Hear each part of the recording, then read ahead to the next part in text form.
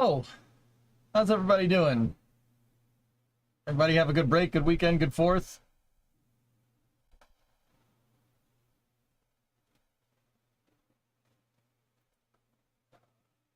Oh boy. Green screen is not liking the fan. Green screen ain't liking the fan, man. It's not liking it. Alright, we'll try with the fan off. Trying to stay cool, man. It has been very, very warm past couple of days. How's the temperature?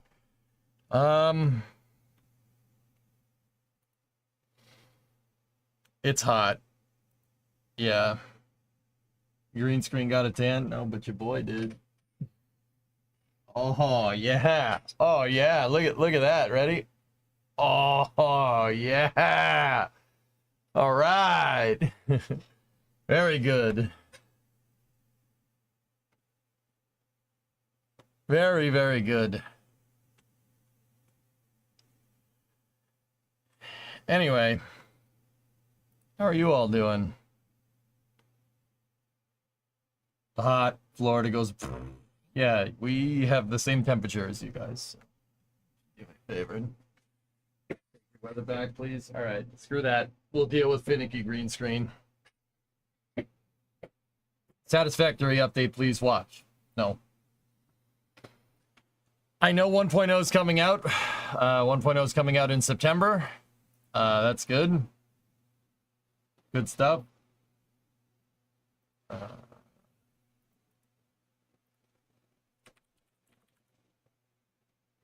It is 90 degrees. 32 C, 50% humid. It's hot. Yeah, that's pretty warm. How was your birthday? It's fine.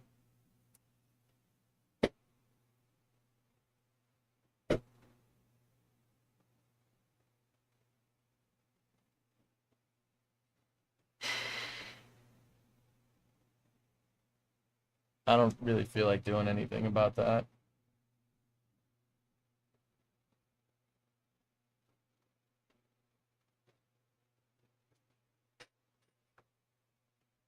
Got hacked, Sun Temple? Oh no. Okay, we'll turn the fan more this way and fix this.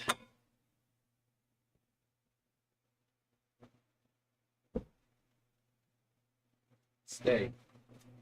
Stay. Ah. Up. All right. Hopefully that doesn't mess up stuff too bad. Anyway, how are you guys doing? Did everybody have a good weekend? Arching or whatever's film probably draw you in. Stationers and Stormworks. Nice. Don't mind the man behind the curtain. Hey, you don't talk about that guy, right? Anything new on the Camaro? No. No. Now the fan is messing with the audio. Fine, I'll just keep my feet cool. Whatever.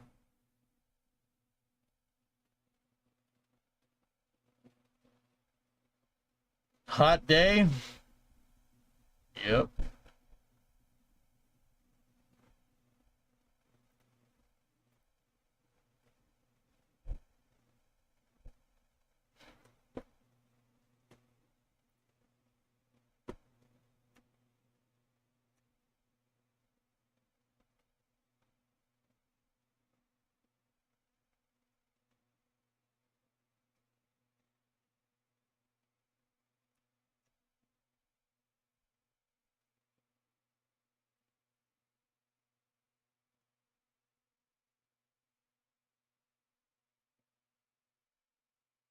Anyway, he's been active on X, Tori Bruno. Yeah, yep.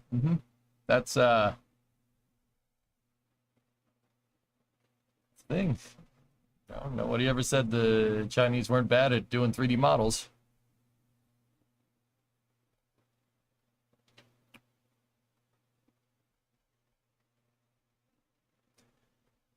Tori Bruno has, yeah. Tori Bruno is, yeah. telling people to shut up. He's been schooling people on systems design, and you know what, dude? I love every second of this. As a huge SpaceX fanboy, I'd still like every second of this. This is great. Just hearing the insight, dude. The insight is fantastic about different design approaches and different systems engineering, like structures for different projects. You know, talking about use case and stuff. Pretty good. Pretty good. Discovery, go and Sneaky, throttle up. tier 2, 71 months. It's really nice to hear him talk about it. You know, talks about how, you know, they basically, you know, the seats into space, they're selling for a little bit more than cost, so that's not that much of a profitable venture. You know, the money's in the defense missions, but I don't think he's going to say that because he's too classy. But yeah, Milan, it's super cool hearing him talking about all this stuff. Like, I really wish people didn't go after him this much, but hey, maybe they don't know who he is or something. I don't know. But I have a great amount of respect for Tory Bruno. He's, yeah, pretty damn good, dude. Steegen, 37-month resub. Bigger question is when we get an engine recovery. This part particularly is actually super cool. Pretty soon. I don't feel the need to blow several up to get some limited initial capability, so we'll follow a more disciplined development approach, similar to Vulcan. Preliminary design review was recently completed. Full-scale C tests are finished. Wind tunnel testing went well. Critical design review on smart reuse is next. So engine recovery is probably still at least a year out, but it's good stuff. On this day, STS-135 launch. Yeah, the limited initial capability. Guy posts a picture of Falcon Heavy landings. Perhaps you've incorrectly forgotten the several spectacular crashes.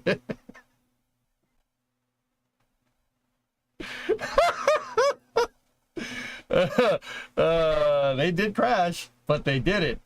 They kind of steamrolled their way into getting landings. That's fine. He goes on to later, like here, yeah, they crashed them after achieving the primary mission. This is the type of dismissive culture from old space that has left them lagging. I don't think any of these people understand what Tory Bruno is trying to say.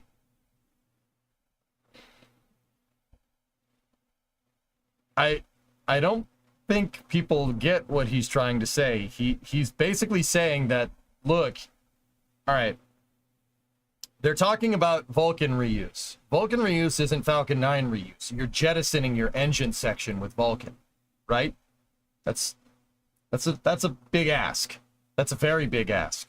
That's not just, you know, oh, try to jettison the engine after you complete your primary mission. Oh, just decouple it. Just put a decoupler, 5-head. No, there's a lot of things that have a lot to do with your main propulsion, obviously, because you're jettisoning it, that they have to get sorted out. It isn't just, oh, let's try to land this booster by messing with the avionics and adding some landing legs, right? It's not just that. Because they're doing a separation like that, it's going to require a little bit of a different engineering approach. I absolutely agree with him on this one. For what Vulcan is trying to do, just sending it willy-nilly and trying to pop off an engine section could result in problems that could threaten your primary mission. That makes perfect sense to me. I don't understand why this is a hard concept for people to understand. He says it right there. But this guy completely missed the point. Limited initial capability. Okay. And once again, Tory Bruno is talking about the early missions and even SpaceX, which is simpler, which has a simpler simpler systems engineering because they're getting their whole first stage back instead of jettisoning the engine section. Still had some problems. And then this guy also misses the point completely. They crashed them after achieving their primary mission. This is the type of dismissive culture from old space that has left them lagging. Yeah, see, that guy completely missed the point.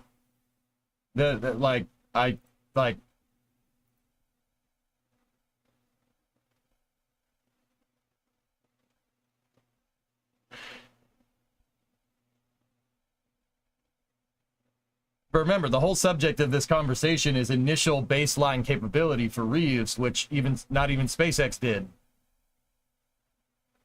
They didn't reuse their first boosters that they launched. They waited until 1.1 was operational and then added landing legs and then did a couple of test flights and then crashed a bunch and then landed, which, once again, not faulting SpaceX, they did it right. Their boosters are coming back and landing, but you know, for somebody else to get initial capability, it's going to take some time, especially when it's not a Falcon 9 clone like some other. Yeah, that guy completely missed the point. Yeah, see, none of that is correct.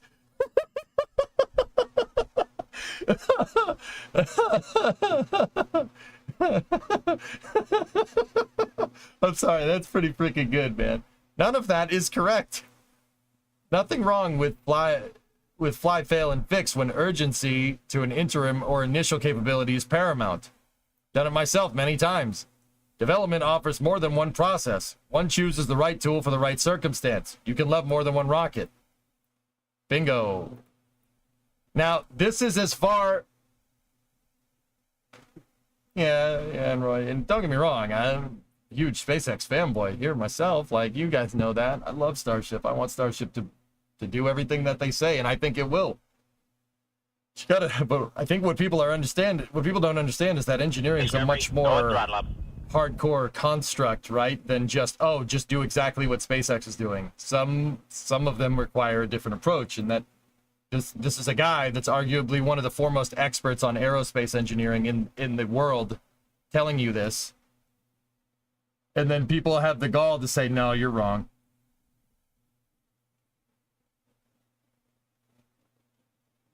You were just dogging SpaceX for their... So right here, that like tweet is... Oh no, I got further down. All right, hold on. You were just dogging SpaceX for their fly, fix, fail tactics. Why backtrack? You can't ignore that their capabilities in both launch cadence and cost reduction have been a huge leap for the industry. It's silly to point to test as failures when they've landed over 200... Does anybody here understand what this man is talking about? No. They did not invent fly, fix, fail. It has been a long tradition. Fly, fail, and fix. It has been a long tradition going back many decades. Fast to initial capability, fast to market, but long to final requirements and more expensive. Undeniably the right tool for their situation, but not in every situation. Niston, 15-month resub. I never said they invented it, nor that it is the correct tool for ULA to develop reuse. I just took issue with your remarks about several spectacular crashes and limited initial capability. Yeah, a lot of people take exception to things they don't understand. It happens. Breakaway fuel lines are something that should not be a fly, fix, fail thing, goalie. Quick disconnects? Yeah, you don't want to screw around with those. That's probably...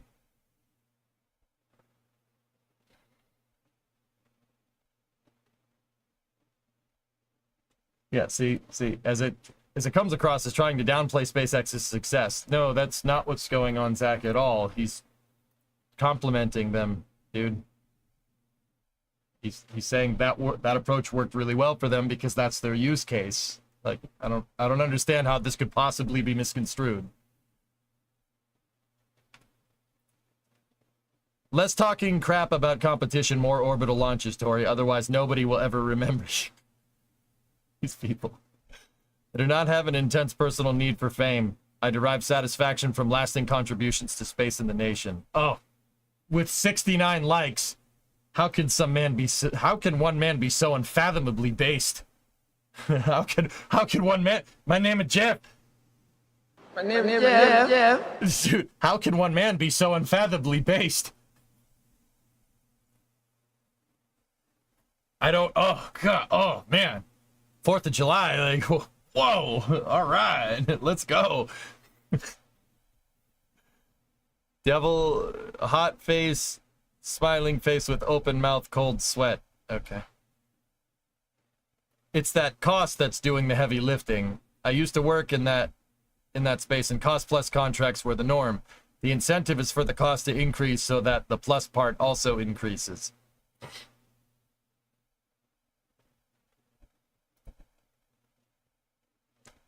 Cost Plus is a thing of the past and launch. It's fixed price nowadays. Cost Plus is a useful tool when the government is in a big hurry to start a program before it knows the requirements. No, the plus does not get bigger. It's generally fixed, so if the cost goes up, the fee percentage goes down. Oh my god. Oh my god, I love this man even more. He understands what Cost Plus is. This guy's my hero. I'm liking that tweet too.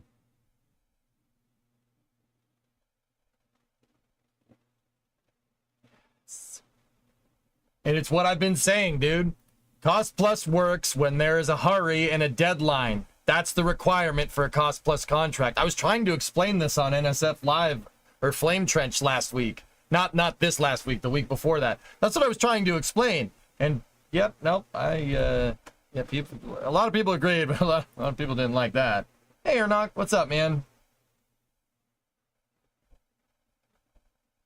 Yeah, Julia, that's always been my thing. NASA not holding them to the fire because NASA's plans change all the time.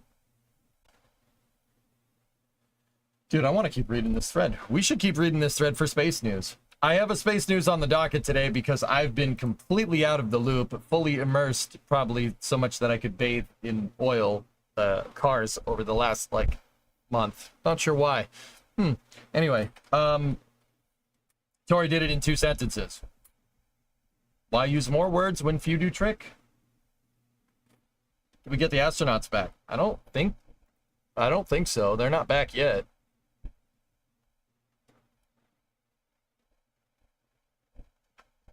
Oh boy. Yeah, no new news on the Camaro, guys. I haven't really touched it. I've been, yeah. It got a little rowdy there after that stream. A lot of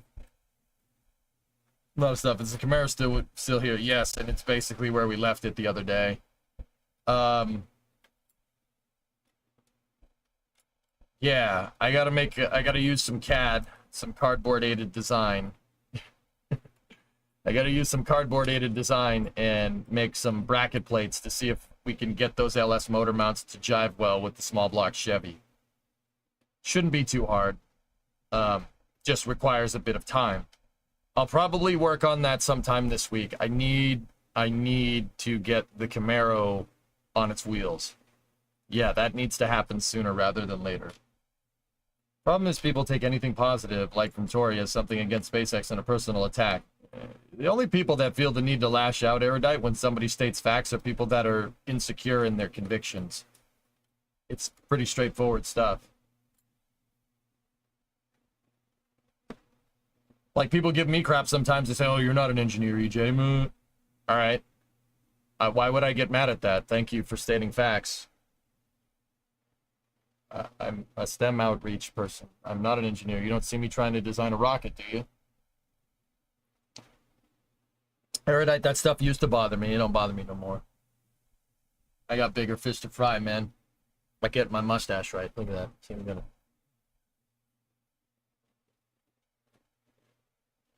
Like, I don't think SpaceX needs to... I don't think we need SpaceX stands all over the place. We don't need them. Why do we need them? SpaceX's achievements speak for themselves. They don't need people cheerleading for them. I mean, even though you could. I do. But I try to... I also think because people listen to me and people hear what I have to say, and we have a pretty big following here. Like, I'm not trying to be a jerk about it. Like, I think I have a very, very big duty. He has a big duty. I have a responsibility to stay unbiased because people listen to me. I could sit here and hype up SpaceX. I'll sit here and hype up ULA. You know why? Because I like both of those things. You know why? Because it's okay to love more than one rocket. I'd gladly go have a beer with Elon or have a beer with Tori Bruno. Either one. Doesn't bother me. I'd go have a beer with Jeff Bezos if you wanted to talk about space with me. Sure. Absolutely, man. Let's go. I try to stay objective, Hellfish. My eyes are always on the prize. The only bias I have when it comes to spaceflight is that we don't have enough rockets. And anybody that thinks that we do and thinks it's time to pick sides like it's Ford versus Chevy or something is room temperature IQ. Or at least not a fundamental understanding of how a commercial market grows. He is objective. Mr. Ford and bought a Chevy. Yeah, that's right. I have a Chevy in my garage. That's right. I actually, you know, I love my Fords, but I don't care. I'd say that Ernox Camaro is actually pretty easy to work on. It's pretty straightforward stuff. I see why Chevy people like their cars so much. It is very straightforward stuff, dude. It's not hard. They're very simple to work on. You would just refuse if Elon gifted you a Cybertruck? Oh, hell no. No, I'd take it. Oh, yeah. No, I'd take it. I'd tell you guys that he gifted me a Cybertruck, though. I didn't go and buy this. It was gifted. I would absolutely say, but oh, I'd drive that. Sure, absolutely. It's a Cybertruck. It's cool. Personally, guys, I think the Cybertruck looks a little strange. It's definitely a little bit of an avant-garde design, for sure. For sure. Like, no doubt. But I think the underlying architecture is the real... the underlying architecture is the real gift to automotive design here. The 48-volt architecture is genius. Genius. That's so smart. That's so smart. Cars have been 12-volt systems since the early 60s, man. And look at how much more electronic crap we've added to cars since then. Even the drivetrain now is electronic. Switching to a 48-volt architecture is smart. That's a really smart move. And that's the kind of, you know, proverbial log swinging around that electric companies need to do if they want to be taken seriously. I seriously think that. Okay, now make something less futuristic and eye-pleasing. Oh, they will, Zenfra. Oh, they will. Absolutely.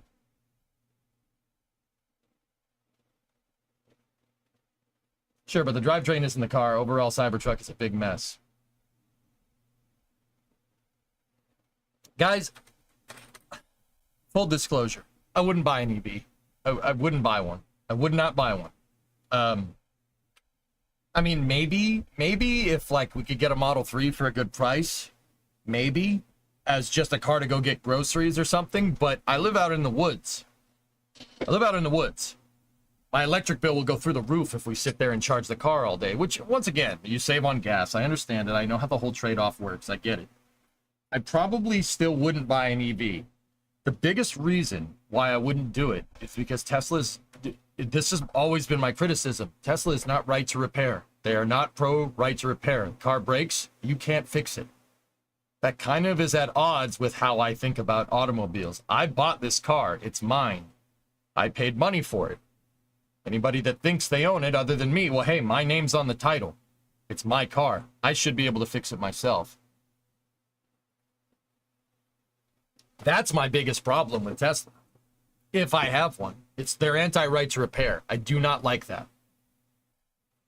And they shun people that try to fix their own Teslas. Rich Rebuild comes to mind. If you try to fix it yourself, there's like next to zero aftermarket support for any of that. I'm sorry, that is a deal breaker for me. It's a big deal breaker. I'm not gonna do that.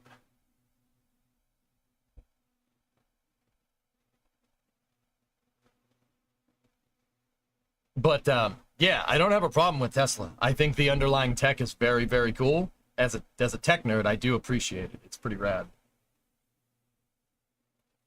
All right. Anyway, workers time.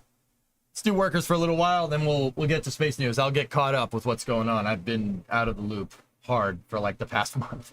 Firefly Flight 5 went great though. I did see that. And Das did a fantastic job hosting that stream, if I do say so myself.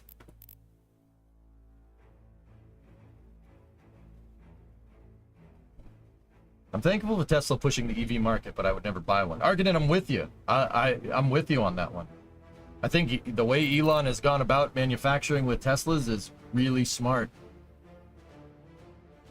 To be fair, I'm not sure you can repair any electric car. I assume all companies are like that for EVs because they're different and special.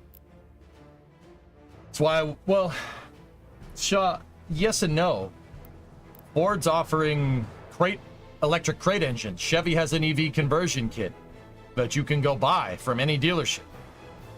If Tesla went about it like that and sold standalone DC to DC converters, standalone ECUs, Oh, I'd be all about it, dude. But they're not. They're not. I don't like that. You can go buy a crate engine from Ford right now with like the Mach-E's drivetrain. You can go buy it right now, just wholesale from Ford.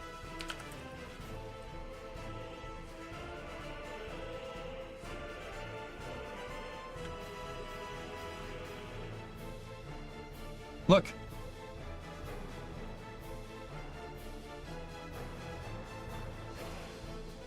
See? Discovery, go at throttle. Right there. Boom. $1,300. Done. See what I'm talking about?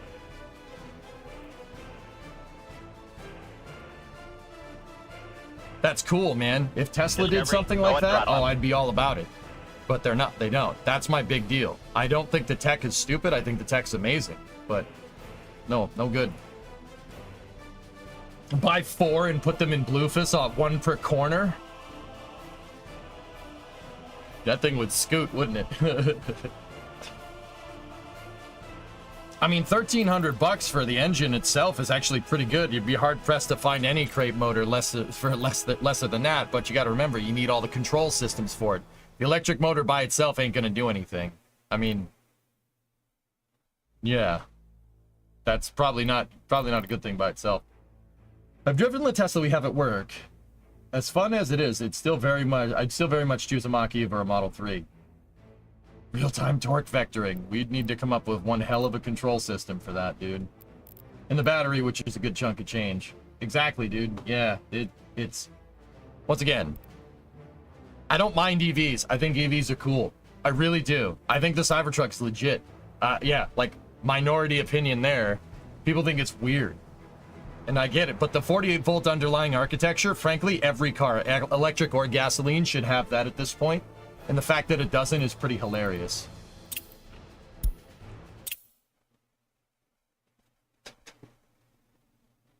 As much as I hate the fact that the Mach-E has the Mustang name, I can't deny it's a decent electric crossover. If it was the Escape Mach-E, Sneaky, I would look at that car with much less disdain. But yeah, Milan, regarding what ULA and SpaceX does, SpaceX's use case calls for rapid reuse, dude.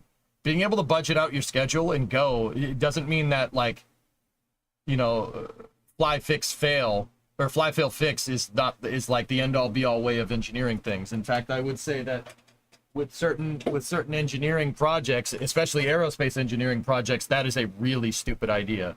I'll give you a really good example of how you shouldn't go about doing that fly, fail, and fix thing. The catch arms. Think about it. Catch arms. You don't want to fail with that. That would be very bad. Probably should make sure you're on the money.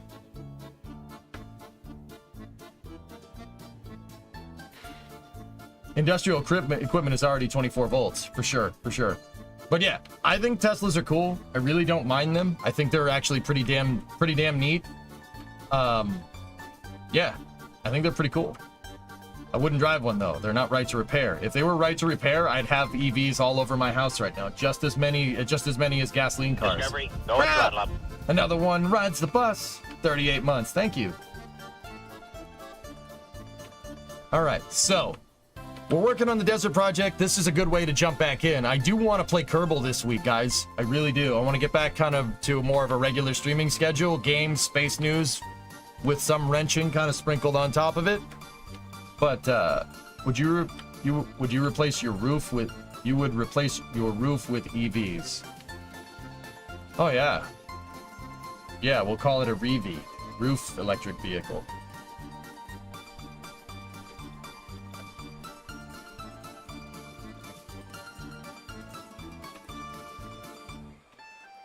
So, we're back in Bakalakadakistan, the project where I, instead of trying to spend money and trying to be profitable and then going into a debt spiral, the first thing I did was go into a debt spiral, which is great.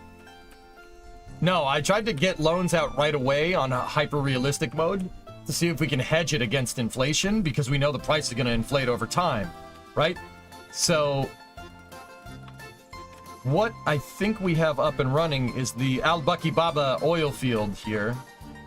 That totally was the name that it auto-generated. I didn't name it that at all. Is pumping oil on the ruble. The ruble's profitable, and the dollar is almost profitable as well. The Al Bucky Baba oil trucks are moving across the COMRADE bridge right here and exporting on Warsaw Pact. We have a big oil field out here. It's actually quite large. I do believe we have another one over here somewhere. Maybe that was the other map, or the other part of the map. Yep, there's another one. There's another pretty big one right there.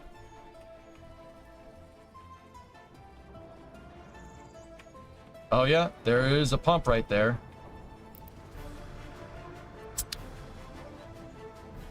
I put a pump here for a reason. Any other pumps around?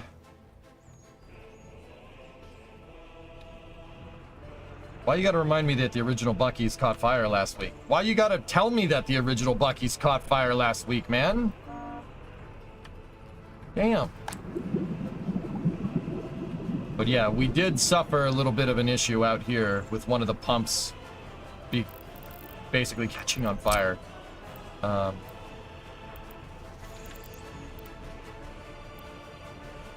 Hang on one second. We have to rebuild it.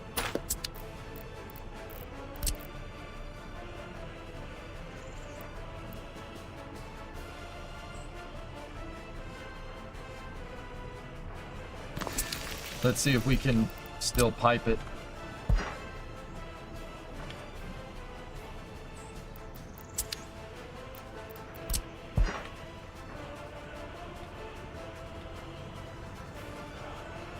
Nope. Gonna have to take a little bit of a hit there, or demolish some pipe.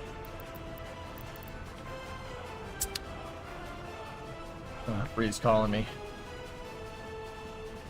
You're on stream. What's up? It's in the mudroom. Oh, I might regret telling you this on stream, but I took him out right before I went to work, and he number one and number two. He hadn't done it in a little while, guys. That's why. I mean, Titan ate a tennis ball the other day, so kind of worried there. Oh, okay, cool. Sweet. I love you. See ya. Bye. The dog also decided to drink the chlorinated water out of my neighbor's pool. He thought that was very refreshing. So, yeah, we've been just keeping an eye on that. just keeping an eye on that. You know, just dog things. He'll learn. It's fine. It's fine. He'll learn. Or he won't.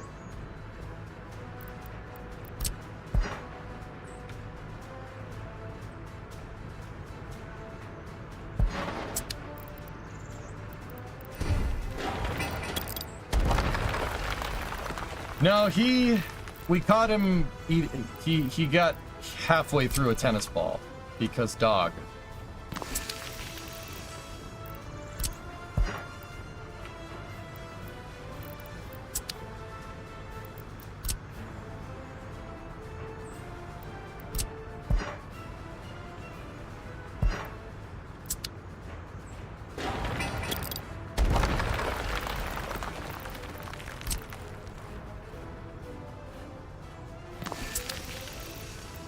All right.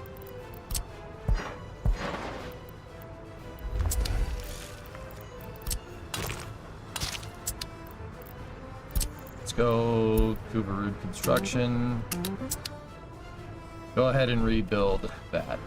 The Al Bucky Baba oil field is actually pumping a ton of oil.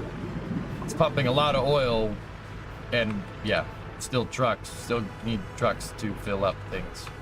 Yep. That was a sentence, DJ.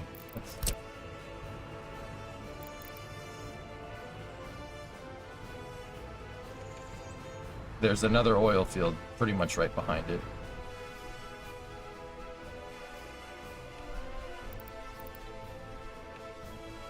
Hey, Chief. Happy 4th. Happy late 4th of July. Hey, thanks, man. Happy 4th. His 2 brain cells decided the ball is good to eat. Yeah, he must have found it appetizing. Clang Bang, welcome back and happy birthday. Thanks, man. I'm a little older. I'm a little wiser. Starting to get hair in really weird places, man. It's a quote from Wayne's World. That stopped a long time ago. If anything, it's just gray. Talking about beard hair. Weirdos. Missed you. Did you have a good time? Yeah. A lot of fireworks, a lot of explosives, a lot of beer. I'm good. Yeah. Great.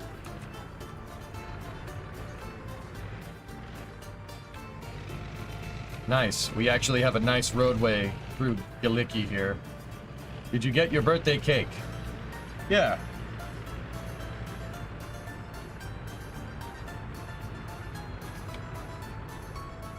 As long as the trucks are going to the border with oil, one of them could come back with fuel for the others. Yeah. Still got all my digits. Oh, nice, that's coming. There you go. Happy birthday, better late than never. I appreciate the wishes, guys. Yeah. Thank you. All right, so that fixes the problems over here in Kuvarud Kenavar, right? Over here. I actually eventually want to put a refinery down over here and then start building a city in this area here. We have access to a pretty good water supply here, and then we have plenty of places for a stalinator along the riverbank here. So, actually pretty good. We also have a fire station here that doesn't have power and it needs firefighters. Yeah. You know, that might be a good idea to get a road depot. Can't build any more. Okay. Construction labor, construction office, demo office.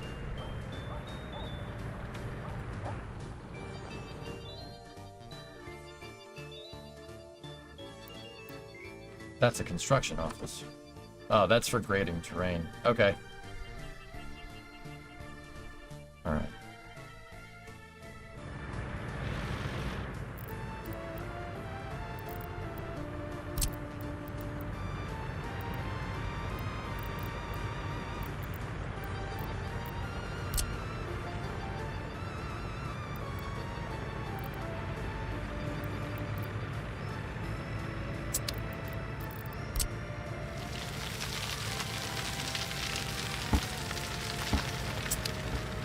Alright, so I'm gonna build a road depot here so I can get some passenger vehicles so we can get volunteers.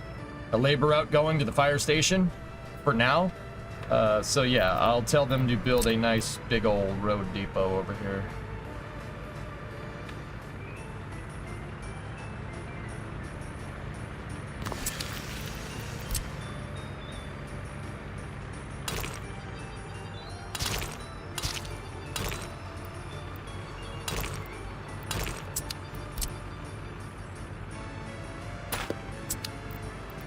Guess it didn't want it that close.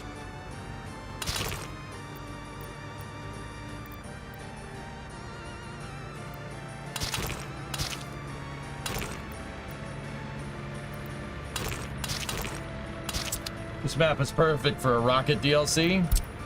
Probably. Go.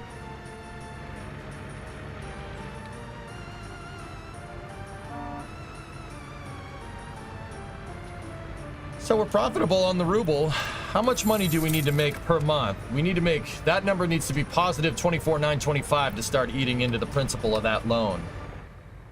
Actually, that's not too bad. Once we get all 3 oil pumps running, I could buy a couple more trucks, buy a couple more of these Mack trucks, and once that's a 97%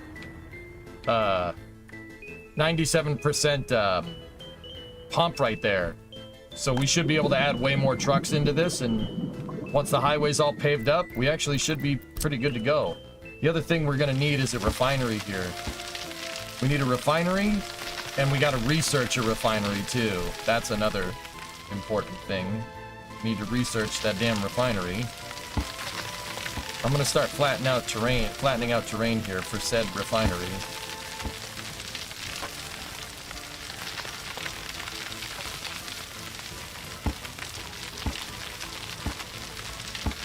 Discovery, go at throttle up.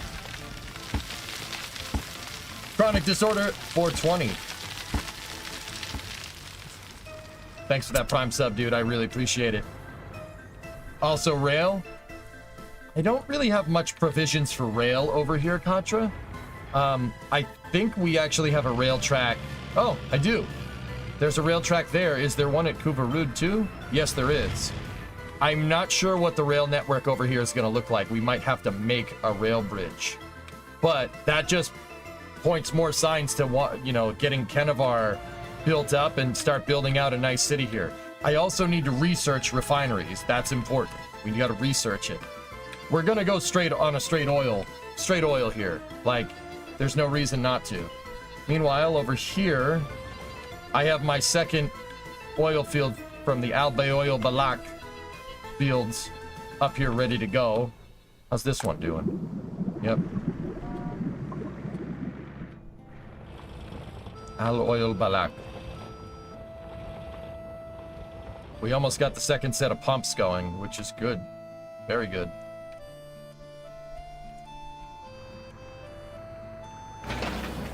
All right, over here, I need, this is the Garawi construction. Need that, that.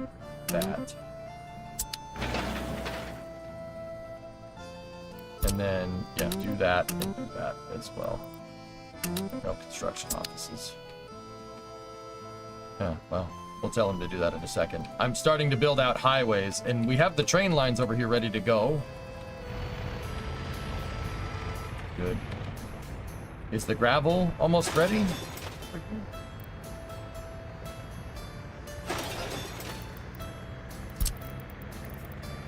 Garawi construction. We need to take the labor department and tell the labor department to go there and there. We almost got gravel up and running here. I can make a footpath and build a bus station basically right here, and tell some of the people to go and work up at the gravel area. Once we get the quarried stone and the gravel up and running here, we'll have enough gravel to build out these tracks, but we have gravel to build roads as well over here. Over here, the Orharli highway, the Orharli connector is working very well, actually. We only paved one side of it for now because it replaced this sorry excuse for a road.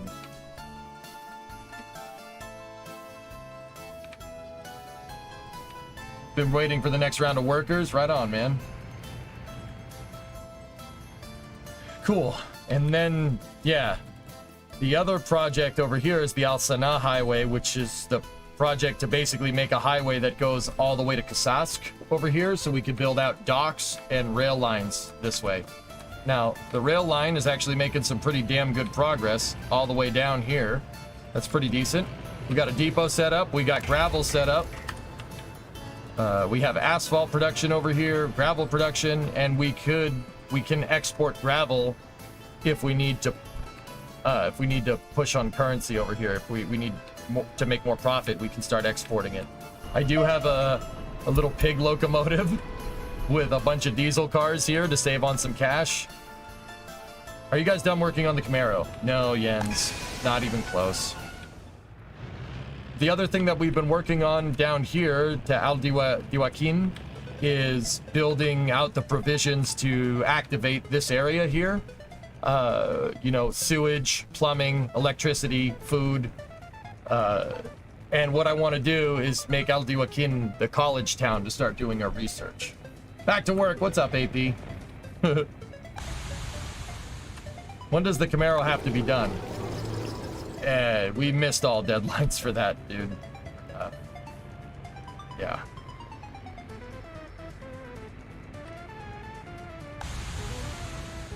Did you have a good break? Yeah. What locomotive is that? It's a little switcher locomotive called the Pig. I had a good break and a good fourth, dude. Yeah. Letting freedom ring, dude.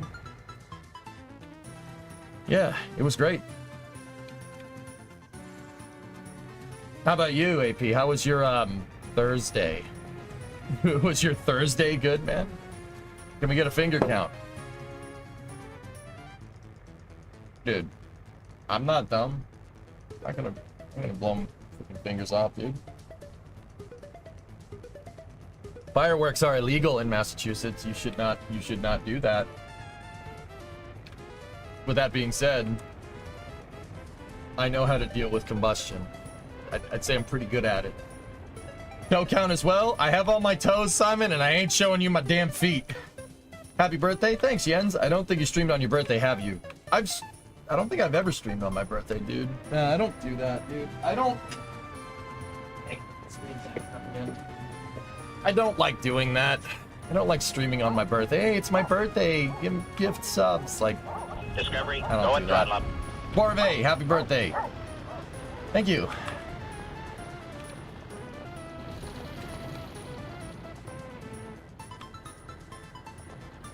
Hey, J-Speed, what's going on? Yeah, my birthday's on the 5th, right after America's birthday. Oh, nice, Plums. Heck yeah, man. Yeah, you know, fireworks are illegal, but you gotta let freedom ring, too. Yeah, Dink. Yeah, that happened. I remember that. All right, so we gotta be careful with our dollars here.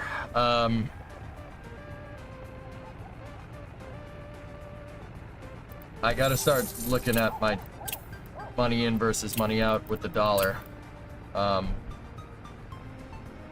Import on the dollar. Lots of steel. Asphalt. The asphalt is from... Whoa. This is a bar graph. It's not a line graph anymore. Can you change it, or am I just... Did they...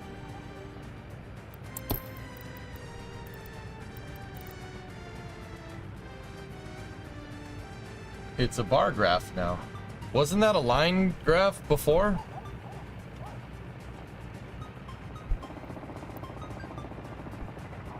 What was the 4th of July like? Fireworks, beer. Hey Dragon, hope you had a good holiday. I started playing Workers while you were gone and now I'm obsessed. Workers is amazing. What is this? Sometimes I make a joke after New Year's with this thing. Maybe the update changed it. That would be my guess.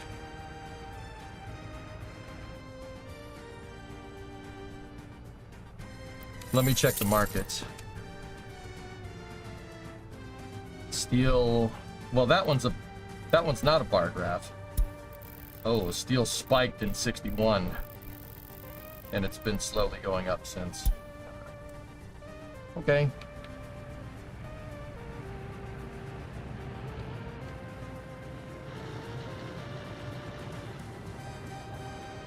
We gotta find a way to get more money out on the dollar. Let's go back over to Garawi over here.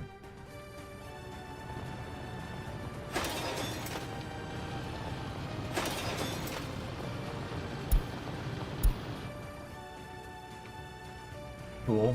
How's the second pump?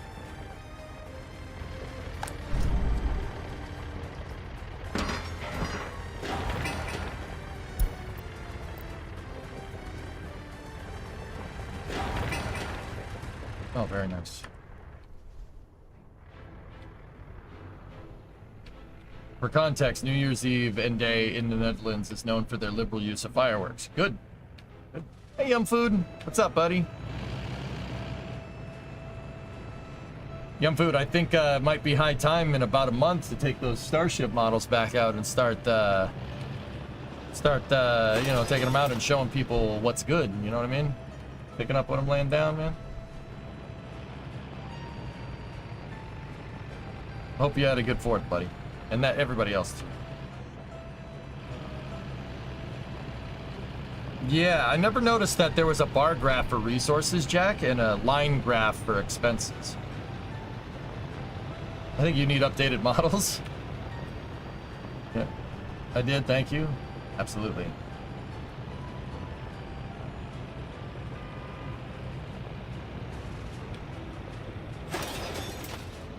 9 tons of mechanical.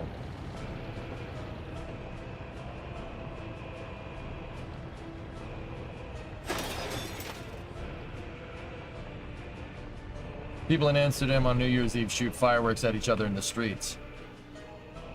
Yeah, well, yeah, of course. You guys... Dude, look, all I'm saying... You should be safe around explosives. Don't be an idiot. But all I'm saying, if you've never shot a Roman candle at your buddy, what are you doing? What are you doing? What the heck? What are you doing? I mean, don't do that. But also, if you haven't done it, but don't do that. You know what I'm saying? Don't do that. That would be rude. That would not be safe. Don't be an idiot with explosives. But also, don't be an idiot with explosives.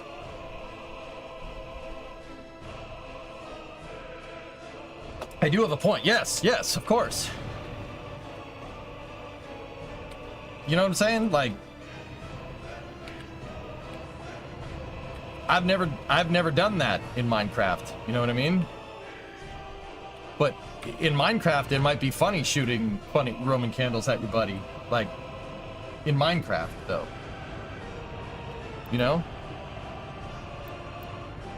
I would, but fireworks are banned. That's just un-American, AP. Like, I don't have a better way of saying it. That's the most un-American thing I've ever heard. Sorry, man. Sorry that happened to you.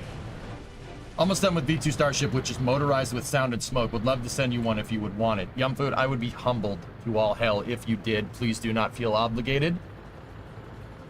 I would be humbled to all hell if you did, though. But I'm not. You don't need to. Like, it would be cool if you feel like it. If you feel like printing another 3D, or you have a test print that's screwed up, I'll take that. You know what I mean? Don't feel obligated to, though. All right. Thanks, I appreciate it. It still hurts. Sorry, man.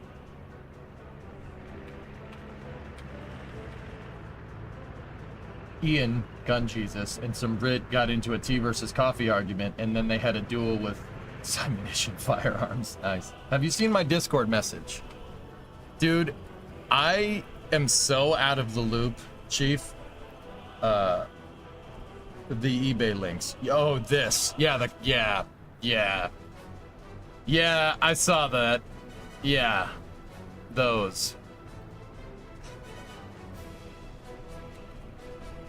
Dude, I got enough problems, all right? I got enough problems, and I don't need you introducing me to this, okay? I got enough problems right now. I don't need you introducing me to that, okay? I want it, but I don't need you introducing me to that, please. That's not a good idea. Easy purchase. Yes. How tall is that? I do believe that mobile launcher is designed to go with the Lego Saturn V.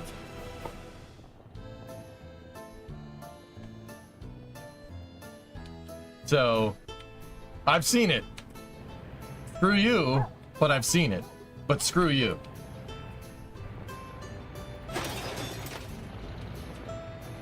What was that P.O. box again? Don't you frigging dare. I'm dead serious. Do not do that. I will shut that damn P.O. box. I'll turn this damn P.O. box around. That'll end your precious little Lego gifts pretty damn quick, huh? Ablation. Did you get the Lego SLS? It includes the ML. Yeah. It's not to scale, man. I know it's still cool. I don't like it. I'm a sucker for scale. If it's not scaled correctly, I don't like it. I figure you guys would have watched enough Wings Wednesdays to figure this out. Scott Manley has them, just saying. If Scott Manley told you to jump off a bridge, would you? Not that he would, but if he did...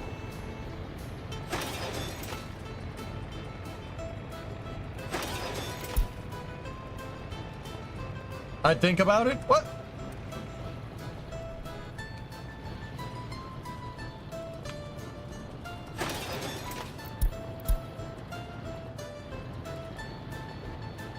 You jump out of his plane? Yeah, I know, I would too.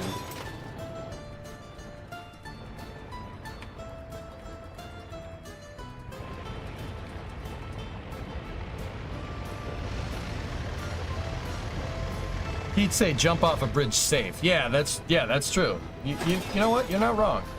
Oh, this is space. I'm in space. Roy. Oh, dude, thank you for the support, man. I appreciate it.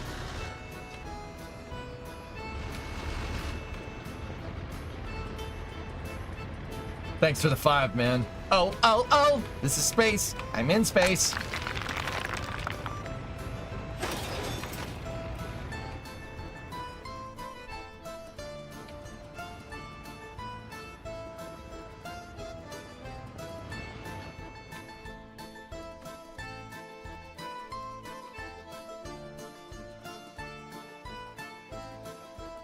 Is that Marvin's voice? No, that's the Space Corps from Portal All Systems.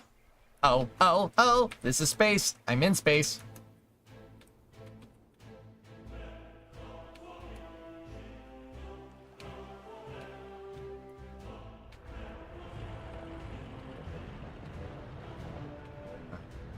Making good progress. 6 workers without job. Shop is almost finished. Very nice. I like you. 10192. We definitely activated this city. Profitable on the dollar. Good.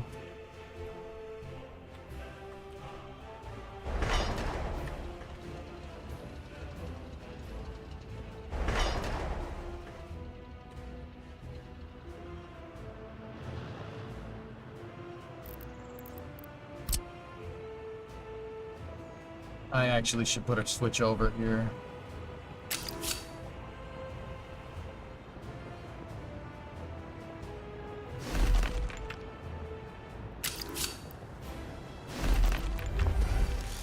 We should put a switch over on both sides. Join that segment, join that segment.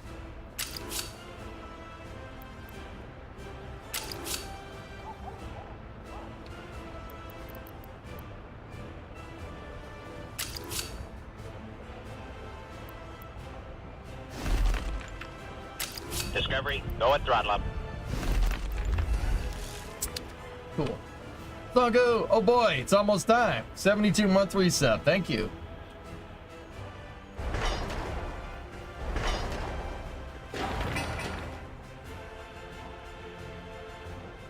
I don't understand how this thing has water.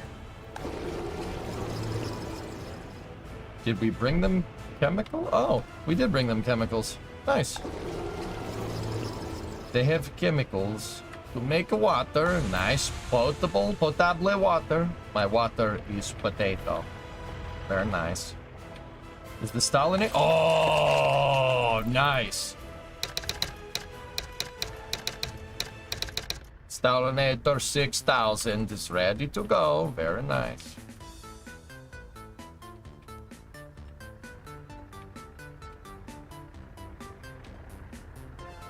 Good. All right. How are we doing back over at Kubarud? That's Garawi. This is the wrong direction.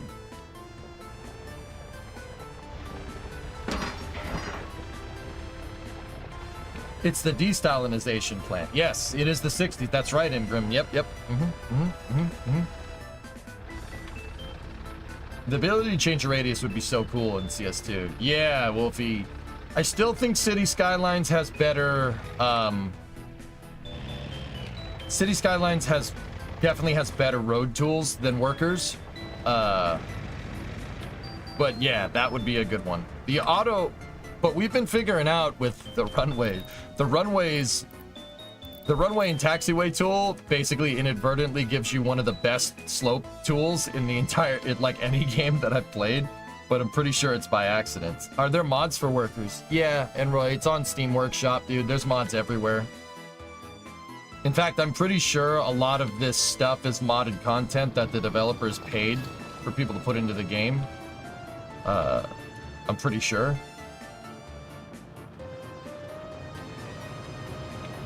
The first Stalin I've heard about that takes crap Yeah. It doesn't take crap, it takes all the crap.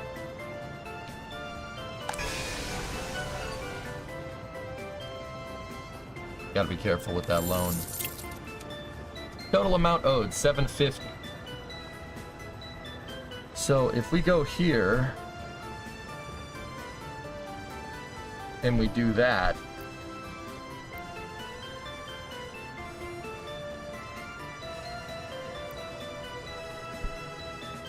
$5.9 interest rate. 2 years. 3.9% interest rate. Million over 2. Buy that, pay 749, 250 on the whole. Yeah, that's a good idea. Let's do that. 749,729. Good. That's all paid. Yeah, we raised the principal a little bit, but or the amount due, but we have to wait for it to tick over a day. That'll go down to a lower price. I'm refinancing, Jens. It's something you should always be doing. Hey. 41. Hold up a second here. You know what? I'll borrow at 6 just to lower the monthly payments.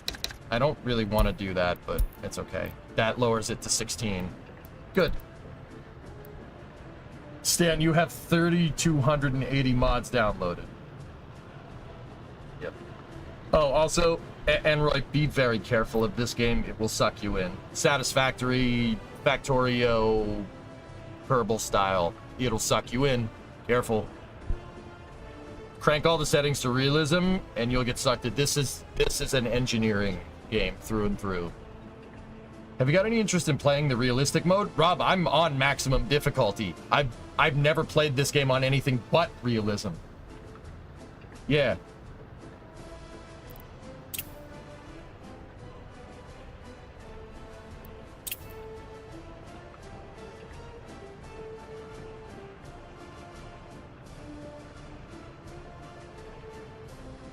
Yeah. My settings are in that clip that all systems linked up.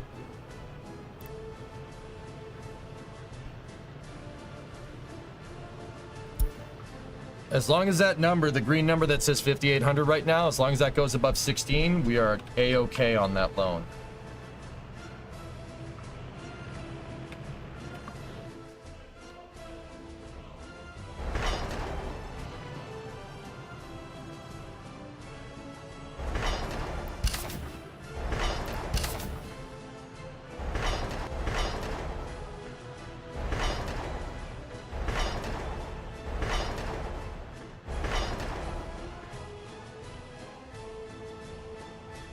Yeah, and right, there's also not a lot of documentation for this, which is cool. I like it that way.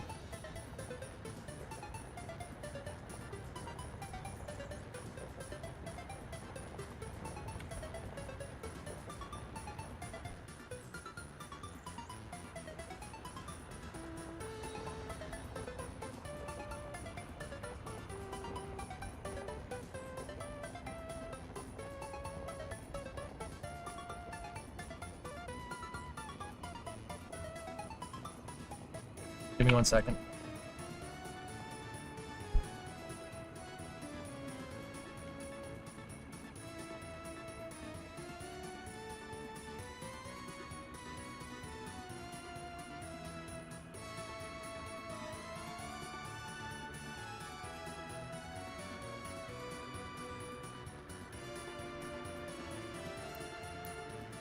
Games are way better when there's a lot of things unknown. I agree. Hey, Ozzy, what's going on?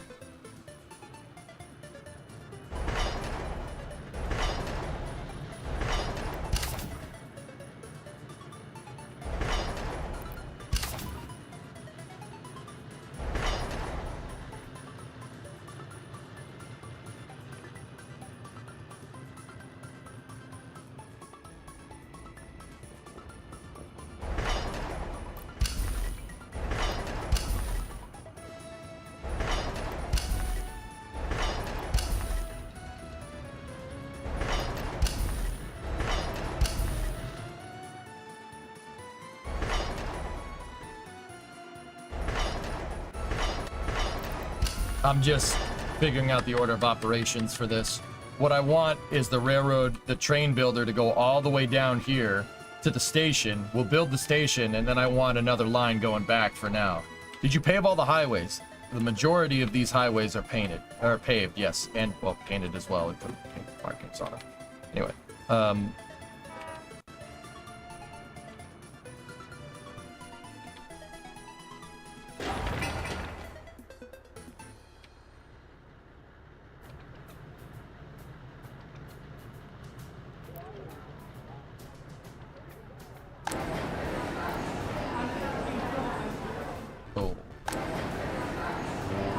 Pause. So we need drinking water, and we need food and meat, and then we need clothes and electron. Okay. Hey, Humble, what's going on?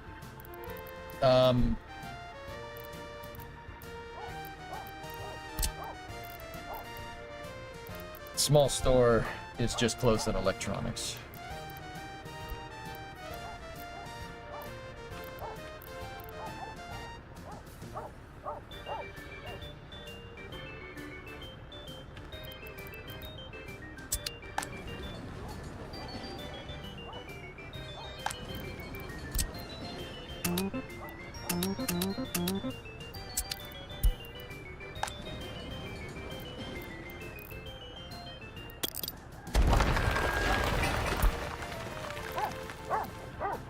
We'll demolish that. We'll put the store right next to the Hakmene. Hakmene! Now I need... This has open, covered, and fuel for that distro there. Does this distro have an extra truck? No. I'm gonna need another distribution area.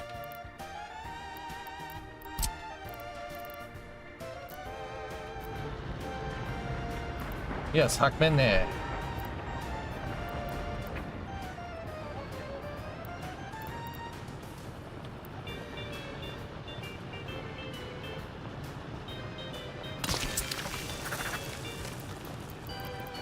Alright, so this is gonna need a covered hull, a small covered hull that can go fast, because they need to drive back up. 55, 55, 55. I need a refrigerizer.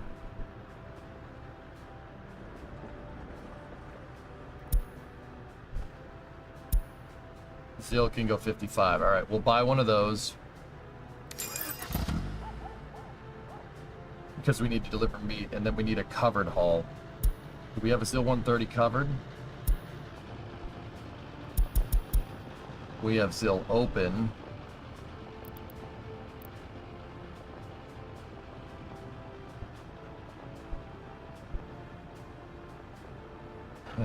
Thanks, Perez. Buy those poopy doopy B1000s, whatever. That can take food, electronics, and clothes too. Perfect.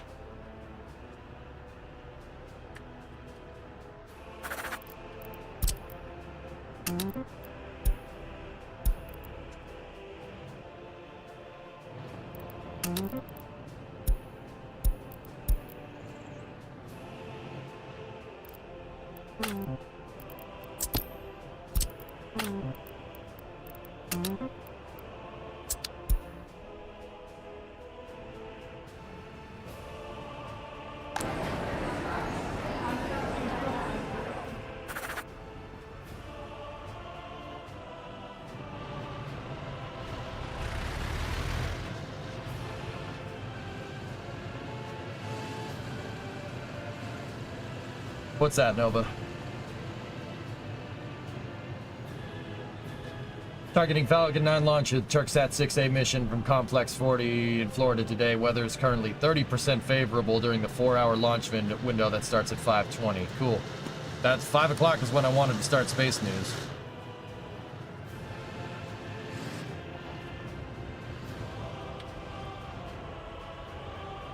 Damn, my trucks don't want to load coal and go to the border empty. You gotta tell them, Ababa, make a line first. Make the line first. Add the vehicle to the line, and then set the line expectations, like what they want, what they need to do. So, like, build a road depot, right? Put the truck that you want to move coal into the depot, right? Make the line, add the vehicle, tell it what to load, and then tell the vehicle to start. You have to make sure your lines are good, or else it ain't gonna work. You have to be very careful about that, or else it ain't gonna work. Now let's see if this ill truck takes a right here. Yes, use the highway, you moron. Don't drive up there. Yeah, check your lines, dude. Sometimes it's just it's a button I forgot to press or something, you know?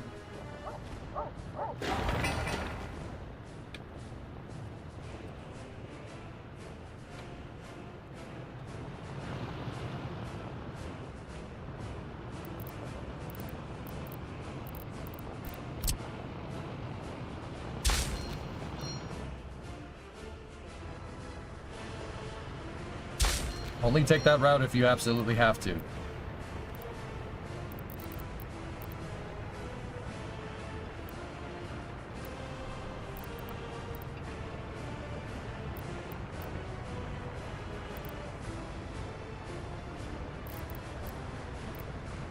put that there because I want them to prioritize the highway.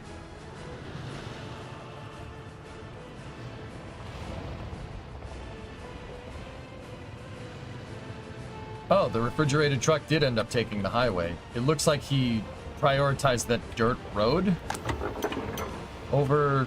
Oh, it's because there's fuel. Okay. All right, fine. We'll do this way then.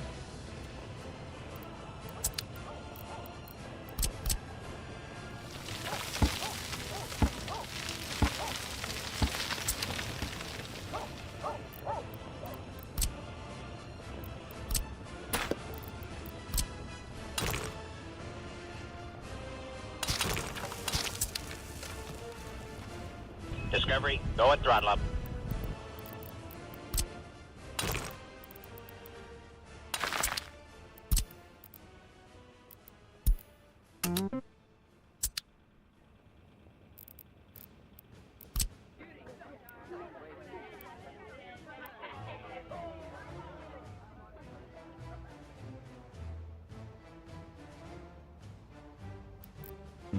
Maybe we should put the gas station on the main road.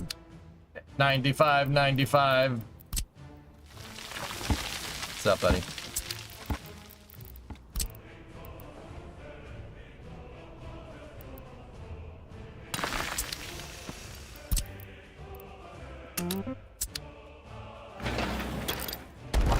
Doesn't make sense doing that, building that road out if we do that.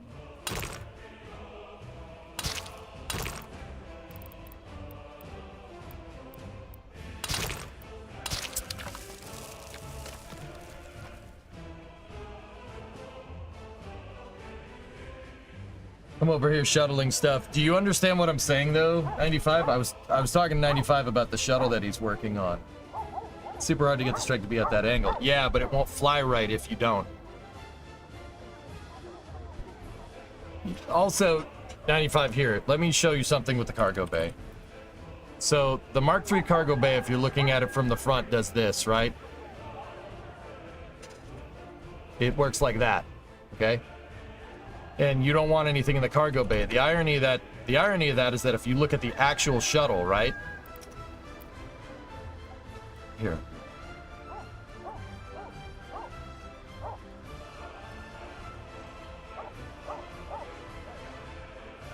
Here, let me show you. Space shuttle construction. So if you look at the shuttle, the payload bay inside of the actual orbiter is cylindric, right? So there's aggregate space. What I'm trying to tell you is that there's space between I'm trying to find a good picture of it. Maybe this one will get us a better picture.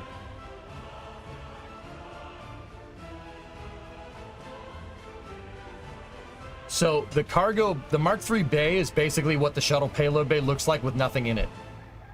there, if you go and look, that's another bad picture. The payload bay, if we just Google a picture of it, right? It's cylindric. See what I'm talking about? So 95, what you do, put a 2.5 tank in there, right? And see how much space you have between where this would be and the bottom. You can clip stuff into the bottom of the cargo bay and then just use some flags like I did to cover it up. Because the reality of the situation is that there's a lot of stuff underneath here that you need to put in to get your thing to get the shuttle to balance right. Like all the shuttle's life support systems, the Eclipse is right here. It's right behind the shuttle cockpit. It's basically under these panels right here. And it's cryogenic fuel tanks, cryogenic oxygen, cryogenic hydrogen. They use hydrogen fuel cells to keep the power and the life support systems going. That's all shoehorned underneath the payload bay bulkheads right here, and you need that to balance the design, or else it's not going to fly correctly. So if we just look at a blueprint of the shuttle, see if we can find a good cross section. Yeah, that'll work. See all the tanks? See what I'm talking about? That aggregate space underneath is where your fuel cells need to be. 2 on the port side, single on the starboard, and then the proper fuel cell tanks to balance the whole thing out. You also need tanks up front for your RCS, or else the thing won't fly correctly. So yeah, don't be like, oh, I'm building my shuttle and I don't want anything to clip into the Mark III payload bay. No. A lot of things clip into the payload bay in real life on the vehicle. Oh yeah, that's why they covered it all up. There's tons of stuff down there. The main harness, the main wiring harness goes down underneath the payload bay. All the fuel cells are back here. The HPUs are on the other opposite side of the aft bulkhead. There's tons of stuff shoehorned into this thing to make it work. Just don't forget that. So like you're like, oh, I don't want to shoehorn stuff into the payload bay. Not shoehorning stuff into the payload bay is going to get you a shuttle that doesn't fly very well. Just keep that in mind.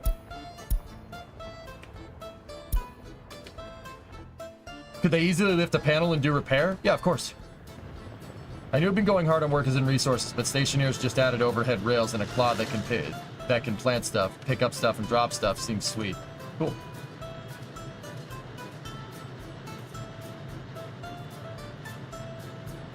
Also, I'm not sure how well flags are going to deal with the Discovery, heat. go at throttle up. But we'll see. Hey, Just Thanks, 22 months. Thank you.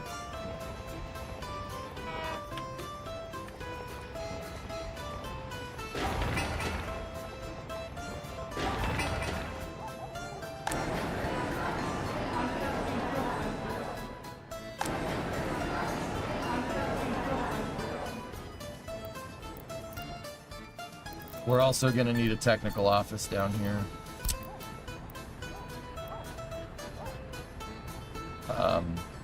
For garbage. We don't need it for snowplows, that's for sure.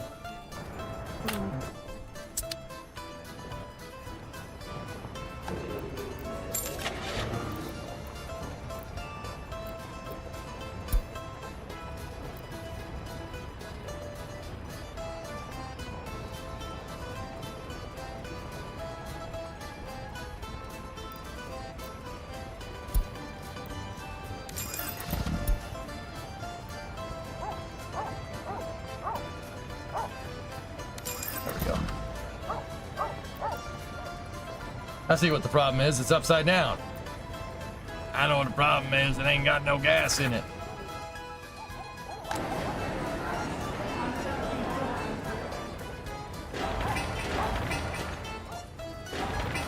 All right, I think we could successfully say that we're utilizing the labor of this city. So I'm gonna start saying stuff is allowed.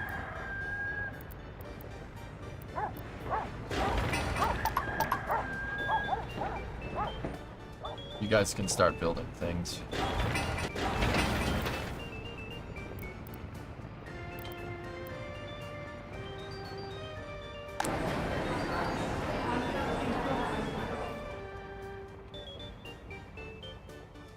What else are you planning to do on this map besides oil and refineries? We'll have to set up some farms at some point.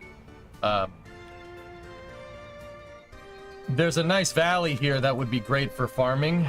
I don't know when we're gonna start that. I'm probably gonna have to. What I want to do, Jens, is we're gonna need to make a. The highway is gonna need to go this way and go along the river. That's probably what I'll end up doing, making it go around the river. Making it go with the river and into this valley. See this land that's kind of splotchy with green? That's fertile soil. So there's a huge valley here that's great, that could be great for farming. I just have to get the highway out there first. Or, I mean, we do have a road out there already. We could just kind of start doing it. But you know the drill. Grain silo. Got to build the grain silo. We need fertilizer out here. We need to get all the equipment out here. And then we need a food plant to make the damn food. So it'd be better if I put the food factory, for instance, like if we built the food factory here, right? It'd be better if we did it, built it over here and had a way to get there, or we built it at Jirisun right here, and kind of combine this into one city, built it here. Fire station, you're gonna need a lot of water too.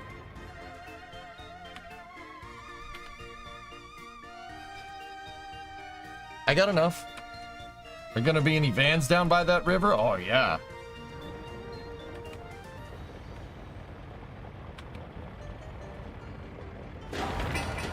See, we're starting to utilize the labor here.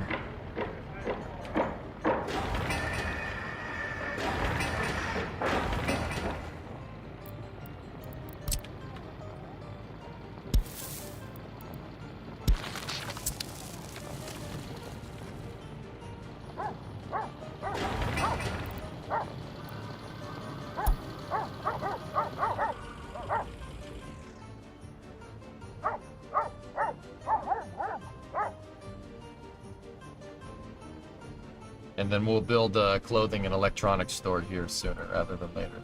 I went to the New England Air Museum last weekend. Cool. Just came back from a Texas trip. NX Captain, you just came back from a Texas trip in Johnson Space Center. What a cool place. Heaven, dude. Once upon a time at Van Camp by the river. I think you're confusing references.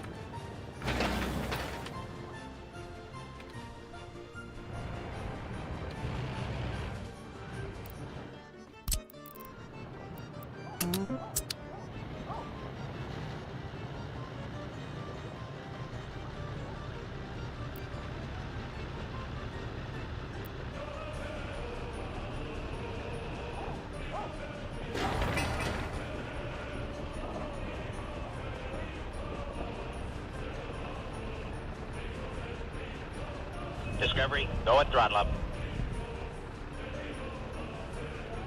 Viperec TV. When do we have some launches? There's one at 5:21 today. 30% favorable weather though, so might go, might not go. We'll see. Turksat 6A on a Falcon 9.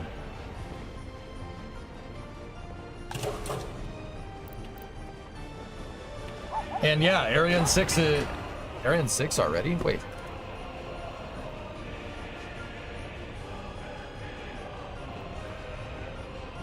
Ariane 6, Tuesday, July 9th at 2 p.m. Heck yeah, man. All right. Wow. They turned that around pretty fast.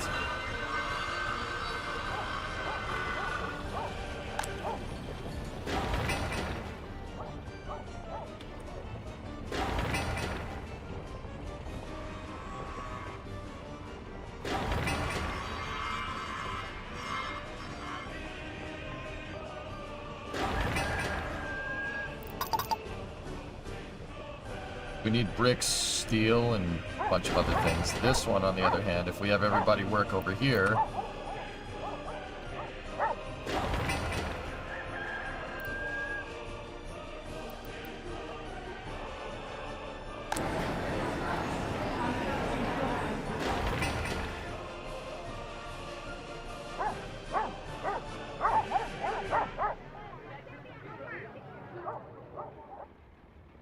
When is the next Falcon rip-off flight? I mean static fire. Huh? I don't know.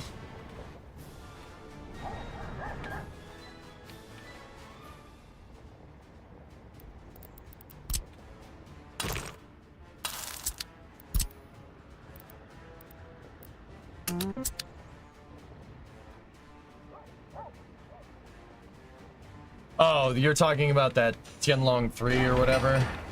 Yeah. Yeah, that was bad. That was really bad. That was a really bad thing that happened. In range of anything?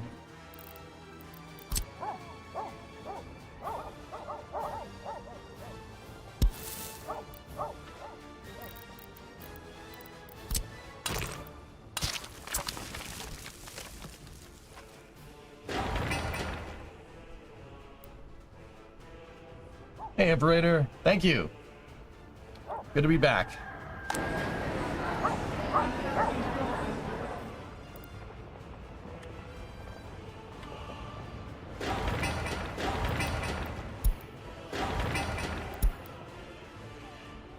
Have you seen the new cities update that adds smaller urban facilities like schools and hospitals?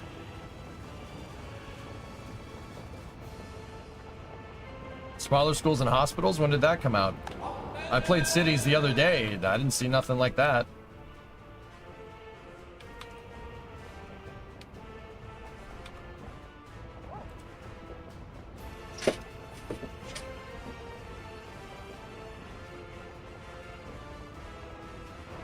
There was a patch last week.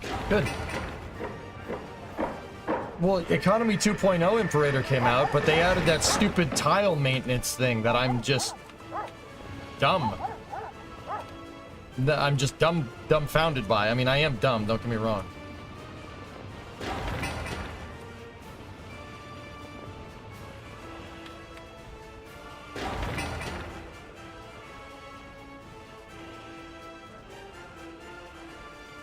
Came out on July 3rd. There's small schools, urban buildings, etc. It's called the Details Patch, which adds a bunch of stuff for better building. Cool.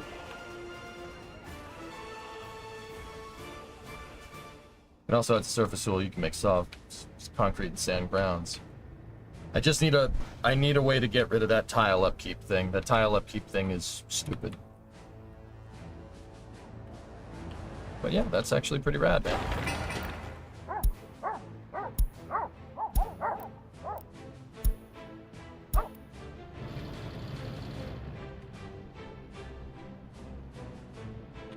The New England Air Museum, Nova. Yeah, I know.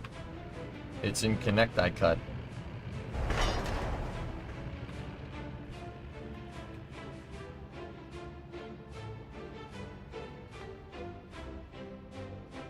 Yeah, Zonku, they just got to get rid of that tile upkeep thing, and then, yeah, I think we're good to give it another visit. That tile upkeep thing is stupid. Like, really stupid.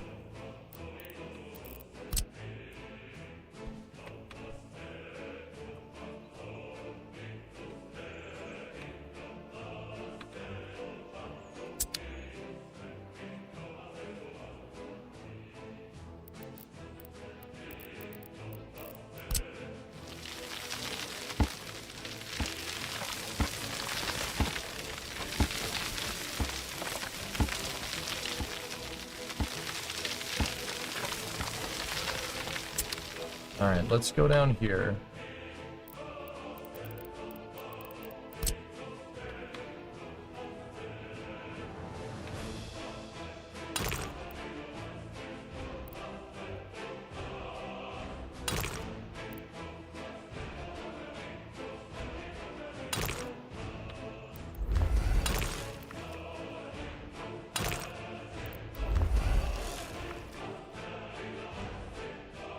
Are you making profit yet? Yeah, actually, yes. On both avenues. We're exporting crude right now, Jens. Guy I talked to helped test the JT-9. Their job was to simulate bird strikes on the engine. The JT-9 is a very, that's a big deal with building. What's the oil price doing? It's pretty stable right now, from what I can tell.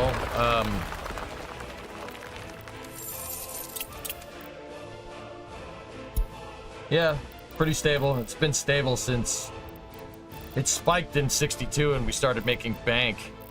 But yeah, it's going up actually. Good. I think you might want to take a look at the stationeers patch. Yeah, maybe. I might want to play workers right now though, dude. Just let me get back into the swing of things, dude. Don't worry, it's not gonna be workers all the time, but.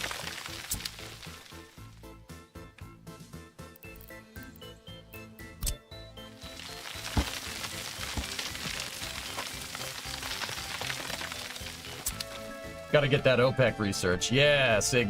I'm trying to make this into an education town.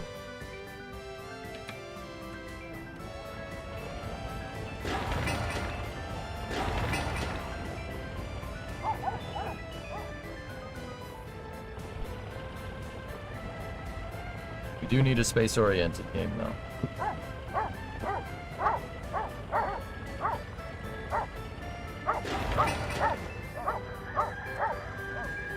Yeah.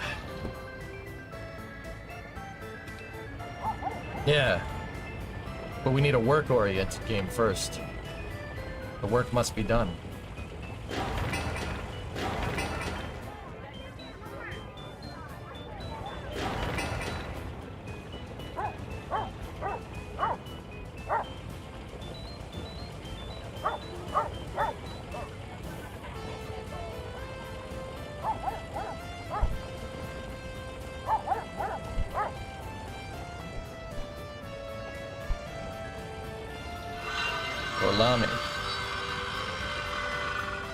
Zenith or Nader? Of what? Broken. What are we talking about?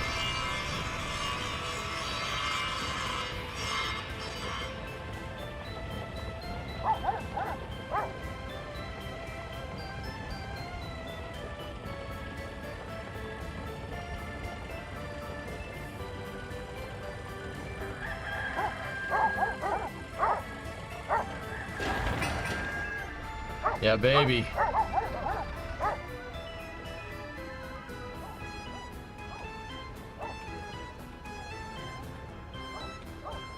Arabic words that have to do with space for the city. Oh, a name for Aldewakin? We can call it Zenith. That's fine.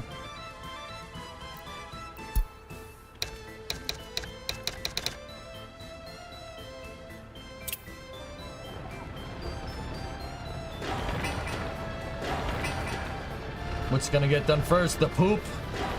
The poop or the water? Oh, water gets done first, just by a hair.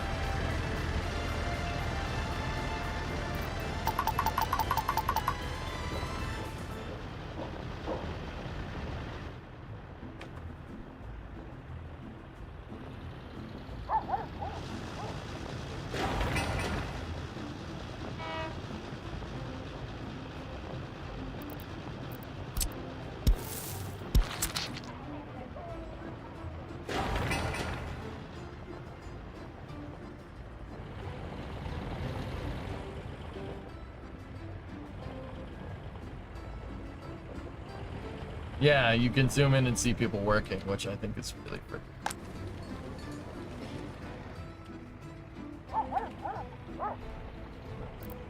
All right, now we gotta add a small store.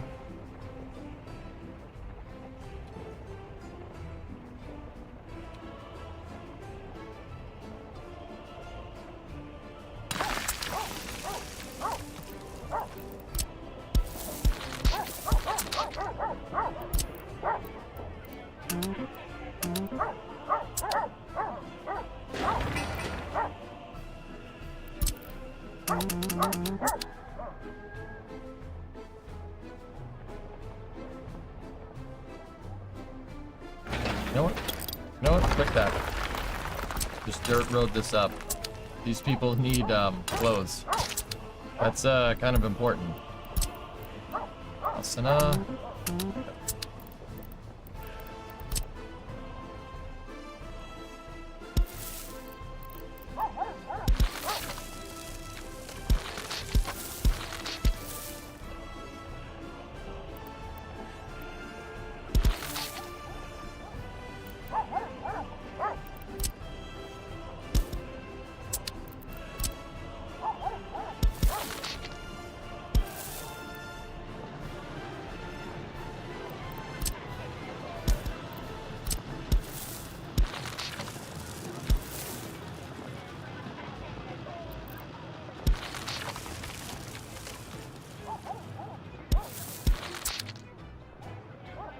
Okay, they need a school. We need to get them a school.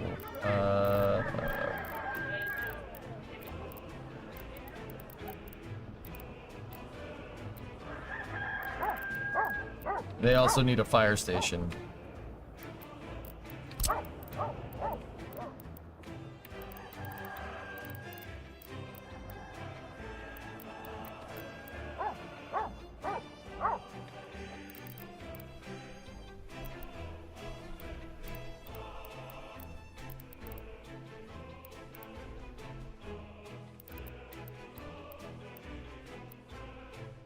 That's not a fire station. That's a clinic.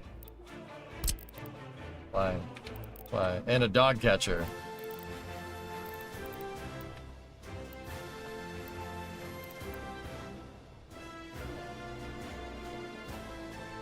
Discovery, go and throttle up. Hey, Chris, what's going on? How's it going, comrade leader? It's going just fine. Very nice. I like you.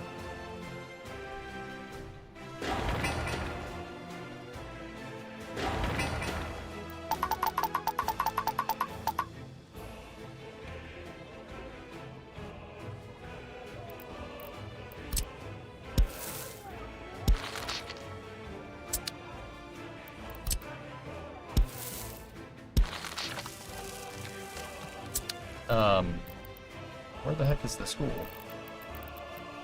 Children.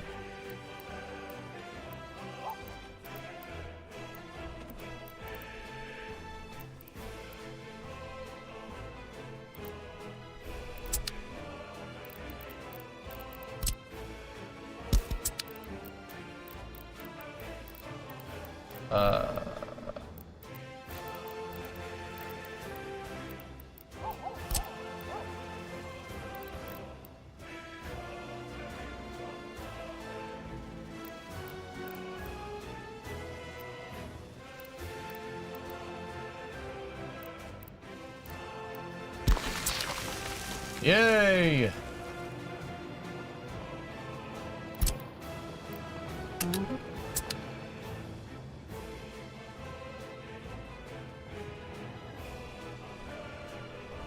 They do need a big dog.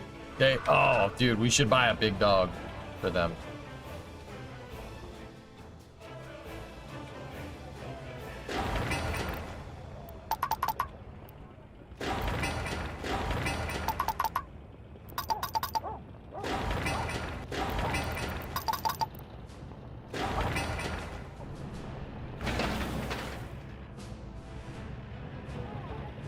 All right, we'll have them build out all that stuff and then we'll check in.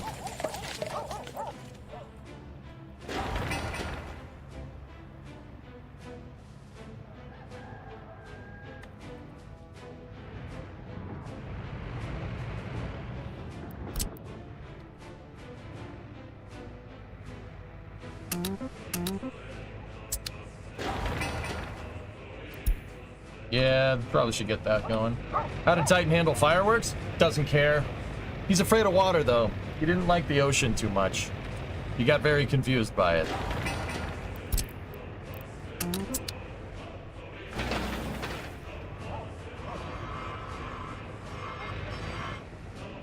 We will add order. Yes, don't worry. Yeah, he doesn't really, he doesn't like water. He did not like going swimming at all. I am not 100% what that's about.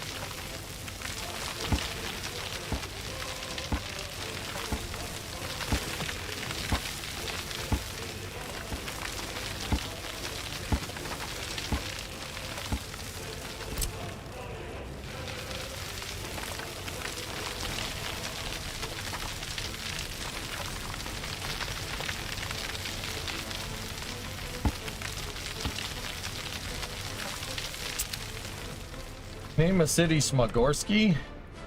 Or Middle Eastern. There's no Smogorsky here.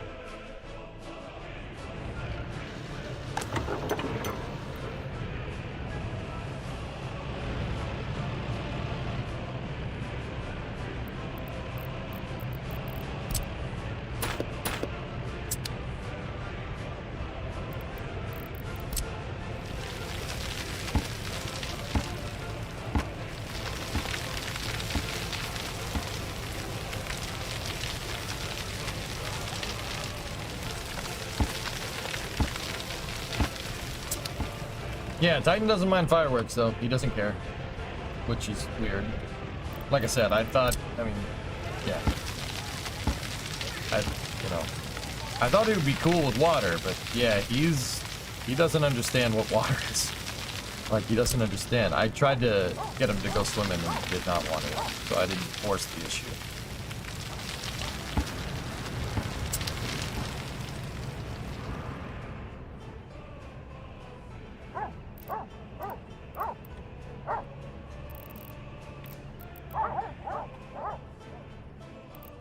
Alright, where should we put that damn school?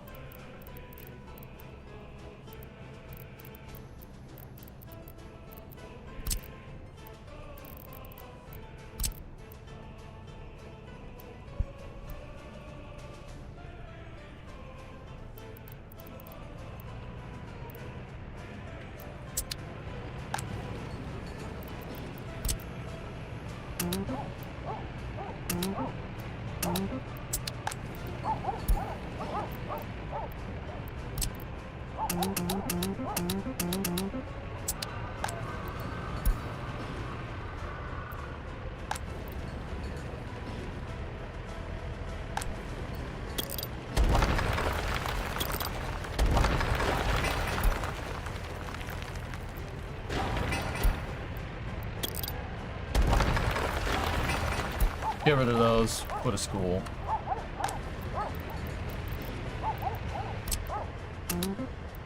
In fact, move in with your uncle down the street. Go away. Go away.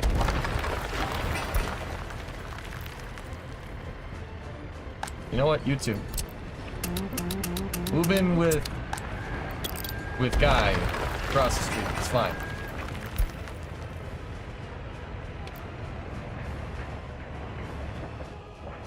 Hey, drummer. Poor little guy. Yeah. Where will you want to make housing in the future? Closer to that side. Yeah, we'll, trying to get the municipal buildings on the main road, and then over here is where we could put more flat housing and stuff, and as we move these people over into the flats, the nicer quality buildings, we'll demolish stuff and put more stuff over here. I want the school right there so everyone can get to it. Oh wow, they're all demolishing the frick out of those houses. Yeah, group effort. Gentrification. What? That, no?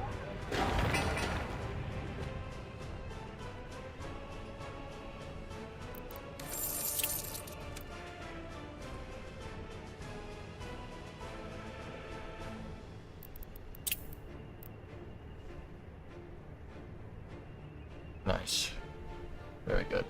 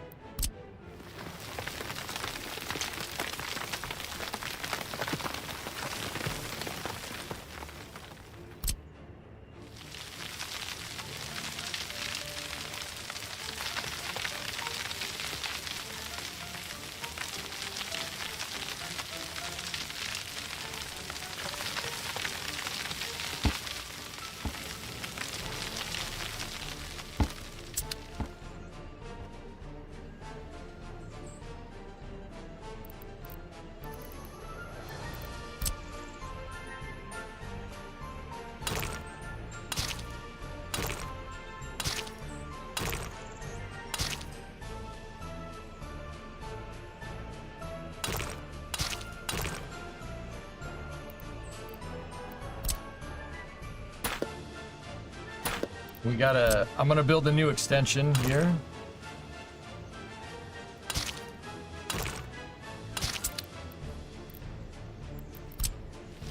Because this is gonna be the highway that will go out here,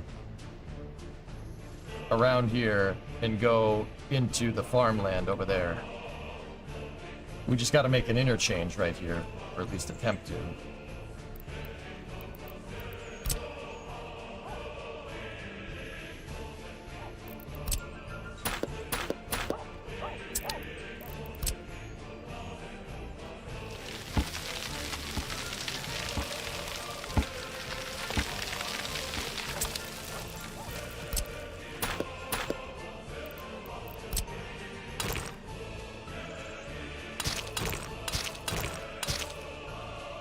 okay. Yeah, that's about where I want the highway to be. Hey, it's gonna require a heck of a cutout. Yeah, it's fine. Hey, maybe not a simple question. I think it's called a head unit, the part of the car that has the radio and the nav in it. How easy is it to change out on a 2015 Honda HR-V? Yeah, the head. Yeah, that's what it's called. The head unit on a car.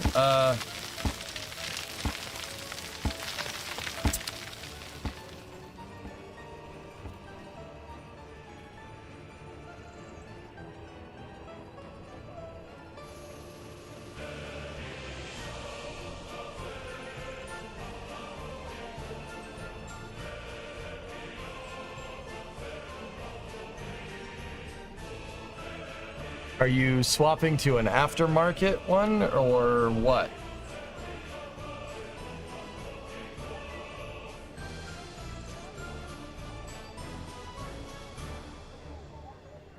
Is that A, zombie, is that it? And B, aftermarket, non-aftermarket? What are we talking about here? Are you just doing a factory replacement? What's wrong?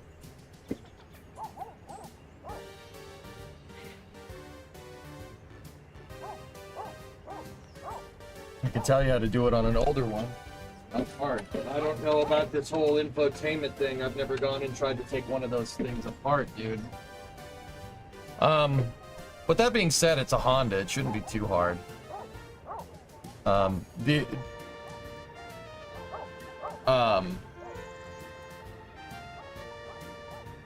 See, here's the thing.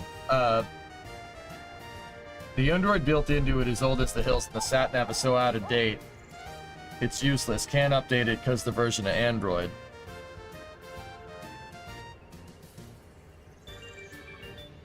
So you want to conceivably put a newer one in.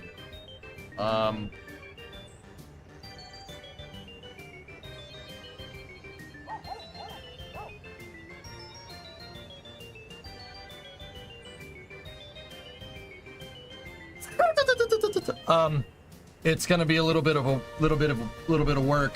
Make sure you move slow. There's probably a YouTube video on it somewhere, but getting this whole fascia plate off might be a little bit difficult. That looks like a double DIN, D-I-N-N. There's, like with radios for the longest time, they kind of standardized it among all cars. They're called DINs. Double DINs are basically two of those radio plates tall. That looks to be a double DIN, but with infotainment systems, who knows nowadays, dude. That looks like it's gonna suck to take apart, though. I would seriously do some research before I go messing with this. I would be looking on YouTube videos as much as I can and learning as much as I can about how that whole wire harness works before I even touch it.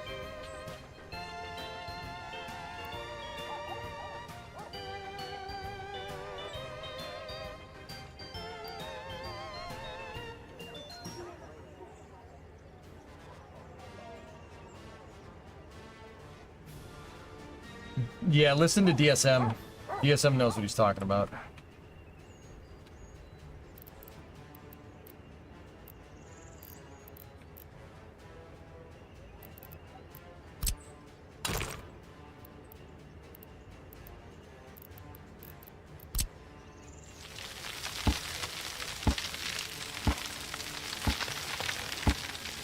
Are you planning to make more bridges? Yeah.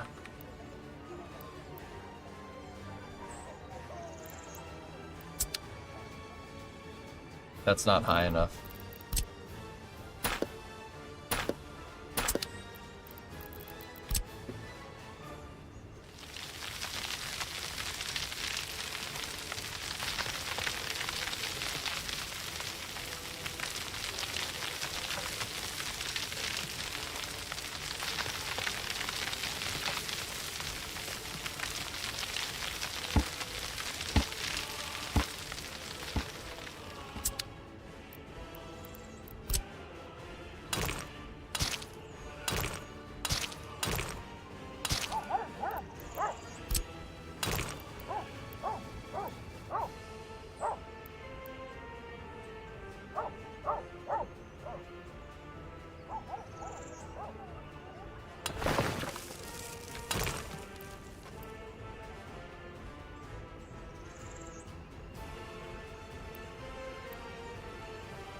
Discovery, go at throttle up.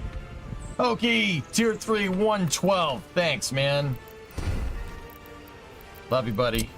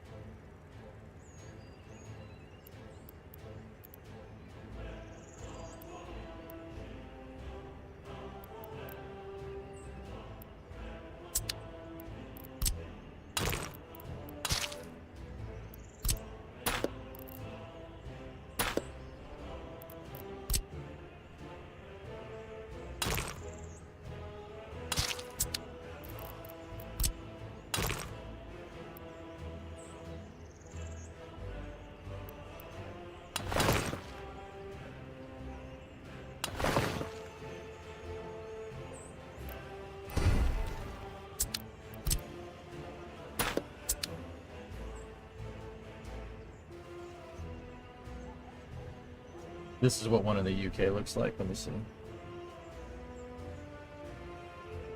It's the same interior, dude. Should be the same, dude. Most cars are standardized no matter where they are.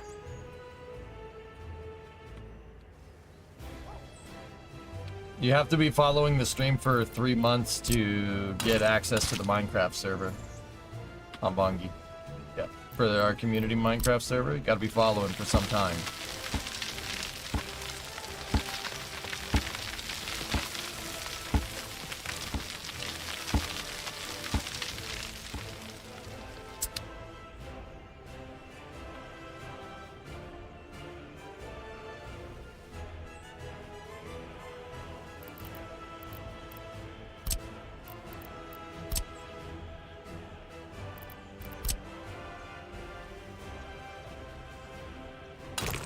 Alright, that's where I need these bridges to come over to.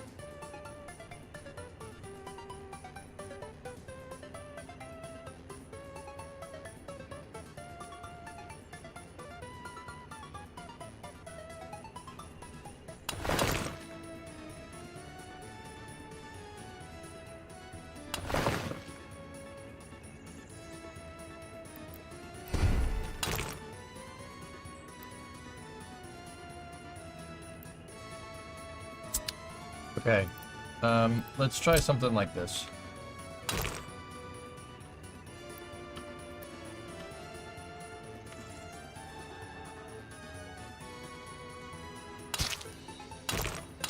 Try to see if we can put a road that they can lock onto so this doesn't come up at all. I'm up all messed up.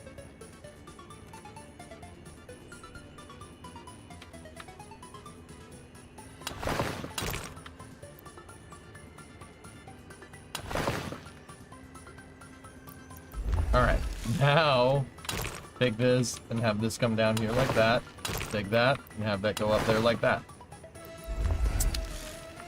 There we go.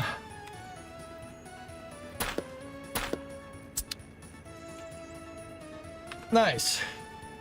It's just, yeah, it didn't like us going over the over the road like that. And then we already have a connection in right there, so...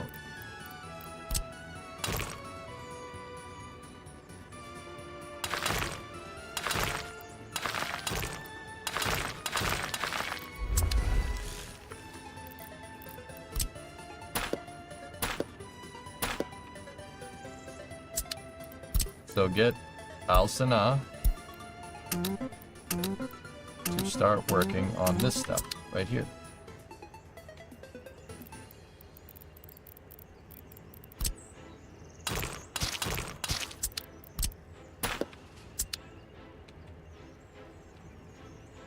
Sweet. Alright, now we have a new right-of-way for the highway, and it goes up and over, and then if people want to get into Garrison, or Garrison right there, they can. Or, what we could do, if we really wanted to get like, oh, so fancy.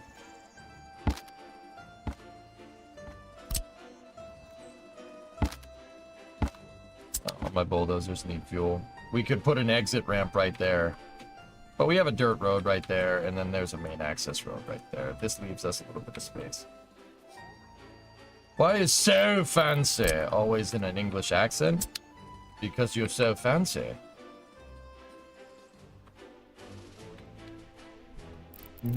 Yeah. So fancy, drama. Because you're Mr. Fancy Pants. Codsworth. Oh. Mr. Dick.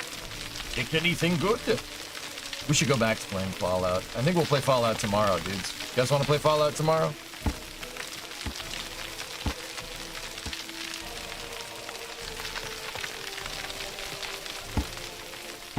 We'll play some Fallout tomorrow.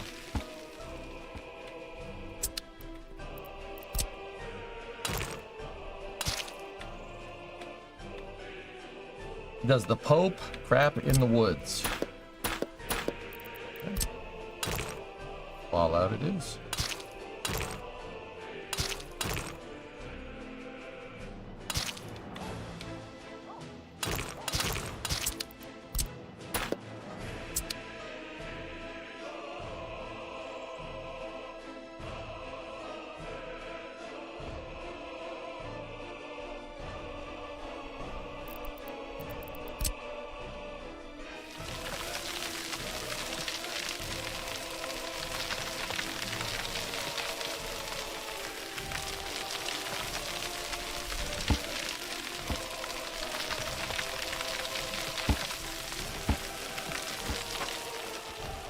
Look at all that nice building space.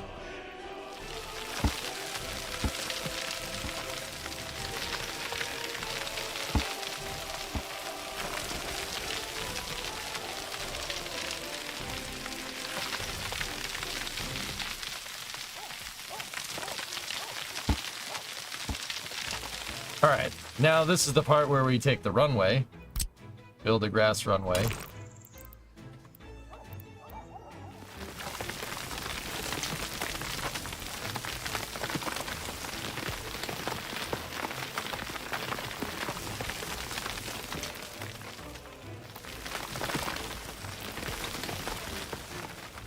Damn, is that useful?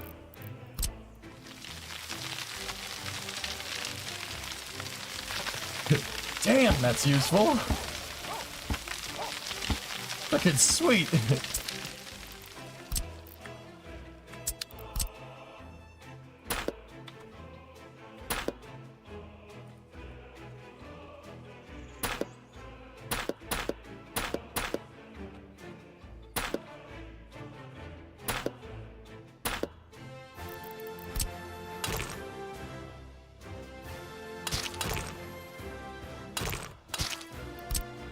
I just got to make sure these lengths are all right.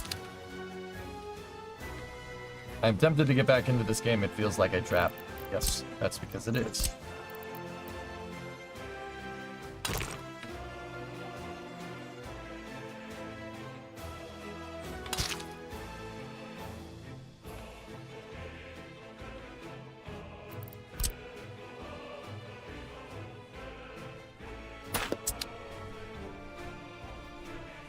Hey, Timbite. What's going on, buddy?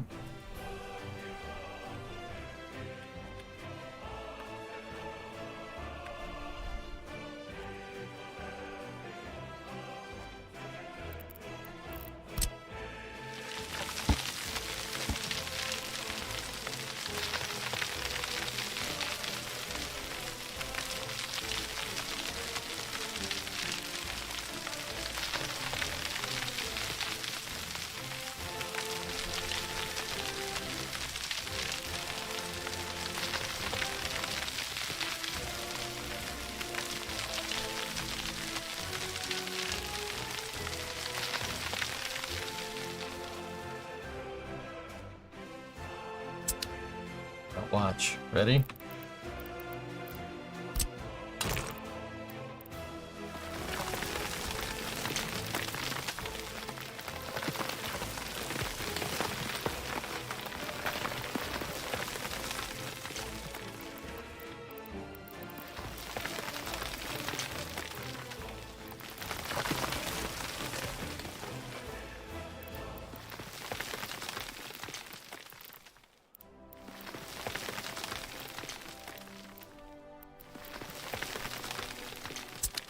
All right, let's try it with the taxiway.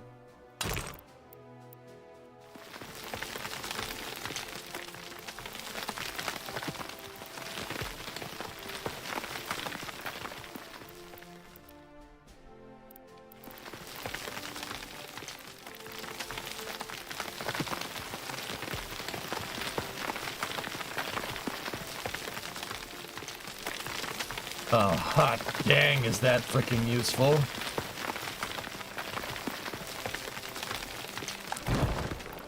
Frick that piece of terrain, dude. Terrain cuts for days. That's how we roll.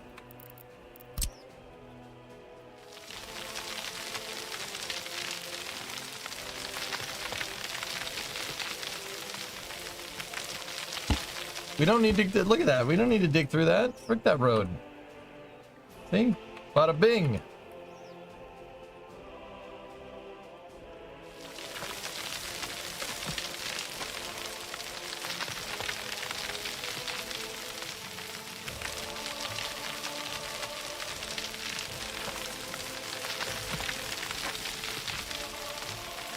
Now, with that being said, we are going to have to make this go downhill a little ways.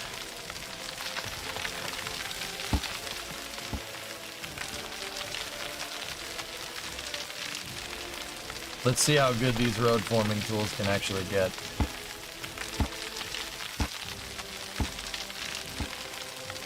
All right. Right. If I wanted it to grade and go downhill, how about I take a taxiway, right? And we set the right of way to the highway right there. And then we set our taxiway over here, and then we try to connect them. And then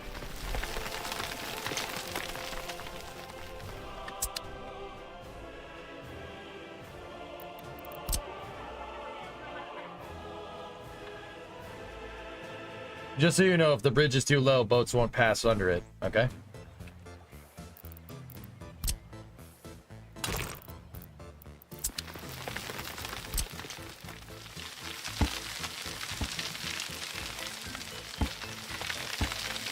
The harbor's in the other direction, boys, so I'm not too incredibly worried about it.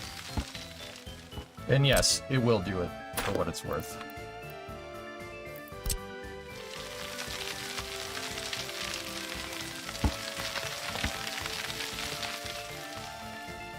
So, if we're gonna do this right, we need, that's not a wide enough right away.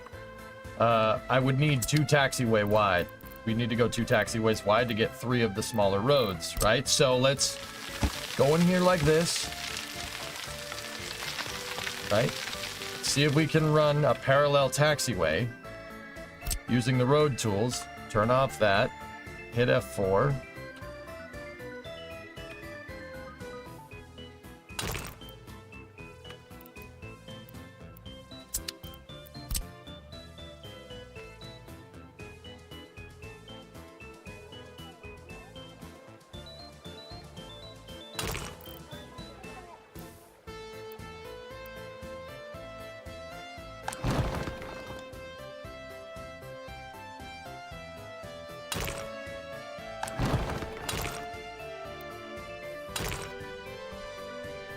Alright, now run that one over here, like that. And then run this guy right next to it, connect it in over there.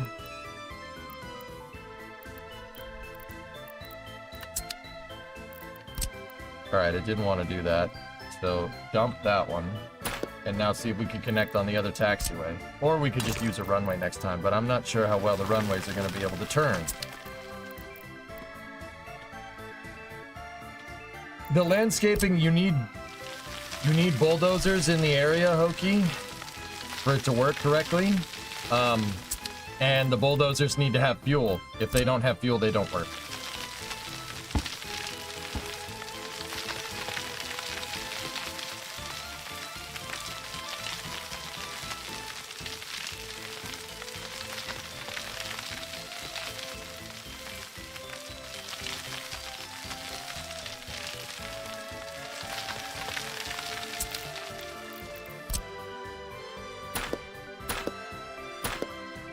Alright, I want to try something stupid.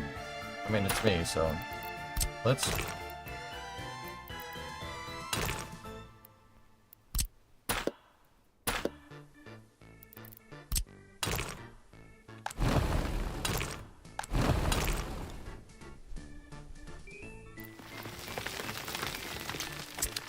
Yeah, okay.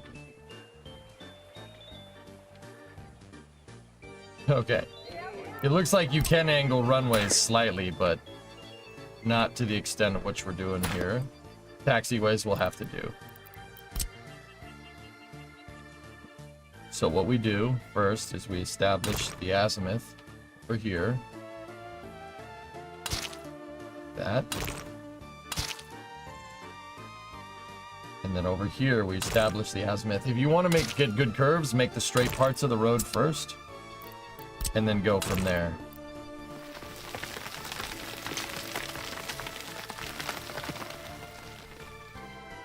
And then you can use the scroll wheel here to set the azimuth of this.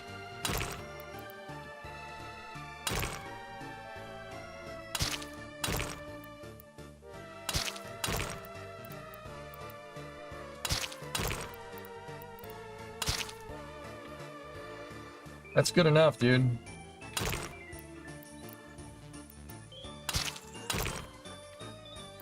And then if you just hold your mouse next to it, there you go. Done. Put the access areas in so we can split up the segments.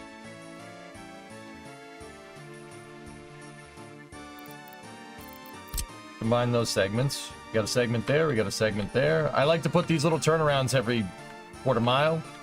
Something like that. Or 400 meters for everybody else.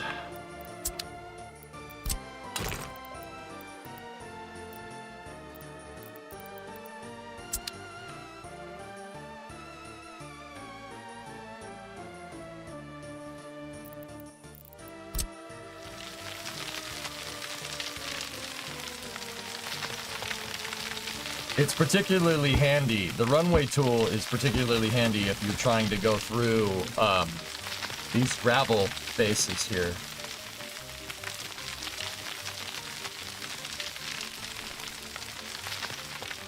Watch. Runway.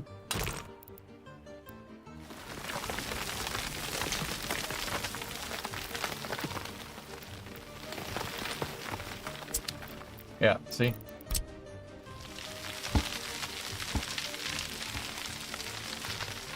Too easy, man.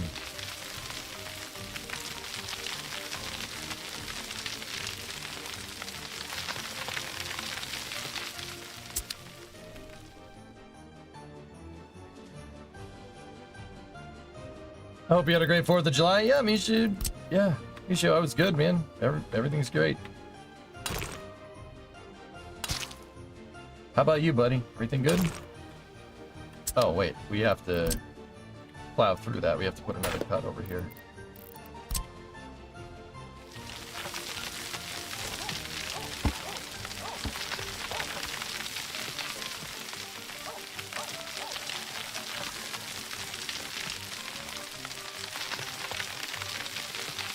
Yeah, we hit maximum range on the bulldozers. We're gonna have to put another checkpoint up here, but that's okay. Ready?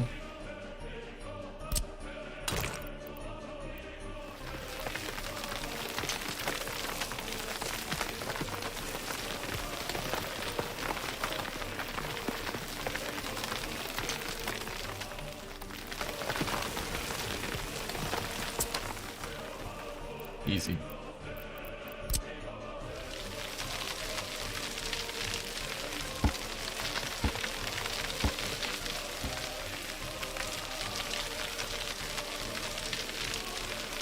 You made carbonara for lunch? Good for you.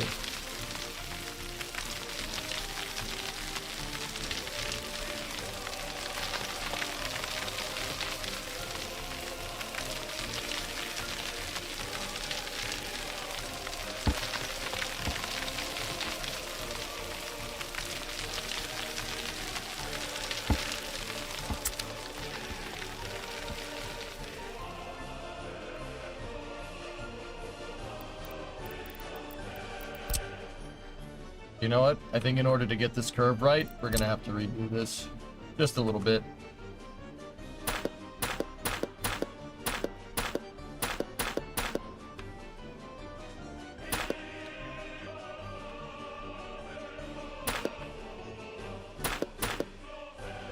All right.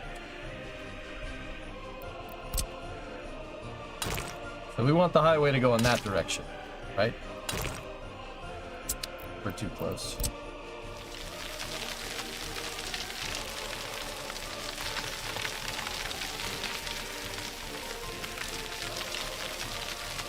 Actually, I'm pretty happy that cities decided to add smaller schools and stuff. They just need to fix the efficiency slider, and then we are good to go.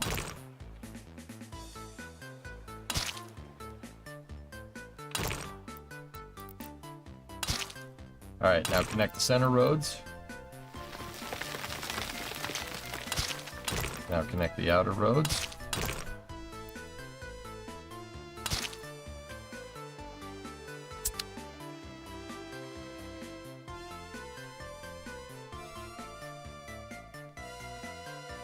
Yeah, baby.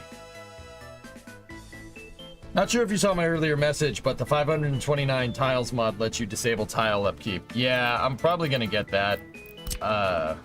Yeah. Because tile upkeep is stupid. Yeah. Stupid. Yeah, that's a good way to say that. It's pretty stupid.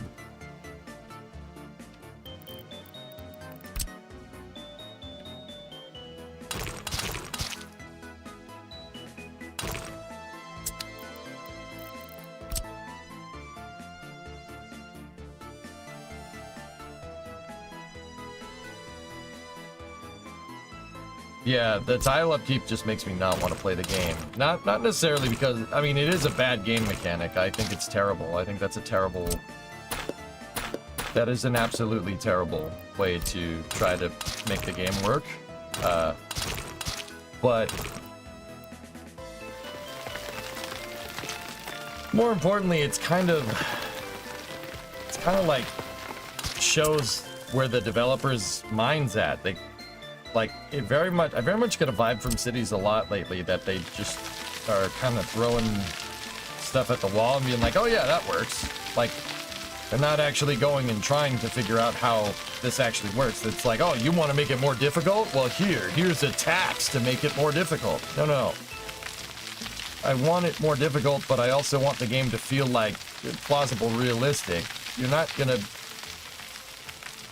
plausibly realistic. The tile upkeep breaks that rule big time, because tile upkeep is just a tax to make, just a tax for the sake of taxes, and that's not why people go to play cities. Yeah, it's a quick fix to fake it, Grummer. That's not why people play City Skylines.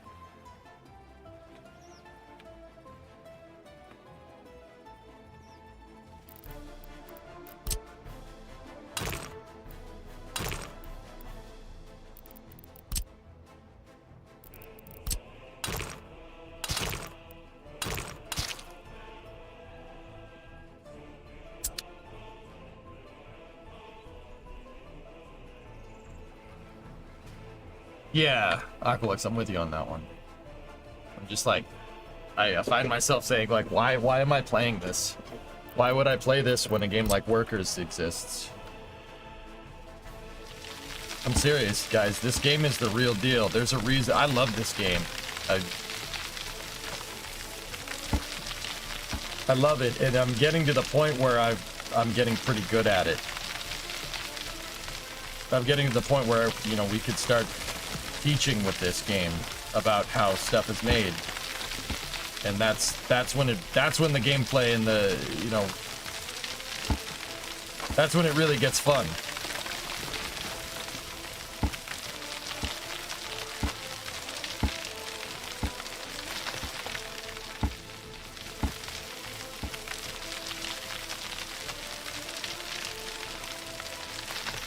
Thanks, Gremlin. I'm telling you, this is one of the best city builders out there. It's not close.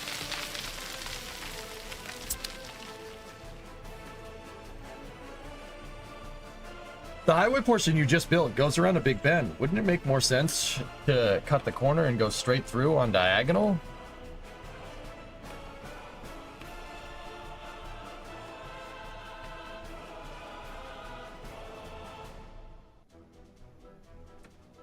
Yeah, Kremlin, it's not even close how good this game is. It's not even a judgment call. This game is fantastic.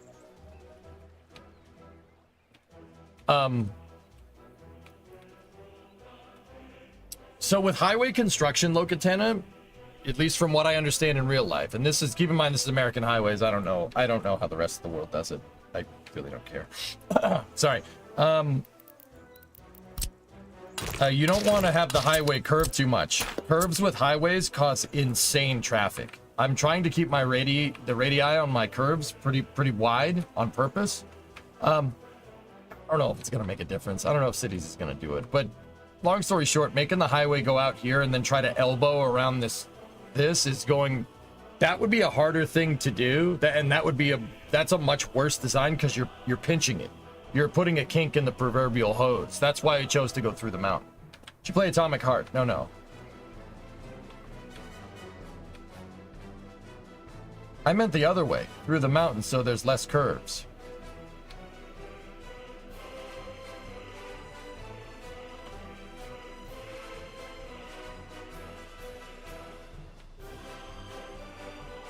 Look at Tanner, you're saying go do that? In real life, they wouldn't do that. They would find a happy medium. In real life, they wouldn't put a cut that's like 500 feet deep unless you absolutely have to. Roads still go with the terrain, as you know, they don't. You can do a cut like this, but roads, like I said, roads for the most part go with terrain. Train tracks don't care. Train tracks cut through whatever, as flat as you can make the track.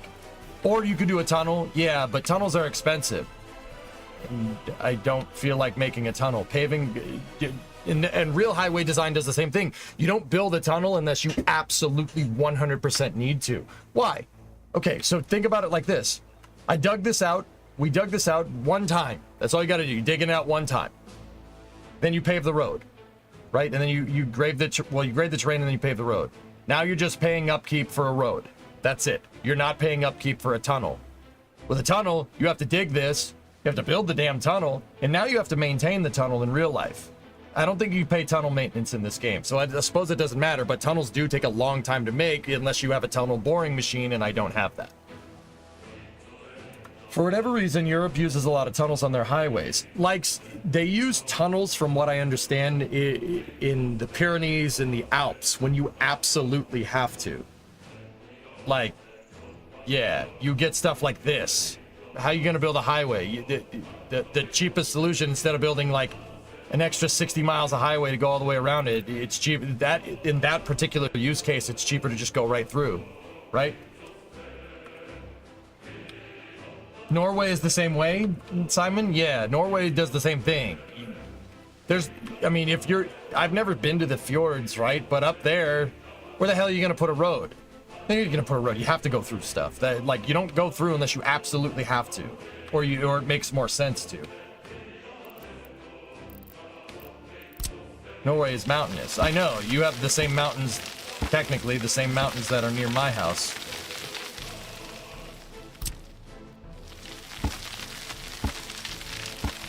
The same mountains that go through Norway, Sweden, and parts of Finland were once, because of plate tectonics, they were part of the Appalachian Mountains. That's the same mountain range. So you have you guys in Norway and Sweden deal with the same exact type of terrain that we have to over here. Yeah. It's the same mountain range, which is funny because they're not near each other, but plate tectonics do be like that. Exactly, Kagakura, yeah.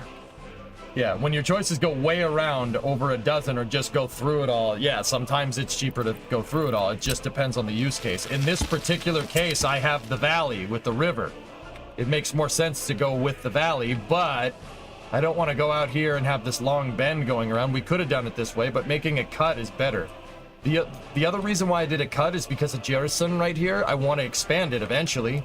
I don't know what for. Maybe put a food factory here or something. So that's why I leveled all this terrain up here. So I wanted, you know, maybe we'll take a bite out of this hill again. Take a bite out of crime. And, you know, maybe we'll put the food factory back here. And then just put a walkway for people to go up and over, you know? Or just a pedestrian tunnel that goes under the highway. Something. I also gave myself a right of way so we could eventually maybe have a highway go up here because there's fertile land up here. There's a lot of fertile land up here. See? It's the stuff with the green. See that? That with the grass? That's fertile land. You could put farms up here. How cool would it be to have row farming going all the way up here? But then again, the reason why I'm building the highway is because this valley over here is very fertile. So we're gonna make the highway go over here and have a bunch of farm towns. Is the river deep enough for cargo ships?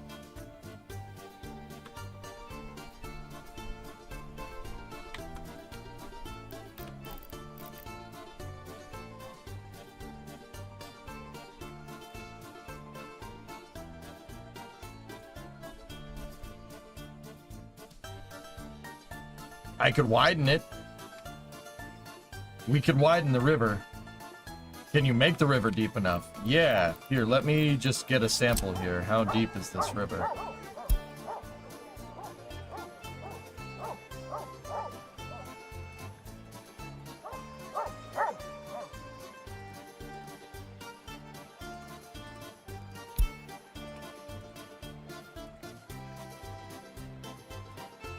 It's 50 feet deep, or about 15 meters.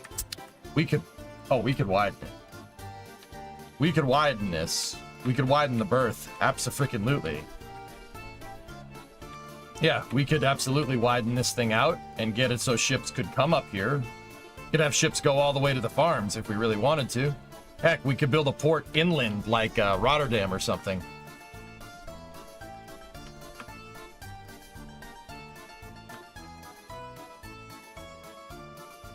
I wouldn't mind doing that. That would actually be pretty rad. This would end up looking something like the Suez or whatever. Like, here.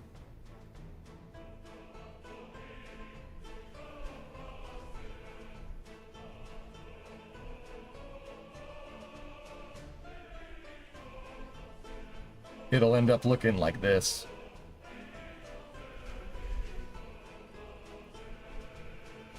It'll look like that. Yes, that's a highway for ships. It's a Suez Canal corridor.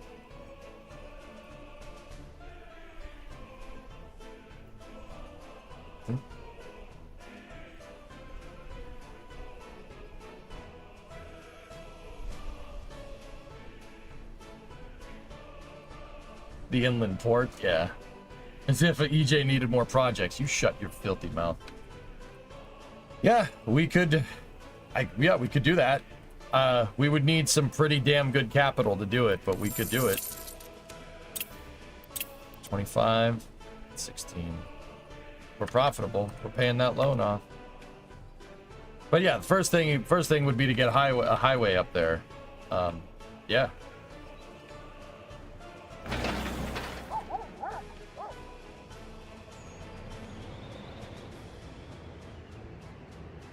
Yeah, see, these bulldozers that I just used to clear all that terrain, now they need fuel.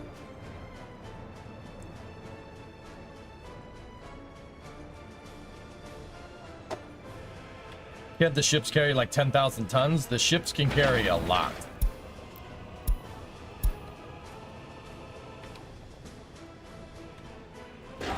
Discovery, go and throttle up.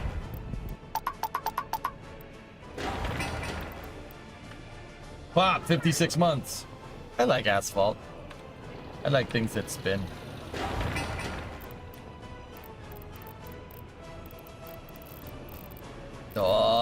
like things that spin.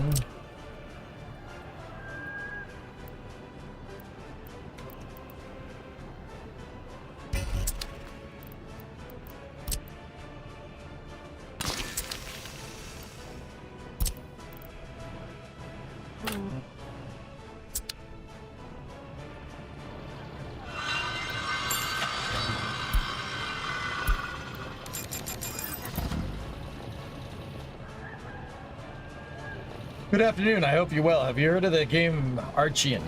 Second time it's been brought up today. Base phase or bass fast.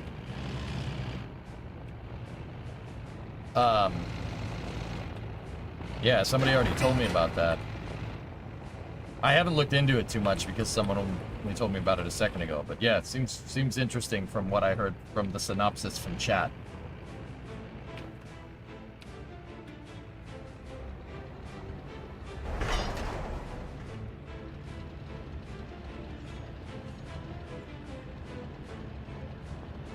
Have you looked at Captain of Industry?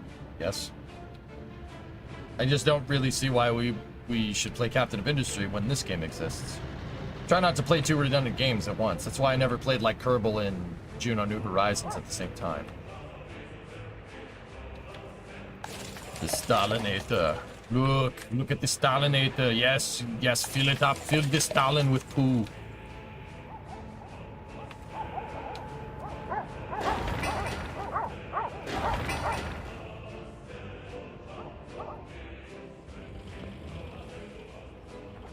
They're different enough to scratch definitions. Yeah, not for me.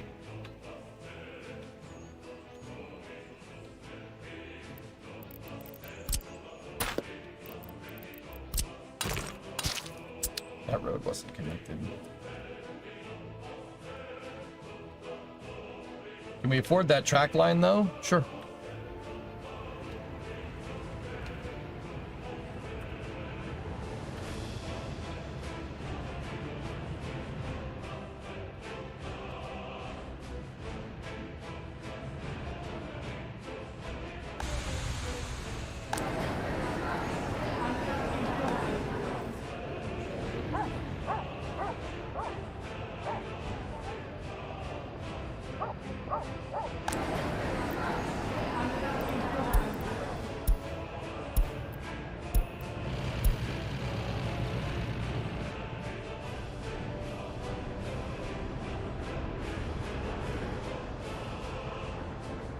Look at that, 28 up. All right, we've been looking at this for too long. Let's go over here and check out Garawi. Do we have the second depot up?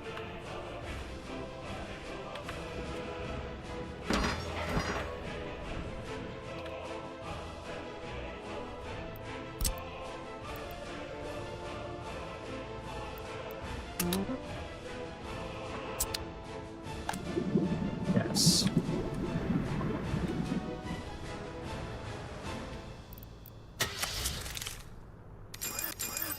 All right, make a new line here. Custom line, start here. Load, 100%. Take it over to our Harley over here. Unload, wait until unloaded, wait until loaded. This is the...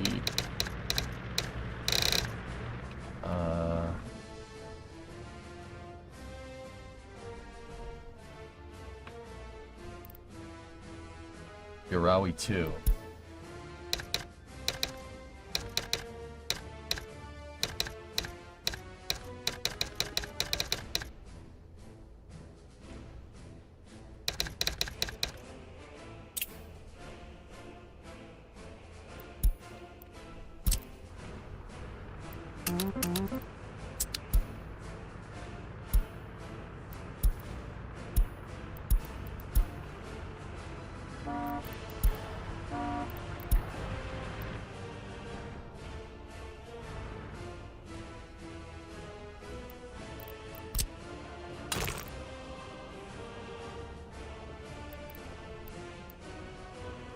Hold on a second.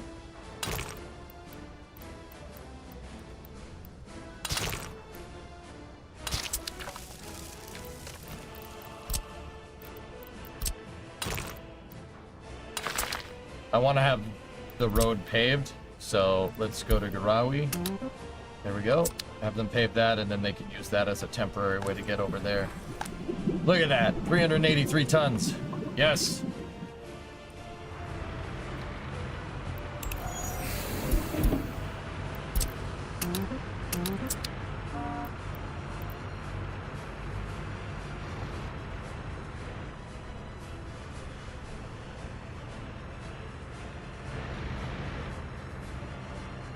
They're not lost. They're trying to fill up with gas, dude.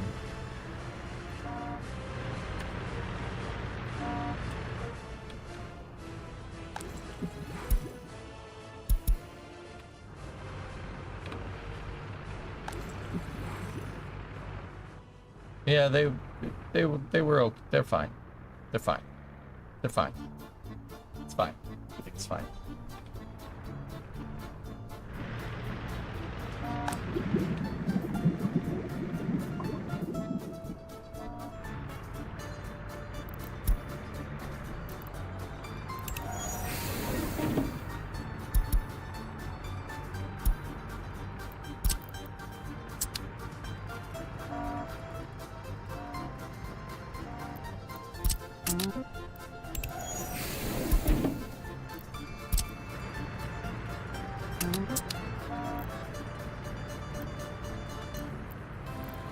Alright, now, take you, cancel that.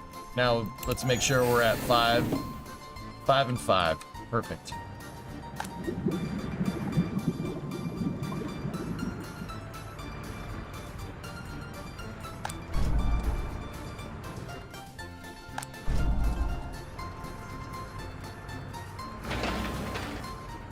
Do they have firefighting coverage? Yes, there's a fire station down the road. Over here. Yep.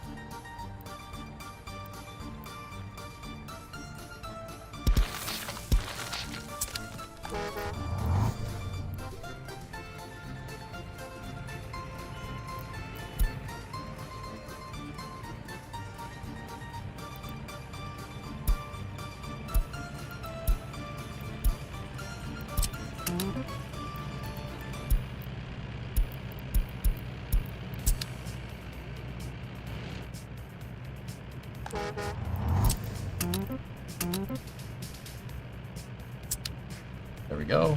I set up a bus station and footpaths here so we can get gravel production working over here.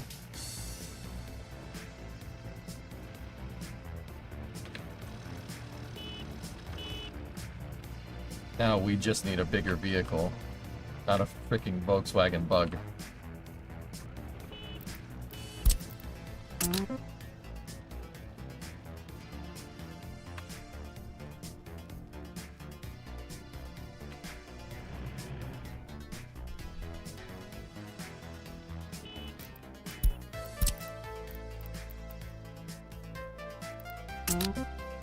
Put that over there for now and make it so they don't get workers. What I need is a... yeah, GM bus will do us right here. Now we need... this is not just fire labor, it's just labor.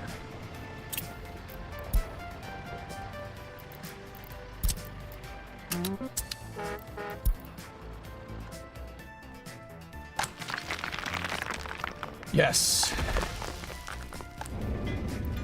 Now here, gravel, set that to there, bingo.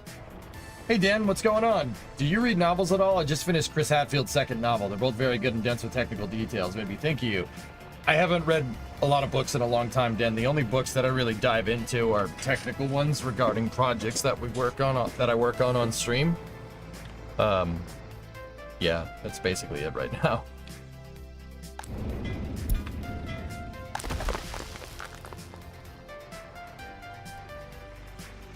Yeah, Mishu, I know about that one. I like the GM buses. They're very good. They're very durable. The GM... Yeah. I forget what it's called. New Look bus? Oh no, they added mod support to Timberborn.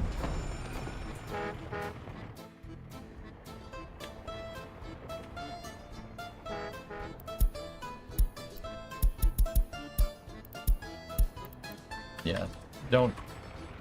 We don't need that many firefighters. We don't need to pay for that much labor. Only fill up half of that bus.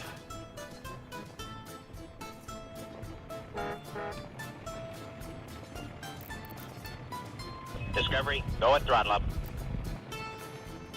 Foxy, oh good, back to communism after July 4th, just what we needed. That's fine.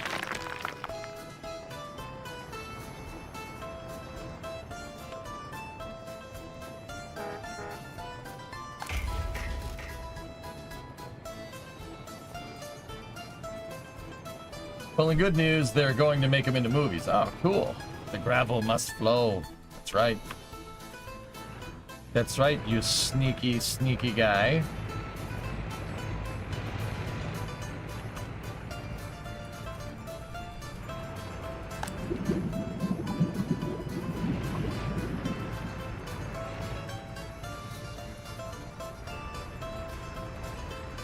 Drummer 94 months. There's too many good games. I know, man.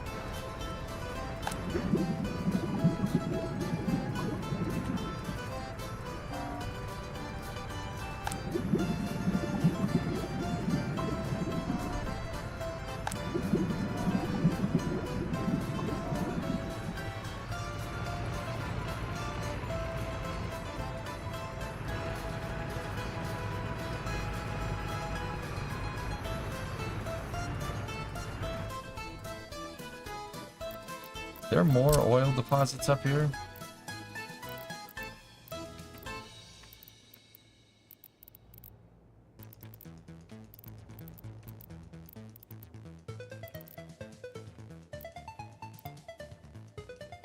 There's a little bit more.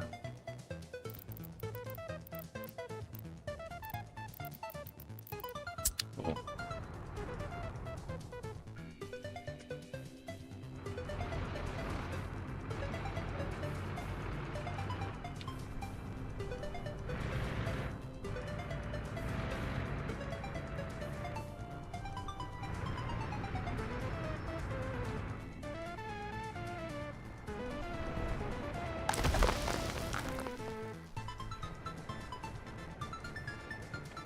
They did a hotfix while I was on vacation, Balxy. We'll see where it takes us.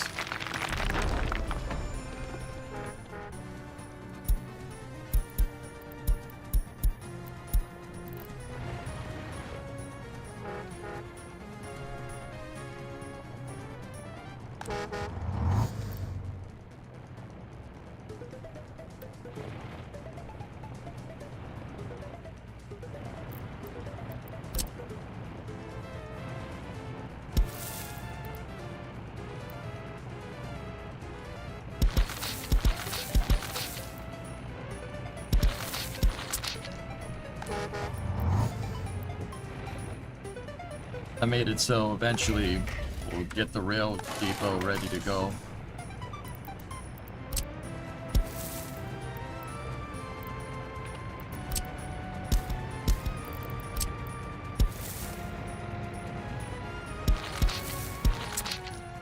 Please be in range. Ah! We're gonna have to upgrade that footpath if we want them to be in walking range of the repair station.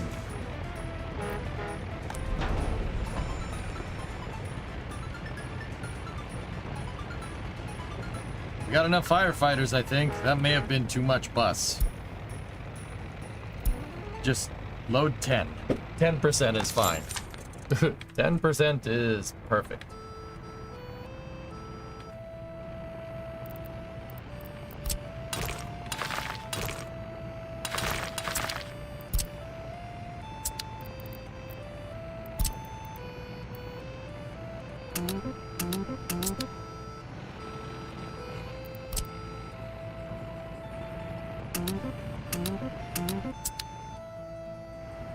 Direct access to the gravel plant. Good. We demand a pedestrian overpass. Not like anybody uses the damn highway anyway.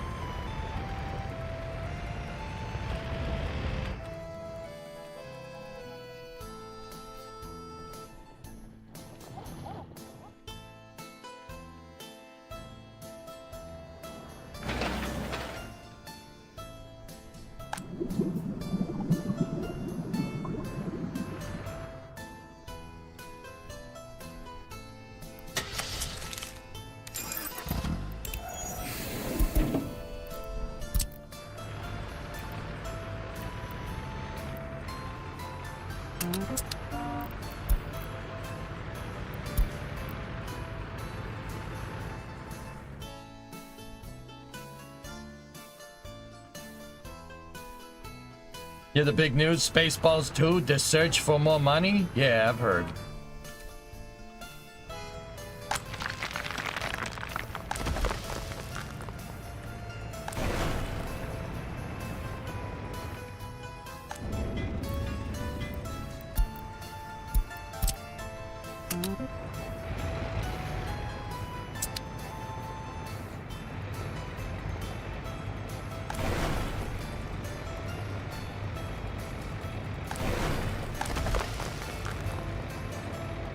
This thing loads so bad. It's not nearly fast enough.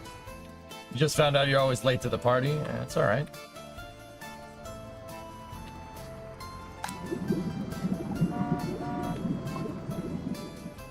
How many trucks are on the COMRADE oil export?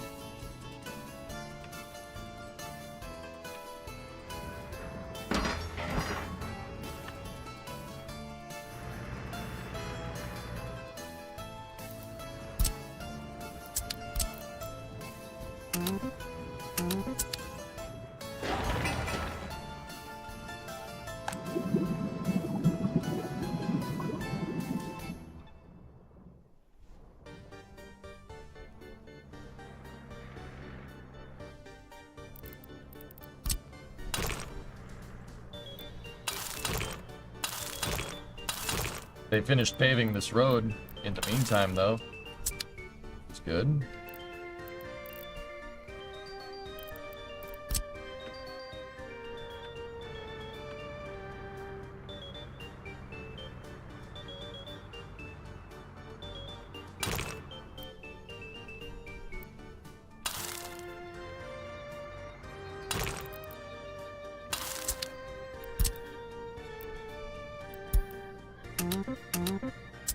Pave that stretch.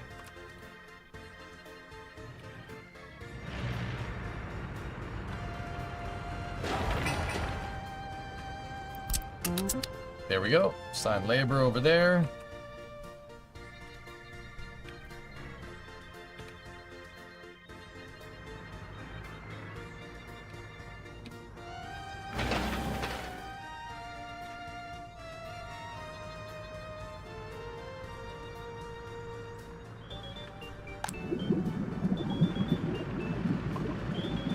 Got to get that last pump up and running. That's why our oil export has been down for a little while, but that's okay. Cool. COMRADE's doing well. We are going to need to spend more time over here to get water and stuff up, but that's okay.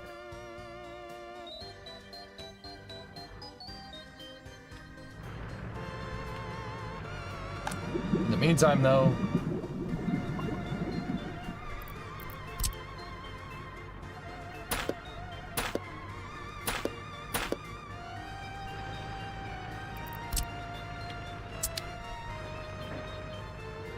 sweet.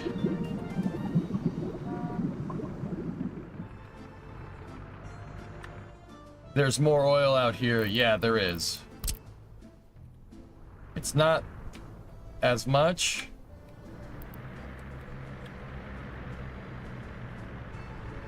But there is a good oil deposit out here. trying to pump on the areas with the highest concentrations, you know, and I like to put them in threes, Pete, because the pumping station can accept 3 inputs, so I like putting my pumps in threes. And I also leave, I'm using the big fuel storage, just on a side note, because we have an additional output and an additional input as well. So if I wanted to put another one in, we could put another pumping station in for 3 more pumps. In fact, I probably should have done that with this one over here, but we have double outputs for a refinery. See, I pointed this output this way on purpose and pointed that output that way on purpose so we could put a refinery here. And now what we're gonna do, we're gonna go to the Garawi construction, and I am going to tell them to finish all of this stuff here so these people can have water. Sewage, I haven't figured that one out yet. I have no idea how we're gonna get them sewage. Probably a technical office if I had to guess. Ah! Hakmene! There's pretty much oil everywhere on this map. Yep.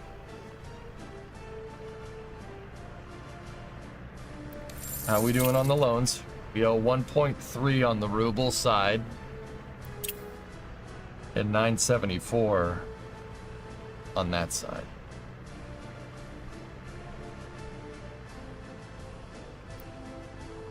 Monthly rate is 16.6K.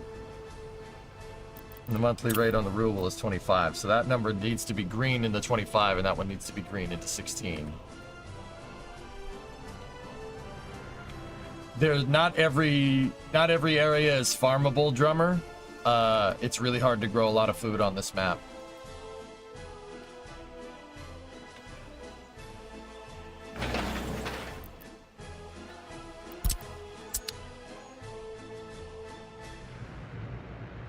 And the distances between stuff is ridiculously large.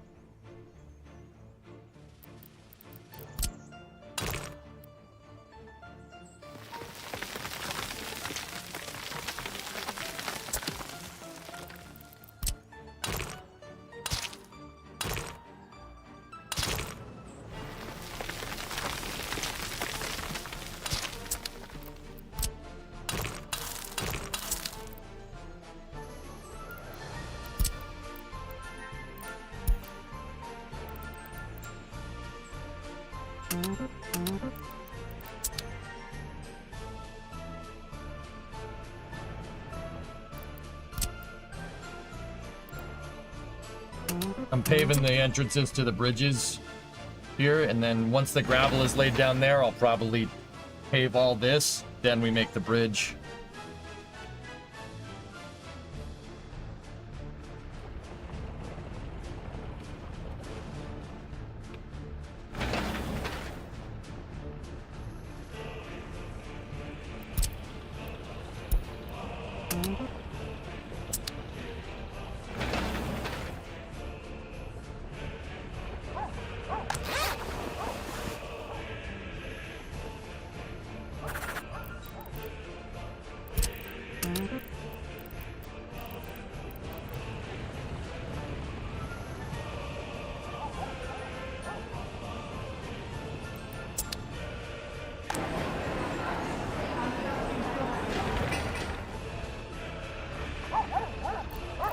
Cool. Now we have enough room for the school over here.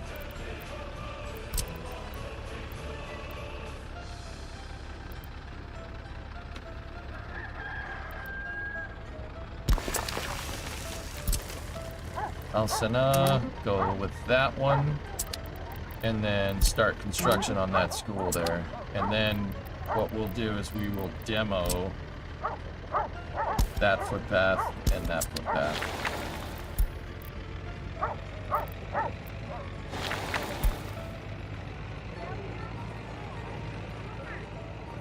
And now we can start on the school. Kindergarten is up. Excellent. Yeah. A viewer suggested naming him Zenith and Nader. Because, yeah, those are Arabic terms if I'm remembering correctly. Hakmene! The Zenith, and we'll name another city Nader.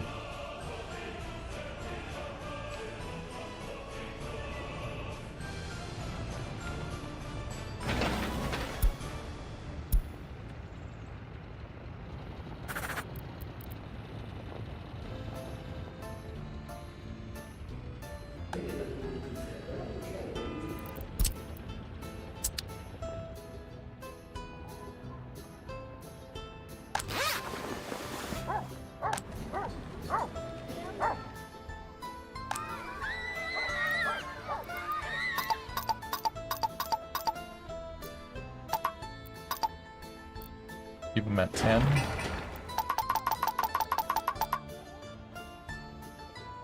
Yeah, we're definitely losing citizens.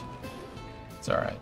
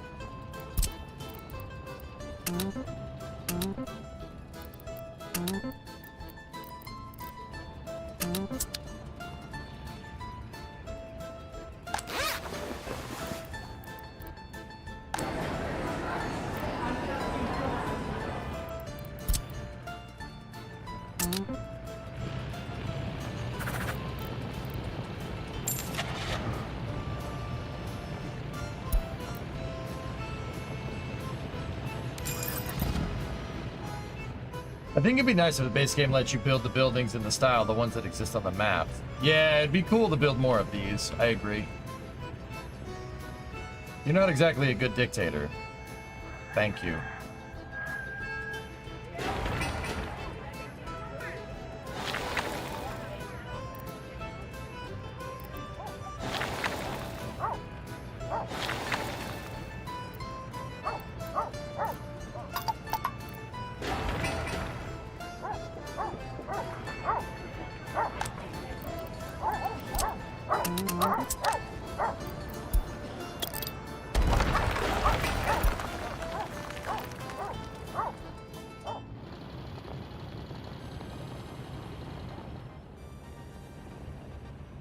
How fast will the rail layer run when fully staffed?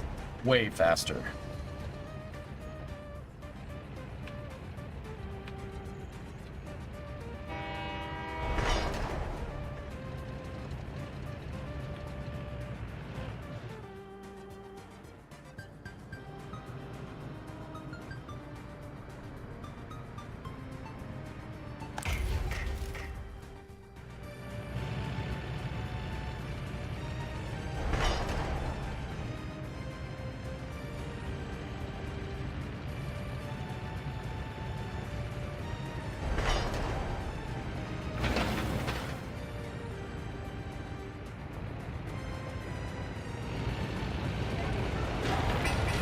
Yeah, demolish that damn house. Frick that house.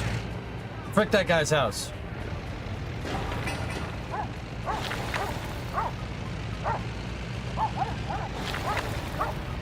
Yeah, go on, bite it. Bite it like a little monkey. Go on, bite it. Yank it. Use them tiger teeth.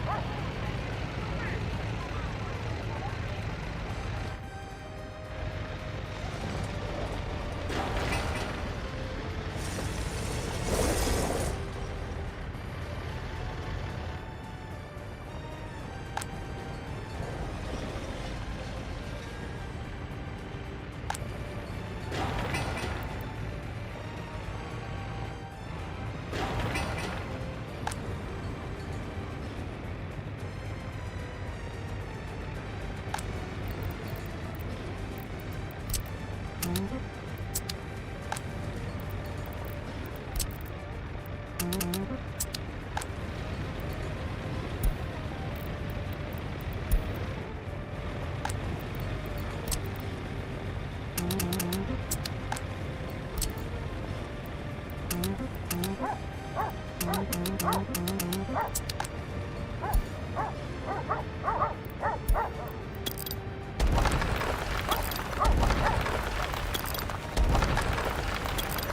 you gotta give people something to do.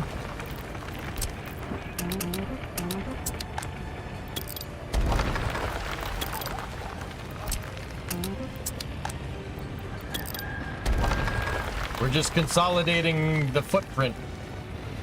I love poetry and a good scotch, and my friend Baxter. Did you just...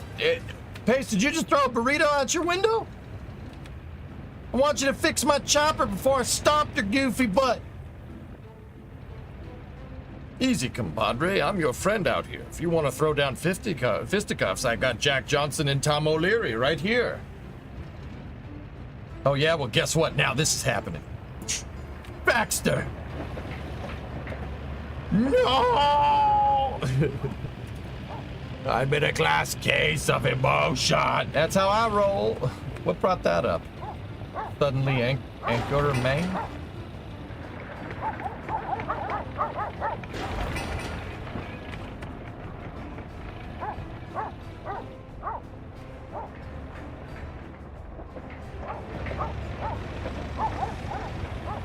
Yes, destroy this whole city block. Yes, we do not do that. That scene is actually your banimation? Banimation?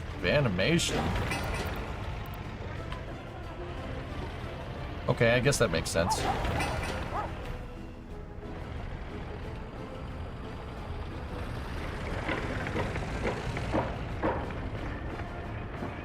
We need concrete high-rises. What do you think I'm getting rid of these buildings for?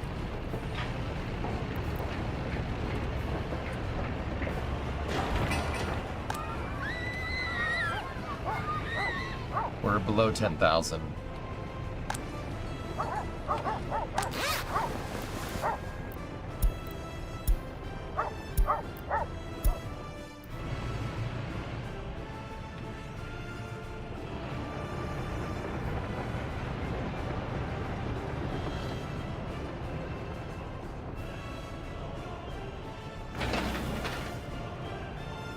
What's the largest residential you can build? The Nipro Flats.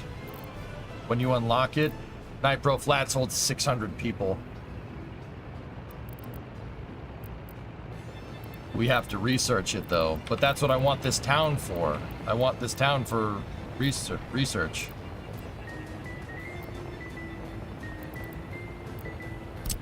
We can only build these poo-poo flats. The brick flat is actually pretty good.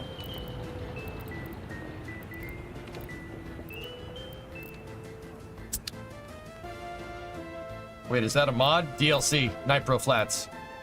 DLC, dude.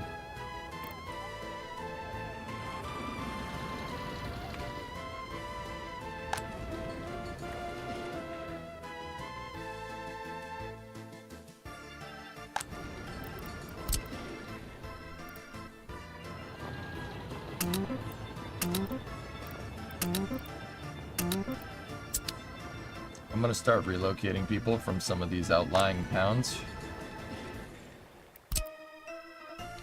You will relocate to a place with fine indoor plumbing. Very nice.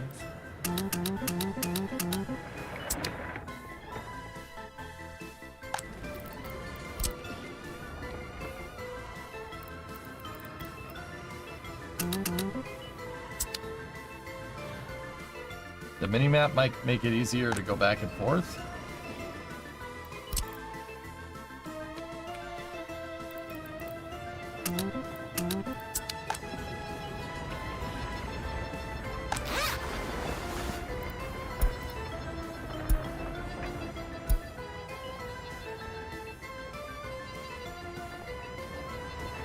Central air, yeah, the last map needed central heating. This map needs central air conditioning.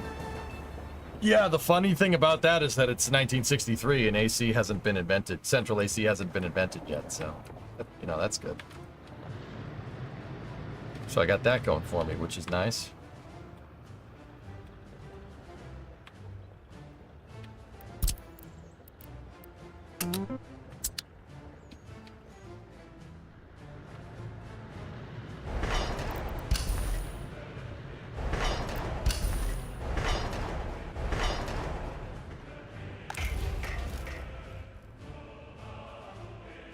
Is that a part of the Biomes DLC?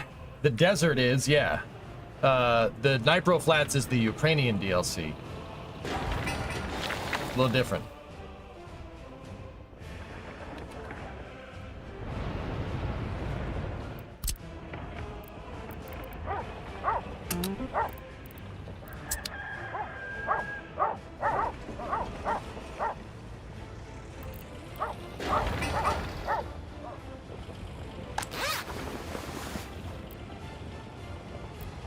My stupid, I don't see the Ukrainian DLC. Yeah, it's there. It's definitely there.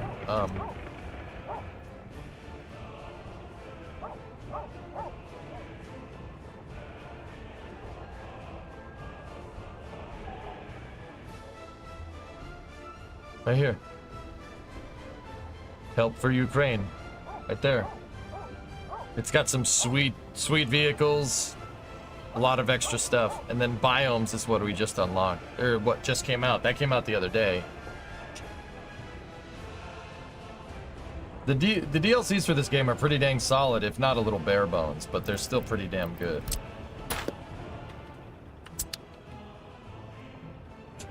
If this game was updated to start in 1917 or 1918, how would you want to handle the Holodomor, purges, etc.? How about we, don't do that? Yeah. That's how I'd handle it. Not doing that?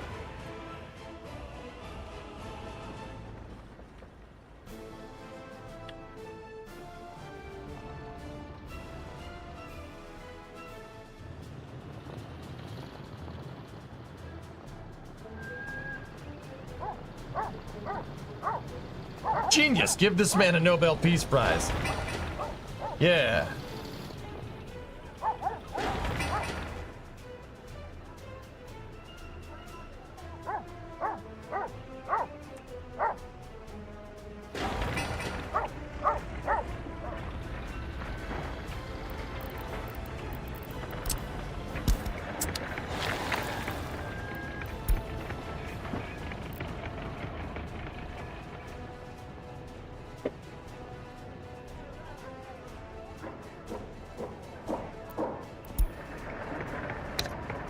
Does it need school? Alright, sure.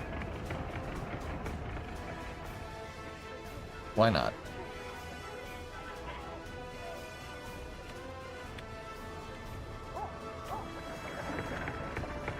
Sea launch will live again. What? Oh. Ha! Nice. Yeah, okay.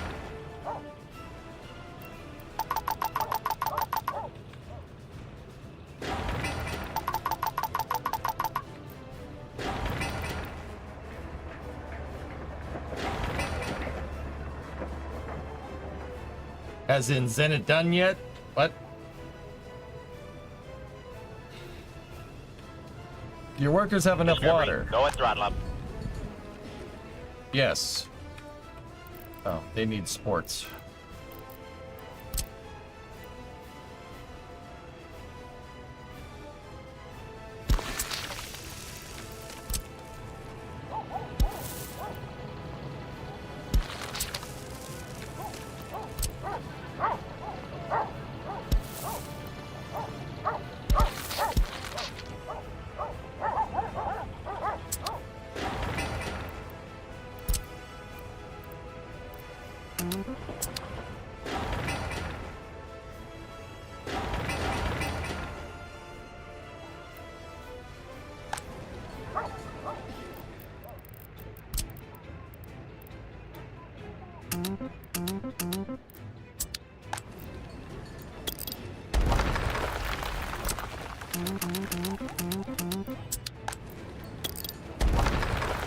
I don't like this road being here. It's too close to the tracks. The homeowners association doesn't like your homes.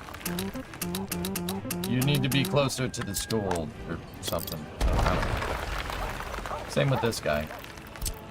Here, move down the street. It's much nicer location. Free parking. There are many benefits to being the mother of a living god. Like free parking?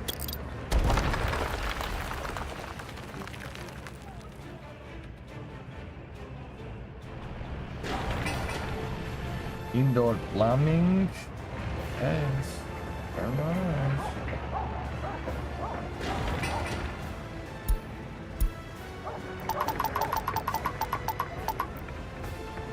Sir, I like to watch trains.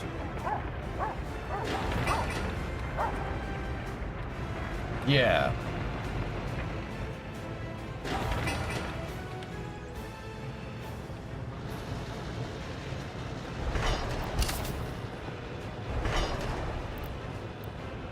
Hope you had a good 4th of July. Thank you, Flykin.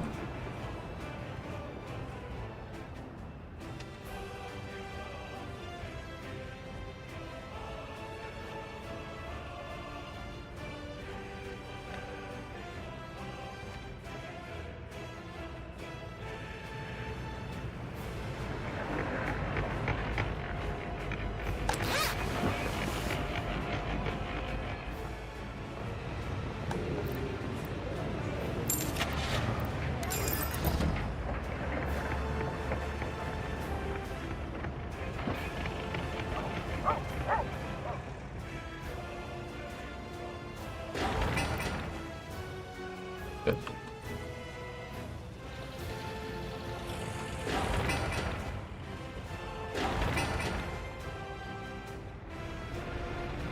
Yeah, a lot of people left. A lot of people left Zenith. Not enough services. I didn't get the electronics and clothes set up in time. It's alright.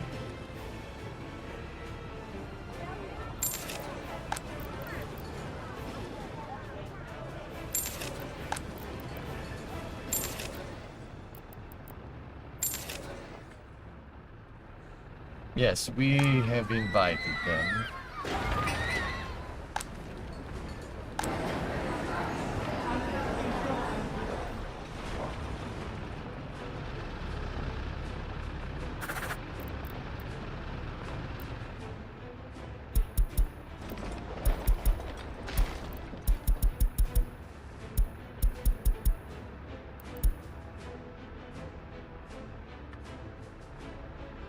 One has not lived until they experience flush toilet. Yes.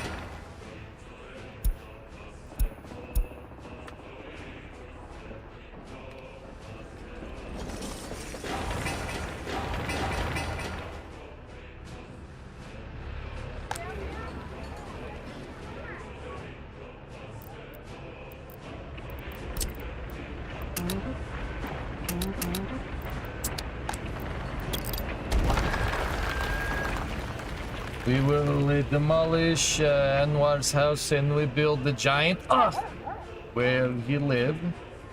Any mods active? In-game cafe? Just the DLCs. We build nice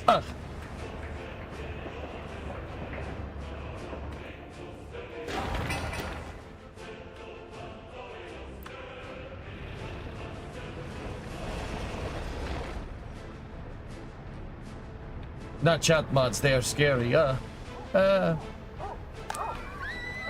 is fair. Darkman,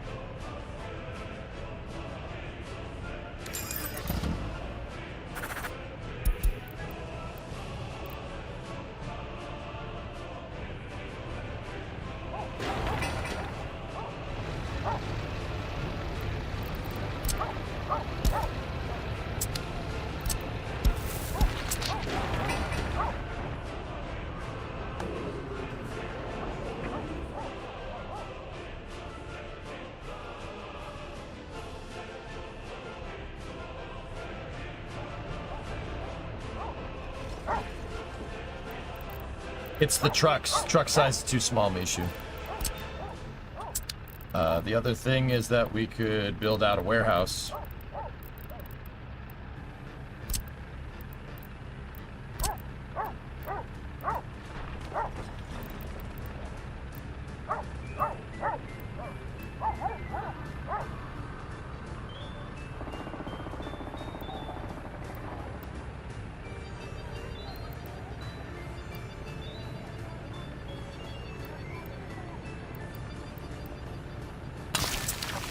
Which I don't really have a problem doing.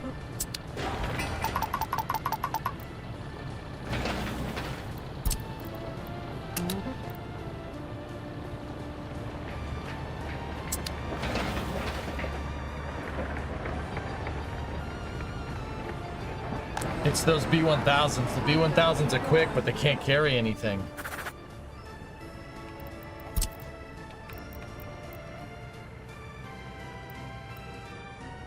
Hey, Gaff, what's going on?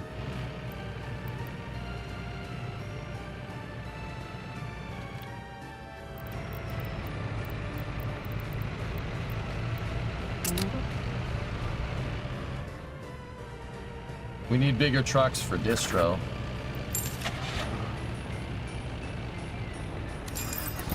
Those W50s should be good. They're almost as fast.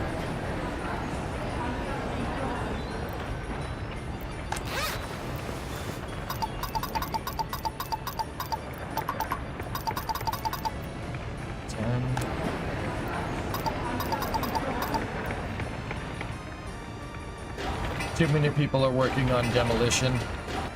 To staff this correctly, we're gonna need to pull more people.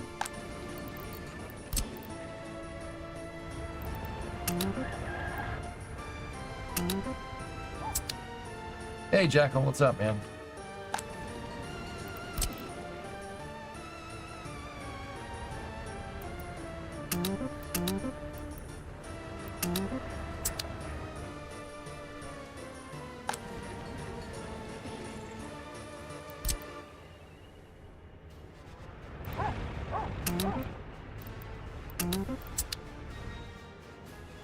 Hey, move up the street. It's very nice. We have indoor plumbing. Very nice. Happy time.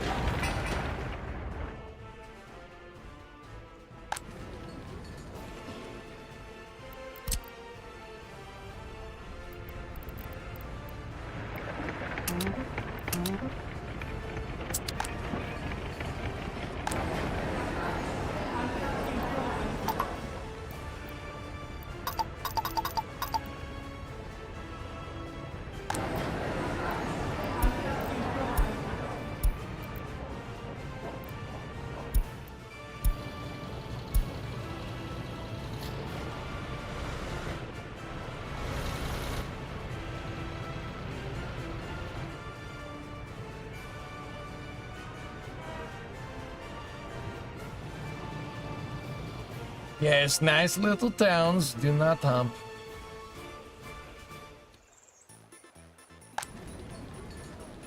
we don't, the key is to not drain the entire town, because as long as you have the checkbox, people will repopulate, and they'll all, you can basically have over time, an unlimited plethora of labor.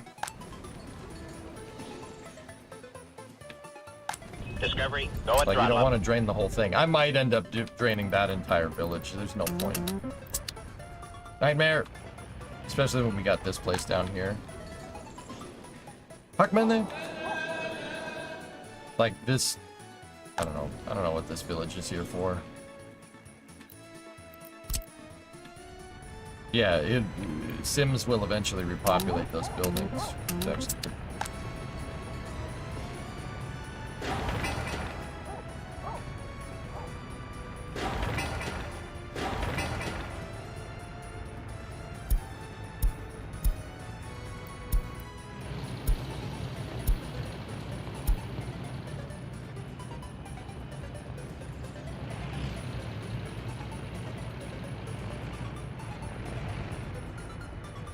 Yes, we'll show NATO people something.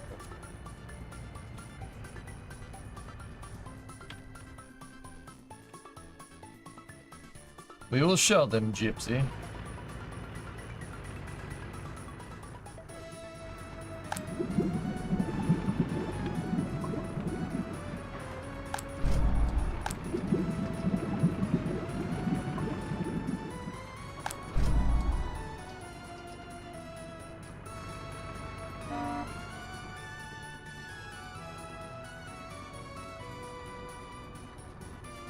I don't know if you've seen this yet, but wow.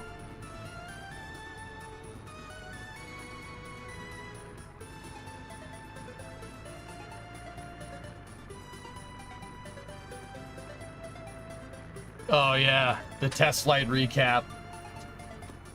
It's pretty good, FX, isn't it? It's pretty good. Hey, pretty good.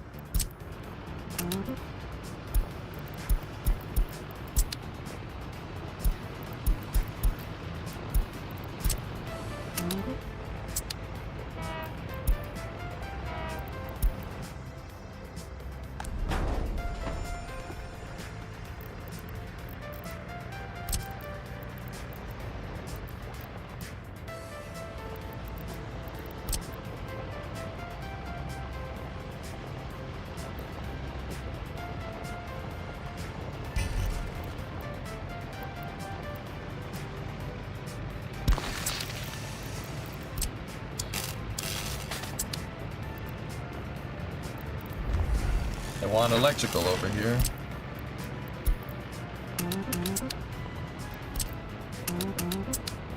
Go.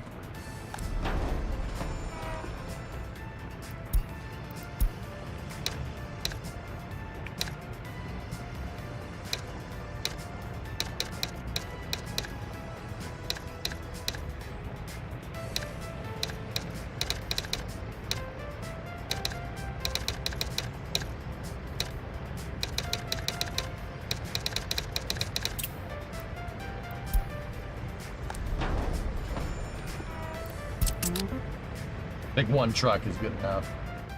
All right, Sneaky. See you, buddy.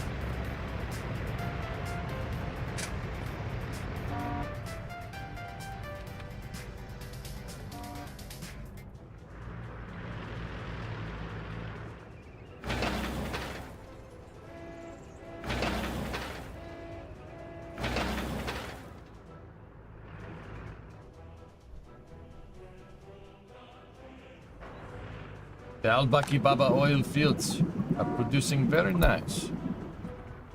I spelled it wrong.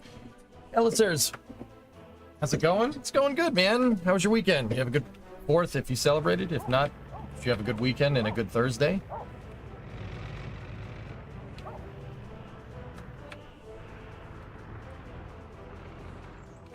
Worked? Oy. Oy.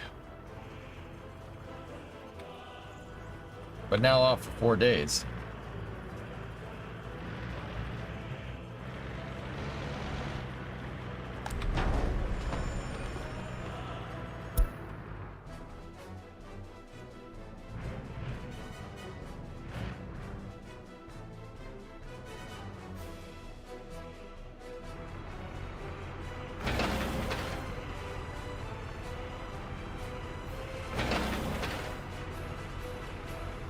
How's the city coming along? Good, actually. Yeah, I'm still doing okay. I'm still staying above ground, which is, yeah, pretty rad.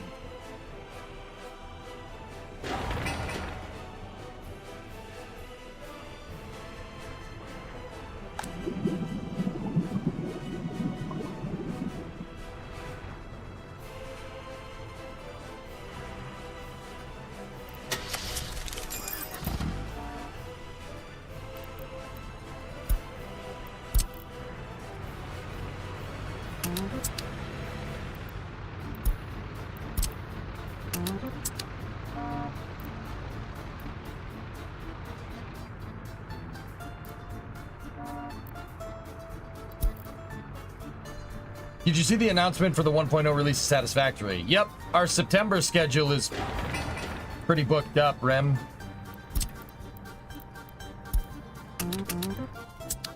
Yeah, the September schedule is going to be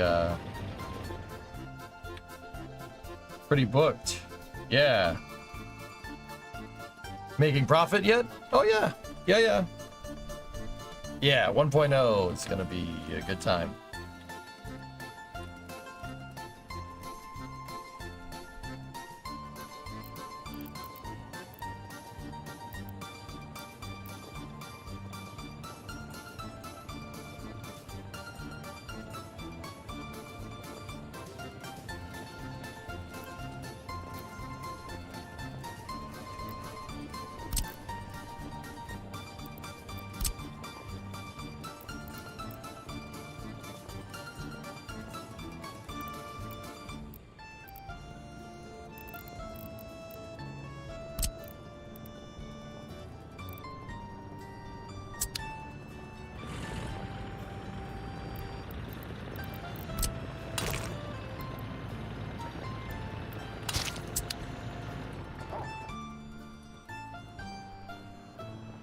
Flushing toilets! Yep.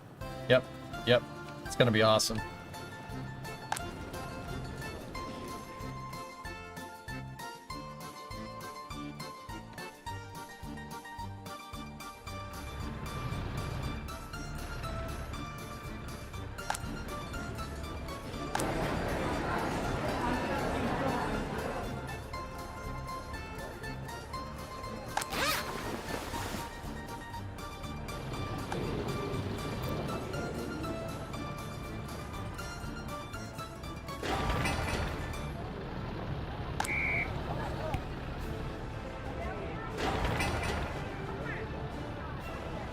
Nice, school's almost done.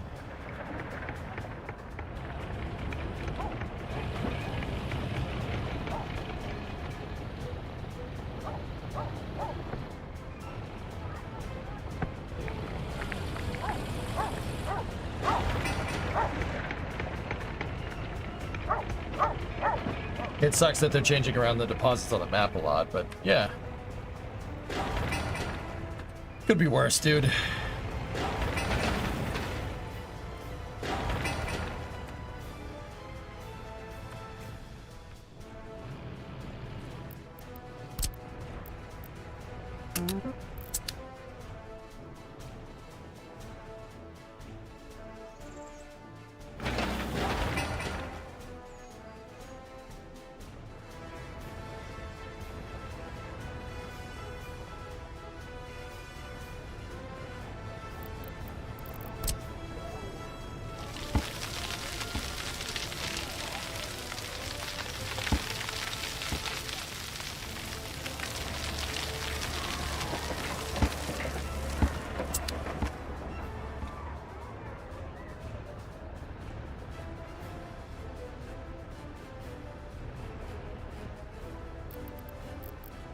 here. I'm gonna level some.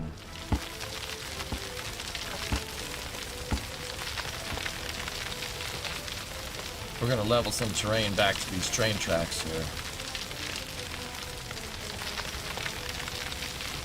Build some residential.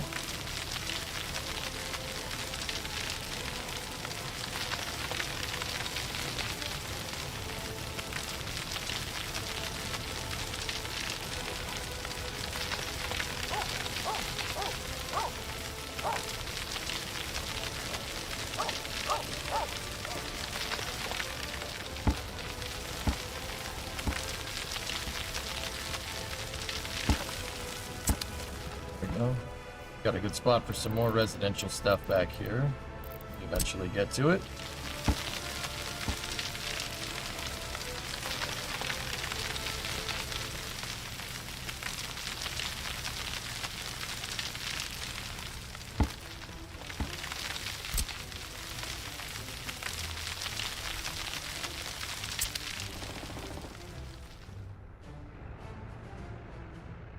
Imagine a retaining wall mod. Oh, that would make my day.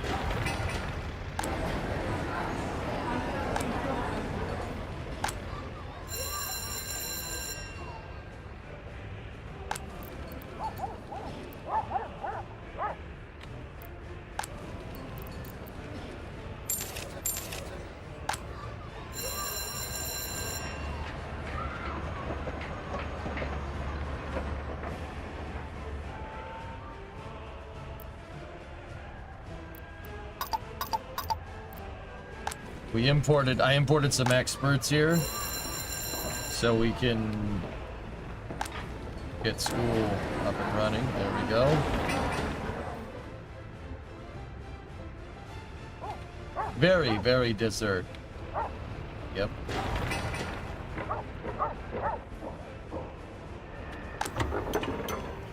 Oh, score.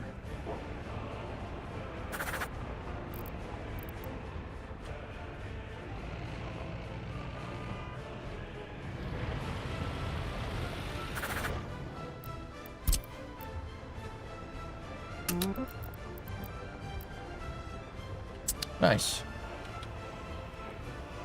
This map almost seems like cheating with no snow and no heat requirement. Contra, you have the distances between stuff is absurd in this game. Yeah. Yeah, that's the difficulty. The distances between things sucks. Hail Force 93 months. The Fitness Gram Pacer test is a multi-stage aerobic capacity test that progressively gets more difficult as it continues. The 20-meter pacer test will begin in 30 seconds. Line up at the wall. Face the wall, please.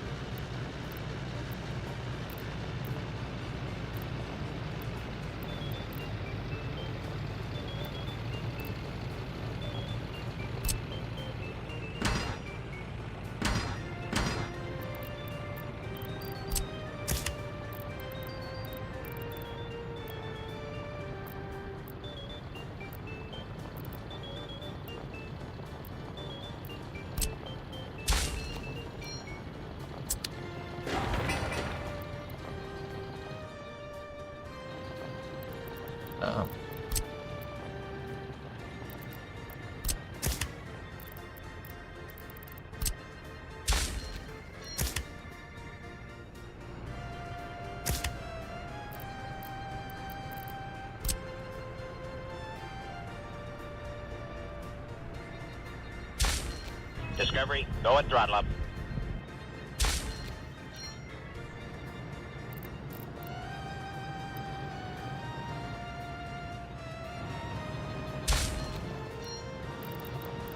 Trying to get the trucks to take the highway that I paid a lot of money for. Yusuf, 44-month reset, thank you. Yeah, Jim, yeah, maybe. I still think there's a lot of room here on this desert map, but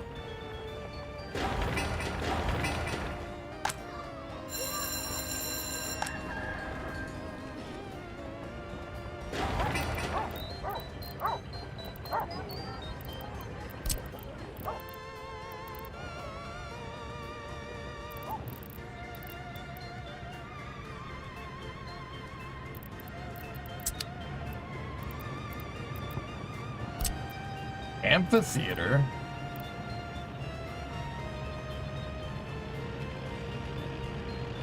Dude. You could build an amphitheater?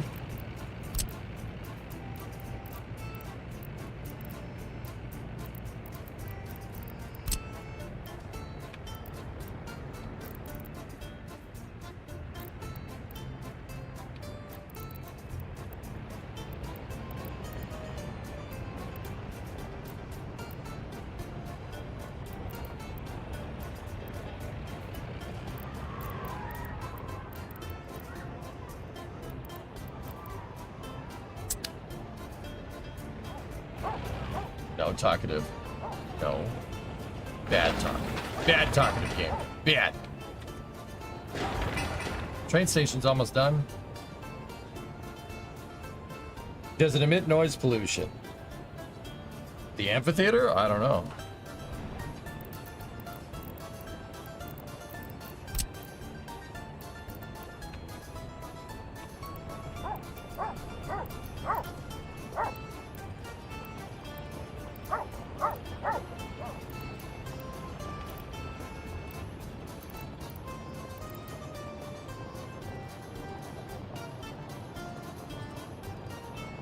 It looks like the Fallout 4 London one will be out soon. Do you think you'll give it a try? Discovery, go at throttle. Yeah, sure. Yes, sure.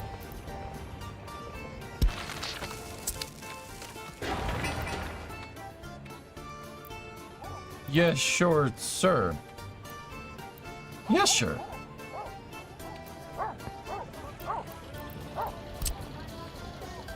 Discovery, go at throttle up.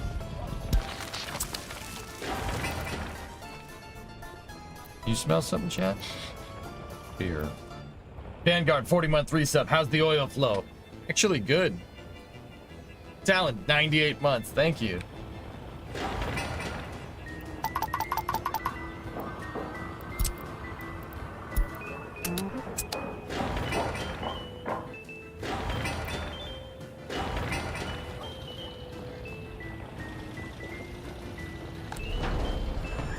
Discovery, go at throttle up.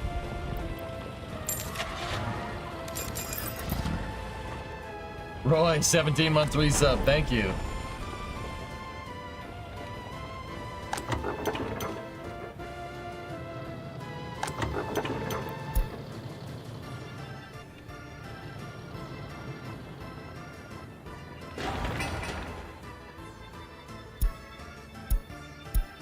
Nice.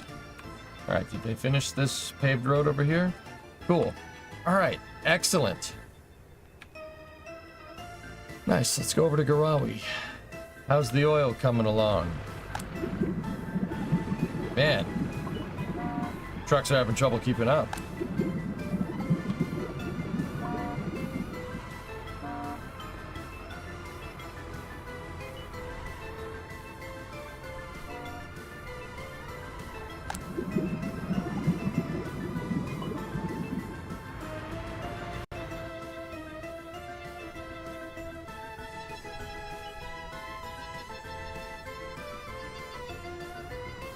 Nice.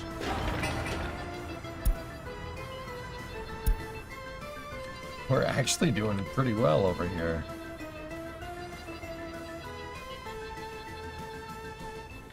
Nice. Gravel?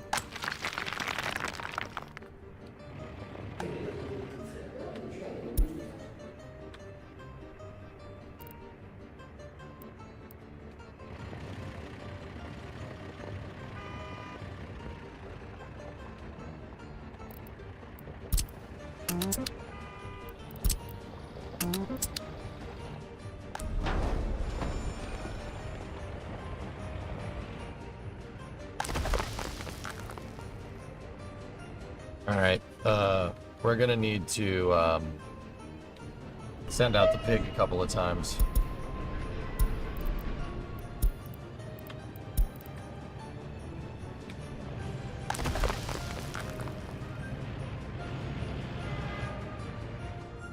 Trucking along, that's right.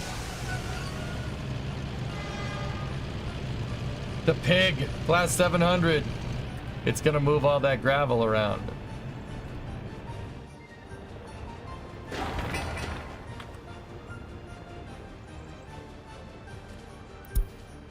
tractor.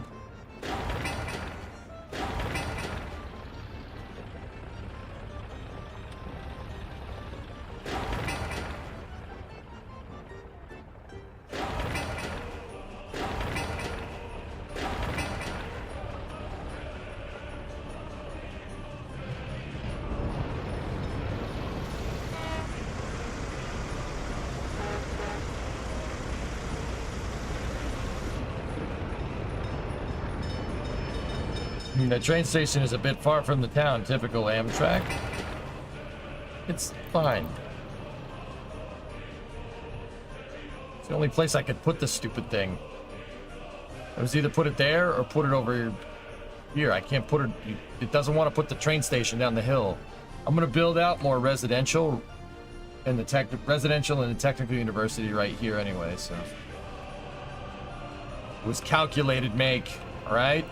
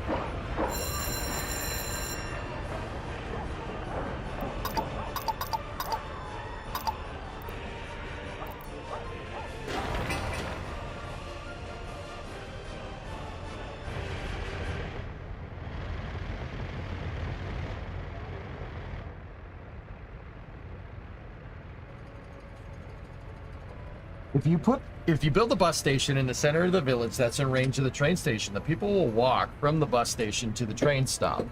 Walk?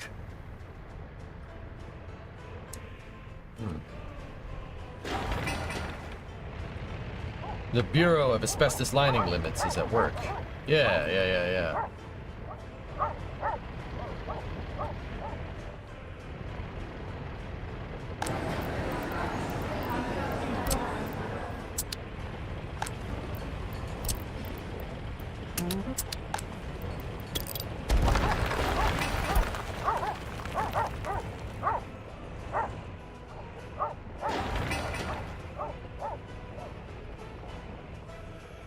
People will walk from the bus station? Huh.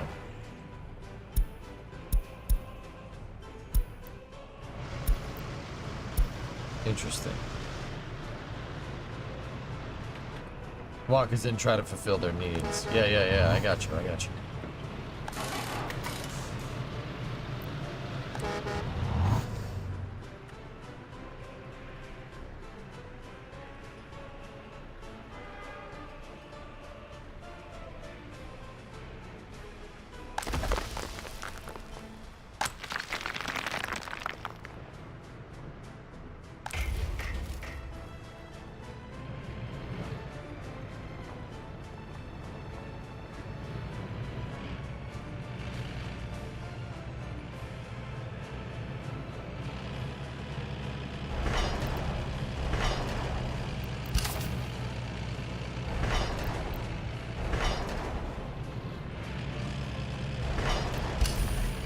Alright, start making the stupid thing. Go ahead. So if they can't find work at the bus stop after an hour waiting, they'll go to the train stop. Okay, I get you, Mishu. Yeah, I want the train to bring in people. Can I tell it to bring in labor now that I'm thinking about it? Not sure if we can get away with that.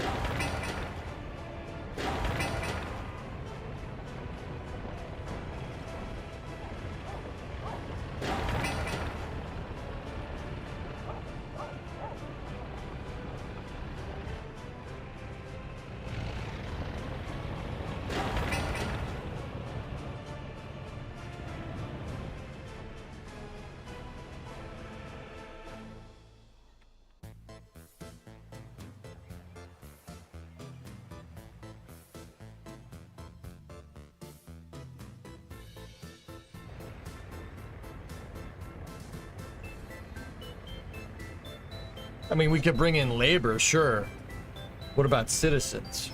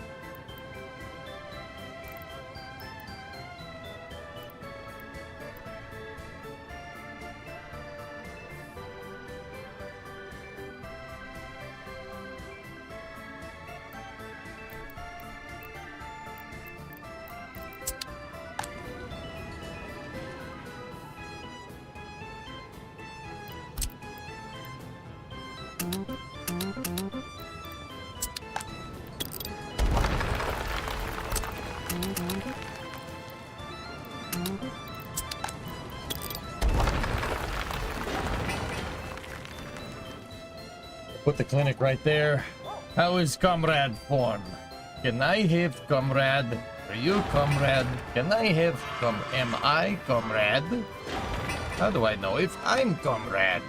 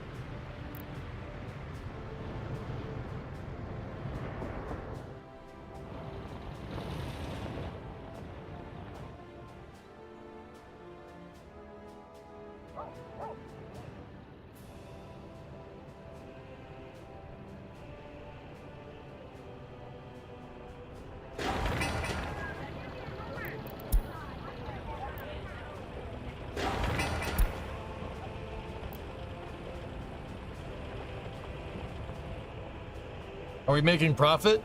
On the dollar, sure. Ruble, not so much. I'm working on it.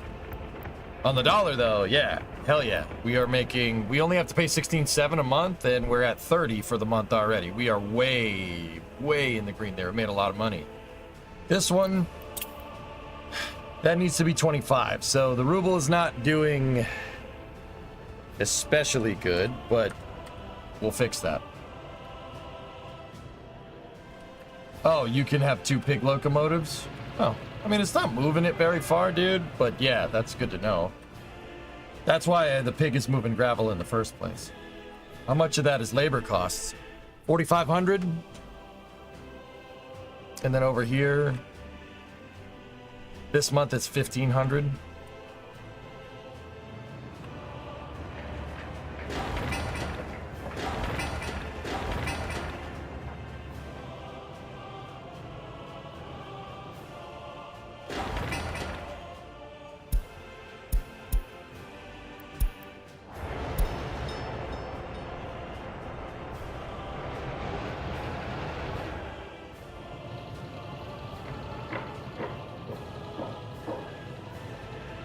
Is there ever a positive edge to do arbitrage between the dollar and the ruble? Yes. Only in bulk though, Daryl. But yes, absolutely. You can do arbitrage in this game. Yeah. The game's economy will react appropriately because supply and demand is a thing, but yeah, it'll do it.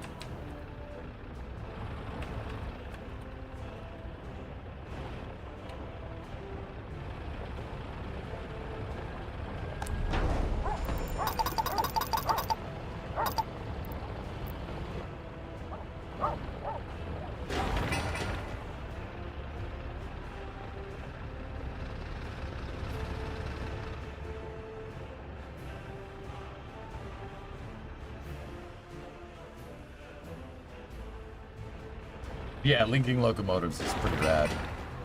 You have to hit that plus button in the depot issue, right? Ships are good for arbitrage. Yeah, in bulk. Trains could work, but ships work the best.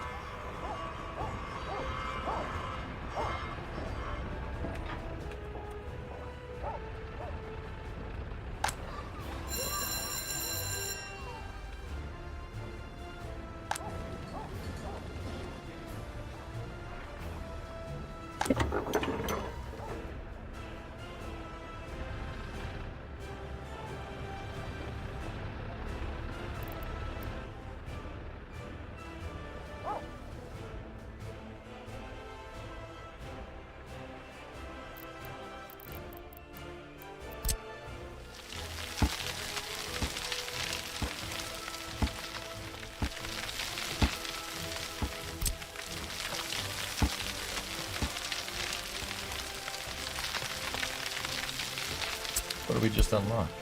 Oh, CME3. Yeah. Decent locomotive.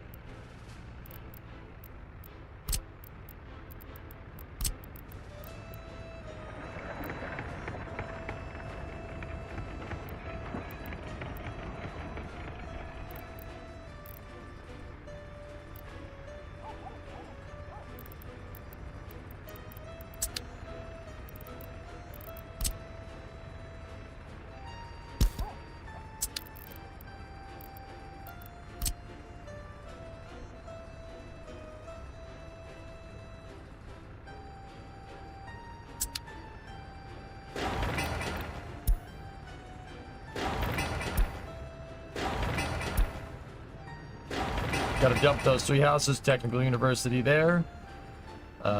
Medical. The doctor's office right there. And then we should be good to build flats.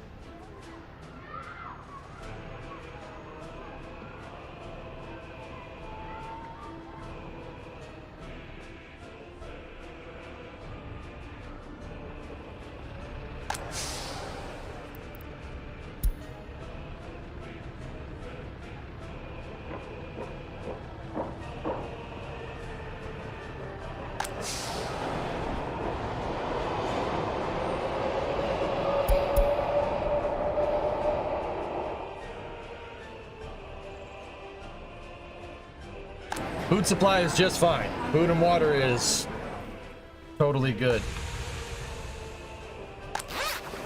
Yeah, we've stabilized in it. Yeah, we stabilized it. It's just culture and a pub and tavern is the big thing that people are whining about.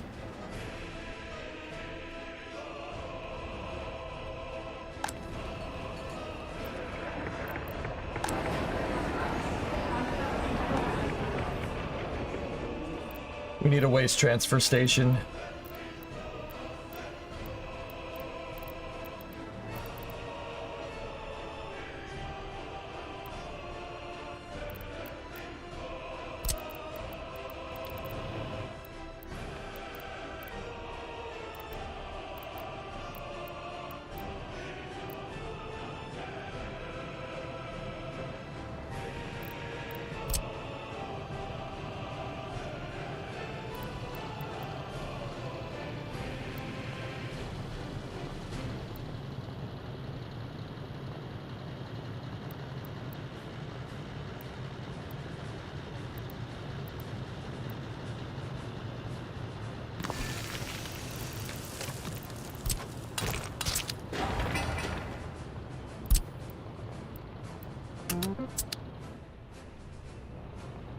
There are free garbage dumps in the meantime.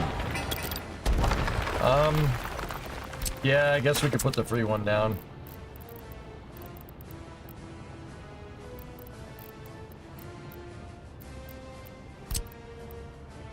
What's the capacity of that? 77 tons versus 260.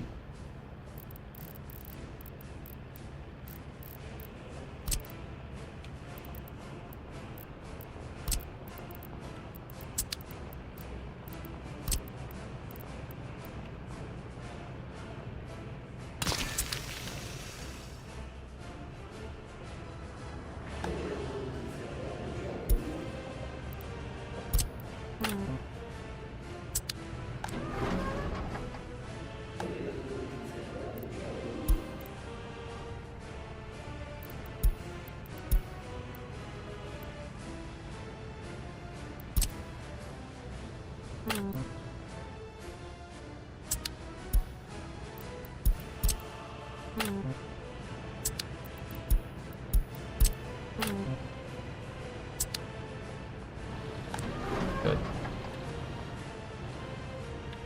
Is it wrong to build a tavern next to the mosque? I don't understand why these people are whining about alcohol. It's a Muslim country, like obviously, but people I thought you couldn't drink alcohol. I mean, that's not to say that there isn't Muslim countries that don't have alcohol banned, but I'm pretty sure the vast majority of them do.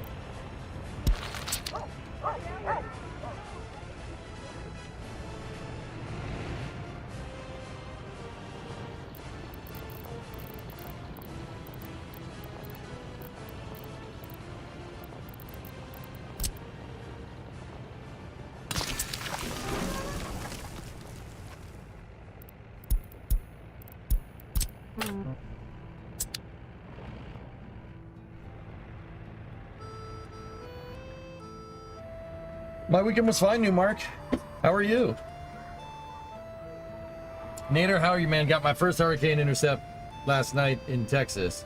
Chased supercells for 20 plus years, but this was your first hurricane chase. So different, but a cool experience. Right on, man. That's cool.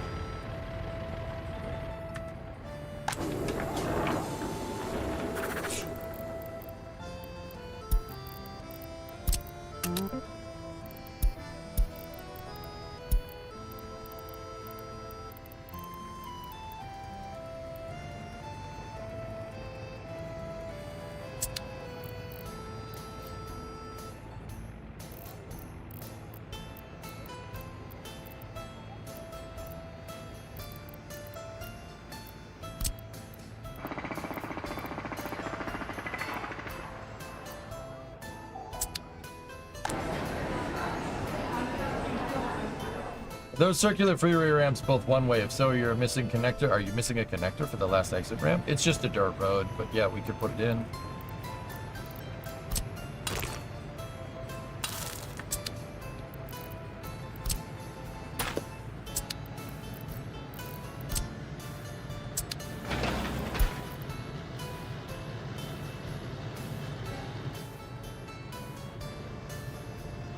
You reminded me I should put that in.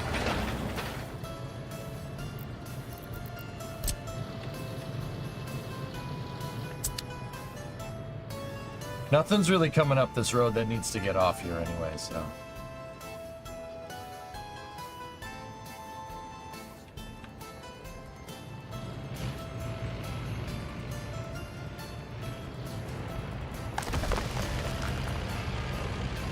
There we go. Doing that travel export, believe it or not, has made me break even. Nice.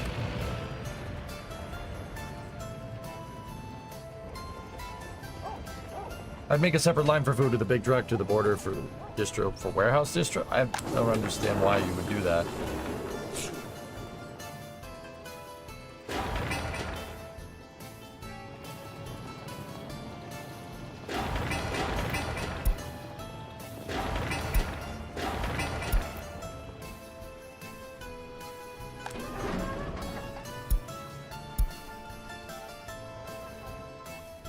The warehouse with food should be a good buffer.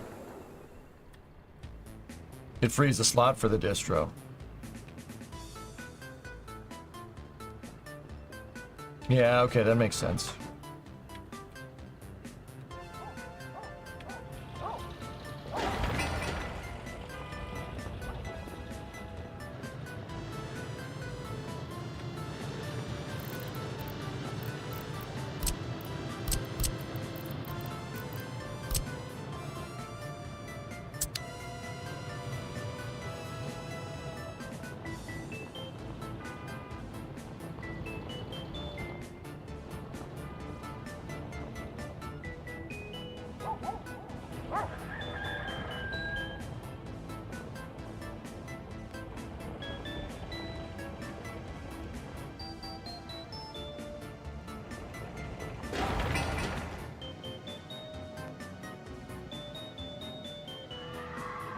These punks can't mix the waste. Dang it.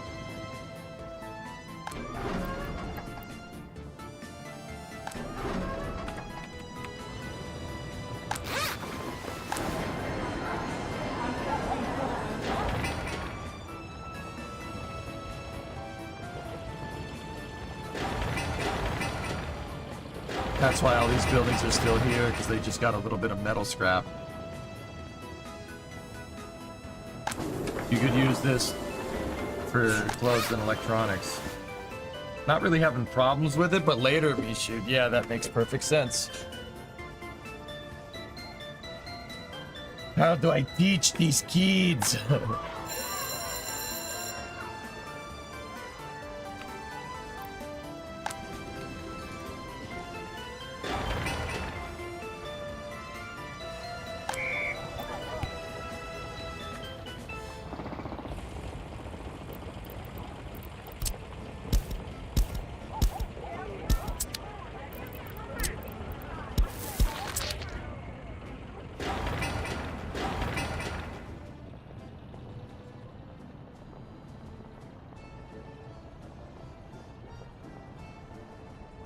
That gravel is putting us positive for the month. That's pretty rad, dude.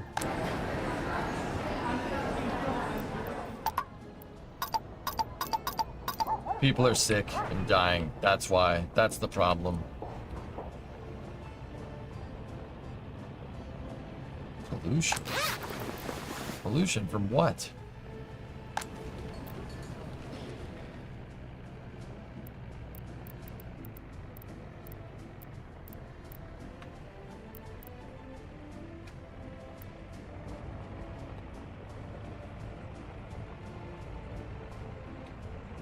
The demolished buildings cause pollution. Once we get, it's temporary though, right?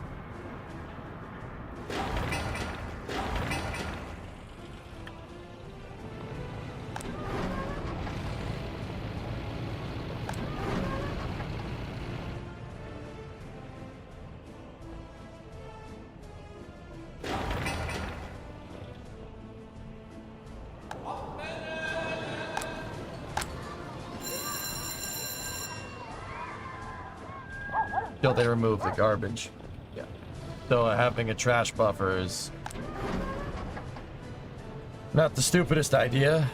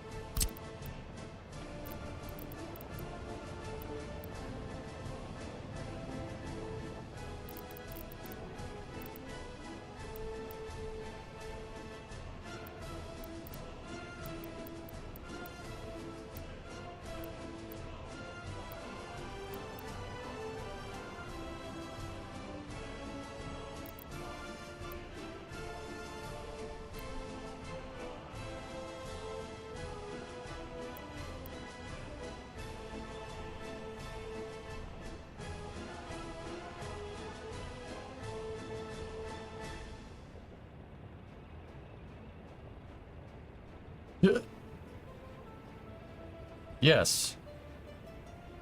Who won the Appley Award?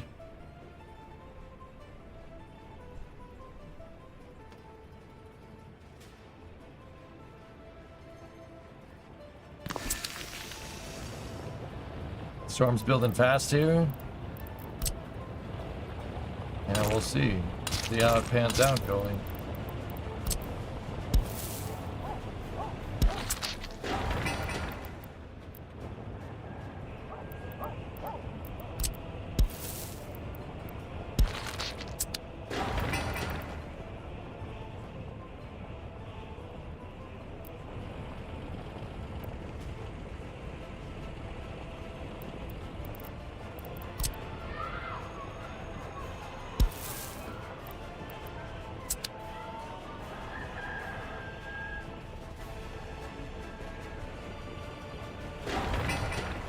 That's why people are getting sick, because of all the demolished buildings, huh?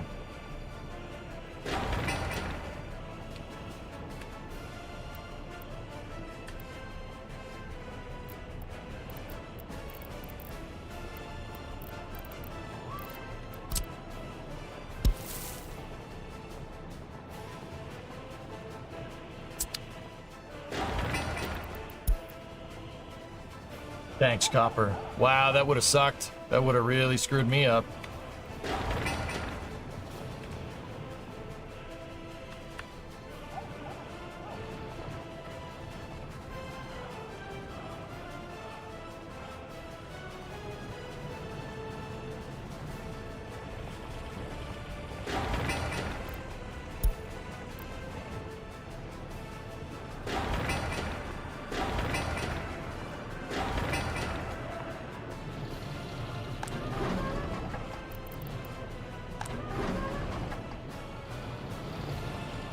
I forget where to turn it off, Violet, to be 100% honest with you. I think it's somewhere...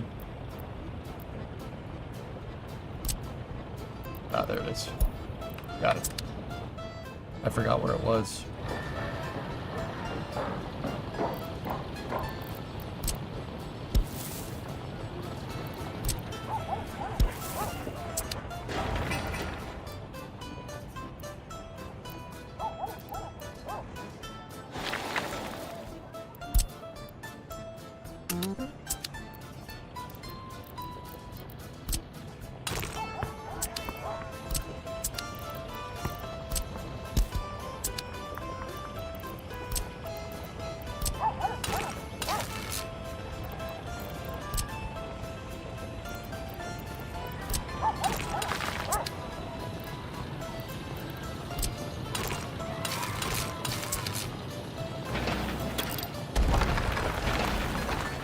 Just make that stretch of road first. Then we'll connect it in. Once that gets demolished, I'll make a nice paved footpath right through here, and that should get them... The paved footpaths gives them longer walking distance. The dirt footpaths give them not a lot of walking distance. Tech University at this point. Technical University is probably going to go right here.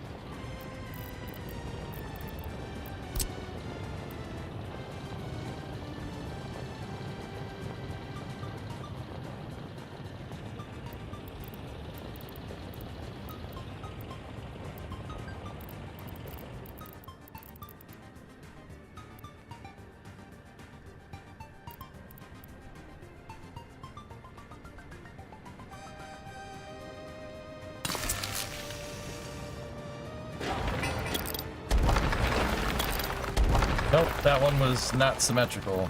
Yes, it matters to me. No, I don't care if you think I'm weird. Go away.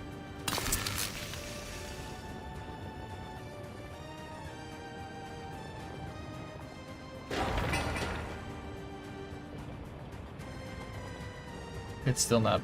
Yeah, it's close. No, no. Yes, it matters. Go away. Dang it.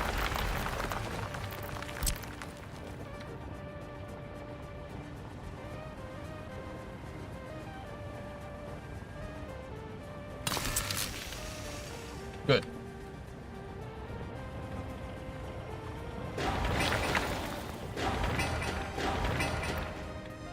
They can reach all technical services from there. Perfect.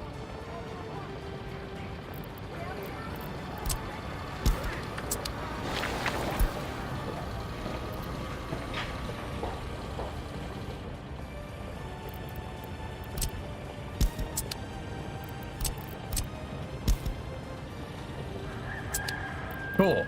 All right, let's get a small clinic.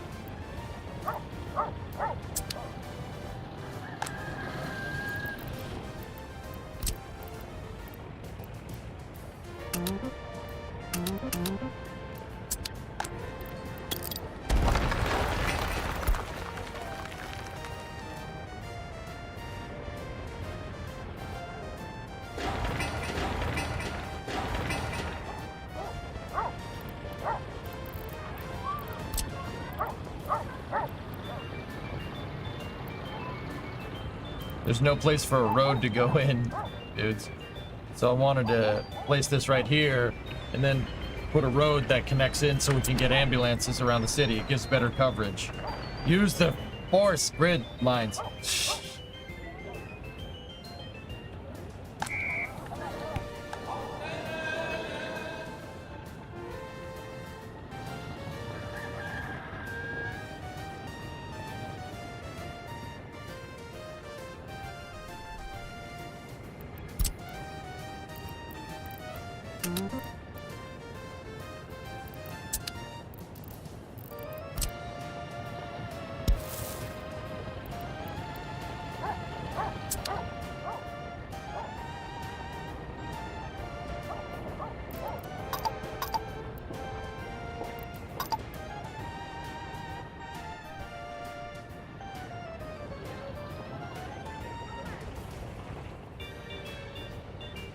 Happiness is at 69%.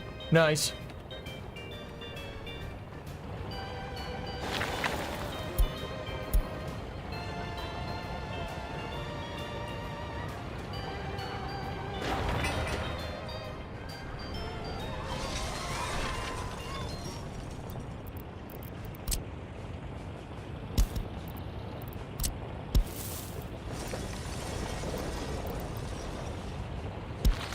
Actually, yeah, that is what I want.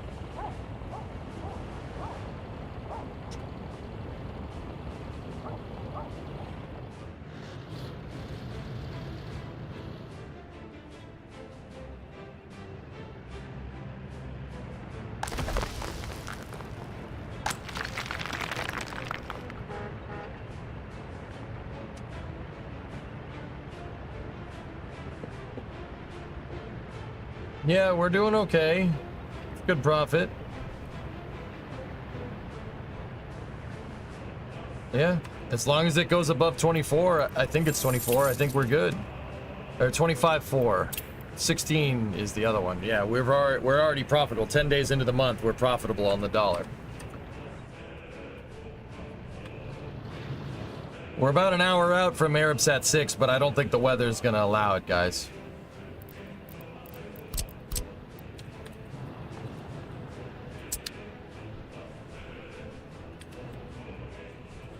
I don't know. We'll see.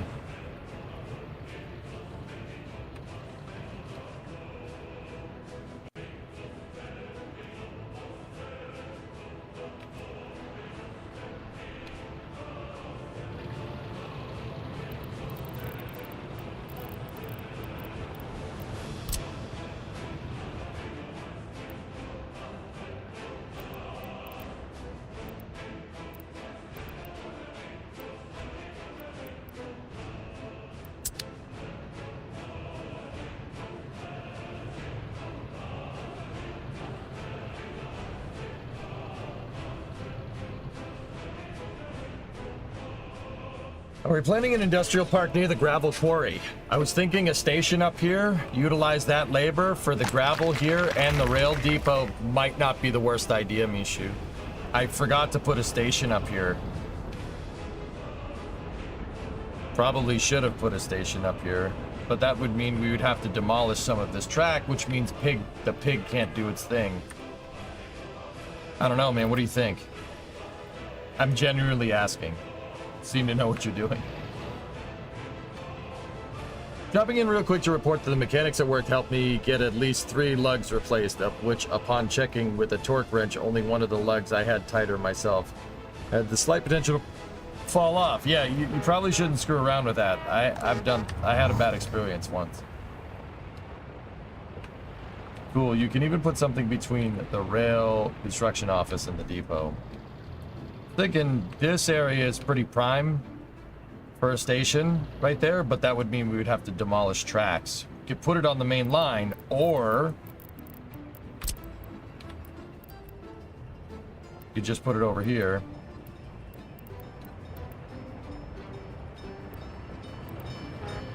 I mean, ideal spot would be right there, but we're not doing that. Oh, a factory, yeah. Yeah, absolutely.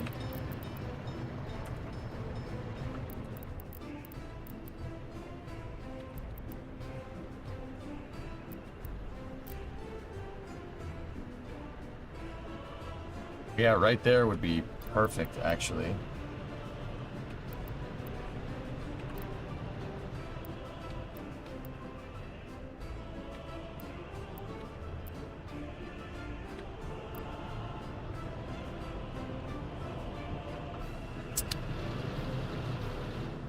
We'll see.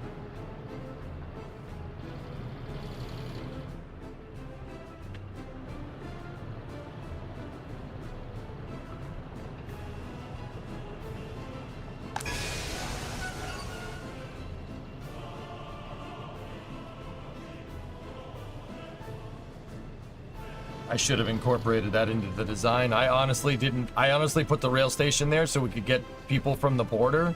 But I put the rail station there so people could work down here. But it didn't cross my mind. All right, Sneaky, see you, buddy. It didn't cross my mind that we could put it over, we could put it back here, and it really wouldn't be a problem. Will it fit in the Y outside of the depot?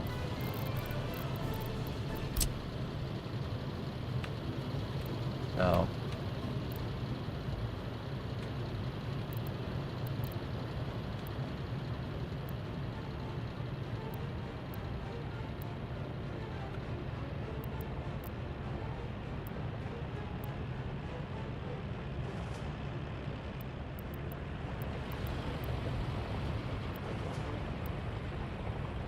Here would probably be our best bet.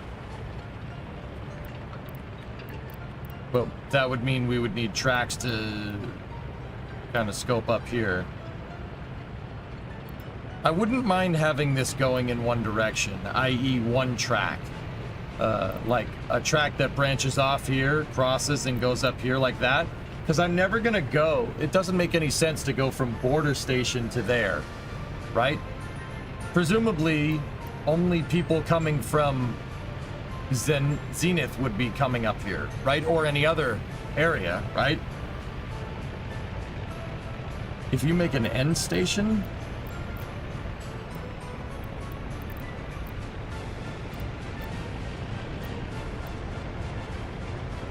they would need fuel though. Yeah, that's a good point. Is there an end station that I'm missing?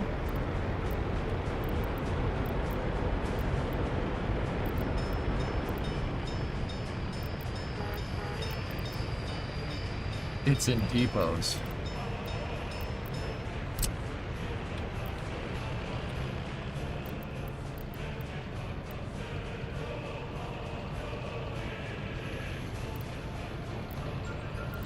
Wait. That's a station?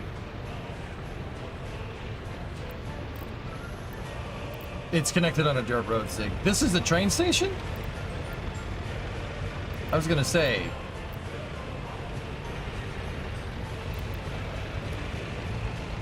That's the Windows key.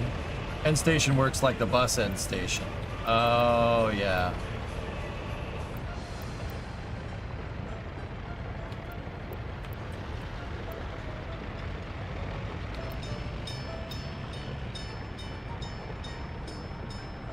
Fueling, line spacing, and turning trains.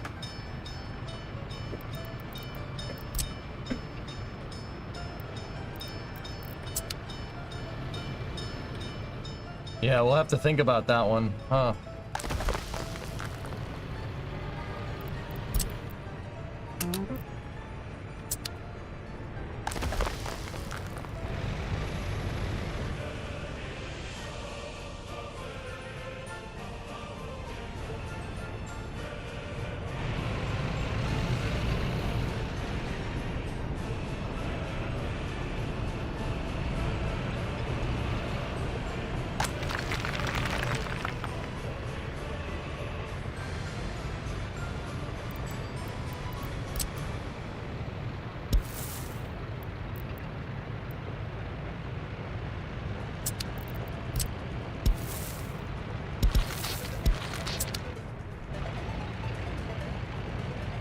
Didn't think the footpath could make it under that.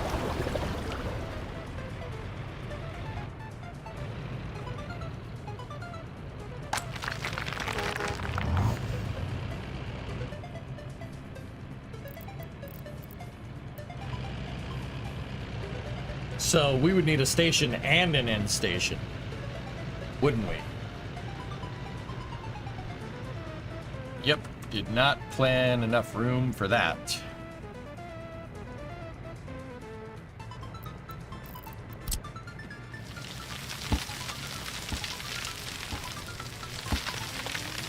Well, we got to turn the train around, Sig.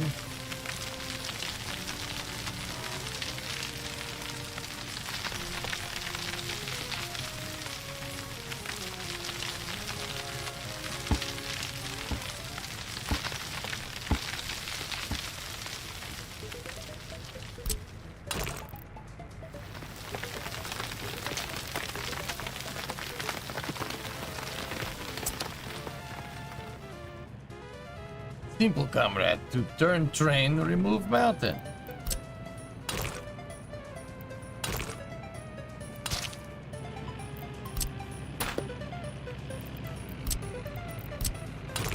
You see, comrade.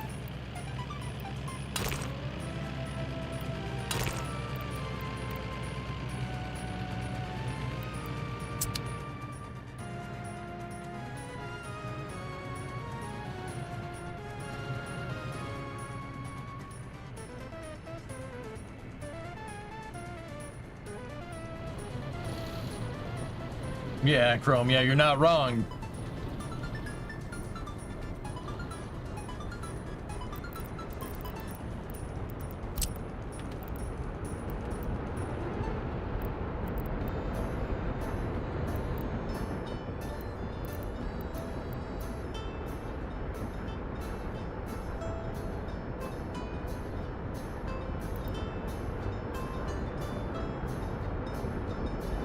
Let's experiment a little bit, see.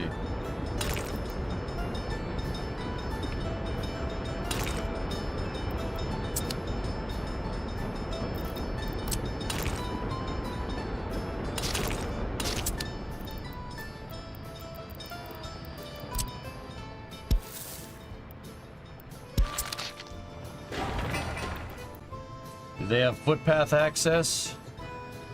They have footpath access to the gravel, the asphalt, and rail construction. Okay.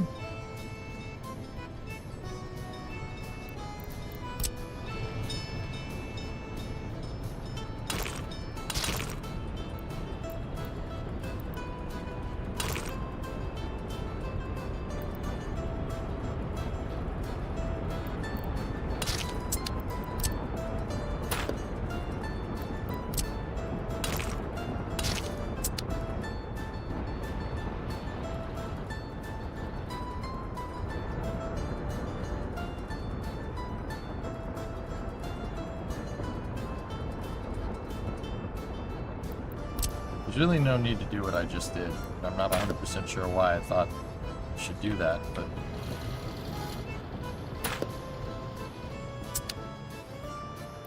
I was like, oh yeah, we'll weasel a road over here. It's maybe, oh yeah, it's because I want to get rid of that road.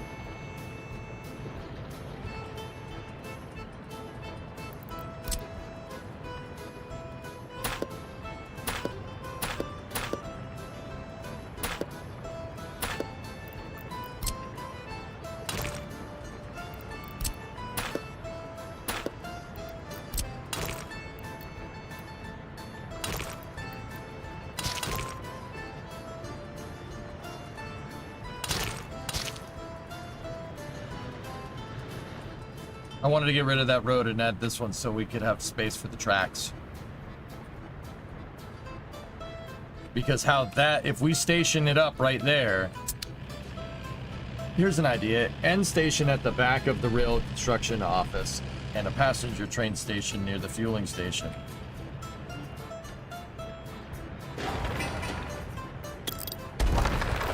Okay, you seem to, Misha, you seem to be on the same. We seem to be on the same page here, so.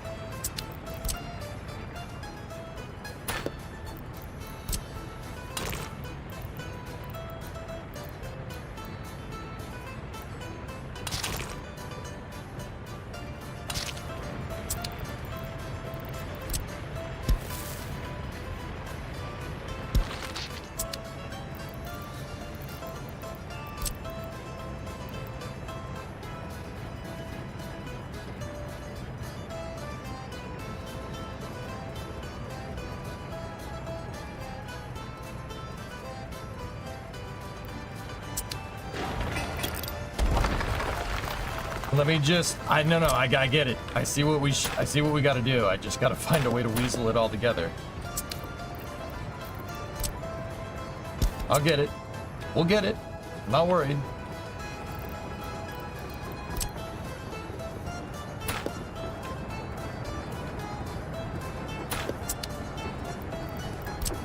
I am gonna put that road that I didn't understand why I wanted to make in here back in here again, just so there's a pathway to the fuel.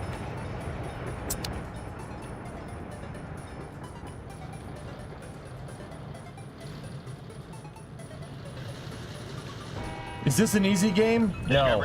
This is way harder than Cities. That's why I enjoy it, Chris. Cities 2 is too easy, man. It became too too easy of a game to play. I like it though. Like, I'm probably gonna go give it another look with the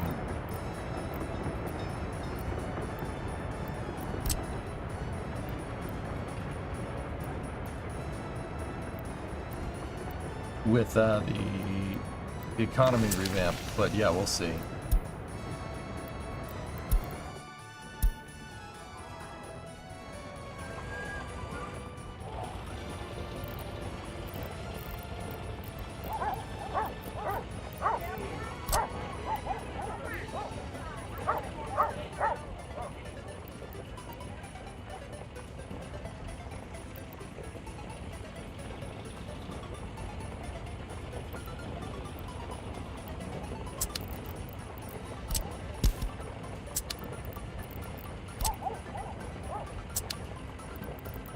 Give me 1 second. I got to build the clinic down here. People are not doing too well.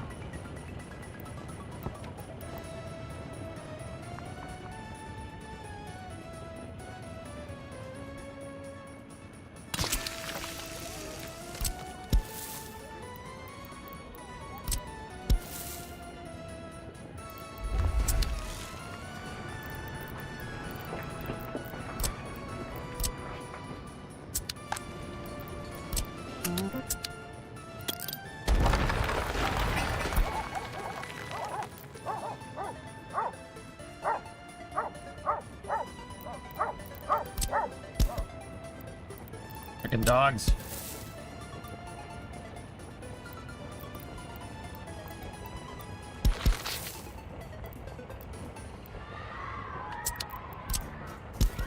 Alright, that'll just stay disconnected for a second.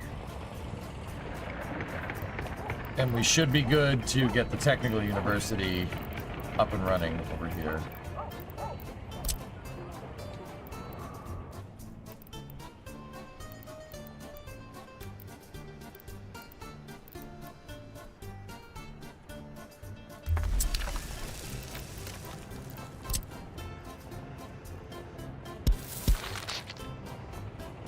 Discovery, go at throttle up. Go at throttle up. Lig, 76-month resub. Thank you.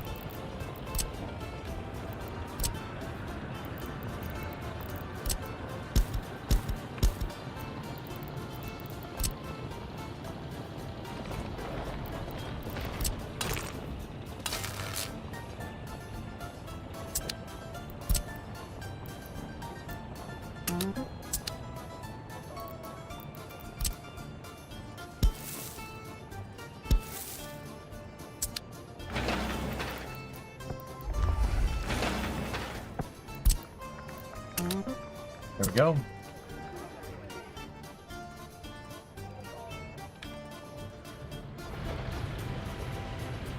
Won't need this labor depot for much longer, but...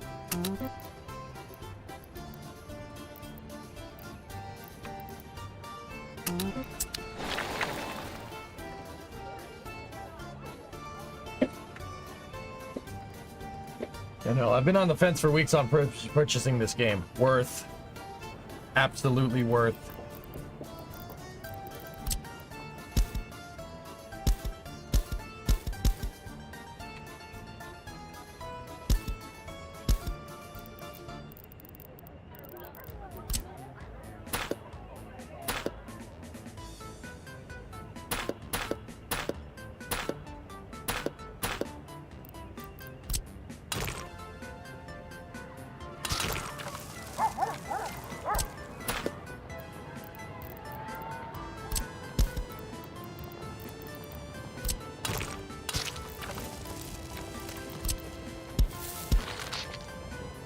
Yeah, this game is amazing.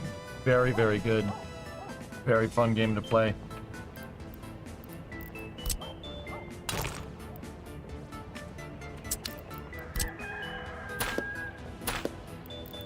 I got a better way to do this.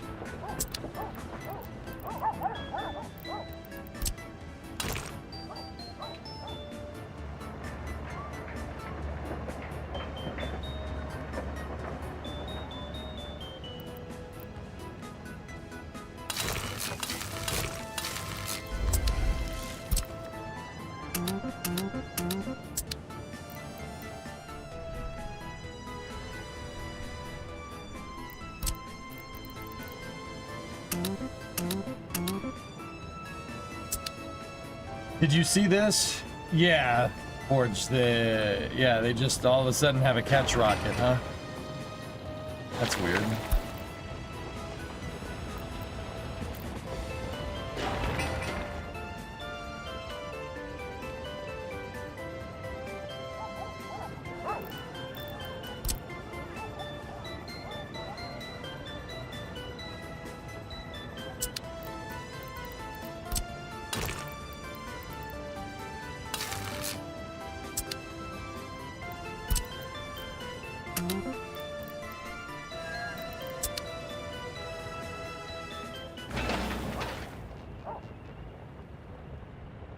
Now, did you see the actual rocket? Yeah. Gee, I wonder where they got those ideas from.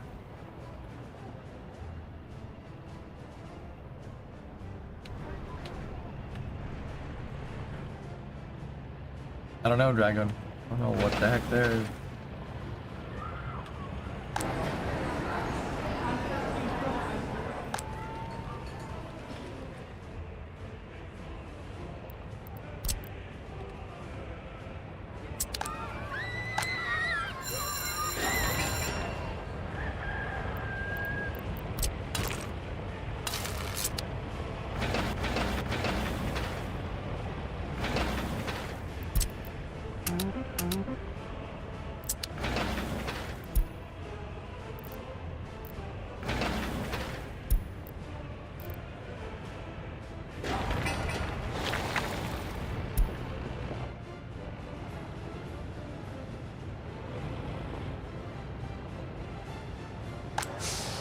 Alright, anyway, back up here. So we have the...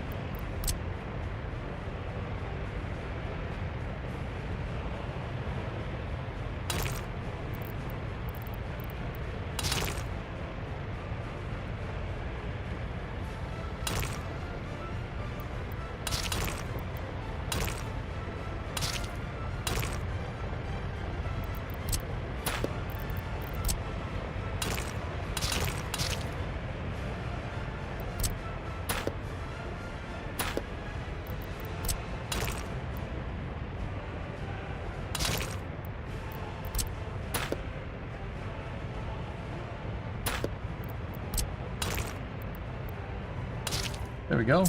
Okay, so that gets that figured out. Now we're gonna need the station. The station's gonna need to be like right here.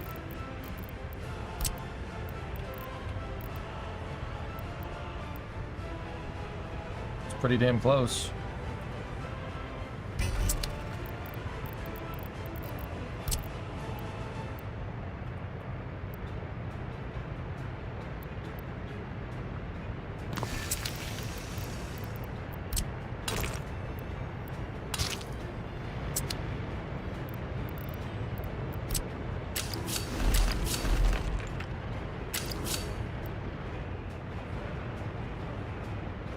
Hey, likes, ad time. All right, I'll just run it. I'll be back, guys. Likes retrieved ad time. I'll be back in a second. Steam Workshop exists, dude. Hey, hey.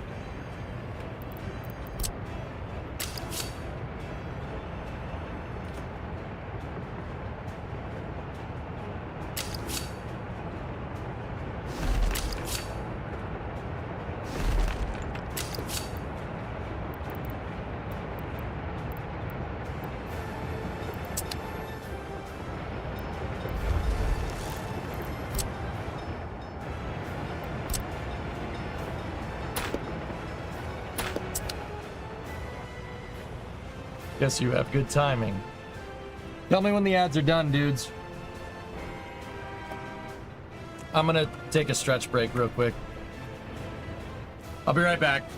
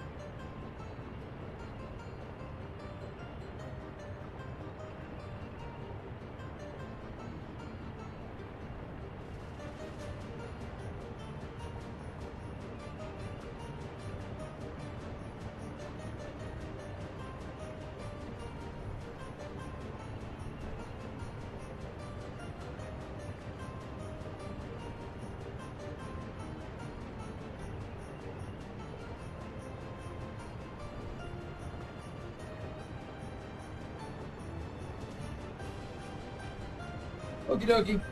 I'm back. Okie dokie out of chokey.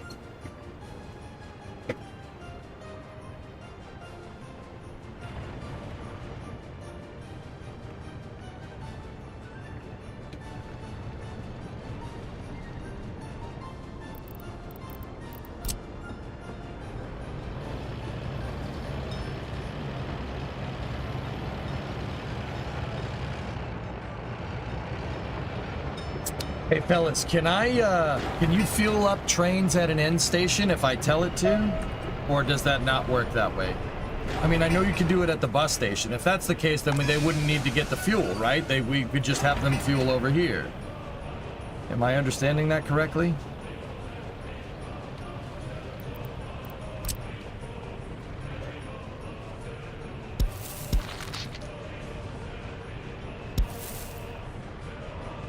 They can fuel at the end station, yes. Excellent.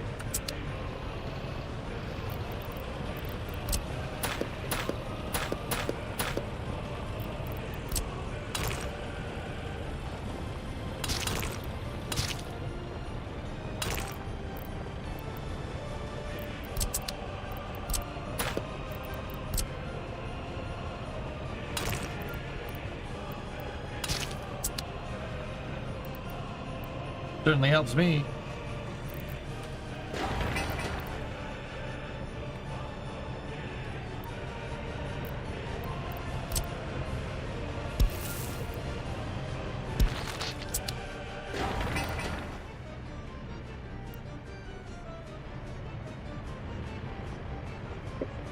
Clavic, you're starting at the casino on Wednesday and it feels like a huge weight is coming off my shoulders. A great new chapter. I'll be damned. It's awesome, man.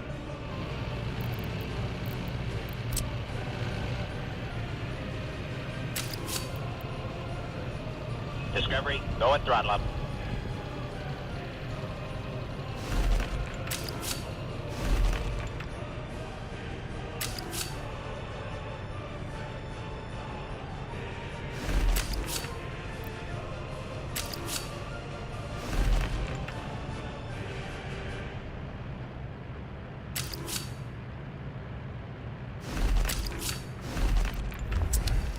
Here we go.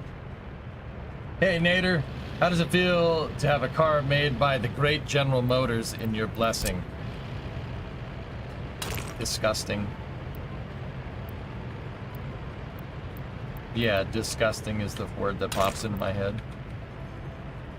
Gross. Ew. Nah, Nader, I don't mind. I don't really care. I make a big deal out of it, but the truth of the matter is that I like anything that goes fast. You know, it's like you're gonna choose between flying around an F-14 or an F-4. Like you get to fly around in a fighter jet. I mean, Nader, I'm not sure you'll agree with that, but you know, hey, what are you gonna do?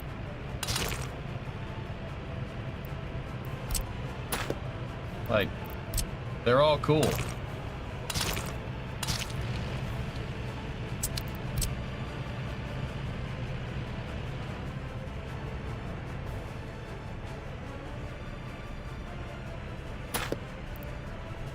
You know what? I can run this road better.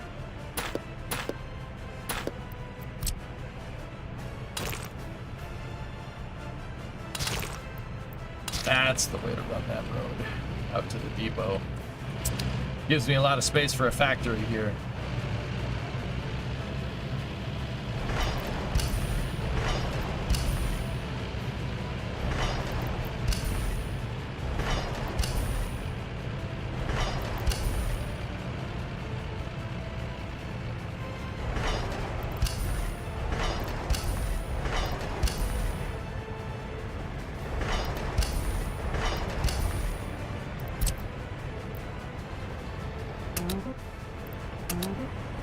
There we go.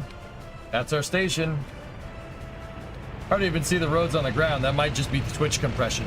The dirt roads, it hurts your eyes. Soulcat, let me put it to you like that. Yeah, it hurts my eyes.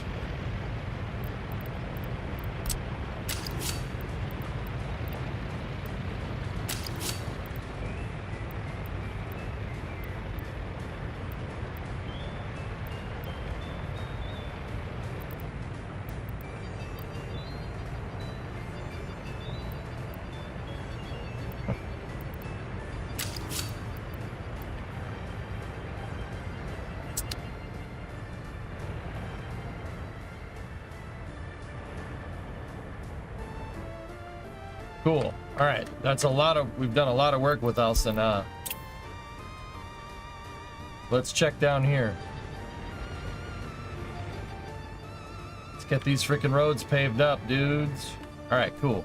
Let's go check out Garawi. Yeah, exactly. You get to fly a plane, man. Like, I don't care what car it is, dude.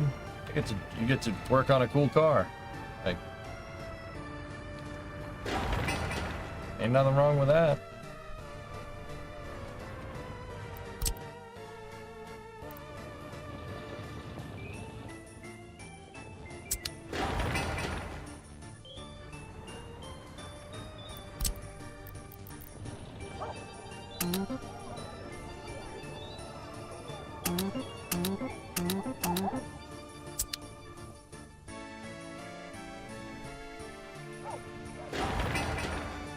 Have you ever tried Starlink, or would you ever try it?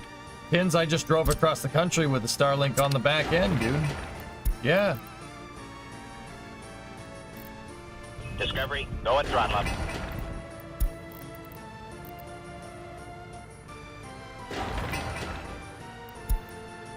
Did it hold up good? It was great for a backup. Moving really doesn't jive too well with the handover between the satellites because you're constantly handing over if you're moving because you're going from cell to cell.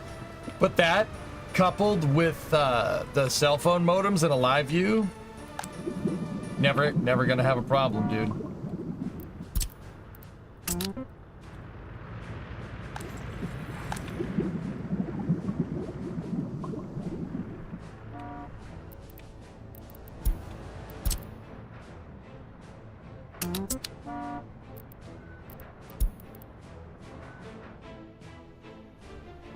Yeah, I have a Starlink antenna in the garage. Ernok left it here in case we needed it for debug, but I don't think he activated the service. What kind of speeds do you get? 100 down, 20 up? I don't have a subscription. It's Ernok's subscription, but it was working quite well. Not bad considering you can get that anywhere. Anywhere, like anywhere.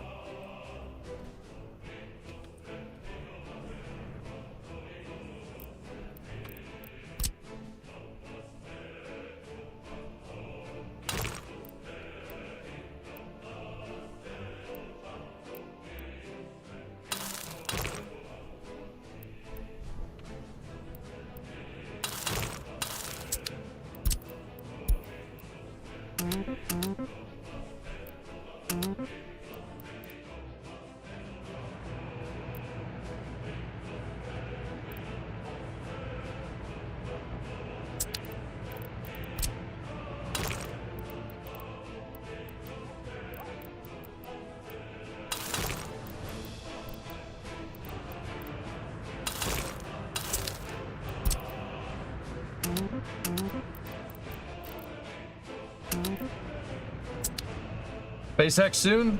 Yeah. It depends on the favorability of the weather, but yeah. Holy crap, dude, we're making money. $4.19. We're gonna pay that damn dollar loan off. I can't believe that. We pay the dollar loan off and then we move goods around one-to-one over at Krugerrud. We're gonna pay off both of these very quickly. What's SpaceX up to today? Arabsat 6. Or Turksat 6. Hold on.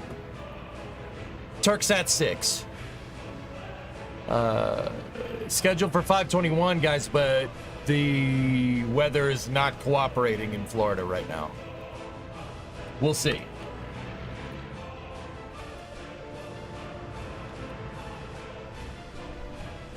You forgot Alpha. How did I forget about Firefly Alpha? I'm confused. The question was, what's SpaceX up to today? I'm not sure what that has to do with Alpha, W. I mean the letter A.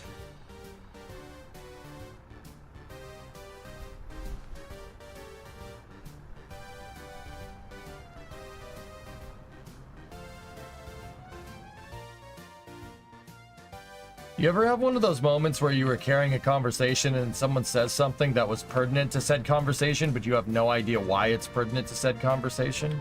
It starts at 6A. Oh, okay. Yeah. 6A. Yep. Nope. You confused the frick out of me there. We'll see. Anyway, yeah, we should start Space News soon.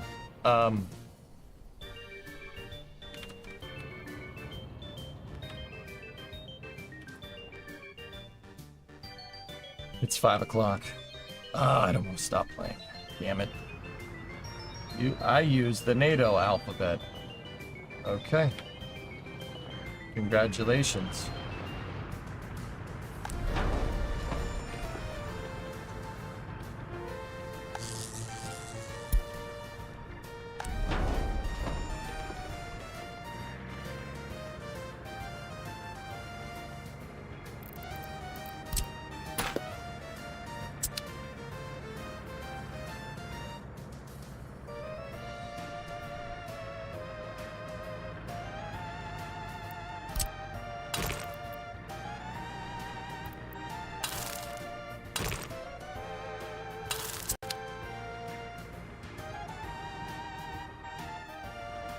Want to get with you sometime about your rig with the handovers and such. Hangover. Nice autocorrect. I have Starlink in the truck, but run into the same handoff issues. Would like to do a Cell Star mix like what you ran at Live View. LIVEU. Use a Live View.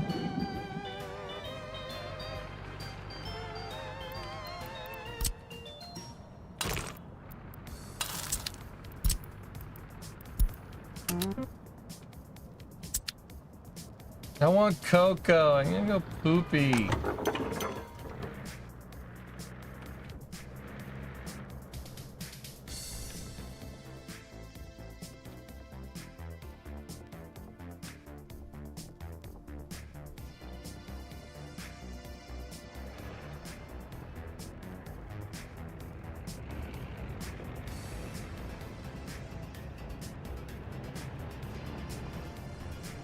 Gotta go to the bathroom, Daddy. Not now, damn it.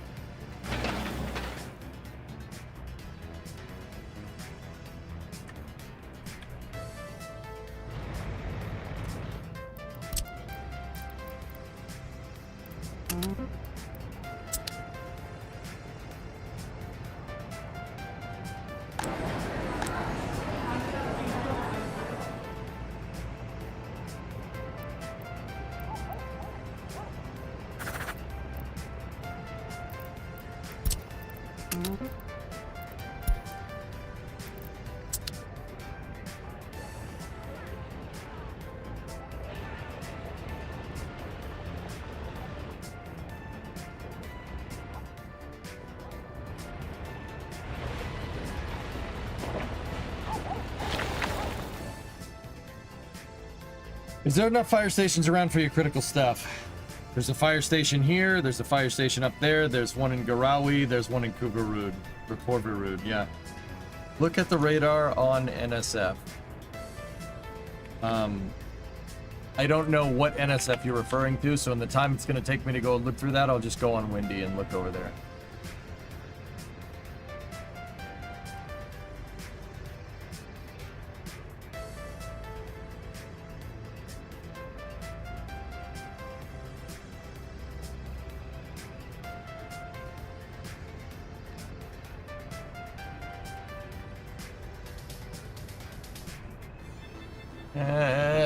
It's gonna be close, man. It's gonna be close.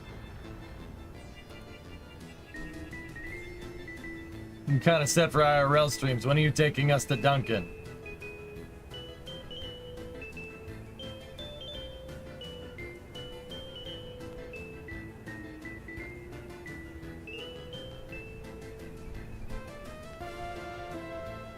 No.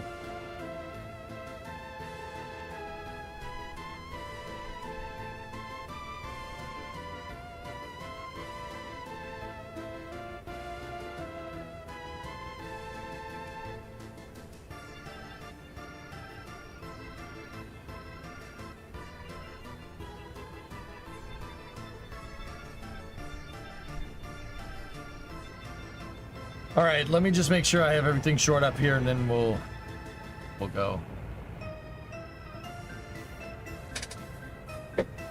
Actually, yeah, hold on. One second. Oh god, I can't stop playing this. This game does that, man.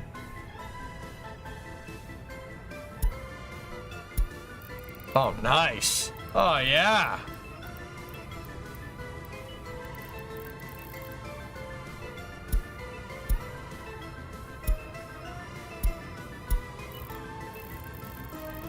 Yes. NSF, NASA Spaceflight, the company you work for. You did not hear me, did you? Which NSF? There's like 3 live streams. Space Coast Live, Starbase Live, McGregor Live, which one? Space Coast Live, maybe? Is it the actual live stream actual? I don't know. Saying check on NSF doesn't help me.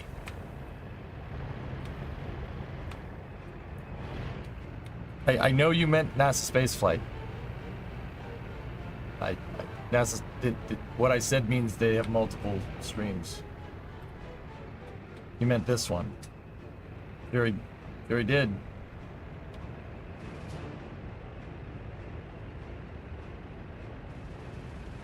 Guys, really. You can't make this easy, can you?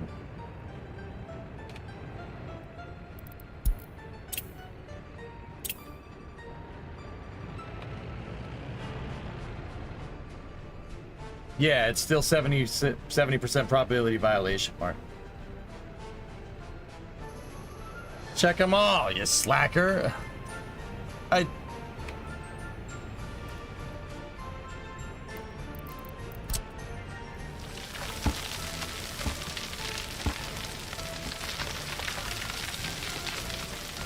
Shut up.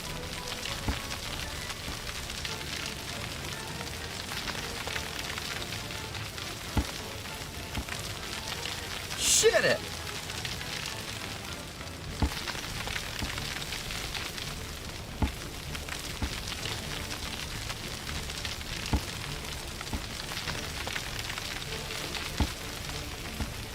Linking the stream after I already got the information and the probability violation is not, doesn't help me at all. You're not helping. You'll not help. Just click the link. No, now I don't want to. Now I don't want to. Maybe we're going to play Workers and Resources for another 30 minutes because it's going to scrub.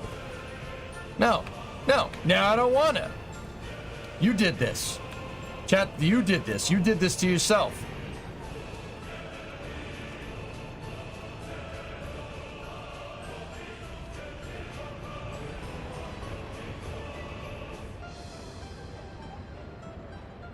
Push to 6 p.m. anyway. Yeah. Now what? Well, rip space news? No, we'll do it.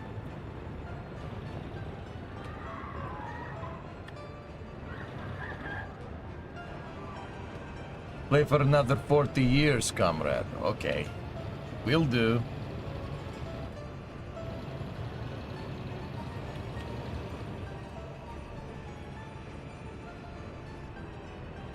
Now, we gotta do space news.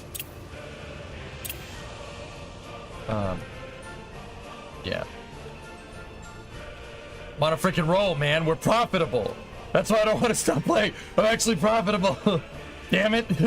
I'm like, no. I'm just waiting for the shoe to fall.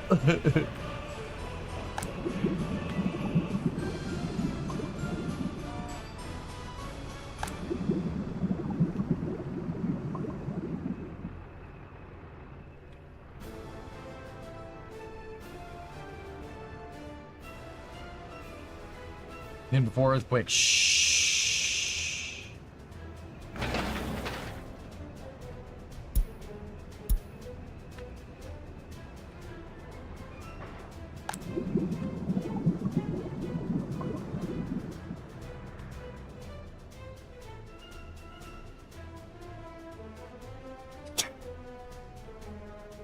Oh, I had another one. Do you want me to fly? Do you want to fly up here and help me replace the door lock actuator on the Audi? Because I for damn sure don't want to.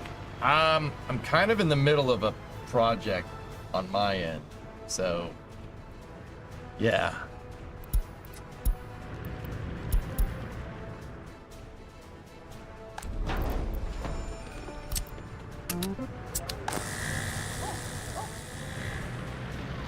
Go, baby, go.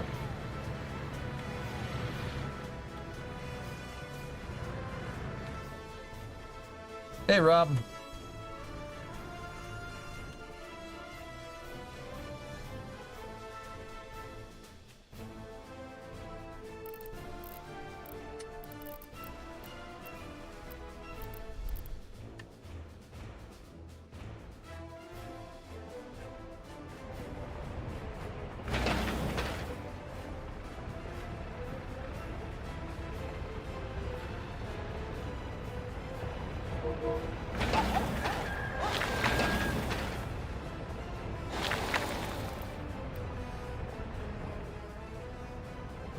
Yeah, Dragon, the tutorial gets pretty hardcore, man.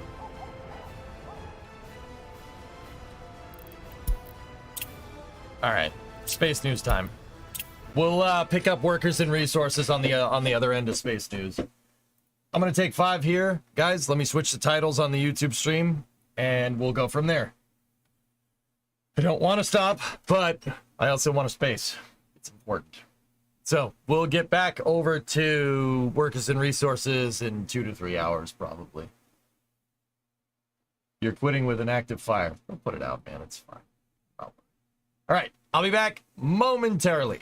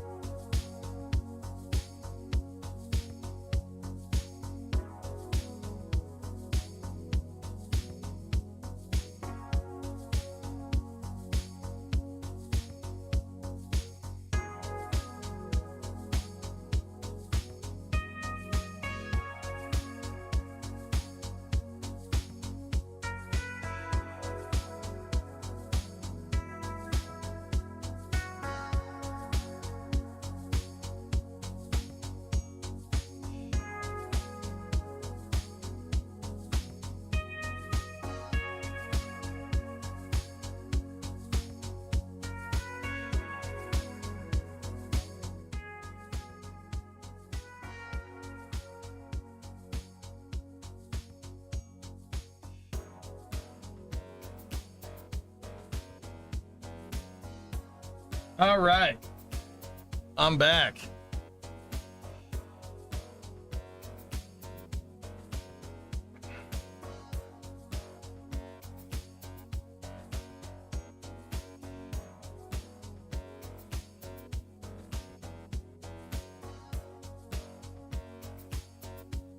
All right.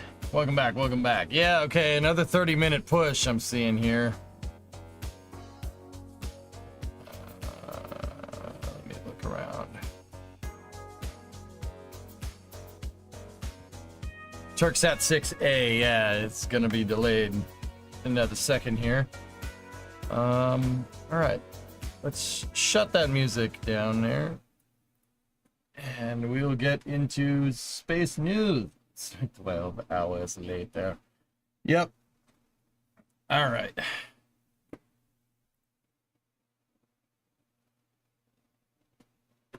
Nice elevator music. Thank you.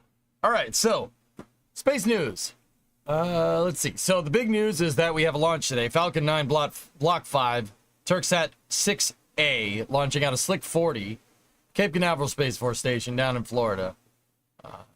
The booster flying today is 1076 on its 15th flight on a 38-day turnaround. Pretty good. Turksat 6 is the first communication geostationary satellite built in Turkey. Some of the pieces on it are built in Canada. It will provide civil and military communications to the Anatolian Peninsula, as well as most of the European continent, the Middle East, and the westernmost part of the Russian Federation. The satellite is equipped with 16+4 Ku band and 2+1 X band transponders.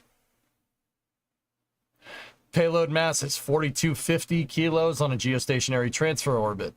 Cool. That's the big news, but the weather is not cooperating down there. There are storms off the coast, or not, actually not off the coast. Here, let's take a look.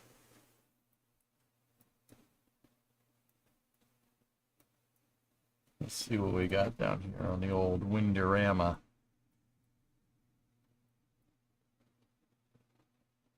It's nobody's business but the Turks. Yep. Ah, yeah. See that? Not good. Yeah. See that? Not good. Too close.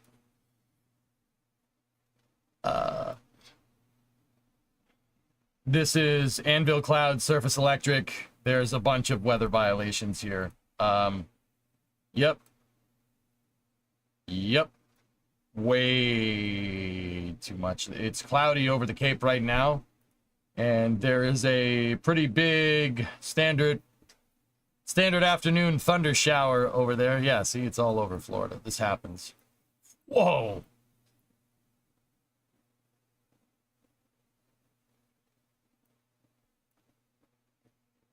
Damn. So, there's the surface electric field rule.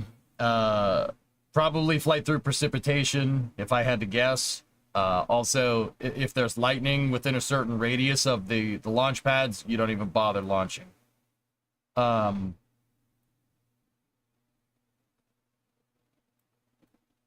So, this one is going out of 40, so it's right there. What's the windage look like?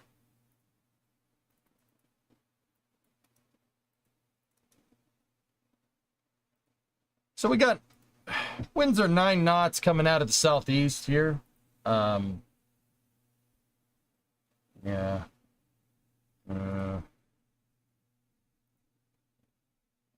Let's switch the altitude. Let's go up to 10,000 feet. 3 knots. Still coming out. It's coming out of southwest.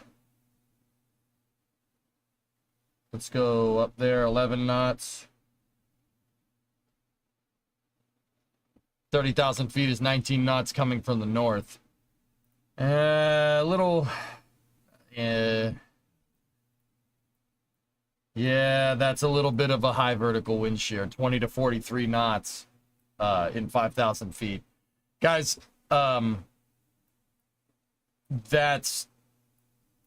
That right there, 20 to 43. So at 34,000 feet, or about 10,000 meters up, give or take, You have a 20 knot wind coming out of the north, and then you have a 43 knot wind coming out of the north, just 5,000 feet higher. That's vertical wind shear.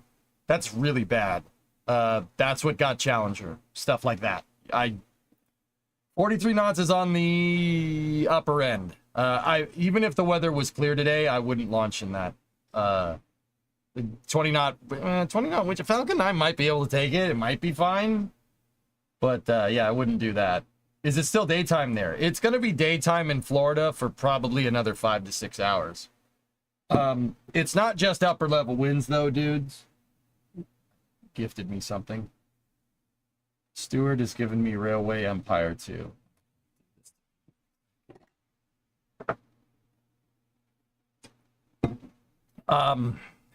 It is pretty cloudy. I don't know what altitudes the clouds are at. We'd have to get the weather report here, but we could check the Brownsville METAR. Hold on.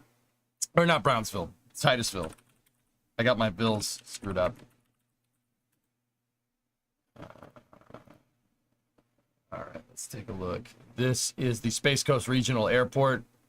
Winds 10 knots from the south. That tracks. Temperature 34, humidity 63, 299er.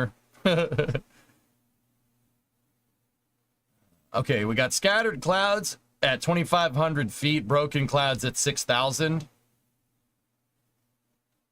Scattered clouds at a height of 45,000 cumulonimbus, scattered clouds 10,000, scattered clouds 25,000.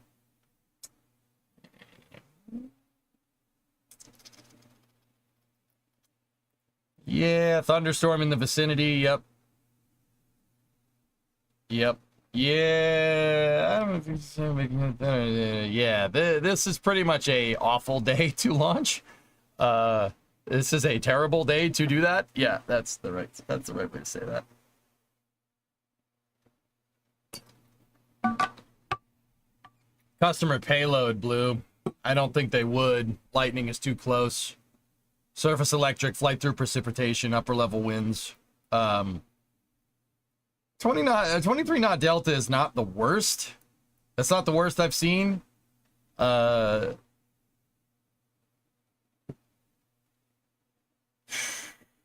storms could clear. Yeah, it could happen, but them pushing the launch back seems to indicate that there might be a better launch opportunity a little bit later. But I mean, dude, that's too close. That's too close to the pad. Which way is that thunderstorm going? So the winds are coming out of the southeast. The wind's blowing that way, and it is blowing that storm that way.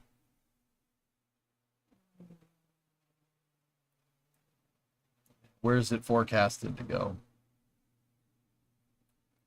Yeah, that guy. No good.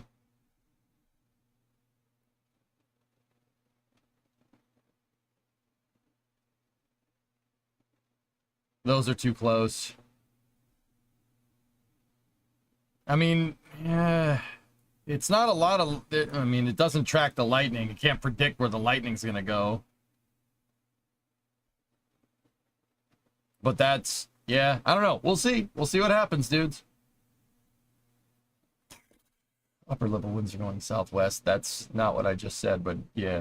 The upper level winds are going north, from north to south. The ground level winds are they're out of the southeast. That direction change on top of velocity change for winds from down here to up there is a little sketchy.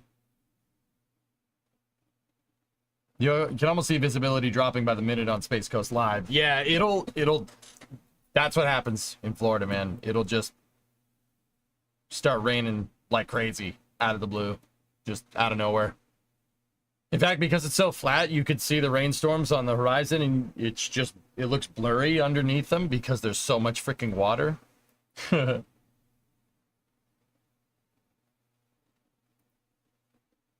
Combines radar and satellite. Oh, very nice.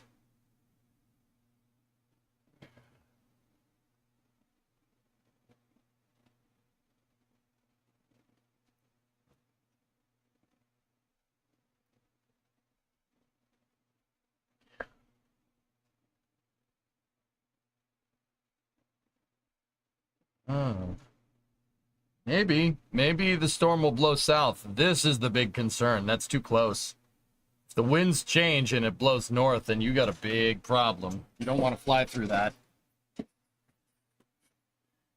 Anyway, we'll see what happens. We'll play it by ear. Tori Bruno had a nice discussion. Oh yeah, you want to see it? So yeah, here. Let's see what he's been up to. So first of all, he shared that about a half hour ago. And click, the world's biggest Lego. 2 halves of Vulcan's second mobile launch platform are mated together inside of the new VIF. Yeah, baby. There it is. Look at all the wiring. Look at all the wiring for that thing. That's a lot of wires. That's a lot of wires. Why does Kevin's card say Ship 26 fan club president and CEO? Because he likes Ship 26. I think Ship 26 belongs in the trash bin. It's pretty much where it's going to end up anyway, so. Whatever. Yep, that's another mobile launcher, indicating that ULA is scaling up operations for Vulcan, which is great. And that, believe it or not, is what that discussion is about. So somebody asked here, this is what started the thread.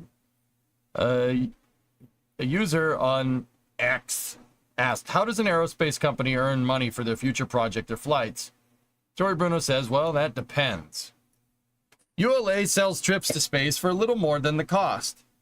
Some of the profit to our shareholders and the rest for technology development. Others get large outside investment yearly in exchange for the promise of future profit, and are free to charge independent of cost for now. He's referring to SpaceX. You wish you had a giant Lego set like that. What, the Camaro isn't good enough? I have a giant Lego set like that. Jeez. Now, somebody says, Richard Capola says, isn't that essentially every traded company in a market economy outside of investment for a promise of future profit? And those promises for future profits are typically based on a foundational business model. Starlink comes to mind.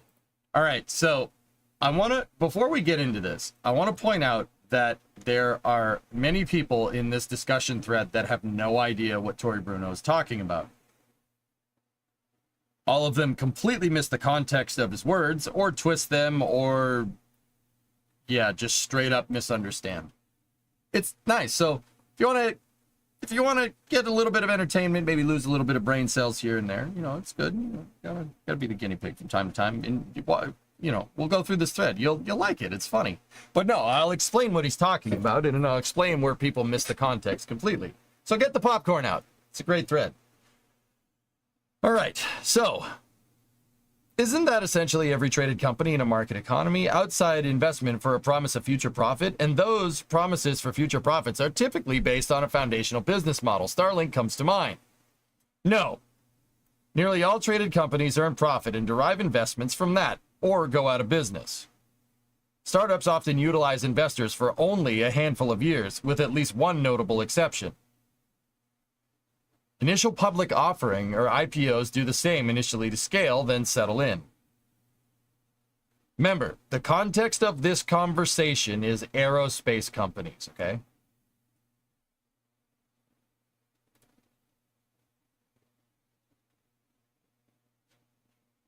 Bigger question is, when will we get an engine recovery? That will reduce costs and produce some awesome footage. Good question. Pretty soon. I don't feel the need to blow several Vulcans up to get some limited initial capability. So we'll follow a more disciplined development approach, similar to Vulcan. Preliminary design review was recently completed. Full-scale sea tests are finished. Wind tunnel testing went well. The critical design review is next. So, what to take from this? ULA is going with a more considered approach. Now, why? Why would they go with a more considered approach? Well, SpaceX, with them trying to get their stages back, was retrofitting a couple of pieces to the booster, grid fins, some obvious modifications, albeit heavy modifications to the avionics, right? Reaction control systems, or attitude control systems, as SpaceX calls it, and obviously the biggest one, landing legs, right? But at the end of the day, They had a working expendable vehicle and then retrofitted all this stuff to it. That method allows for a very, very quick turnaround time because it's all retrofitting. Now, this is going to sound weird, but it's important to understand this in context. What is he talking about there? What do you mean blow up several Vulcans to get some limited initial capability? Well, okay. Let's think about this for a second. So Vulcan's capability for reuse is jettisoning its thrust structure. The thrust structure separates from the rocket, deploys a heat shield. The heat shield basically brute forces the engines through, and the engines parachute down. The heat shield acts as a flotation device, and they go and fish them out of the water, albeit floating, which is great. You get your propulsion section back. Perfect. Hey, that's pretty good. It's pretty cool that ULA is going for reusability. They have to help scale because BE4s are a long lead item and they're definitely a production bottleneck, so it's good to get some of them back. Very, very similar to SpaceX. Same exact idea. Okay? Same idea. Now, with that being said, because ULA is separating the engine section mid-flight, it's not as simple as just putting a decoupler in there. Now you have to engineer quick disconnects for your fuel and oxidizer lines, electronic disconnects. Now your engine section needs an avionics package. Just saying, now it needs a parachute, now it needs a heat shield. This is all stuff you have to retrofit it a lot like SpaceX, but it's a much more complicated separation mechanism. Way more complicated. Right? SpaceX just put landing legs, grid fins, ACS, obvious big avionics modifications, and then they started landing stages, but they still did have some problems. So what Tori Bruno was trying to say is that because, at least I think, I don't speak for him, right? What I'm pretty sure he's getting at is that because ULA's method of reuse is a little bit different than SpaceX's, it's going to require a slightly different way to go about engineering. For instance, ULA just doesn't want to launch willy-nilly and then just separate the engine section and try to recover, etc., etc. Not even SpaceX did that. It took a little bit of time for before Falcon 9 got some landing legs and grid fins on it. SpaceX launched a bunch of times. CRS-1, CRS-2, heck, CRS-3 had landing legs, but it didn't. They just landed out in the ocean like what they're doing with Super Heavy right now, right? They launched a lot of rockets without landing legs and grid fins. They didn't go right to reusability. ULA is basically doing the same thing. The way they've engineered it isn't just retrofitting things. So it requires like you're disconnecting your main propulsion lines. That's not easy to do in space. That's not easy to do in flight at all at any particular point. So it's going to, because you're messing with components that are vital to ascent, making a fuel line that's solid, flanged, right? And obviously, hey. Somebody heard there was a rocket launch, wanted to come by. Oh, all right. There you go, buddy. Titan is here. And there's Titan treats. If he gets really annoying, put him in there and he'll try to solve it. Mental stuff is more exhausting than just like running him around. So. Okay. There you go. Thanks. What time are you going to be back, sweetheart? The 45-minute class, so. Okay. See you in an hour. All right, I love you. Love you too.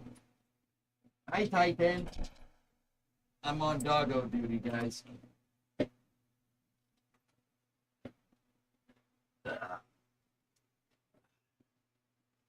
Titan, what are you doing? He's playing with his ball. One Titan cam, a little bit later. So anyway, I'll show you guys Titan in a second. We're not going to squirrel with the dog. He squirrels enough. So, because ULA has a lot of critical, because they're separating their engine section, and that type of engineering requires a little bit more of a careful, considered approach, their method to testing is not like SpaceX. Their method to testing is very much more in line with Vulcan, which is waterfall testing. Get all the testing on the ground, get everything done, and do it the old school way. That's not to say that, you know, SpaceX's rapid iterative way of doing things isn't necessarily good or bad or better. It's just different engineering constructs require different systems engineering design standards. That's just thing one. Some programs are designed to get in there to build a lot faster. Some programs are designed for rapid reuse or rapid iteration, not necessarily reuse. So consider that in the context of this statement. All right. They need a more careful, considered approach because they're separating their engine section, and that, I see the green screen. That calls for a little bit more of a complicated systems architecture, right?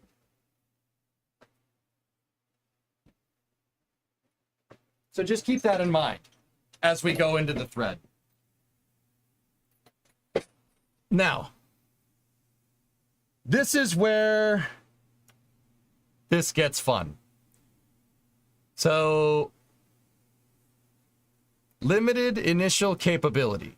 Remember, the context is early reuse on your launch vehicle. All right? Context of the... Damn it, Titan! What are you doing? What are you doing, buddy? You want to see what's behind the screen?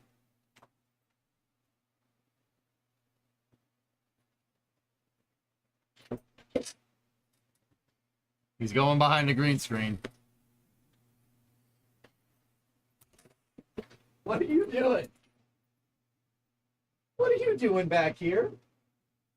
What are you doing, buddy? No.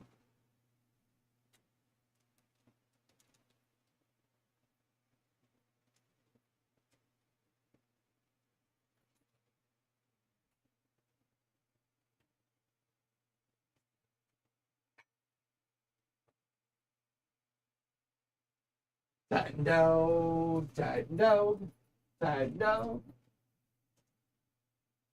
Hi. How you doing, pal?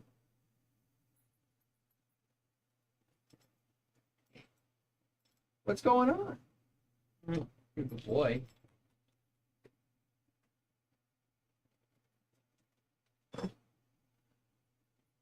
You just gonna knock over all my stuff? I don't do this to you. Jeez. You knocked over my zip ties. Okay, so keep in mind as we jump into this thread. So, limited initial capability shows 2 pictures of Falcon Heavy landing. Remember, context is initial reuse, right? The context of conversation is, do you just try to go for reusability right off the bat, which not even SpaceX did, or do you try to do a more careful, considered approach with something that you've never done before? That's the whole context of this conversation. Now, that guy clearly took it as a slight against SpaceX, limited initial capability. And this is where Tory Bruno basically decided to be like, okay, violence it is then. Okay. Perhaps you've incorrectly forgotten about the several spectacular crashes.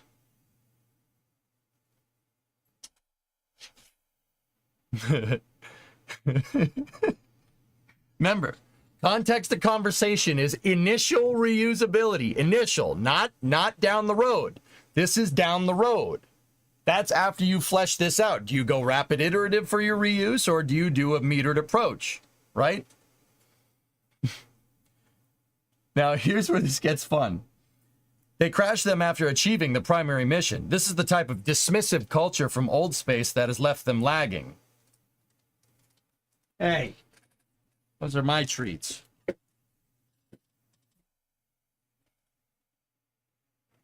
You get those in a little bit. Lie down. None of this is correct. Nothing wrong with fly, fail, fix when an urgency or to an interim or initial capability is paramount, like it was with SpaceX. In order to make Starlink, they had to be able to rapidly turn around Falcon 9. So there was a use case. ULA does not have said use case, right? Remember, initial reusability. Tory Bruno said he's done fly, fail, fix many times. He's done programs with rapid iteration. Development offers more than one process. One chooses the right tool for the right circumstance, and you can love more than one rocket. Right there. Bingo. There's not one size fits all ways of engineering, of doing your systems engineering for a rocket. Really depends on what you're trying to do. ULA doesn't need, because of their lower flight cadence and a slow ramp up to a higher flight cadence rather than a rapid ramp, ULA is opting for a slightly slower, less iterative process, more waterfall style process for their jettisonable engine section. It makes perfect sense. There's more than one way to skin a cat, dude. Right? Hang on. Let me just make sure the other stream is good to go. There you go. Good boy. Good boy. Lie down, Titan. You're a good boy. You're a good boy. Who's a good boy? You're a good boy. Here, let me get the fan.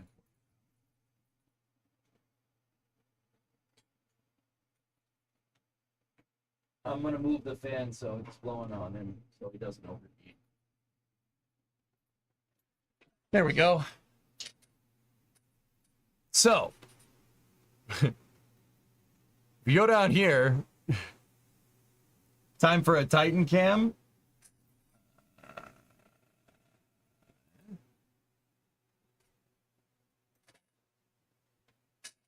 I don't know where I think the pedal cam fell. I was going to use pedal cam, but there you go.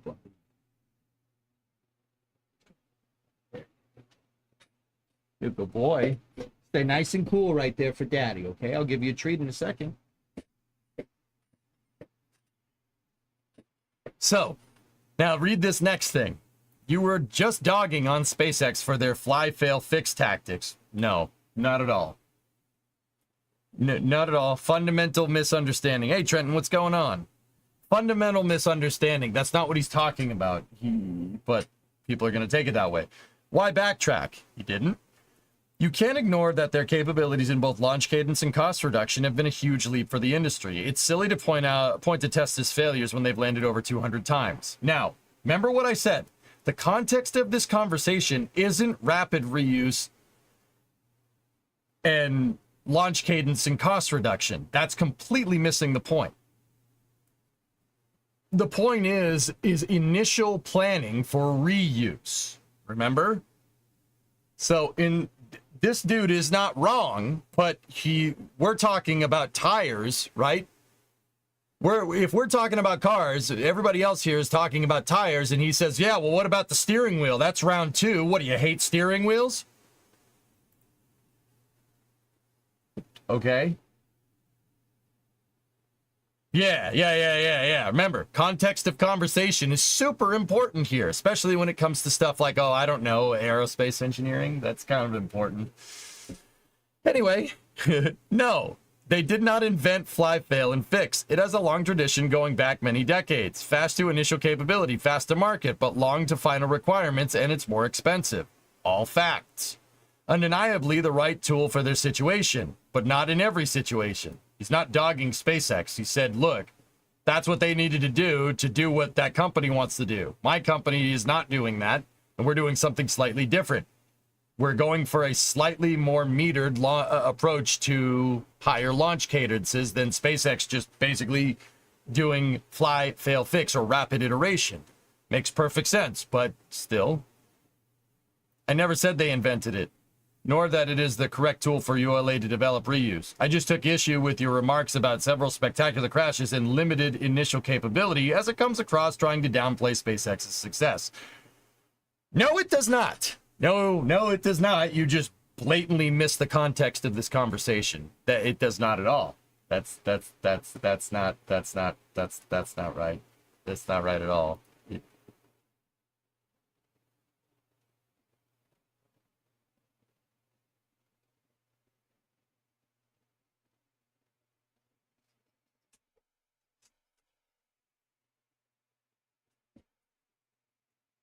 Doesn't mean to not take something he says with a grain of salt, though. There's a whole graphic showing Vulcan as SSDO because higher energy better or whatever.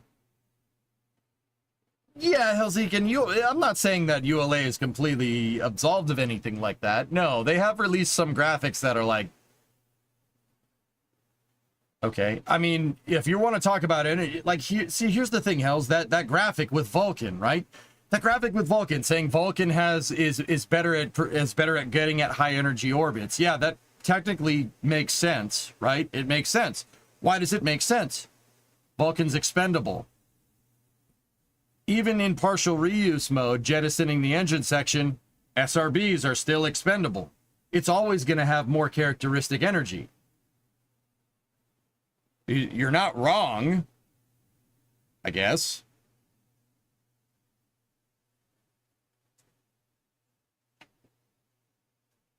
Another 30-minute push. Yeah, Dead Crew, exactly. Yeah.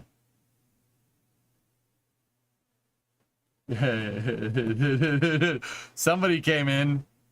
You're debating this with the CEO, one of the biggest launch providers in the world, someone who's been in the market for a decade. Don't try to tell him he doesn't understand how this works. It's easy to be an armchair engineer. Remember, getting in the business is different. He was contradicting himself. I called it out. You don't need a white knight, Tory Bruno. That guy still doesn't understand what's going on. That guy still doesn't understand what's going on here. He still doesn't get it.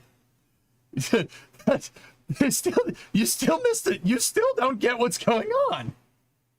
This is great. This is awesome. This makes me so happy. This thread's fantastic. Great teaching opportunity. Did you see the Alex Vance series trailer? No, I haven't. You tend to forget SpaceX has done many tests before they started landing them for some limited initial capability. Sure, it's blown up several times, but that's after it completed its mission requirements. Did 307 landings later, and it definitely works. The whole... Once again, the whole purpose of this conversation was the rate of iteration for pursuing reuse on already engineered launch vehicles. And do you retrofit stuff and just send it? What's up, buddy? What's wrong? You okay? Or do you do a considered approach, designing your reuse right into the vehicle, right? ULA has designed reuse right into the vehicle, just like SpaceX has done with Starship. Put his paw. You all right, pal? Oh, hi, doll. Hey, buddy, what's wrong? And once again, I'm not trying to run interference for ULA. It's just their approach is different. What? You like Tory Bruno? You like Tory Bruno, buddy? Yeah? You do? Tory Bruno's pretty cool, right? All right, here, treat time. Want a treat? Sit. Give me paw. Give me paw. Good boy. That's a good boy. Yeah, I got a dog, B0. His name's Titan. That was the name the shelter gave him, but also Titan Missile. The bark is so loud the mic doesn't catch it. Yep. You like Tory Bruno? Up. Come on, get up here. Get up here, buddy. Come on, pal. Come on, get up here. Get up here so they can see you. Come on, up. Come on. Up. Come on. He's just looking at me like I'm crazy. He's like, what are you doing? I'm sitting down. Why haven't you given me my food yet? Uppies. Come on. Up. Come on. Up so chat can see you. No? All right. Fine. You're so cute. Get a number.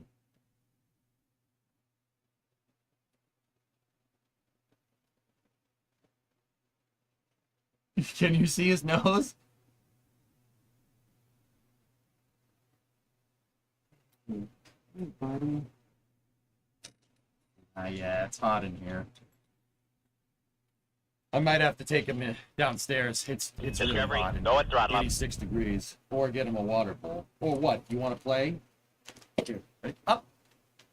You're supposed to catch it, you dope. I got it. Come on up here. Up. Up. Up. Up. Up. Come on, Tycho. Here. All right, come on over here so they can at least see you. Come on. Yep. Come on. Up. Come on. You did it. You did it when I wasn't looking. Come on. I'm not looking again. I'm not looking again. Come on. Get up here. You missed. Up. All right, fine. Good boy. You good boy. You good, doggo? I know it's hot.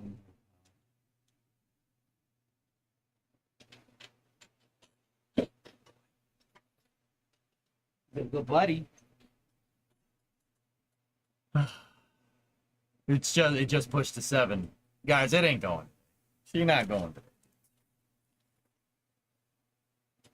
I got this guy's number now. I just have to wait long enough and he'll give up.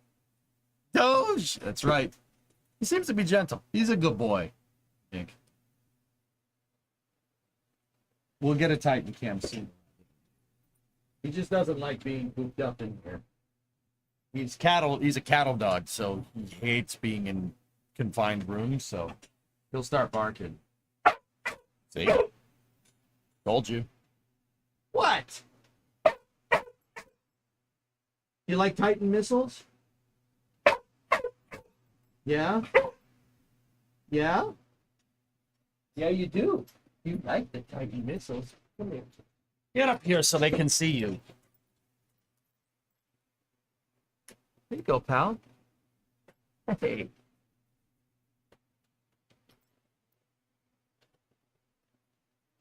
See? He's reading chat. See? Now you're up here with me.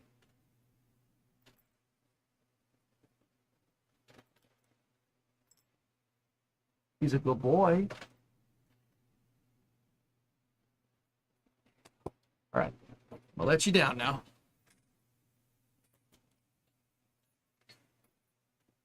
All right. Hang on. Let's give him a puzzle to solve. We'll give him a puzzle to solve. But anyway.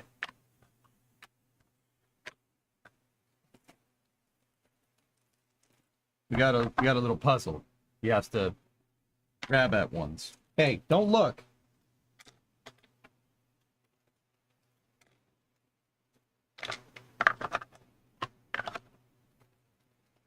No cheating, Titan. Give him a little puzzle. Come on, get that hamster wheel up there working.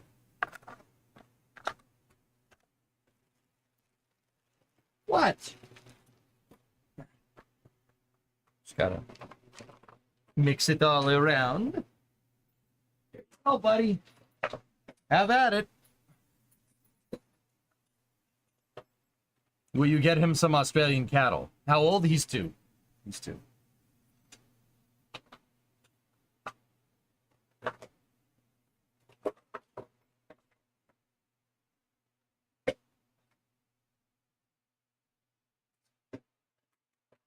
Anyway. Okay, Aqualux, yeah, noted. You have a cattle dog, his favorite thing to do is follow you around on your lawnmower. Yeah, Trenton, he would gladly take 86. It's 96 right now. Yeah, yeah. We're at almost 60% humidity right now. 30C, 60% humidity. That's 86 degrees Fahrenheit, 60% humidity. That sucks. Hey, Pupper. How you doing? How you doing? You already get through all that? Jeez, that was quick. Anyway. What? What do you want? Do you like reusable rockets?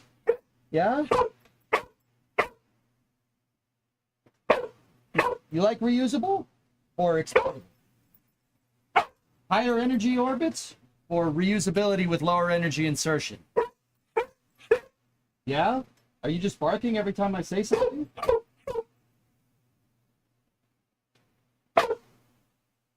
You want food? No?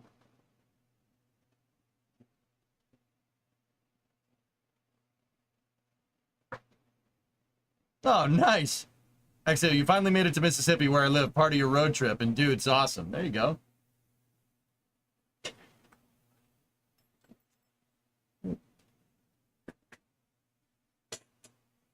You're a good boy.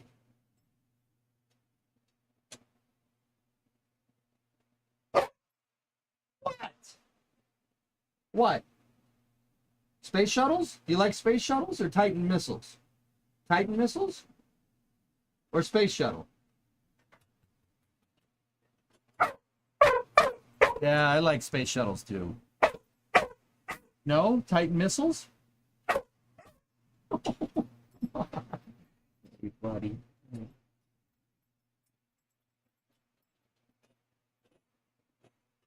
Yeah, cooking. I don't think it's too hot in here for him. He's sweating balls right now. I might need to go take him outside. It is pretty damn hot. Or get him a water bowl. You need a water bowl, pal? Or do you just want to play? Oh, you want to play, don't you? Use the fan? Oh, the fan's blowing directly on him. Don't worry. Yeah.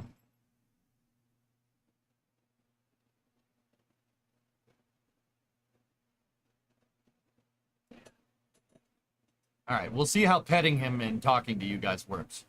So yeah, it's important to understand the context of what this of what Tori Bruno is talking about.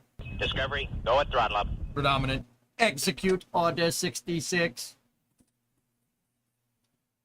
You tend to forget SpaceX has done many tests before they started landing for some initial capability. No one said otherwise. It's possible to correct a factual error without malice. Unfortunately, that certain community has trouble with... Oh, no.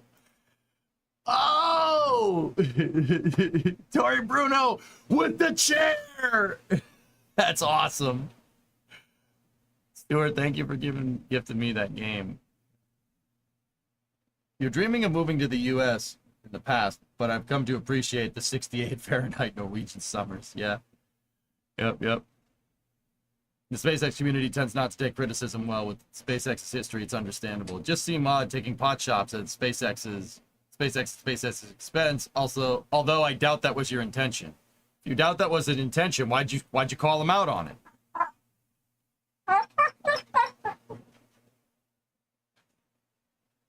Tori Bruno, TKO. Two different methods of development, both have pros and cons. It's always a trade-off with engineering. Dude, that's why I like listening to Tori Bruno, because he's like, obviously he's gonna argue in favor of ULA, and I'll call that out when I see it, but also at the same time, guy's very smart, very wise to listen to him. Also, pictures of cats. Meanwhile, at Area 51, been there many times, great cafeteria. Discovery, go at throttle up. Not saying it was aliens. But it was aliens. Yeah, but what's the probability of go? 30? Vasia? Yeah, 30. That's something, he said that on my birthday. That is my birthday. Yeah.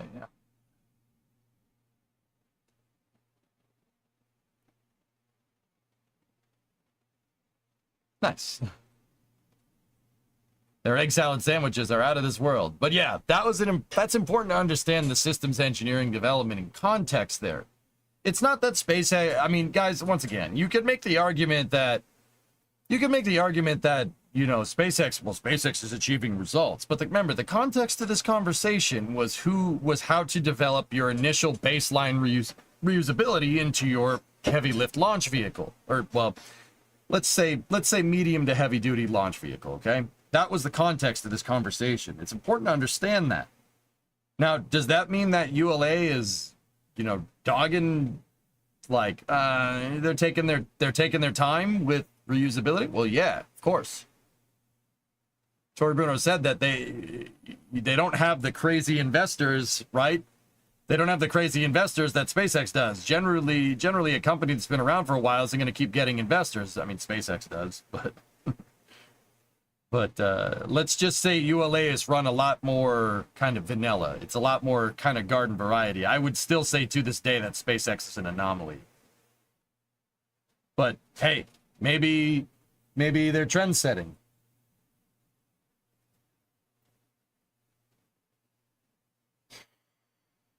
This dog lied down and somehow was able to get his paw into an empty chip bag that he knocked over out of my wastebasket.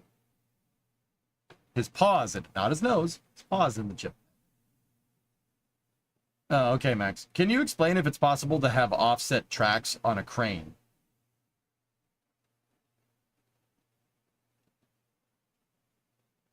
What? What do you mean offset tracks? Like one side of the crane higher than the other? Offset, are we talking about offset this way, or offset that way?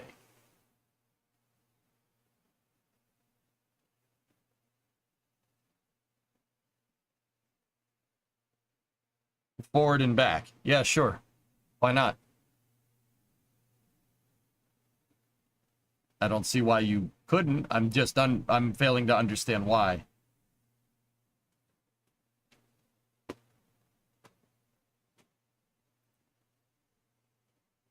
Benefits?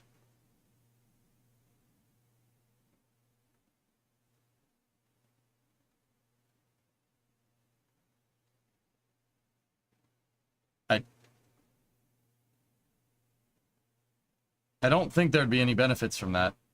I'm too dumb with cranes. All right, so with a gantry crane, right? You're talking about shifting it this way, right? If you have a crane that's straight across like this, it'll be able to take the load this way easier. Now, that's not to say that it wouldn't be able to do it this way either, right? But this way, if it can go this way and you have a boom on the crane that can swing back and forth, what's the point of tilting it? There's no point in tilting it. The straight crane is easier to make, and it'll do everything that your offset crane is supposed to do. At least if I'm understanding what you're saying, right? King, ooh, someone fainted and smacked their head at work today. Glad to see you're streaming just to relax. Oof.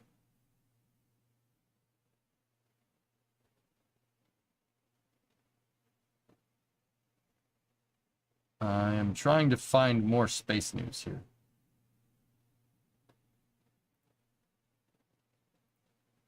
Oh, yeah. Now that we've talked a little bit about ULA, here's a video. On countdown 1, this is the final go, no-go poll for Starship Flight 4. Stage 1. Go. Stage 2. Go. Levi 2. Oh, I'm fine, Forge. Flight director is Hey, this might get loud. It might get loud. I don't know. Maybe they equalized the audio. Maybe they didn't. Might get loud. You've been warned. for launch.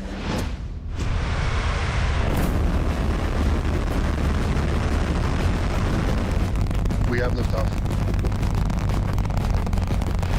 Vehicle is pushing downrange. Ship chamber pressure is on nominal. Max Q. Vehicle is supersonic. Yeah, I know, Dead Crew, right? Booster engine cut off. Ship ignition. Stage separation confirmed. Hot stage confirmed. Ship under its own power. Who's confirmed startup? View of the jettisoned hot stage. Booster, the primary goal today is to do a landing burn and a splashdown in the water. You can see those grid fins on your left-hand screen rotating and turning to guide the booster, and there's that landing burn. That's higher res than we got before.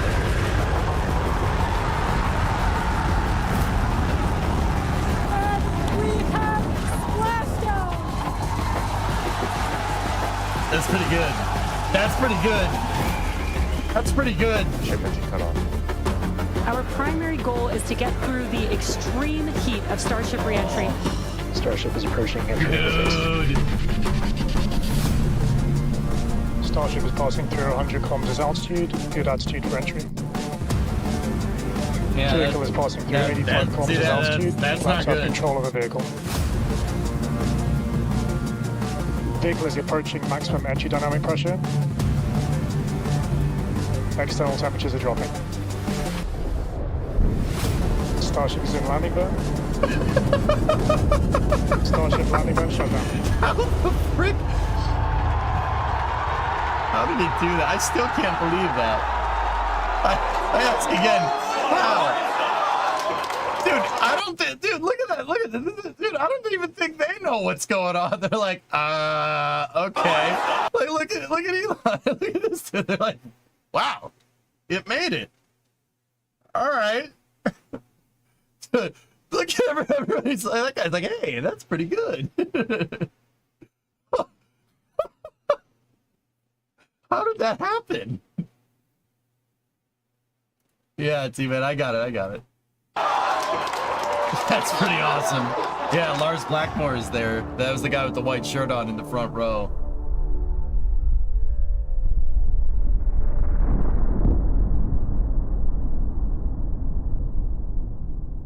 Could you explain how max Q and peak heating are at different times? Yeah, sure. Give me 1 second.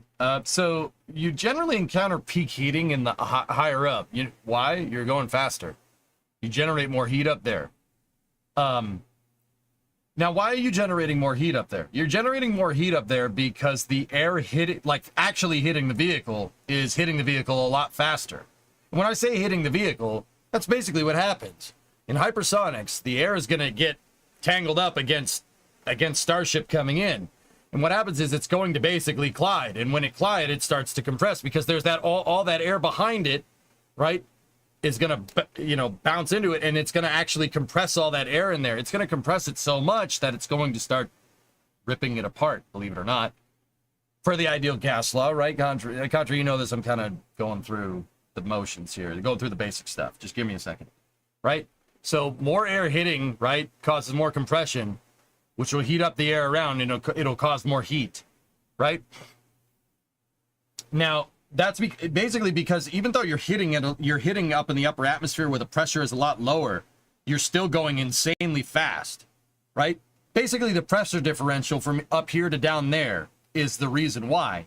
When you hit max Q down here, so like that peak heating happens up there when you're going the fastest, and more air, albeit at a lower pressure, is actually hitting and can cause higher heating, right? The lower pressure, the heat has nowhere to go. Think about it. Think about it like a tire in a car. On a race car, if you lower the pressure in your tire, despite the ideal gas law, it will heat up faster. Why? Because there's less places for the heat to go. Down here, you can convect some of the heat off. You can't do that up there. You're basically still in the vacuum, but you're generating heat anyway. That's why peak heating is different, right? Now, when you get down a little bit further, yeah, more air is hitting it, but you're not hitting it at high speed. And the heat that does get generated can be convected off by air that is, well, out at the boundary layer or something, somewhere else, like another 30 minutes. It's not launching today. Right? So think about it. Up there, there's no place for any of that heat to go. All the heat goes right into Starship from the air that gets compressed. Down here, you can convect a little bit off. I missed it. Can you play that again? Sure. That's why you get peak heating up there, right? But you get max Q, landing max Q down here, closer to the surface.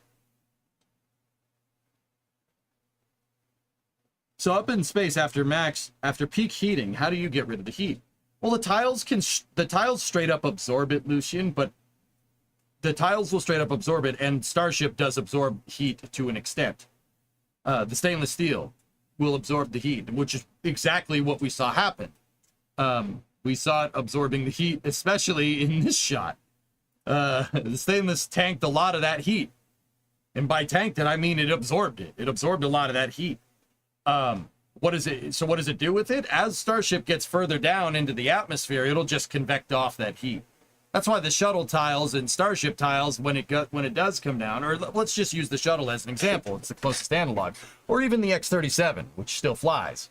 That's why the tiles aren't glowing hot when they come back down, because they can flux heat very, very fast with convection.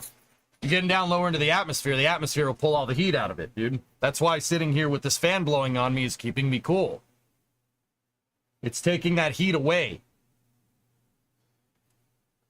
Yeah, Rocket Guy. Okay, Rocket Guy coming in with the real nerd stuff. Here, you want to here? I'll say it this way: peak heating is proportional to velocity cubed. Max Q is proportional to velocity squared. That is the key difference in times. There you go. Why is one 3 and the other? Why is one cubed and the other squared? Pressure differential. That's the biggest one, dudes. Did they try to fish that Starship out of the water? No. I don't think so. So what do you think caused more damage, peak heating or max Q?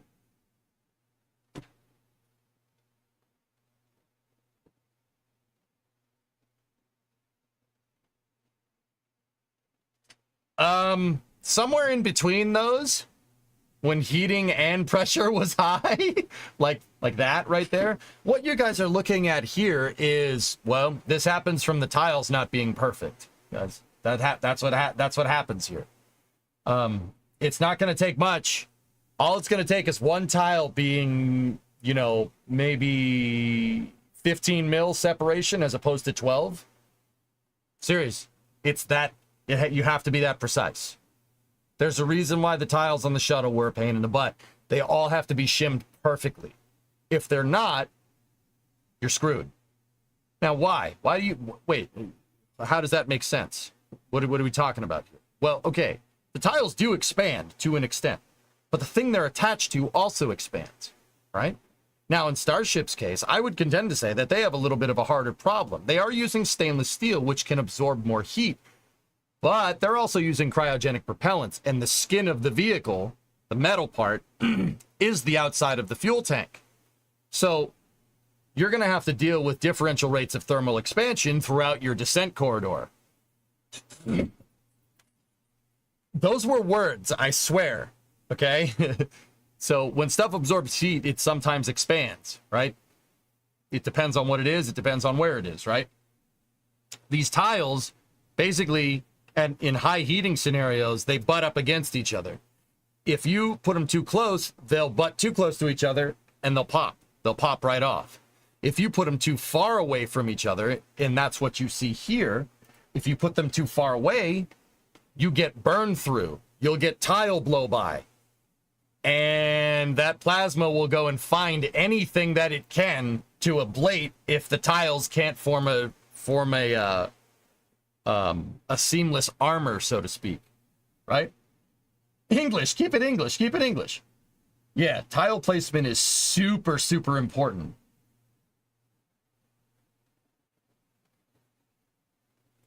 Ooh, Beltfed, what was your question?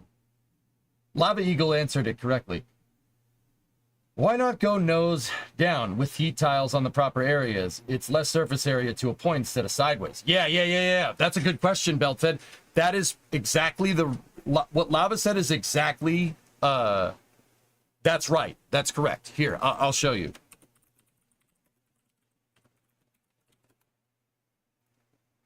So it has to do with what's called a hypersonic boundary, okay? There's an old infographic here, so to speak.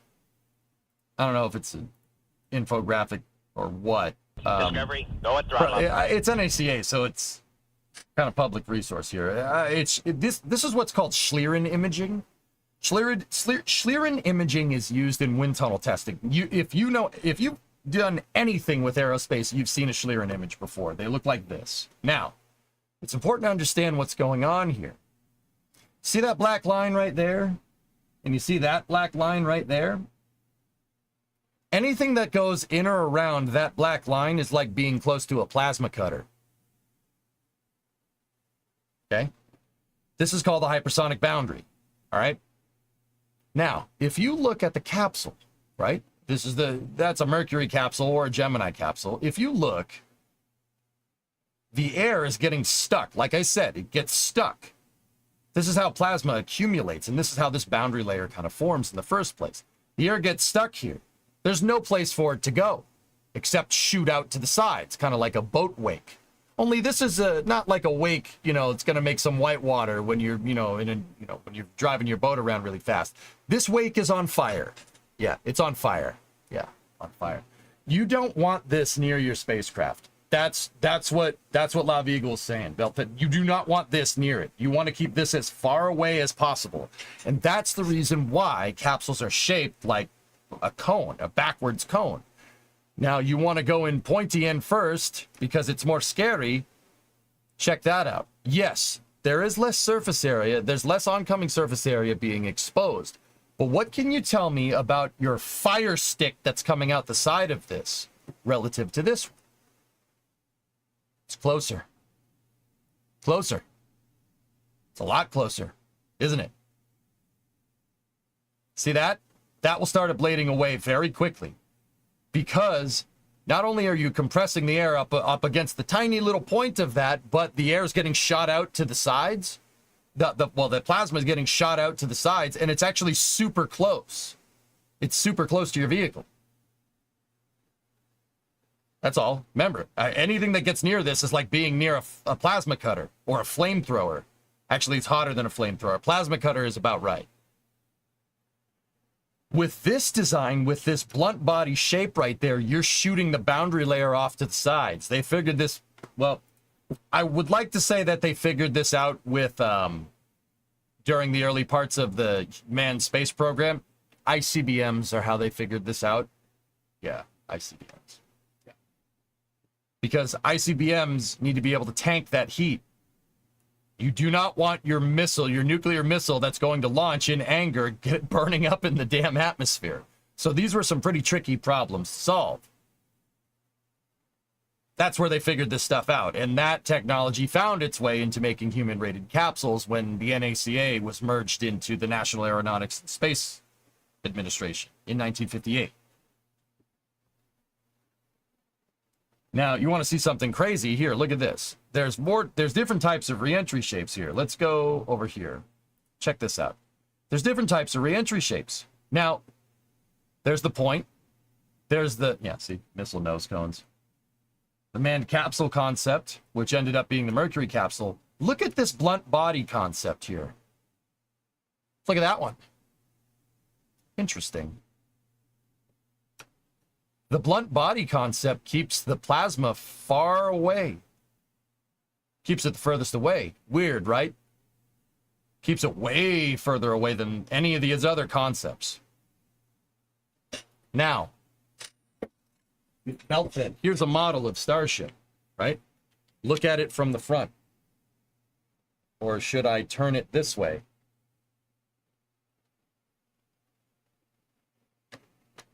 See? No coincidence, man.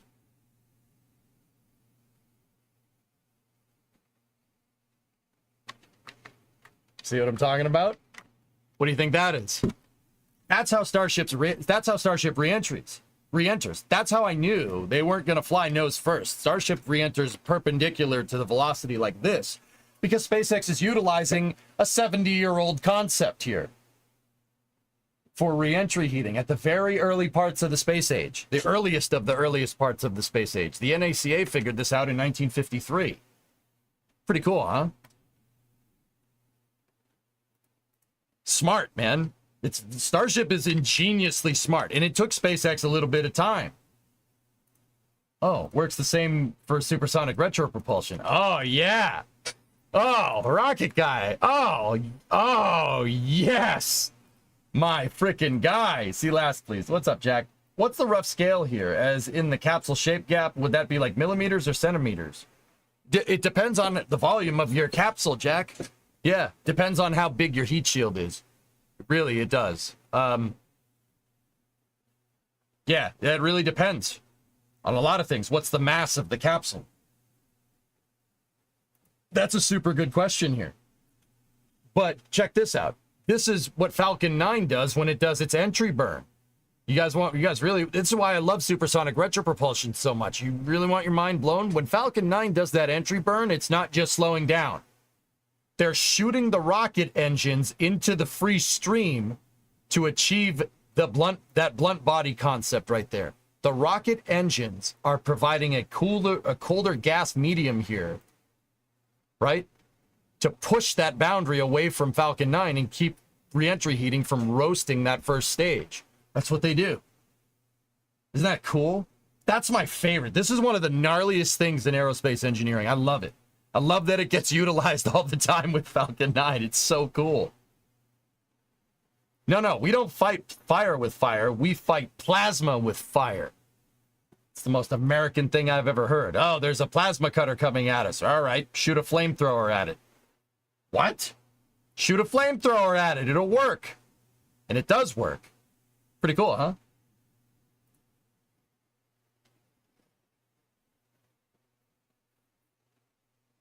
If you had unlimited fuel, could one slow down in orbit, scrub off speed, and then slowly drop through the atmosphere? Yep. Yeah, of course. How do you think we landed on the moon, dude? When there's no atmosphere, right? You gotta find some way to slow down. Yeah, sure, of course you could. But Earth's gravwell is a big pain in the butt. But he said "but" a lot. Earth's gravwell is a huge pain in the butt. You need a lot of energy to get up there. You need to accelerate something to 17,500 miles an hour or 27,500 kilometers an hour. You need to go fast. Building a rocket that'll carry enough fuel to accelerate to 17,500 miles an hour and then decelerate from 17,000 back down to 0, you could do it. Sure, why not? Actually, I'm not even sure that that's possible. But, see, here's the thing. Your job as an aerospace engineer here, and this is for all you Kerbal players out there, your job is to utilize everything that you possibly can. Utilize everything that you possibly can to your advantage. Earth has an atmosphere. You can use that to shed off 90%. Probably, actually, more than that. You can use that to shed off like 99%.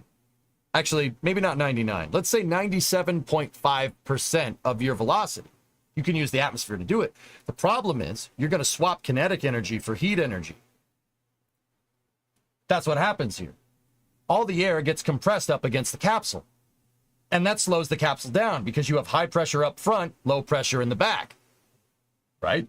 However, because you're compressing gas per the ideal gas law, this gas basically gets so ridiculously hot that it starts to rip apart. That's the right way to say it. The technical term for it is ionization.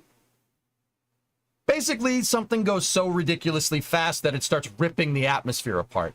Yeah, that's what happens. That's a cool way of putting it. But ionization due to high compression heating, I should say, is what happens here. So you're trading that kinetic energy for heat energy. Now, here's the thing. Let's think about this for a second. Why do that versus just burning all the way down? Could you do that? Yeah, sure, of course you could. Well, take something like Starship.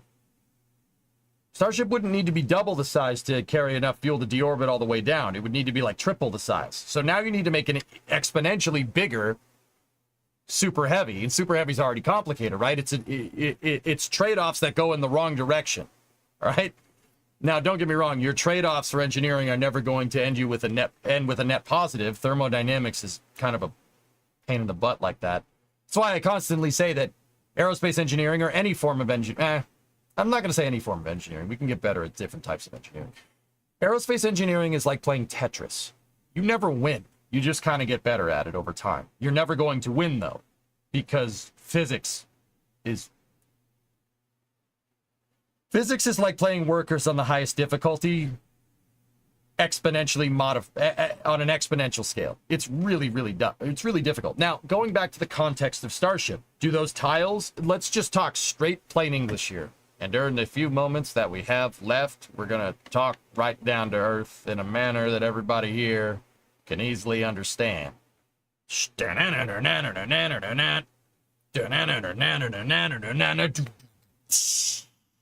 Yeah, now you're singing that song. It's all right. It's fine. Now, let's talk plain English here for a second. Now, this doesn't necessarily need to be a technical discussion. Think about it like this. All that fuel weighs a lot. Do the tiles weigh more? Nope. Tiles are super light. That's why we use them. That's why you would use tiles or an ablative heat shield or supersonic retropropulsion. Supersonic retropropulsion does use a little bit of fuel, but it's just enough to keep you cool enough to get through, right? You don't need to burn all the way down. Could you do that? Sure, of course. But there are better ways to do it. The only way you would want to do like a complete deorbit burn all the way down to the ground is if fuel is plentiful. That's the only time that would really make sense. So maybe you pioneered some type of on-orbit refueling. Fill up at the gas station up in low Earth orbit and come back down. You could be afforded more cross-range capability doing something like that. Because Starship, when it's re-entering, it could re-enter this way. The atmosphere doesn't give a frick if you're going this way or that way. It didn't care with the space shuttle. Space shuttle, when it was coming in, could do this. It could roll back and forth like that for its cross-range capability. You know, you could fire the engine and have insane cross-range capability. That could get a little complicated. But, yeah, you could burn all the way down. It's just tiles are lighter. Way lighter. Way less mass. Way more mass efficient. And that brings me into another thing about rockets.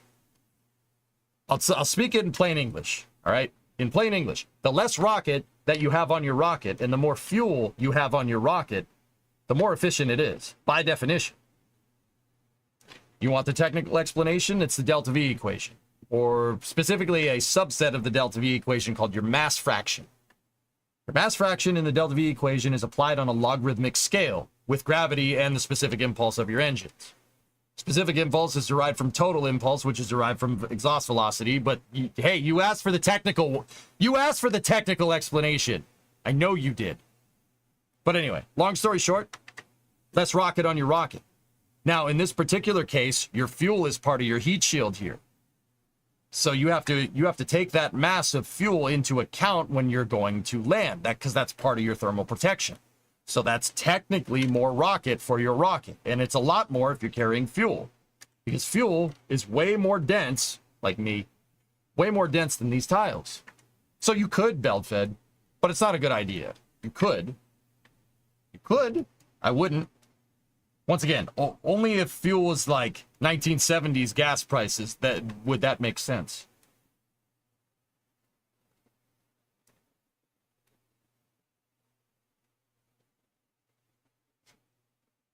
You could use the propellants as a heat shield. Yeah.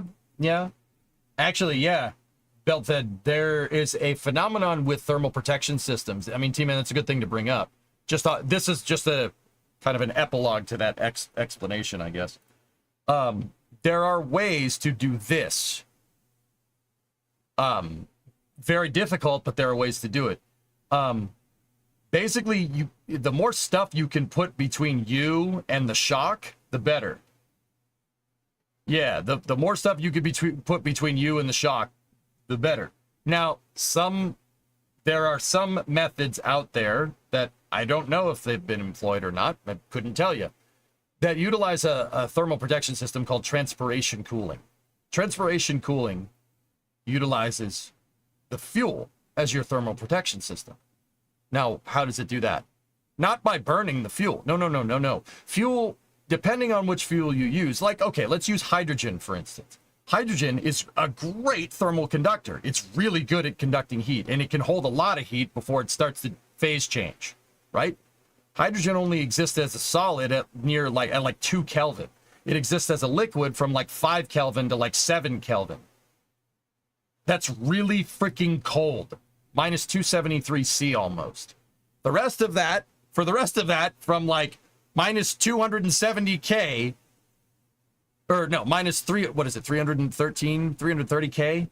So from like basically minus 273 C to all the way up to like 100 C. You have a huge window there where hydrogen can just absorb heat like crazy. It's a great thermal conductor. Some thermal protection applications call for basically just shooting hydrogen out your heat shield to do the exact same thing as the supersonic retropropulsion. Hydrogen will absorb all this heat, so your spacecraft doesn't. Make sense? There are some applications for that, nothing that I know exists.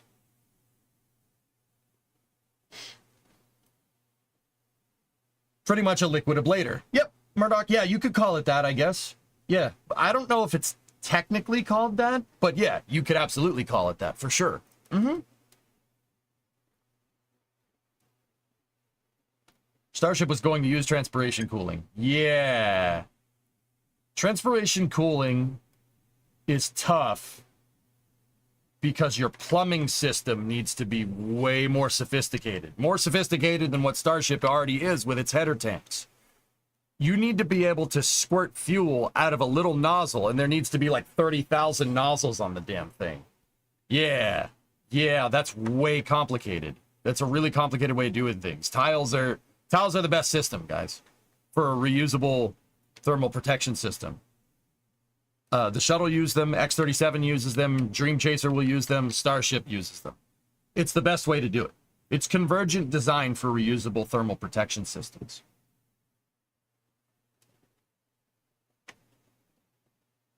Transpiration cooling is mostly used to cool the boundary layer, not really push it further away like supersonic retropropulsion.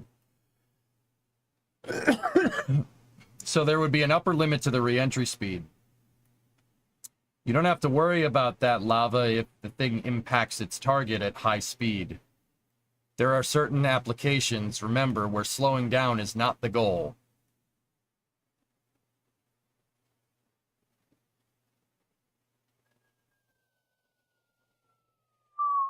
Crawl out through the fallout, baby, to my loving arms. Crawl out through the fallout, baby. Yeah, that there are ways that this has been done before, but I don't know of any particular way that where transpiration cooling has been utilized. What about Stoke's upper stage? Stoke is using transpiration cooling, Brendigan? Yeah, that's a good question. Stoke is using transpiration cooling. They're using a metallic heat shield to heat up propellants inside of the reentry vehicle. What they're doing from there is using those heated up hydrogen. I said hydrogen absorbs heat. They're using that to... What's up, buddy? You okay? Tight those behind me. They're utilizing that to basically start a pump to pump fuel into the heat shield and then outgas it out the bottom of the heat shield. With Stoke's design, with a capsule, transpiration cooling makes a lot of sense because you don't have a huge freaking surface area that you have to protect against. Buddy, Mama will be home soon.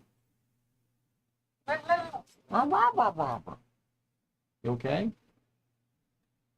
Titan's a good singer. He's a good boy. You like Starship?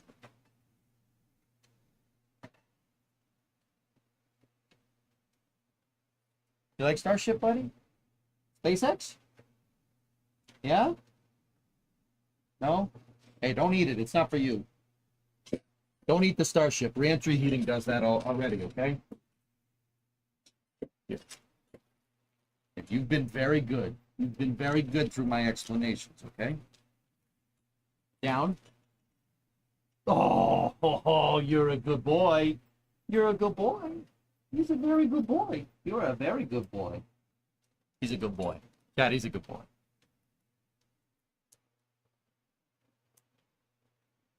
What does it taste like is the obvious question. I mean, Nightmare, he definitely wants to... What? I'm trying to talk to Nightmare. What? Oh, blah, blah, blah, blah, blah, blah. Boy, want to play? He's like, we can't play in here. There's no room. There's no room to play in here. Up. Up. Come on. Up. Up. Up. Come on. Come on. Come on up. Come on up here so they can see you. No, I'm camera shy. All right, please catch it. Ready?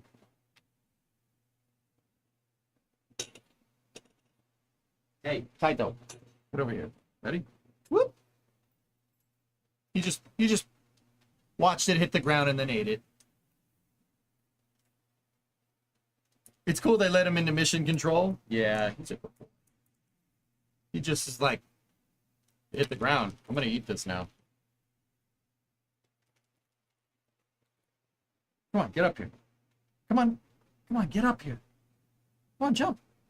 Come on. You can do it, buddy. All right, get back here so they can see you. Come on. Come here. So it doesn't look like I'm just talking to myself. Oh, there you go. He's a good boy. Give me paw. Paw. Paw.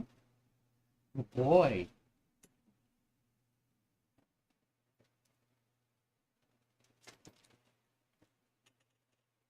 You all right? I know it's hot in here. When Mama comes back, I mean, we don't want the alternative, dude. He gave me the puppy eyes. You jerk! How dare you guilt trip me? I'm trying to work right now. I'm trying to put food on the table for it. No, that's a VR headset. What are you doing?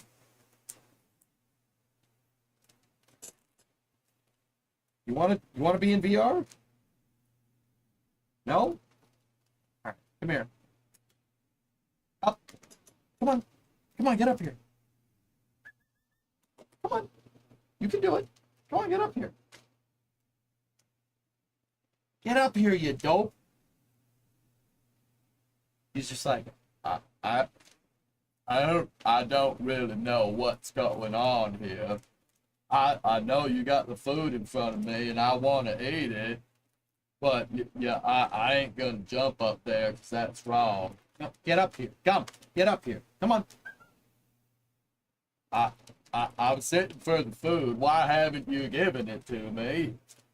All right, fine. Well,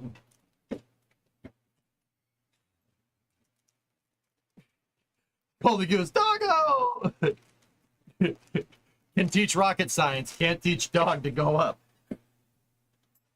How many hamster wheels are turning in there? 2? How many are there? 10? Oh, God. Oh, no, buddy. Oh, no. We have to make you smarter. What? No. No. No, no. No. You're not training me. I'm training you.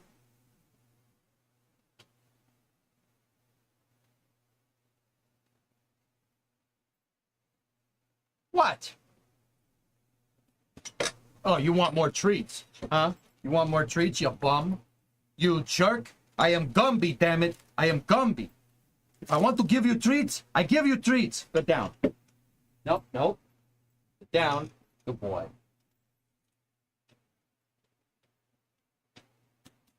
Mama's coming back soon. Yeah, if I bark, I get treat. Got it. Yeah, I know. Now we know who's smarter. Damn, Forrest Gump of dogs over here. That you just felt like running, right? You feel like running. I just felt like running. And for some reason, a lot of people follow me.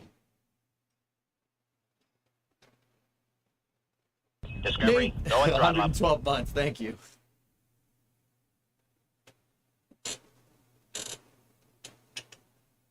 Now, what are you gonna do lying down right there? All right, fine. I'll teach from back here. When does Titan get its own Twitter account? Titan. Chlorinated water is not good. Hey! Chlorinated water is not good for you. Don't drink it. He's like, but I love it. But I love it. It tastes terrific.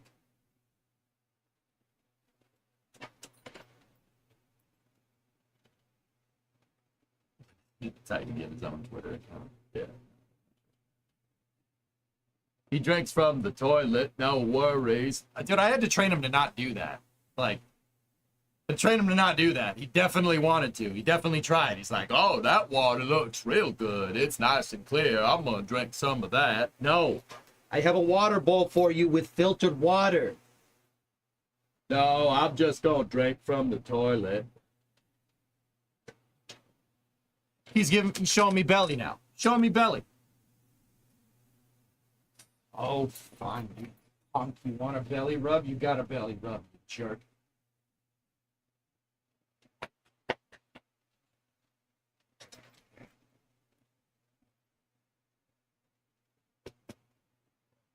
Good boy. This mother. What? What?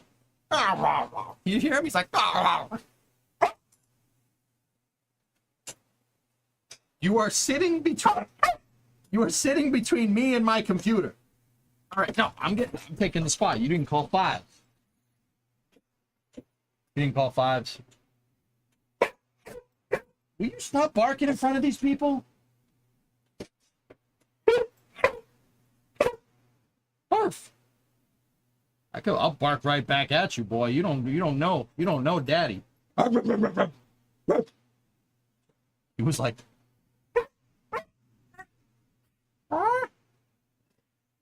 Titan is very vocal. He's gonna try out for American Idol soon. Don't worry. You agree with it? Don't encourage him. What are you, nuts? Titan, when pup merch? Oh, nice.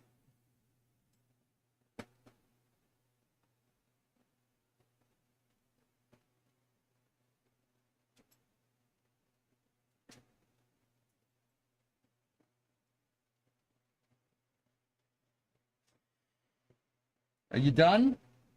No, don't go behind the damn green.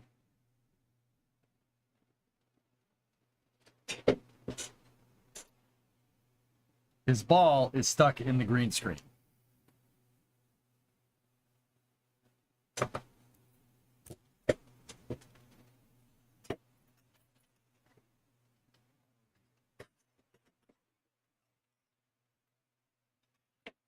Like, I don't have thumbs. I couldn't get at it. I don't have any thumbs. I couldn't get at the dang screen.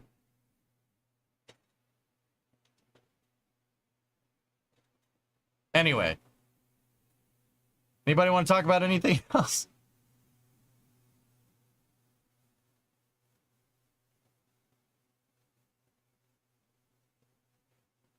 When's Arian 6 launching? Good question. Tomorrow at 2 is our schedule here. Yeah. ESA Rideshare's demo flight for Ariane 6 tomorrow.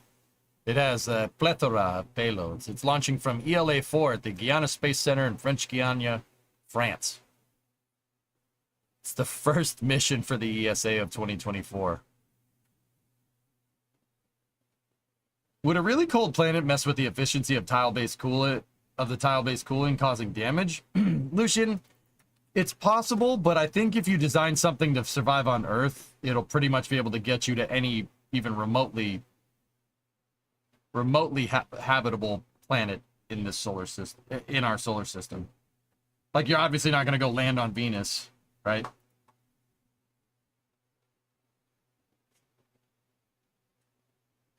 You should do space history someday. Every time we do space news, we end up divulging into history, one way or the other. Dude, do you have to push that against the green screen? Dude.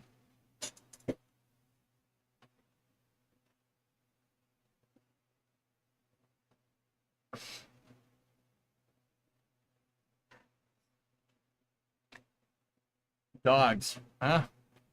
Hey, Leggy, what's going on? So how about that airline food? Mucho queso. If Ariane 6 goes, well, then it's the ESA's only operational launch vehicle.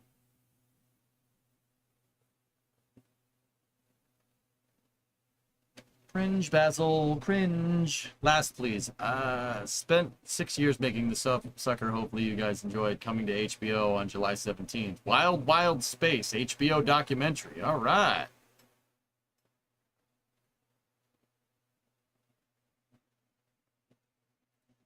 Oh, let's take a look. 5, 4, 3, 2, 1, go.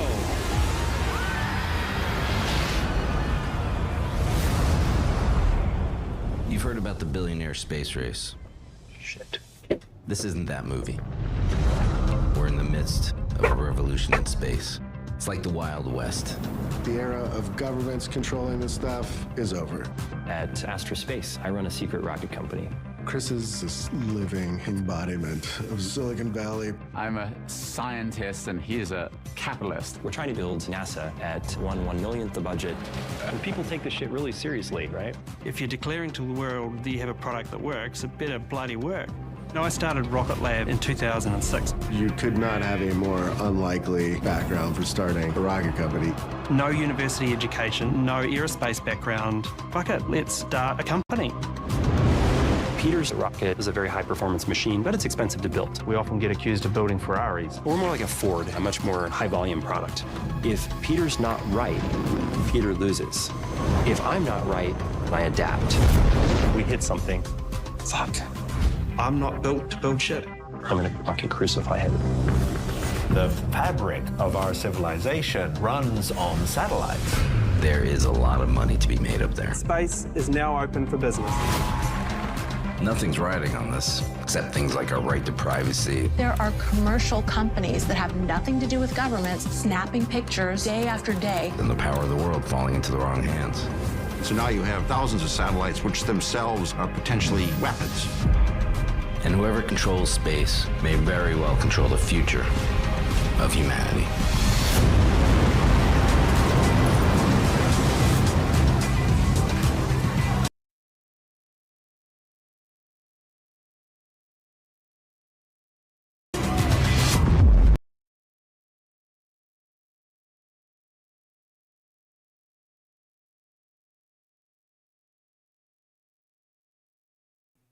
I muted it because the dog started incessantly barking. I was saying, yeah, I'll be watching that. Yeah, the dog started barking like crazy right when I was sitting there watching the movie. That space thing, this space thing might catch on. Yeah, maybe. He also started fudging around with the green screen there, so. Rip Astra? Astra's still around, dude. They're working on Rocket 4 with Firefly engines. Actually, they merged with another company, if I'm remembering right. Seems like a fad. Get out. Now. Now. Get out.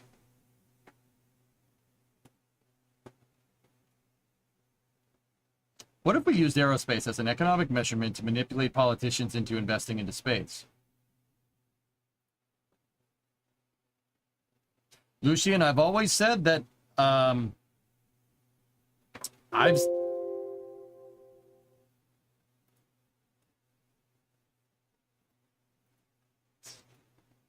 Thank you, Titan, for hitting the keyboard that's underneath my desk that goes to my second computer. That's good.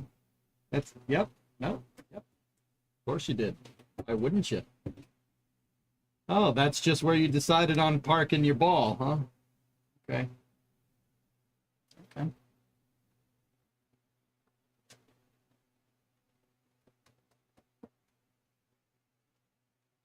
I was told space was the one place that capitalism hadn't yet corrupted. Corrupted?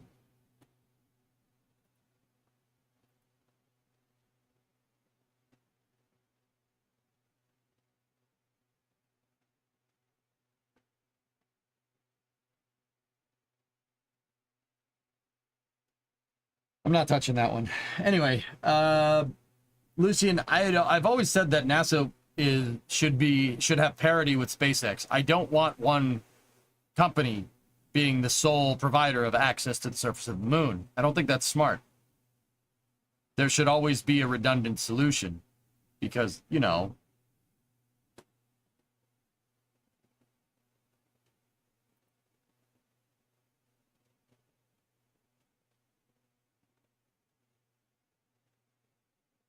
I feel like there will eventually be a need for a hard space satellite breaker, probably sooner rather than later. Yeah, maybe.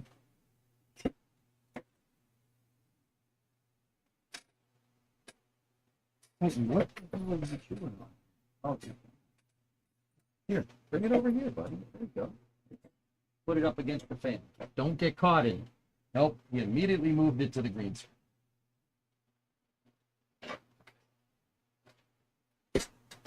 I think NASA should have parity. If any, for any reason, you know, so, you know, one person doesn't get to control what goes to and from Mars. Now, the second part of that is we've seen what happens when only NASA can get to the moon and nobody else can. You get stagnation. So losing, I mean, you're not far off. Dissimilar redundant architecture. Yeah, yes and no, but yeah. Mm-hmm.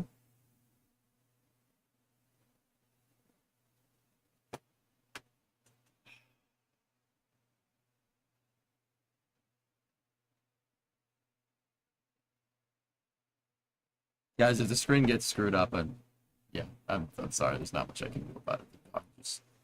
Dogs moving around. 7:30 on Turksat 6. How's the dog sitting going? I'm not going to sit here and say that the dog definitely screws with my flow when giving explanations, but yeah, we should probably avoid having him here during space news, at the very least.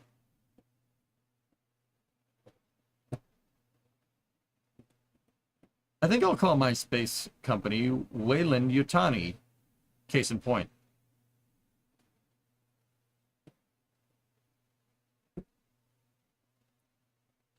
You ever gonna show your face on here? He's just munching on that ball. He really loves it.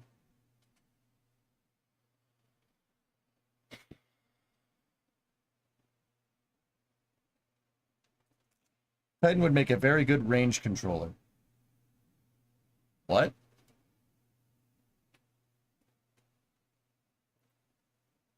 Top news is where it's at.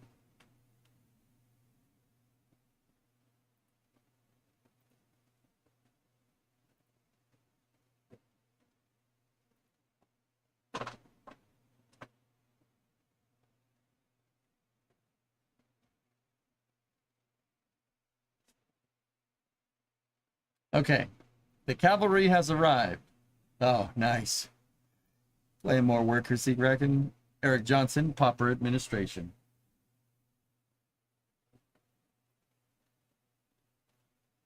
Preferred Doggo Association. Titan, you're a good boy. Nope. Nope. We're in the ignore Titan part phase of the mission.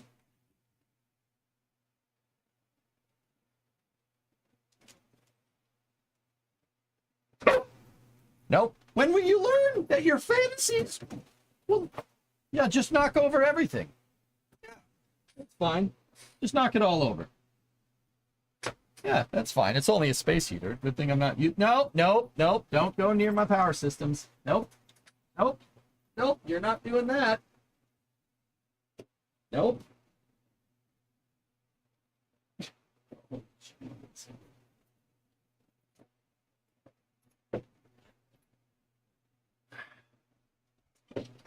When will you learn that your fantasies will never be quenched? When will you learn?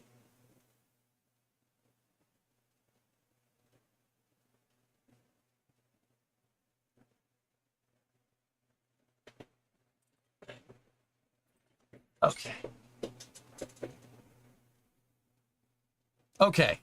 So, that documentary looks cool. Coming out on the 17th.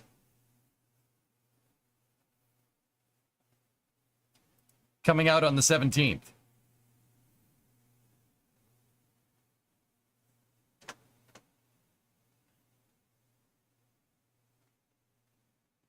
He's getting into something. What are you getting into? No, that's bubble wrap. No.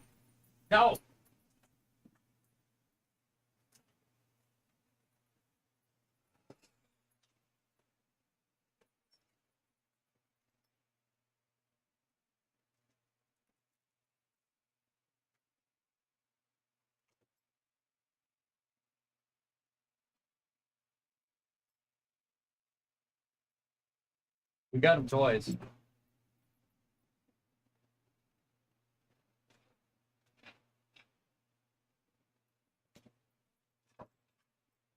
You're gonna collapse the damn green screen. Come on. Oh, now you want to jump. Oh, now you want to jump, huh? Get up. Oh, that was my nuts.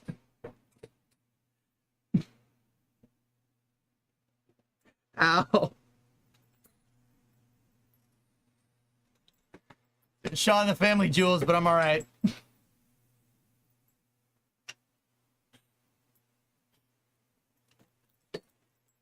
What are you doing to that poor Chewy toy?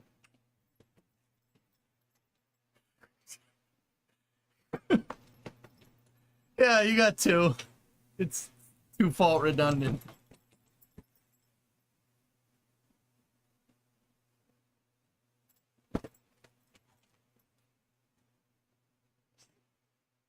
Can't make that up, man.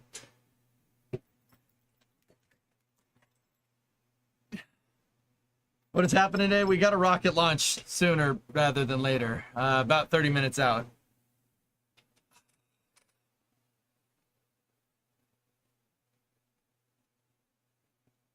Do you think animals will be used in space exploration? Maybe.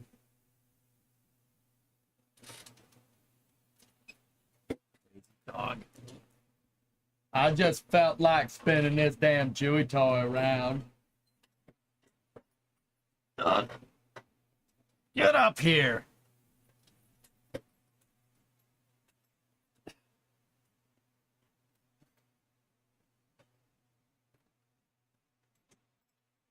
What are you doing? Stop it! You're gonna wreck the green screen. Stop it! Stop it! Can't you pull that way? Or what?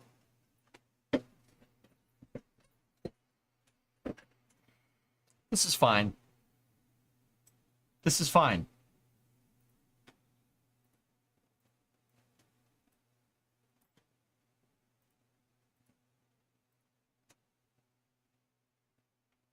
There's a Falcon 9 fixing to send up a Turkish satellite. Yeah, I've been trying to tell you guys that for a good half hour now.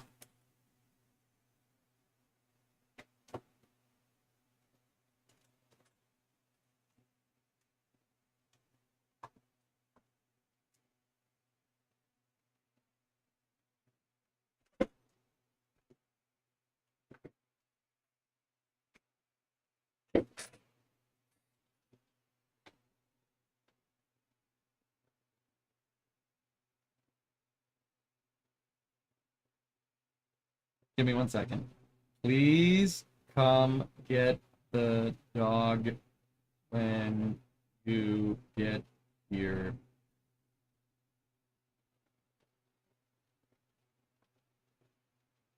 He just kicked me in the nuts on stream.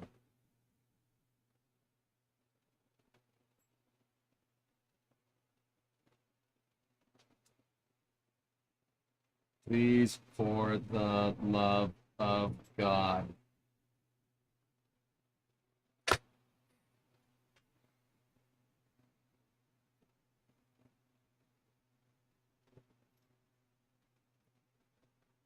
As if you know, 86 degrees, 60% humidity wasn't enough. I'm sweating my balls off up here.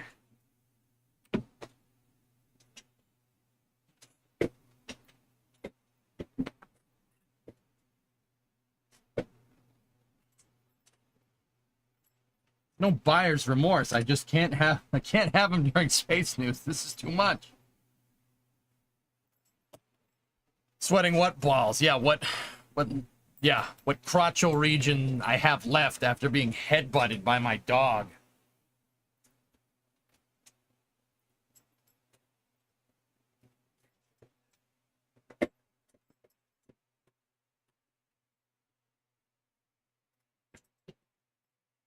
This is fine. 86F at 60 degrees. That's all. It was hotter than wherever I don't care, ATL. It's hot in here, and it's extremely difficult when a lot of lights are pointing in your face. And also a dog kicking you repeatedly in the testicles. All right? Did you have to do that today, too? Oh, well, your dog kicked you in the testicles? Oh, well, a truck ran over my nuts today. Oh, look how bad you have it easy, boy. Did that happen to you, too? All right? Well, oh, no, it didn't. Oh, it didn't, so maybe you should shut up.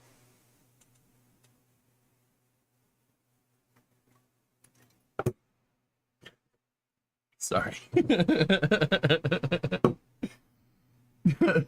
I was referring to the dog. Nah, like he's alright. I'm playing it up because it's funny. I did actually get hit in the crotch though. Like you can go look at that Twitch clip. I used to have to walk to school at 100% underwater in the snow, uphill both ways. No, I had to crawl through a briar patch to get pipe inverts though. Alright, that sucks. Yeah, but also. Can I have some of the hot? It's 2C in New Zealand, Conan? Dude, you can have all of it. Actually, you know what? As messed up as this is gonna sound, I actually do like it. I like summers rather than winters. Actually, what I'm really getting to like is spring. I used to, yeah. Oh, now you come up here. Oh, now you come up? Here. This Chewy toy is a planet, is a solar system, by the way. It's the sun, the earth, and the moon. The other one is a rocket.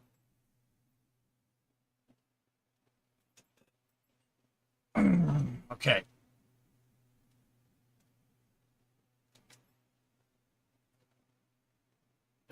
Give you the cold, Trenton? No. No. Yeah, I mean, I've been kind of liking spring more. You son of a...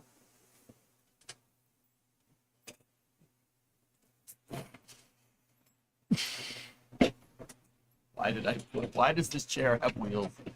Damn it. Stop.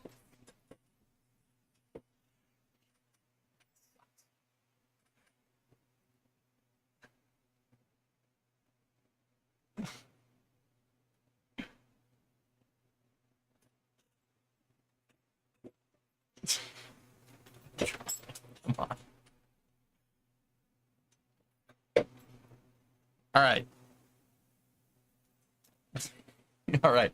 Anyway, so we have Turksat 6A. We have Turksat 6A coming up very soon. They haven't moved it. It's still targeting 7:30. So that's in 19 minutes.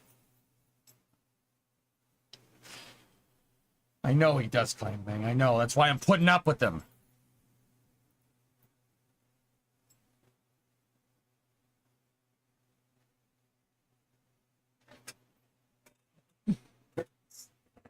Hard is strong.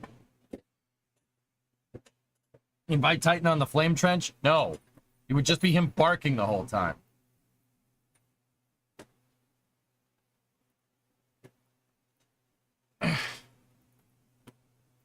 Discovery, go at throttle up. I'll try to pull it up here. I'll see if we can pull up NSF.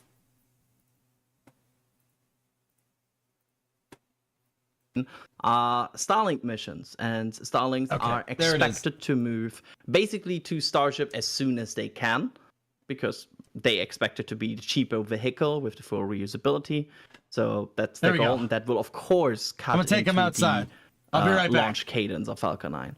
So we expect maybe 4 launch pads. I would guess that at some point in this year or next year we will see probably the peak of Falcon 9 launch rate, maybe the year after, somewhere in that range. And at some point, even Falcon 9 will start to decrease in launches. The nozzle, I'm not sure which nozzle it is, but I hope it isn't a stubby nozzle, has gifted 1 Red Team membership, so thank you very much for that. I will also say, I don't think we're expecting a stubby nozzle on today's mission. This is a heavy satellite to geostationary transfer orbit, so a proper, full-size, correct nozzle. Max isn't on right now, so I'll keep going. Appropriate nozzle, the best nozzle. I've run out. Anyway, that's what we're expecting to see in just over 16 minutes' time.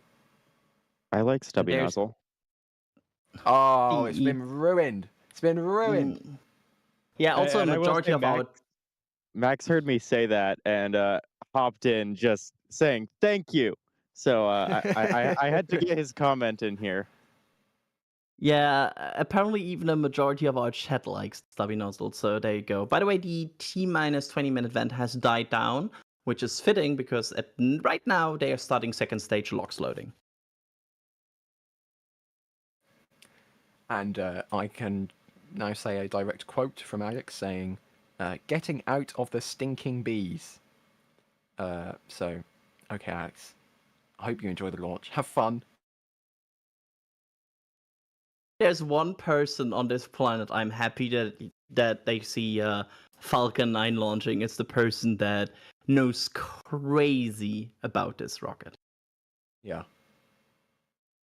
He knows so much. Like a scary amount. Yeah, it's honestly crazy sometimes how much Alex knows about Falcon 9.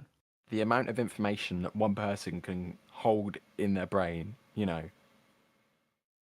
Yeah. I wonder if it's been like studied or something. It's just crazy. Yeah, we should do that. By the way, we are not joking about that. Sometimes you show him pictures of like a launch 2 years ago, and he identifies it. Like, oh yeah, that's Starlink 413. Blah, blah, blah. Yeah, it makes sense because, of course, the ground structure looked like that, and it cannot only be that one. And you're like, huh? Yeah, of course.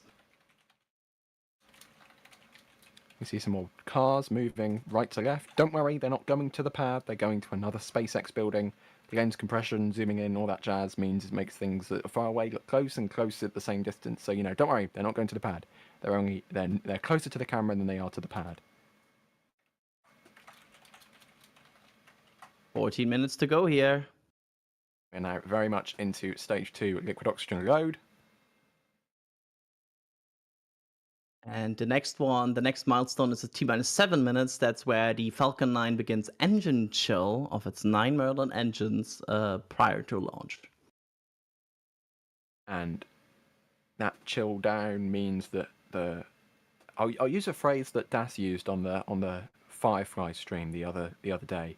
That means that the engines aren't surprised when they get fuel added to them, because fuel very cold, and Florida not cold, so you need to make sure the engines are cold so they're ready to accept the cold propellant.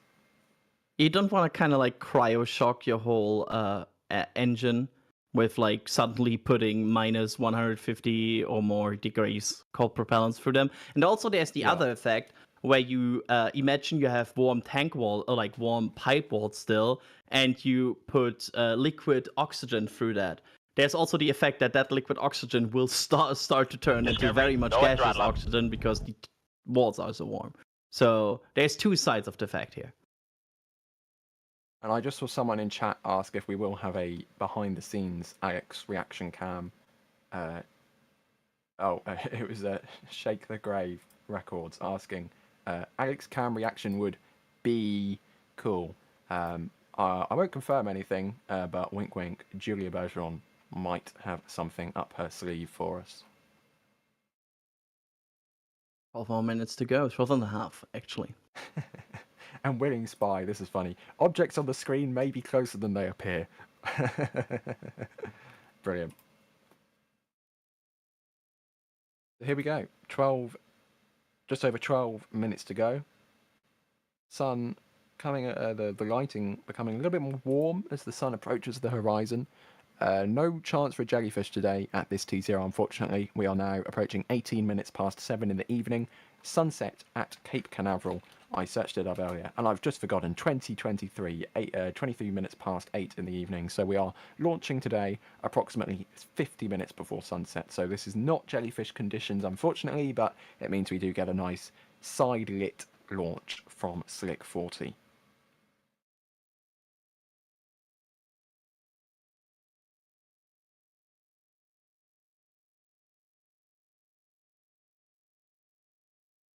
Richard, thanks very much for the £10 correct currency super chat. Jack always calls them curly L's. I don't know where he gets that from. It's a curly L. Well, it's a curly S then for the $sign, you know? Yeah. I might be biased, but, you know, best currency. It's got the king on it. And we have Telstar86 again in the support queue, gifting a Red Team membership. Thank you very much, Telstar86. It's in your name a lot today. Thank you, Telstar. And we are now a couple seconds from T-minus 11 minutes. All right. Thank you for NSF for picking up the slack. The green screen is weird. Ask me how many fricks I give about that. Ask me. Go ahead. Go ahead.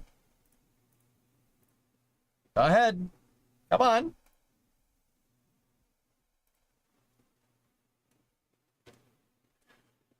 At least one.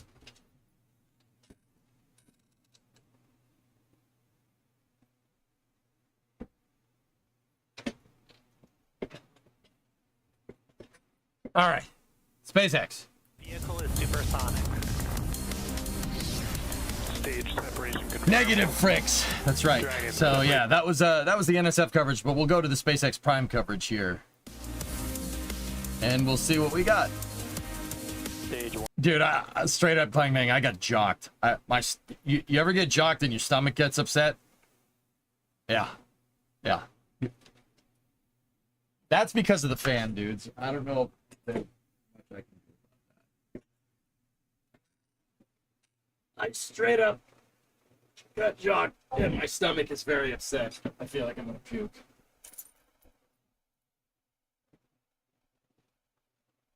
Stay. Oh. Okay. Joining you from our headquarters in Hawthorne, California. Welcome to our live launch coverage of the Turksat 6A mission, a geostationary Earth Hopefully orbit that makes or GEO switch fails, dude. I communication hope it's satellite worth it. for the Republic of Turkey.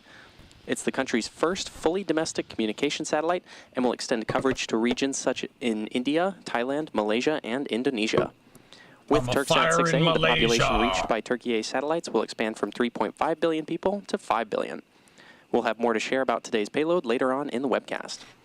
Currently, both the vehicle and range are green, and we're on track for an on-time launch.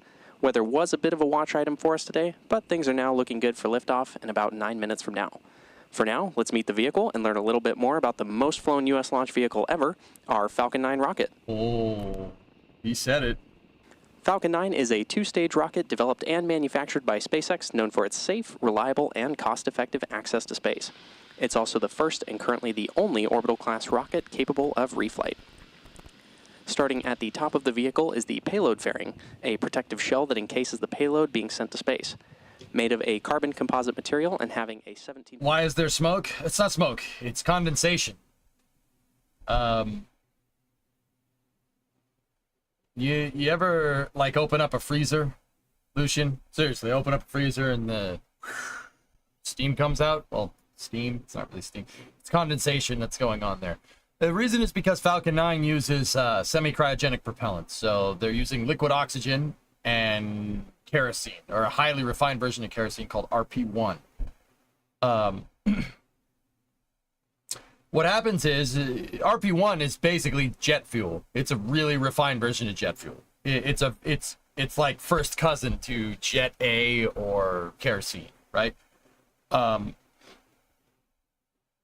That's just jet fuel. That can exist at room temperature as a liquid, no problem. However, your oxidizer is liquid oxygen.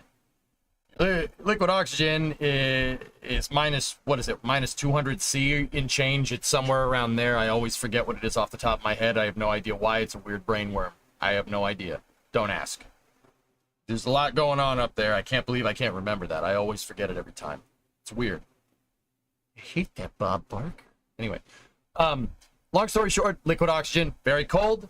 And what happens is because it's so freaking cold, the outside skin of the vehicle gets really, really cold. And when that really cold aluminum, which is the skin of the vehicle, gets exposed to that warmer Florida air, you get condensation. It basically freezes the water vapor out of the atmosphere. For today's mission, we'll be attempting to land this booster on our drone ship Just Read the Instructions, which is currently stationed in the Atlantic Ocean. And this mission will mark this booster's 15th launch and landing. 183. Both the weather and vehicle continue to look good for today's launch out of Florida. Now to learn more about today's Turksat 6A payload on the pad, let's take a look at this video about the satellite and its mission. Oh, yeah. Turksat 6A. It is not an ordinary satellite. The pride of 85 million. Turkey's largest R&D project.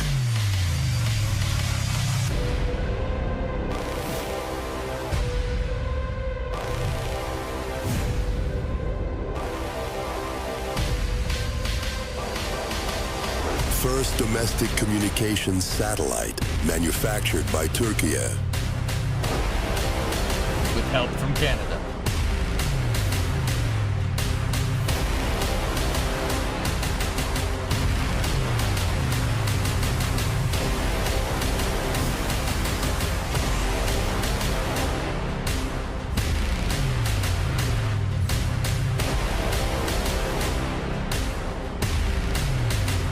technology. Investors, maybe you.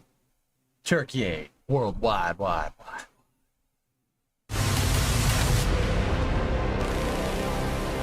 Pride.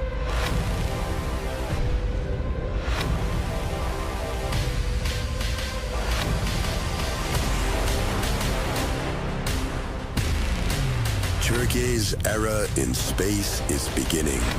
Turksat 6A meets space.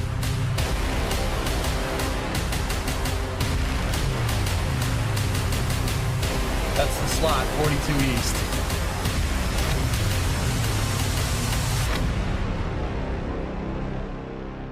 They are really excited about this satellite.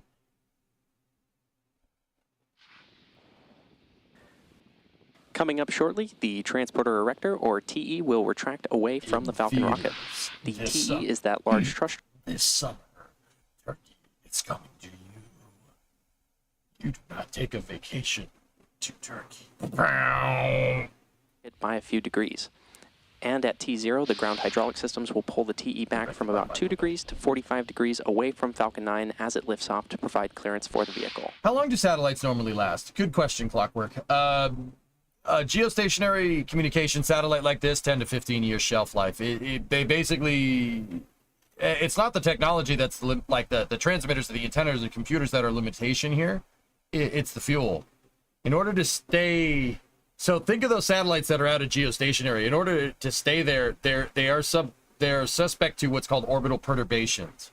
Basically, if you think about a buoy in the middle of the ocean, it's going to get blown around, right? Unless it has some type of thruster to kind of directionally stay where it needs to stay, right? Or if it's anchored to the ground. Now, you can't anchor it to the ground. That would be a 23,500-mile tether. Yeah, you can't anchor it to the ground. So you need thrusters to stay in position. That's the shelf life. The shelf life is how much fuel you have. And then they put it into a disposal orbit, and then they launch another one. But yeah, about 10 to 15 years. Just a few moments from now, and the second stage finishing up Satellite's at around 10,000 the pounds, 2-minute mark. Well, almost 10,000. It's like 9,500 pounds. 4,250 kilos. It's a pretty big satellite. Tomahawk Tom, 40-month reset. But yeah, good question, dude. As you may have noticed, there are white clouds forming around the vehicle, and those clouds are comprised of the chilled gas above the LOX. Is this heaven? No, it's Florida. Discovery, go at throttle up. D-Pick, 45 months, Tomahawk Tom with the 40. Thank you very much. Most bald people still own a comb. They just can't part with it. There on your screen. At the T-minus 60-second mark, Falcon 9 will be in startup, and this means that the rocket's autonomous internal flight computers will have taken over the launch countdown. And then just inside of T-minus 2 seconds, we'll light the M1D engines for liftoff. The Turksat 6A payload continues to be healthy, and the Falcon 9 team is tracking no issues on the rocket. The range is green. Jack. Now, as I mentioned earlier, weather was a bit of a watch item for us today, but things are now looking good for an on-time liftoff. You're doing in 2 good minutes. until that joke. If for some reason we have to call a hold on today's launch, we have a backup opportunity scheduled for tomorrow at the same time. But for now, as I said, all systems continue to be go for launch. And with that, we're proceeding into the last few minutes of terminal count. They did that relatively recently. And good call out there that Stage 2 LOX loading is complete. Falcon 9 is now fully loaded with 1 million pounds of rocket-grade kerosene fuel and liquid oxygen. Yeah, it's not the first time a country now we should be hearing that call out in about 30 seconds that Falcon 9 is in startup, which again is when the vehicle's autonomous flight computers will have taken over the launch countdown. It is 900. Yep. So, Lucian, you're getting more condensation here because they're venting the liquid oxygen. They're pumping nitrogen up the line and venting the gaseous oxygen or the liquid oxygen out overboard. And what's happening is that liquid oxygen is immediately turning into a gas and condensing. Startup. And there's that call out that Falcon 9 is in startup. Cool. It's condensing the atmosphere around it to an extent. But yeah, the reason why they do that is because you want your fuel in your rocket. Fuel and oxidizer should be in the rocket and not in the pad when you go to launch, right? Like I mean, that makes sense. You want the fuel to be here, not there. So they vent it overboard because they don't want the pad lighting on fire. T-minus 30 T-minus seconds. 30 seconds. For TurkSat 6A.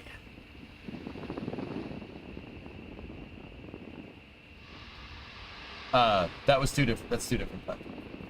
Nice try, though. 15 seconds. T-minus 10. Sound suppression 9, water system is on. 8, 7, 6, 5, 4, 3. Engine ignition. 2, 1. Ignition. And lift. Good. Go, Lisa. Go. Fly, baby, fly! Beautiful dust launch. We got some sweet golden hour lighting there. Very, very nice. Oh, Stage yeah. 1 propulsion is nominal. TurkSat is a military and civilian communication satellite for Turkey.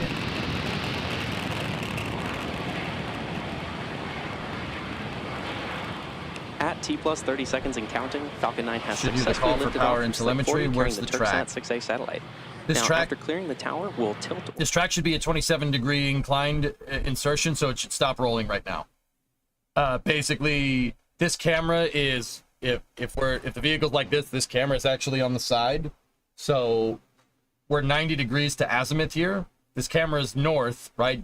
Judging by that's pad 41. Pad 41 is north of pad 40. This camera's on the north side of the rocket, meaning that the rocket is pitching along the eastern axis here, meaning a flight azimuth of 90 degrees. It's basically heading straight due east. Oh, yeah, it's Max Q. super cloudy in And there's that Florida. call out for Max Q. Now, as Falcon 9 accelerates through the thicker lower atmosphere, Oh, the you air guys let density me know if decreases. you could see this thing. Falcon 9 That is a passes lot Max of clouds. Q, That's the point of not maximum only that, that's a lot of pressure, turbulent once clouds. the air Look density at how lowers bumpy they faster are. than the increasing speed of the vehicle. See As the the rocket difference continues between to that and ascend, the- be sure to watch the stage 1 telemetry at the bottom cumulonimbus left-hand clouds corner over of your here? screen to see these Yeah. speed changes through ascent. Your boys The are getting rocket better at the typically weather needs to go thing. 17,500 Engine chill has started. Look at the- 17,500 miles per hour horizontally mind. in order to avoid being pulled back down to Earth and get into orbit. Notice the difference. The upper Coming atmospheric up shortly, clouds we'll are have like 3 events coming up in quick succession. like super and we wavy should and hear all of stretched, these and the called out ones by that are mission lower control, are really starting with MECO, lumpy, followed by like stage mashed separation, potatoes. and then SES-1. Main engine cutoff, See? or Mashed MECO, is where we potatoes. shut down all 9 M1D engines on the first Look at stage the difference. to slow the vehicle down in preparation for stage separation, Cool, huh? which is when the first and second stages of Falcon separate from one another. Okay. After stage 1 shuts down its Oh, engines and beautiful separates track. from the second stage, the booster will begin to make its way back to land, descending under the acceleration of gravity until it's time to relight engines for the entry burn. And second engine start 1, or SES-1, is when we light the MVAC engine on the Nice second weather. stage for the first time. So watch out for these events happening Yeah, in there's just a a few hurricane moments over from there now. somewhere. Barrel. All right. Main engine cut off.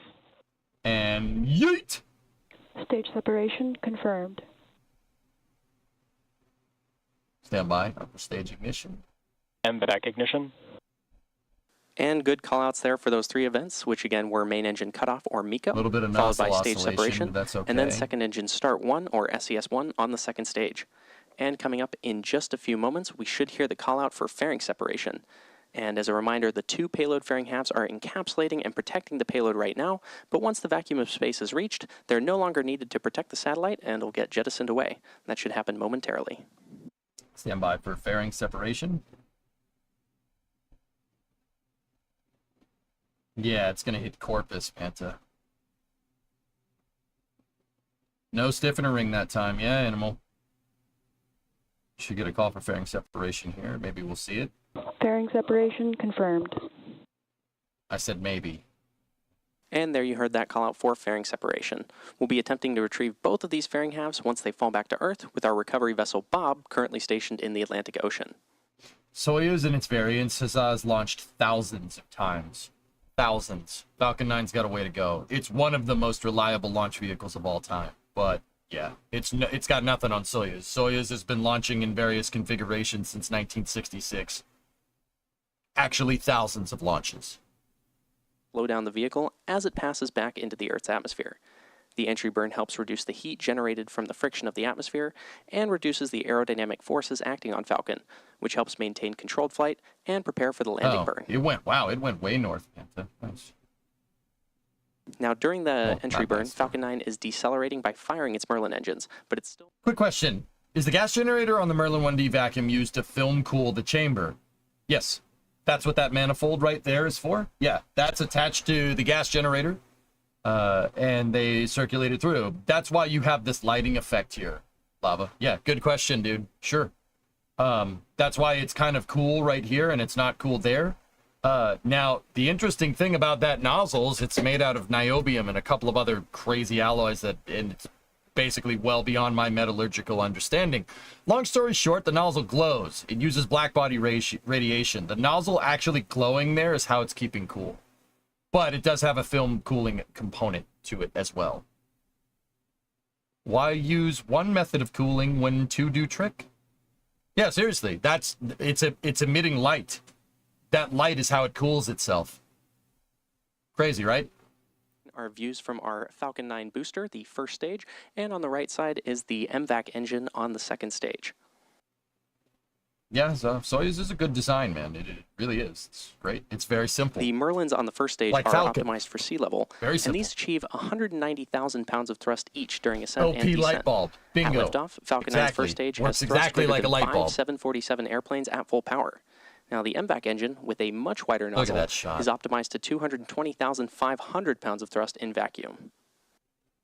Falcon 9 is going to do my favorite part here in a second. We were talking during Space News about supersonic retropropulsion and how you can use your engines to outgas near the bottom of your rocket to push your boundary, Coming up in push just the bow about 10 shock, seconds from now, we should hear the the startup hypersonic of the entry bow burn shock on away Falcon from the 9 vehicle first stage. and envelop the vehicle in a cool column of gas to make sure that it doesn't burn up during re-entry.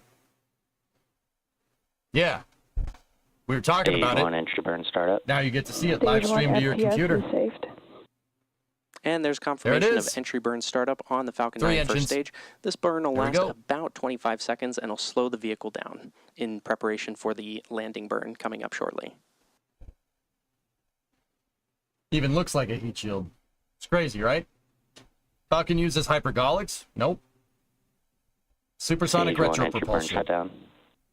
And there's confirmation of stage 1 entry burn shutdown. Now, coming up in just over a minute from now will be second engine cutoff, or SECO-1, on the second stage, along with the landing burn of the Falcon 9 first stage. The landing burn is the final burn of the Falcon 9 booster. I think that's just and the it's used camera. to It's reduce the artifacting a remaining little speed bit, of the Bono. vehicle in order to Now- allow for a soft touchdown on the landing pad. Or Now you want to see here, watch the grid fins. The grid fins, once it punches through this cloud layer, these clouds are up 30,000 feet, I think. Probably a little bit higher than that. Once it starts punching through the clouds, the grid fins will start moving all over the place. That just goes to show you the aerodynamic load that's getting put on those things. Look, And good call out there. Now, the Falcon 9 booster isn't the only flight-proven aspect of this rocket today. The payload fairings supporting today's mission Pyrophoric, are also Tessa. flight-proven, It's not with hypergolic. one half flying for its 16th time and the other half flying for its 10th time. Pyrophoric, not hypergolic. Hypergolic implies you get combustion with a liquid fuel and an oxidizer. Pyrophoric means that when triethyl aluminum and triethyl borane mix and find oxygen, then they explode. A little bit of a difference. We're now waiting on Lot of callouts clouds for out there SECO-1 tonight. and landing startup in just a few moments from now. Drone ship should be like right here. Not that we can get a reference frame, but just that. There's a lot of And clouds back out in the down. ocean tonight. Got to shut down on second stage.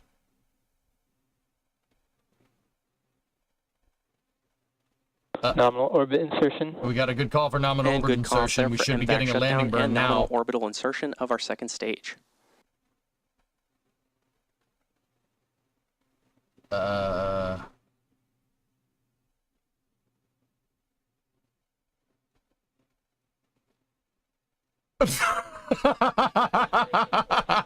Stage 1 landing confirmed. And there's that call That's a for our sketchy stage 1 landing, man. That is a As a reminder, very this was sketchy the 15th landing. launch and landing for this first stage, and this landing marks Whoa. SpaceX's 328th recovery Almost of an orbital missed. class rocket, including both first stage Dude. landings for both Falcon 9 and Octograbber. Falcon Heavy. Oh, they deployed the And octograbber with fast. confirmation of nominal orbital insertion, Oh, no. we'll now have a roughly Did you see the 18-minute garage door coast phase, opening? and then we'll be back for our second engine start 2, or Yo. SES2, of the MVAC engine on the second stage at about the T plus 27-minute mark. So for now, enjoy some space Damn. tunes, and we'll see you back here for SES2. I was wondering about those recovery conditions. Holy cow. That was a sketchy landing. Yeah, remember how Super Heavy's grid fins were shaking about? Yeah. Yeah, it's nuts, right? I really thought we lost it for a second. I was getting a little worried, dude. We didn't hear any landing calls or landing burn or landing leg deploy. That was a crazy, yeah. It's got to be windy out there, for sure. I mean, I tell that it's definitely rough out there. Just when they showed the drone ship, I was like, eh. Look, we lost telemetry. Nominal orbit insertion. And good call there for MVAC shutdown and nominal orbital insertion of our second. So these numbers are telemetry driven, guys, which means they're not like an animation or anything. They're pulling numbers directly from Falcon 9's flight computer for us, right? When they stop like that, that means when they stop like that means you have lost a signal. Second stage. I was watching those numbers and I'm like, those numbers aren't moving. 800 meters off the deck, they're not moving. Not good. Up there. Then they went to 0. There it is. Stage 1 landing confirmed. And there's that call out for our Stage 1 landing. As a reminder, this was the 15th launch. It is very windy out there. Landing for this first stage. Yeah. And this landing marks it's windy and it's raining? Yeah. Yeah, freaking raining. Stage 1 landing confirmed. Dude, that thing just landed. Not a monsoon, but there's definitely some surf. As a reminder, look, there's some. Whoa. Yeah, program. I saw the numbers stop and I was like, that's not good. That's not a good thing. Yeah, you could see them opening up the garage door. See it? They're deploying that thing real quick because it is windy as balls out there. 1076 did land. That was its 15th flight. Look at how windy it is, dude. It's raining sideways. What's the deck of those barges made of to handle fires from the stages? It's just metal. 8-bit, it's just metal. They spray the deck down with water first. When the rocket comes down and lands, that water absorbs most of the heat. That water absorbs most of the heat. I don't know how it would do that other thing. But anyway, yeah, they spray the deck down with water. So when Falcon 9 does land, that's what all that smoke is right at the beginning. See all this? That smoke is basically the water getting burned off. No, he likes. You said feet. No, I said skeet. No, that's not better. That's definitely pretty damn hazardous conditions, dude. You could definitely see that there's some surf out there. That's got to be a 2 to 3 foot surf at least. Probably more. I mean, nautical guys, what's the surf? I mean, we definitely got a wind out there for sure. How many meters are in a skeet? About 350. Free deck deluge. Yeah. Anyone on the barge? No, they're on recovery ships that are all around, Red, but they're probably sailing to the drone ship right now. Boosters with sneakers for their feet. Yeah, man. Yeah. Do it. Dang, Loch Ness Monster wouldn't give me 3 to 350. Definitely more. 5 to 7, probably. Yeah. Windy says 1 meter waves.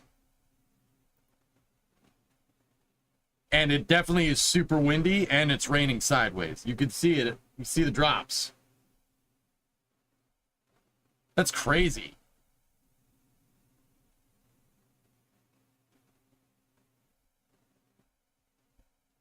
Yeah, there are some caps, Slappy. I saw it, but they're...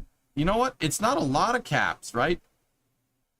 The white caps. White caps are usually indicative of a rough sea. It's weird. The surf is...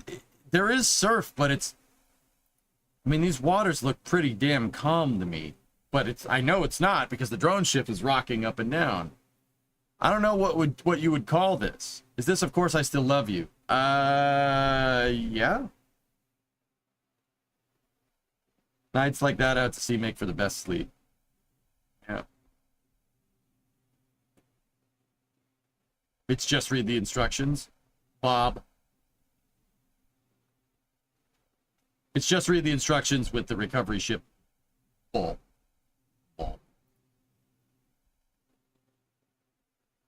So the second stage is coasting right now. We should have an acquisition to signal here from Gabon once it crosses the Atlantic. Look at that. Look at that, guys. It's going to cross the Atlantic in about 20 minutes.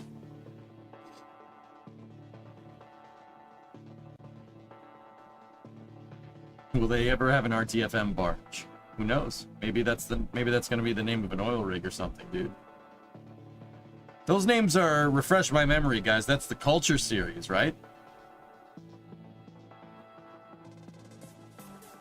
Alex was there. It was his first launch in person. Cool. Quick hop across the Atlantic for a snack. Yep. Good books, actually. Yeah, no doubt, no doubt.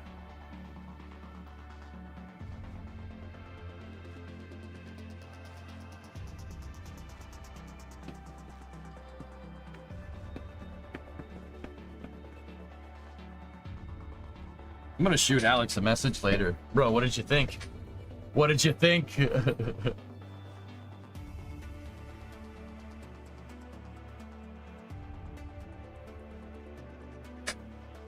This is my favorite SpaceX tune. I'm turning it up, guys.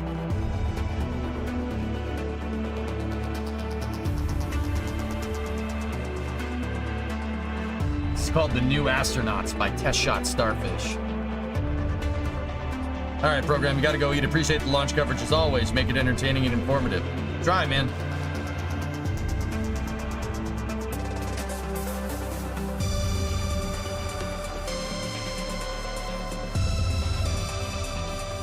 Right, Dragon?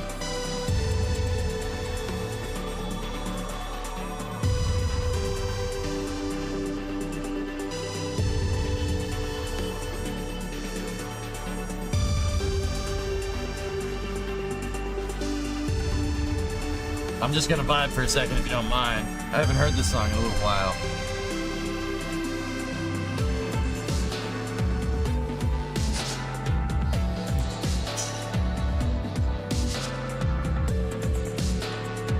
Yeah, Maverick, that landing was a little sus. But it made it. Dude, that thing landed in... I'm not saying they were rough seas, but it's definitely stormy conditions, for sure. Oh, yeah? Well, this one's on Spotify? You definitely don't listen to it all the time? Oh, yeah?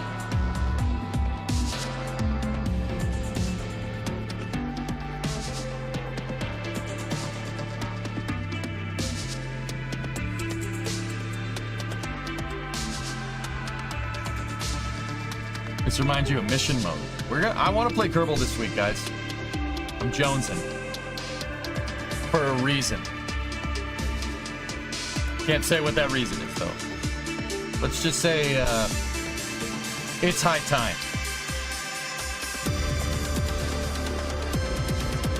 KSP 1 or 2.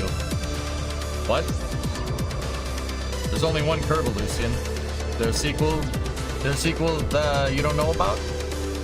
Or that I don't know about?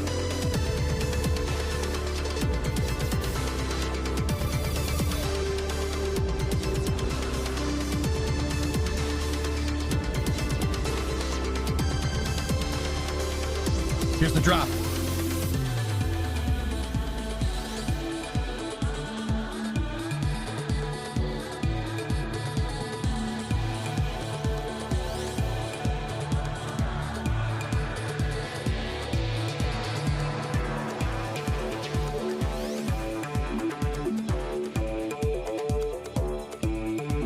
That was a drop?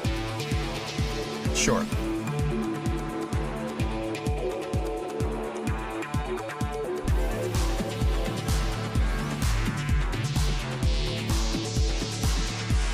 Would be cool to show if you could show us how to properly use docking ports to reintegrate stuff on the pad without wobbling too much. All right. That little guy, Pace? I wouldn't worry about that little guy. Good enough for me.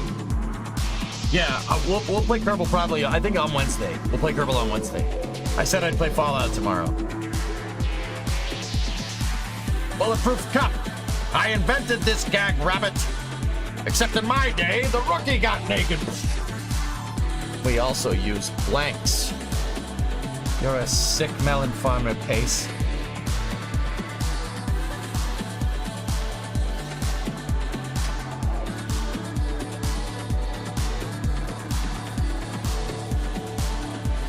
Thanks, EJ.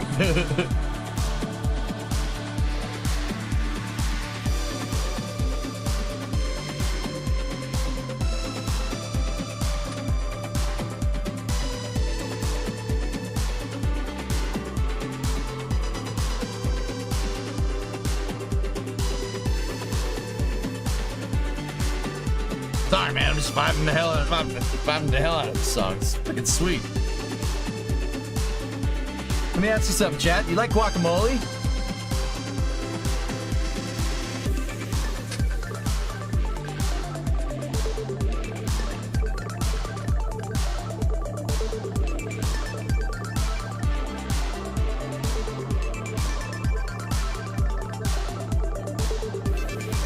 Do I like gladiator movies? Yeah. It's pretty cool.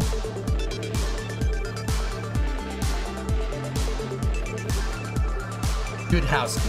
What?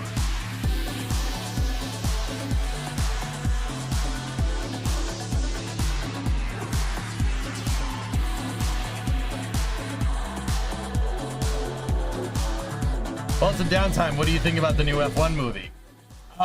Zombie, I was kind of sworn to secrecy, but I was definitely there for some filming of it.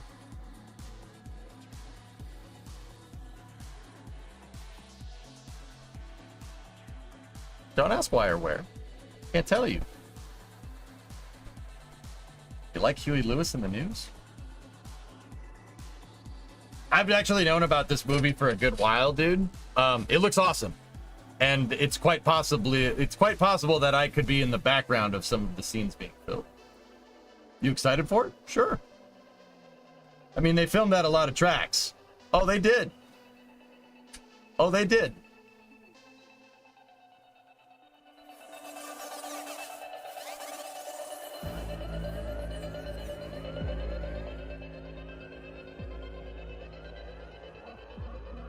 Gunther Steiner is in it. Look, it looked like a bunch of freaking bankers, Gene. Oh, what's that? Someone cooked with the waterfall mod? Nice. Yeah, there is a new version of waterfall we got to put in there, see Kraken, don't we? No, so I had the privilege of going to the Rolex 24 at Daytona earlier this year because one of my buddies was racing in it. Like racing in it, not like, oh, I'm the guy that takes pictures. No, one of my buddies was racing in it. Car 120. The Porsche that's in GTM. And yeah, they were definitely filming the movie there. Yeah, they were absolutely filming in the paddock. And I was in the paddock. Trust me on this one. Yeah. So yeah, it's yeah, no, Zombie, I'm excited for it because it's a very high possibility that I'm in it in the background. Yeah. I'm not saying they were filming in the paddock that I was in, but they were filming in the paddock that I was in. Yeah. Yeah, dude. That was actually a magical freaking trip. Geek and I with that one. I wanted that to be a road trip too, but it's okay. Yeah, we were in the paddock, and they were definitely filming. They were filming the Wright Motorsports 120 Porsche. Yeah, it's pretty awesome. Did you get to say hello to Brad? I did not see Brad Pitt because he was in and out really fast because of that. I got to shake Jerry Bruckheimer's hand though. Does that help? Jerry Bruckheimer, the guy that produced like Top Gun, Beverly Hills Cop, amongst other things. That was pretty cool. Did you have a Space Nerd hat on? Oh, there's the reacquisition of Signal through Gabon.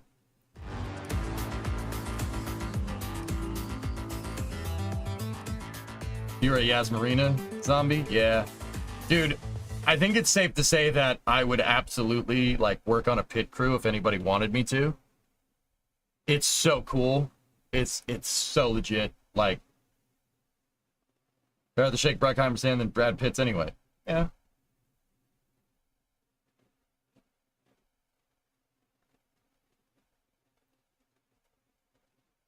Seen that they're making a new Beverly Hills Cop. You should play this. Chocolate Factory. No, I'm good. Yep, we have reacquisition of signals. See the telemetry updated there? We got a good shot of the second stage. What SpaceX is doing right now in preparation for second stage engine start 2, right here, the first one being the initial insertion, they're now trickling propellants into the engine to get it to the right operating temperature. See? And what they do is you don't want to trickle propellants right into the combustion chamber, because if you start it, it could burp on ignition and you could blow the engine to smithereens. So what they do is they have these vent lines here. Primarily what they're trying to cool down is the turbine machinery on the second stage. What's the turbine machinery? The fuel pump. Fuel pump. You want to cool that off. You're moving really cold propellants into it here in a second when it starts. You don't want to basically flash freeze the turbine machinery. You ever seen like the Terminator, where the T-1000, Terminator 2, where the T-1000, hasta la vista, baby, and it just shatters into a bajillion pieces? Yeah, that can happen. You can flash freeze your turbine machinery. And that's probably the best case scenario. If you flow the propellants too fast and your oxidizer starts to evaporate, your turbo pump, your fluid impeller becomes a compressor, and it makes things blow up. Actually, both of these scenarios make it blow up. So what SpaceX is doing is basically priming the engine. They're priming the engine and making sure the turbine machinery is cooled down to the proper temperatures to flow ungodly amounts of liquid oxygen through that motor when it goes to start.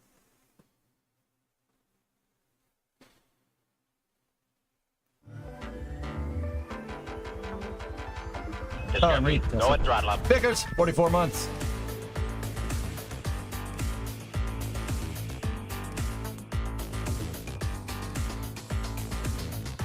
Yeah, zombie. What's all that debris? Well, what happens when you vent a super cold liquid into a vacuum?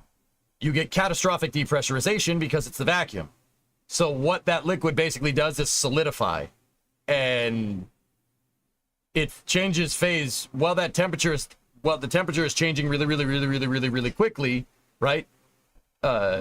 You have basically liquid oxygen turning into gaseous oxygen being vented into low pressure. It solidifies immediately and then basically does nothing after that. If you look at that giant ice block right there, that's liquid oxygen. Oh, there we go. There's the ignition, and that ice block is gone. And it basically stays a solid inside. And there's that confirmation of SES-2 startup. This is the second burn of the MVAC engine on the second stage. The first burn took place around the T plus 2.5 minute mark and lasted about 5.5 minutes. Good ignition. This additional burn will place the TurkSat 6A payload in. What you're really looking for here with good ignition, and this is the reason why SpaceX has these cameras, is you're looking for uniformity here among the glowing. The glowing needs to be nice and uniform. You don't want the glow to be like, the edge of the glow to be like down here and up there, because that means you have non-uniform heating. If you have non-uniform heating, you have non-uniform lighting, you have non-uniform cooling, and that's really bad for the nozzle. Everything needs to be nice and copacetic here, or else you're gonna have a bad day. Now, there is some spots that are a little bit lighter than others, and that's okay. As long as the ring is nice and uniform, you're pretty much good to go. Because remember, that's the cooling system. Oh, a little bit of weeble wobbles there. Stand by for the call for nominal transfer orbit insertion.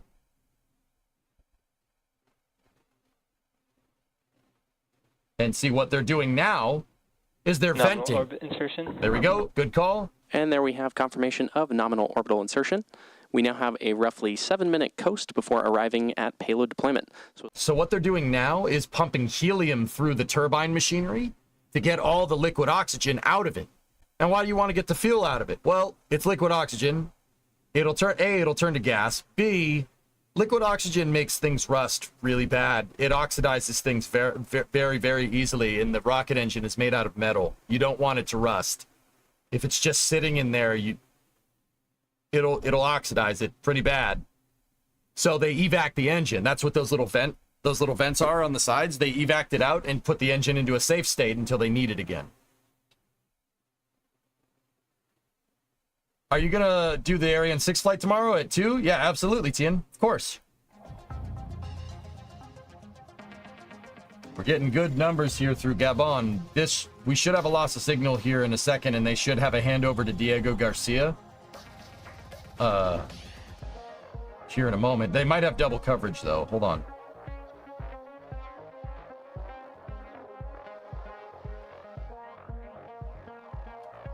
If you saw the space blanket on that second stage start poofing around, it's because of the attitude control thrusters. SpaceX's second stage has nitrogen cold gas thrusters on board. So if you see the bag kind of wobble around a little bit, it's just the thruster firing. But you can see that they evac the engine with helium. But here's the thing. You know, it made a little bit of ice, right? But it didn't make a lot like what we saw before. Why is that? Anybody know? Helium is extremely difficult. It's really difficult to solidify helium. The area at which helium exists as a solid is like the margin is less than 1 Kelvin, and it's basically at absolute zero. So the helium, when it outgasses, it'll just stay a gas. Even if you outgas into the vacuum, it's not doing much. It's not going to solidify. The oxygen, on the other hand, will solidify at a different temperature. A little bit closer to temperatures that humans can tolerate, but still, I wouldn't go taking a shower with liquid oxygen either. So it has time to phase change when you vent it into the vacuum. Helium doesn't. No, helium's just like, I'm gonna stay gas, dude. Away.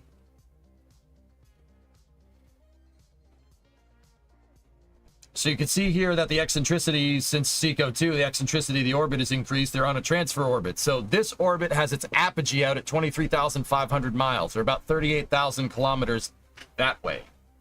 The apogee, the highest point. The lowest point is still down at 200 kilometers. What SpaceX is going to do is use that to basically dispose of their second stage. They'll deploy the satellite here in a second, and then after that, the second stage will basically coast around, and they purposely put it so the lowest point of their orbit is dipping into the atmosphere, so the second stage will burn up and be disposed of. It'll just take a little bit of time before it does that.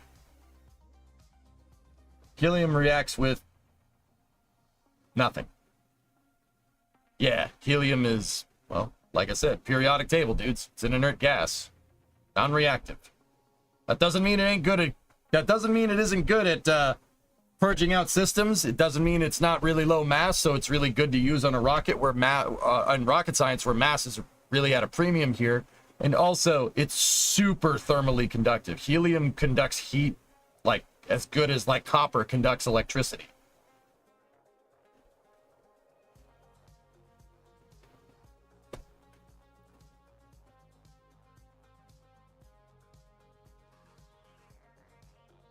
Maverick, I'm reading Starlink Group 9.3 for Wednesday at 10 p.m. Which would be the 11th for Make. Because Make's across the pond, dude.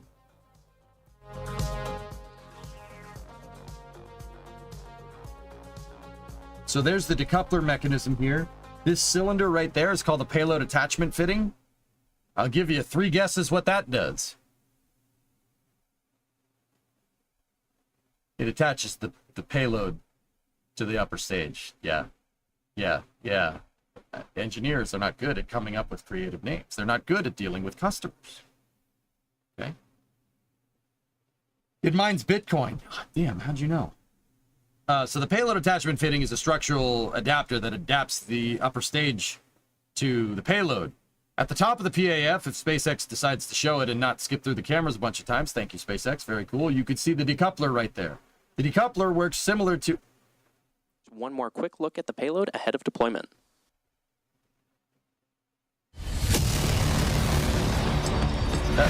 That was a satellite chassis that they just showed. The decoupler works like a V-band clamp for exhaust. Basically, at one end, it has something holding it together, and that pops off, and the clamps release, and there's a spring that decompresses that pushes the thing away. That pushes the satellite away. Joji, 76 months. Well, I'm a bit late to the party, but I'm here. Better late than never, man. In space is Turkey's era in space is beginning. In a world where all of our satellites are launched on one rocket, one country with one satellite will rise above them all.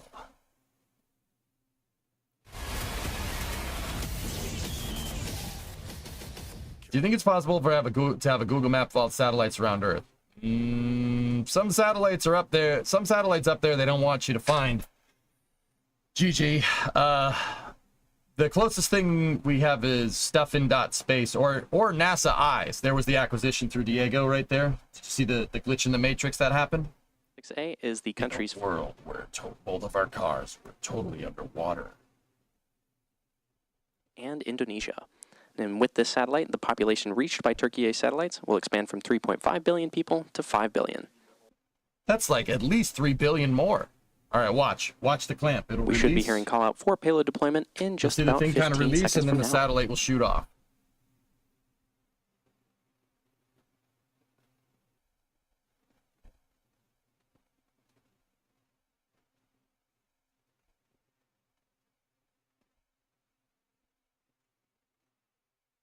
There it goes. Payload deploy confirmed. Bon voyage, Turkey. And there you heard and saw on your screen successful deployment of the Turksat 6A payload. And with that confirmation, we'll be Into the bringing today's howling dark. webcast to a close. Today's mission marks SpaceX's 364th overall mission to date and the 69th mission of this year. We want to thank the Republic of Turkey for entrusting us with today's mission and all of you for joining us today.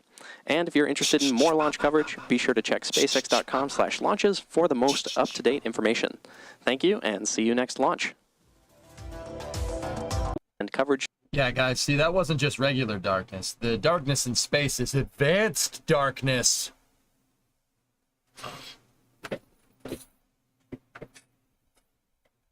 That's advanced darkness. Oh, yeah, Turkey, eh? Oh, yeah, that's a nice country, yeah. Oh, yeah, bud. Oh, yeah. It's the void. Cold is the void. I long for combat. Cool. All right, so that was the Turksat 6A mission from SpaceX. 15th flight for booster 1076, and a pretty damn successful, if you ask me. That looked pretty damn good.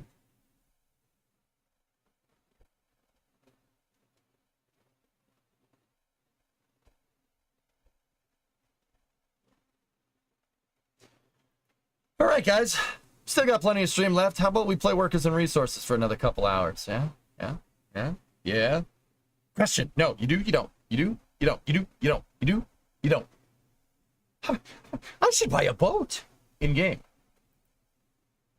We're going back to the sand. It's Fanta Black out there. It's advanced darkness.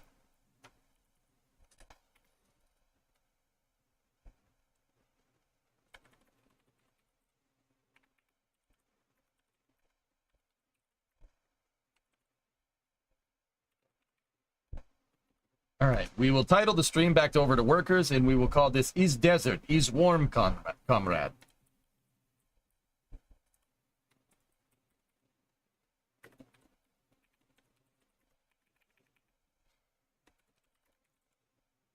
Late night Workers and Resources. Hashtag #. There we go.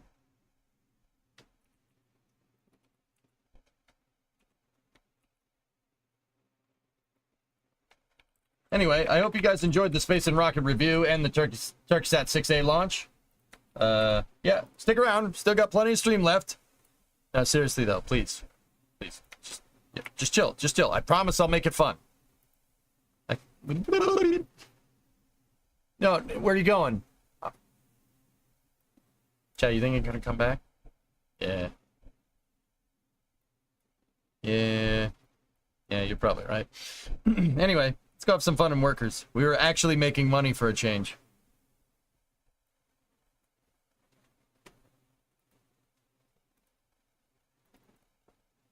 I'm just going to the bathroom. No, you're going to come back and you're going to leave and you're never coming back. We were also on fire. Shouldn't you say #?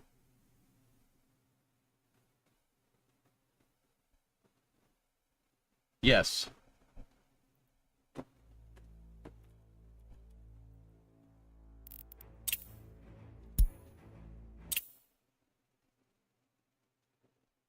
Making money? I thought we blew it all on rockets. I mean... Yeah? Hey, alright. Look it, we have 400 and we are above 420,000. That's money. Money. That thing's still on fire? Yep, I can confirm it is in fact still on fire.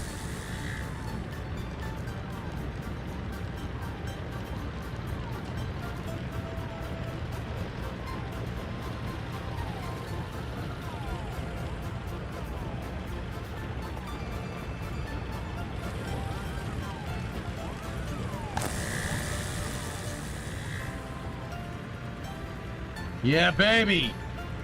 Fight fire with water. Sweet.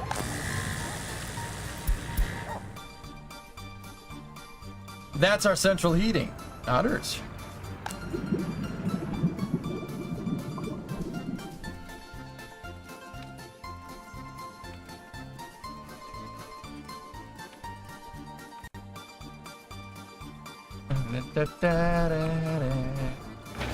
All right, so this is Bakalakadakistan. If you haven't seen it, this is my nice desert Soviet Republic. It's very nice. What I do is build out multiple towns this time. Lots of debt, happy times, maybe some bread lines. Yes, very good. So I have kind of 3 settlements going on here, 3 cities that are all being made at once. Because that's what you need to do to survive here. This desert biome, obviously it doesn't snow, but it really, everything is really spread apart on this map, and there's not much the land's gonna give you aside from black gold, baby.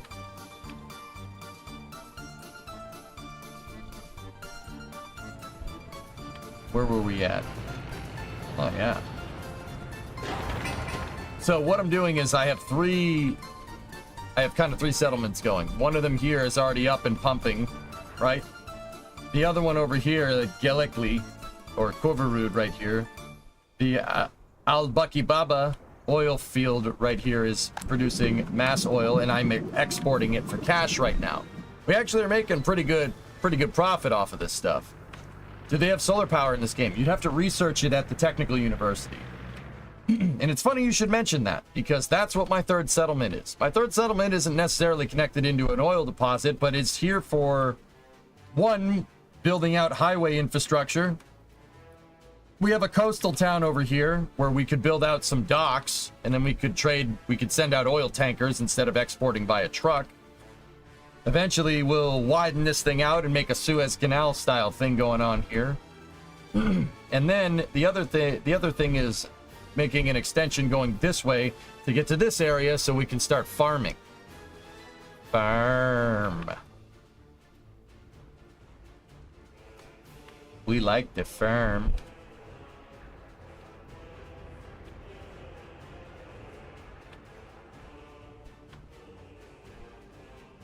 Don't tell America there's oil. Huh? So I said you got to research it at the technical university. The technical university is basically your where you build out the tech tree. You can do all different kinds of stuff. The main thing that I'm going for is we're not going for solar power here. I'm going to research the oil refinery or go down the oil tech tree because we can make some money exporting crude, right? We can make money exporting crude oil. That's not a big deal. Crude is selling at 80 rubles or $79 a ton. Which is actually pretty good. That's not bad. But if we took that and we refined it into, I don't know, gasoline trades at 200 or 214. 3 times the potential profit here if we're exporting fuel. We could also use it to make tar, which is up here, which trades at 347 a ton or 356 a ton. Yeah, you have 2 currencies in this game. You have rubles and dollars. You can trade with NATO, you can trade on the dollar, you can trade on the ruble. We could also use it to make fertilizer, liquid fertilizer, which trades okay. Actually, it's cheaper than that. We wouldn't want to make liquid fertilizer for export unless we're going to make it. But yeah, fuel makes some money exporting fuel. Is the refining process worth 3 times multiple? Takes some time to set up, Huzzah, but we're still really early in the game, and we're profitable on the dollar. We're not profitable on the ruble just yet. I'm close. Yeah, you could use oil to make plastics. Plastics could lead into electronics production. You could do a lot of good stuff here if you really know what you're doing. Do I really know what we're doing? Maybe. We'll see.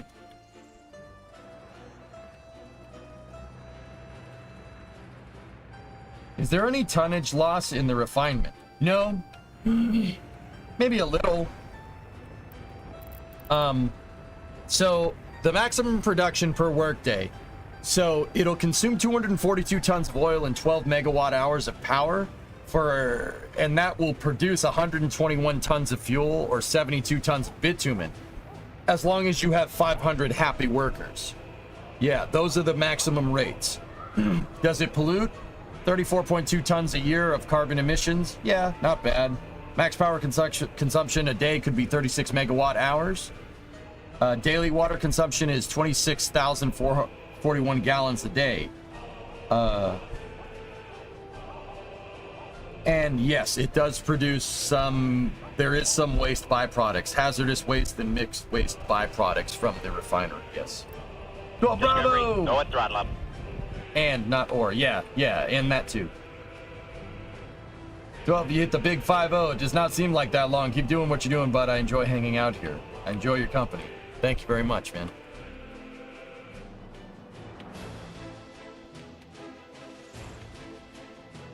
So yeah, this is the Al Sana extension.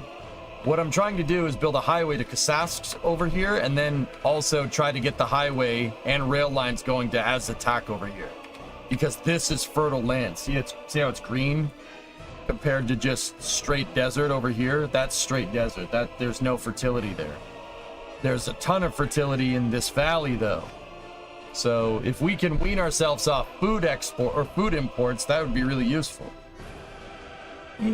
Bitumen is tar, in case anybody else is wondering.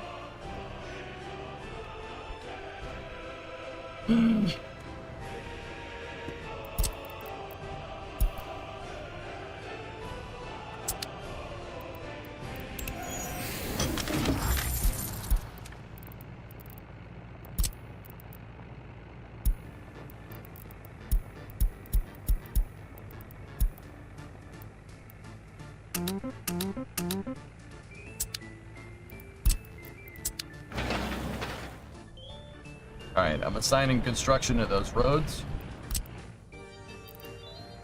What I'm really trying to do is, I'm trying to build a technical university here at Zenit. And we're trying to basically make this a university town right here in the Al Sana corridor. Because we already have good access to a border right there, and could have good access all around. The other thing, you know, if we build the infrastructure, the other thing is that we are also building the railroad line to go with my highway. We're gonna have to figure out a way to build a junction here, because I definitely want a railroad line going to Kasask. And you absolutely want one going to the farm as well. So we're gonna have to build out a pretty big junction here. I'm not 100% sure where I should build that though. We'll have to think about it.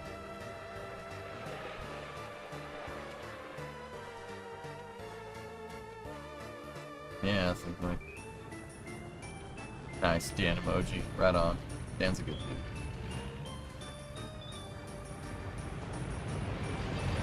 So the other thing that we're doing is building a railway extension here for a train station. I want to use some of the workers that are in Zenit and bring them up here to work in my railroad construction office, asphalt plant, and gravel processing plant. Right now, see how the figures are red there? I'm importing labor. And I'm paying someone for their time. We do not do that in Soviet Republic, friend. We do not do that. No. No good.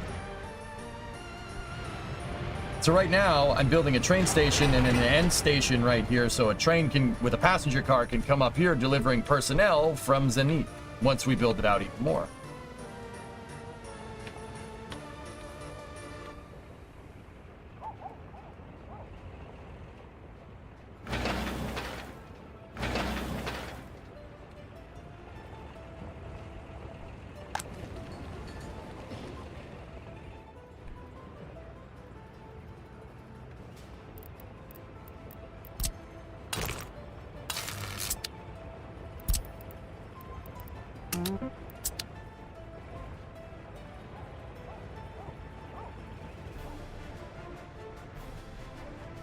All right.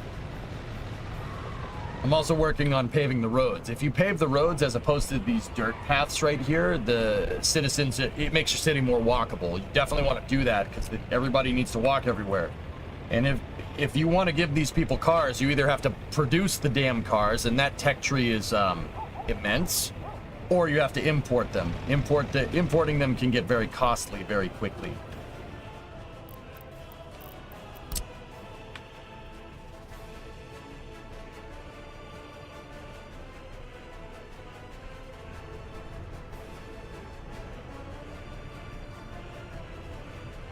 Okay, so it's 1.5 miles up the road. Ladder for everyone! I was just seeing if they could get on the highway and drive up to the El Sanal border. If we wanted to make cars, if we wanted to give people cars to be able to drive up here, we absolutely could. But we'll do the train. It's there. This, believe it or not, is cheaper.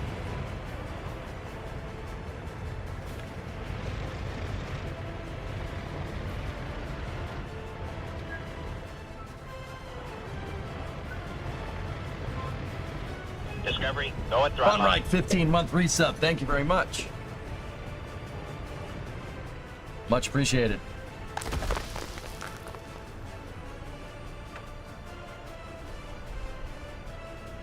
Yo, Jersey, what's up, man? Yo, that hotfix for cities that came out on the 3rd.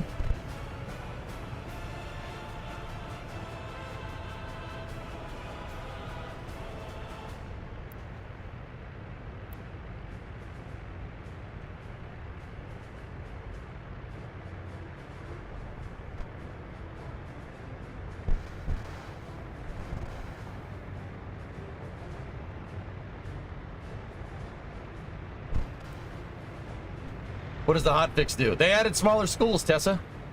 Apparently, I'd have to go read the patch notes. Apparently, there's smaller schools and smaller municipal buildings.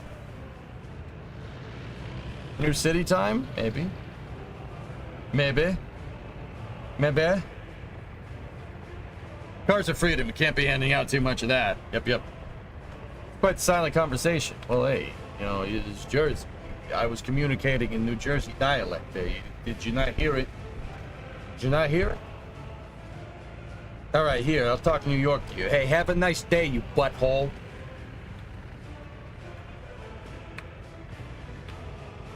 You know?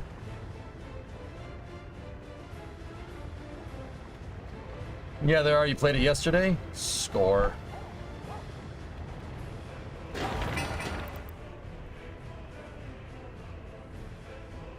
Oh, hey, I'm building here. Hey, get the frick out of here. Oh, I'm building here. What the hell's the matter with you? What are you, some kind of frickin' moron?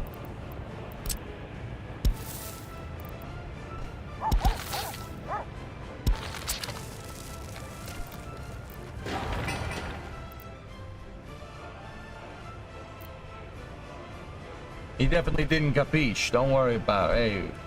Hey, whoa. It's fine.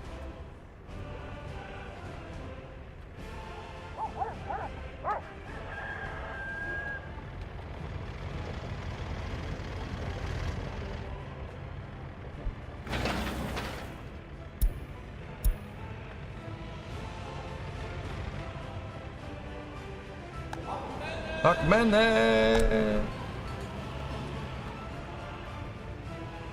Yeah, see, we're building out some apartments over here. What's up, dude? Have you seen Archie? You're the third person to tell me about that today. Blade, is it that good? Is it that good, dudes?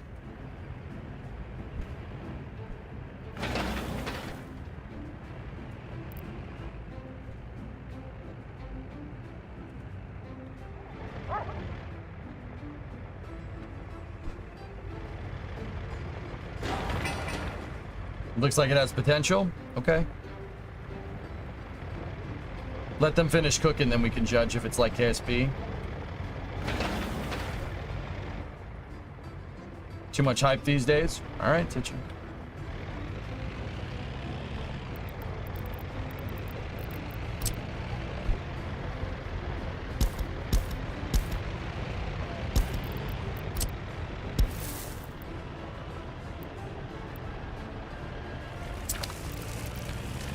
These lit footpaths make the city more walkable, and they're very lit.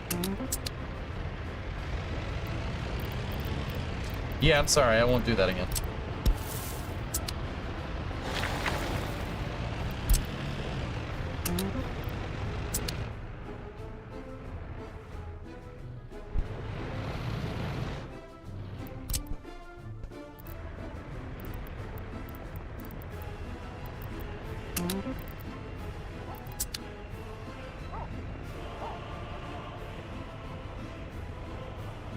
Cool. Once these roads get all built, actually, you know what? I'm gonna tell them. Make that do as well.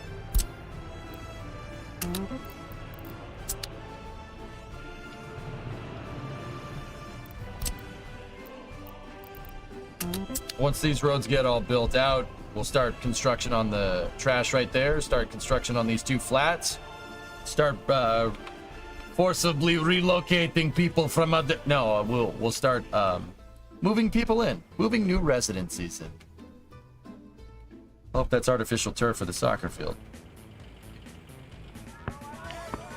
Yeah, of course it is.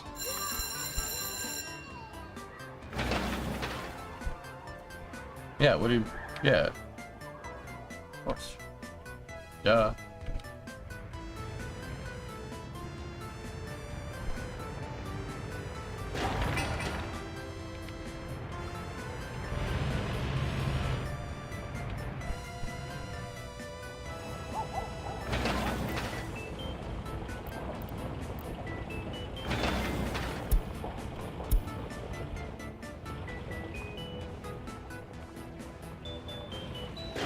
Building the clinic out here. Mom went to the clinic today.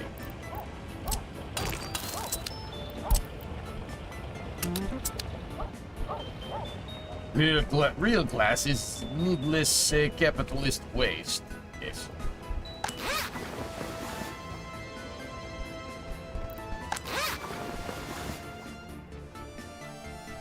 Still play KSP? I'll be playing KSP sometime this week. Yeah. Probably on Wednesday.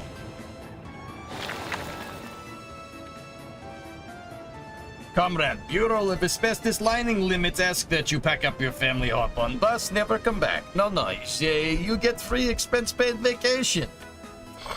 Doesn't that sound nice?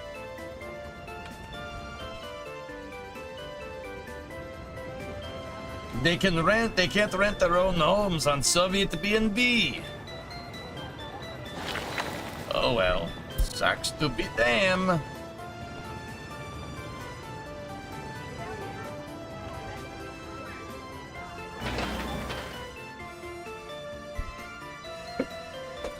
Where do I sign up at? Yes, call 555 Kiss My Butthole. Or no, 555 Face the Wall.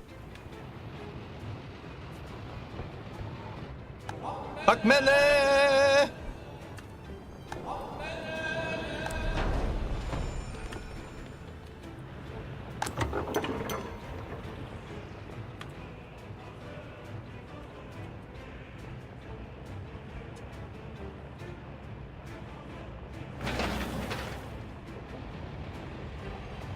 Dude, that's so cool that you could see the people doing the work.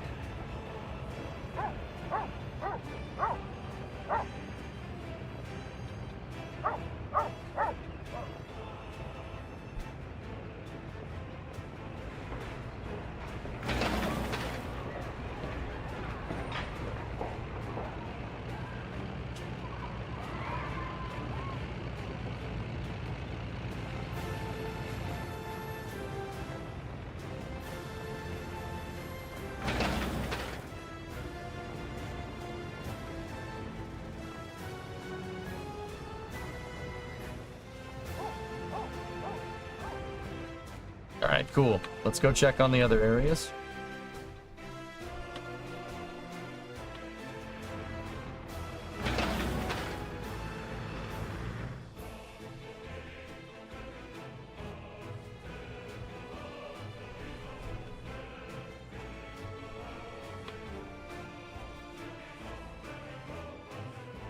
Looking good.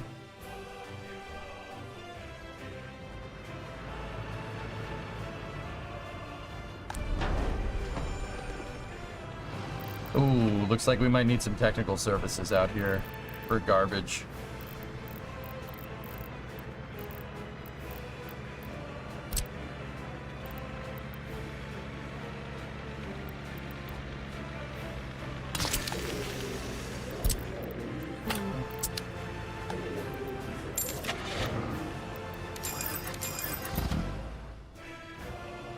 Are we profitable?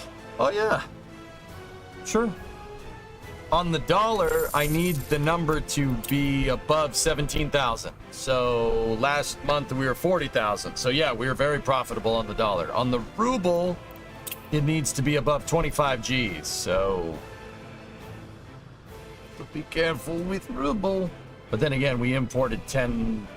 I imported 10 grand worth of cars just now. So ruble, we have to be very careful.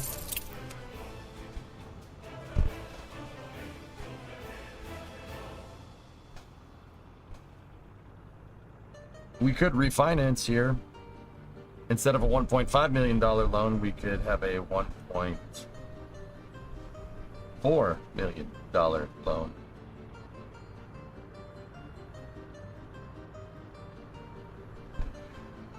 Actually, you know what? I will refinance. 1279887. Got your number. Got your number on the wall.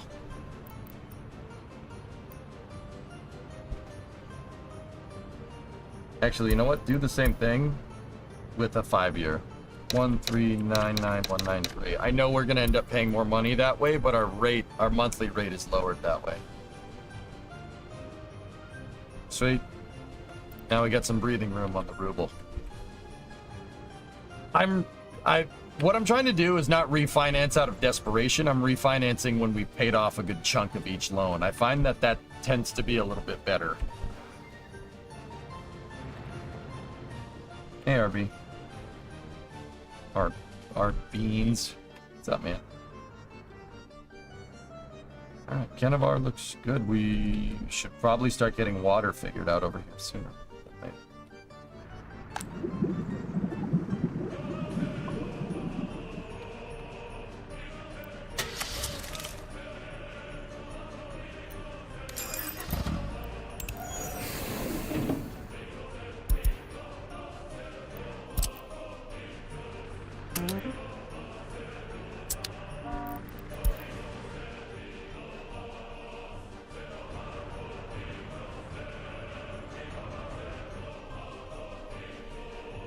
Is there any oil over here at all?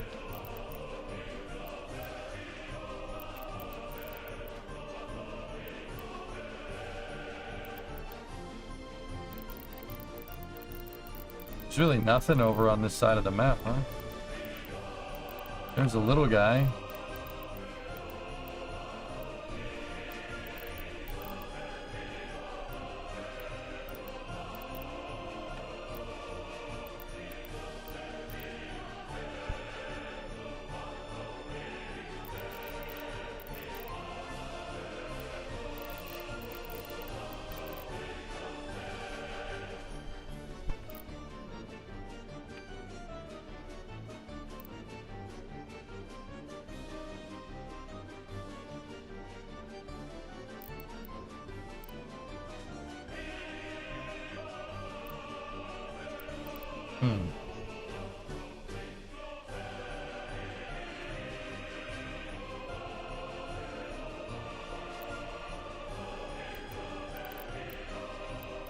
There's a lot of oil, but it's just kind of that's really low quantity. There's a lot of quantity here, but it's just there's a lot of it, but the quality is really bad. I received a gift. Let me guess, it's Archie. Yep. Thank you, Tessa.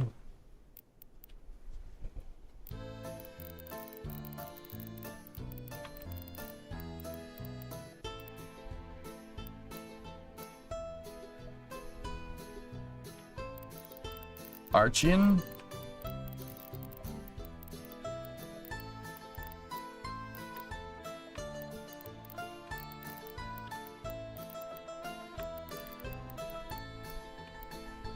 Big deposit in the middle of the river right there. Even bigger deposit right.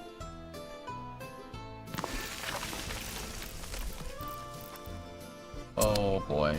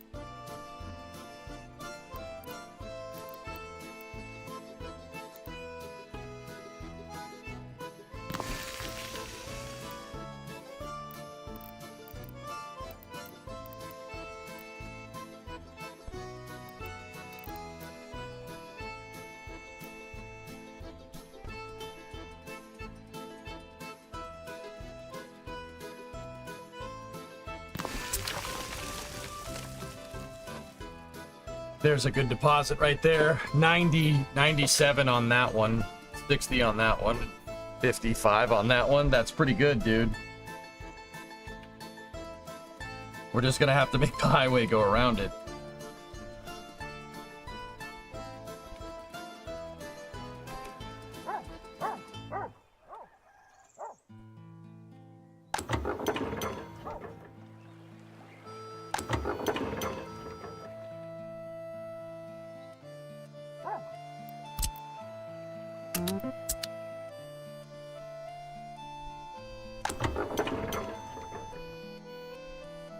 I'm exporting the oil, guys. Don't worry.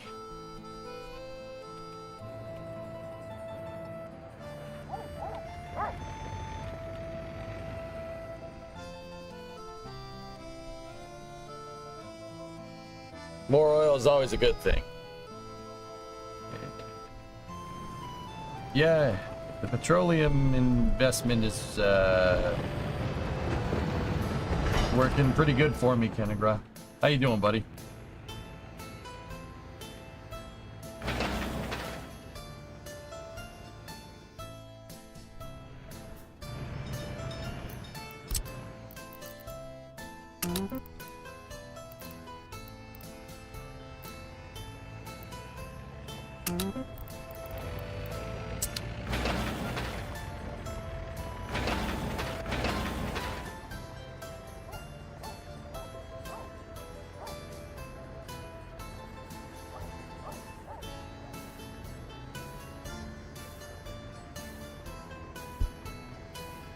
Yeah, geek. Price is too high. Cool car. Price is too high. Pitch is too high. The torpedo's rushed.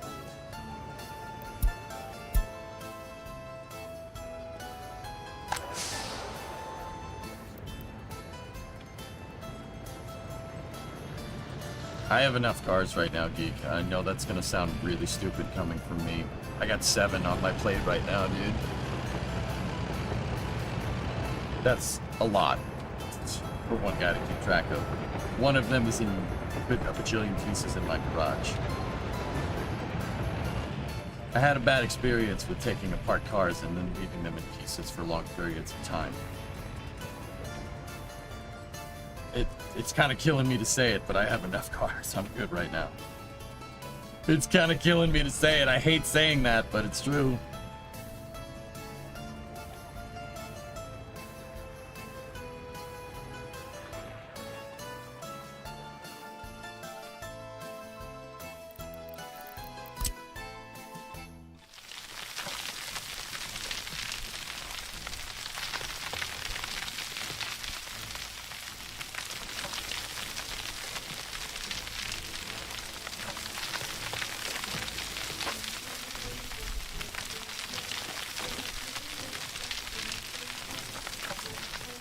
No more.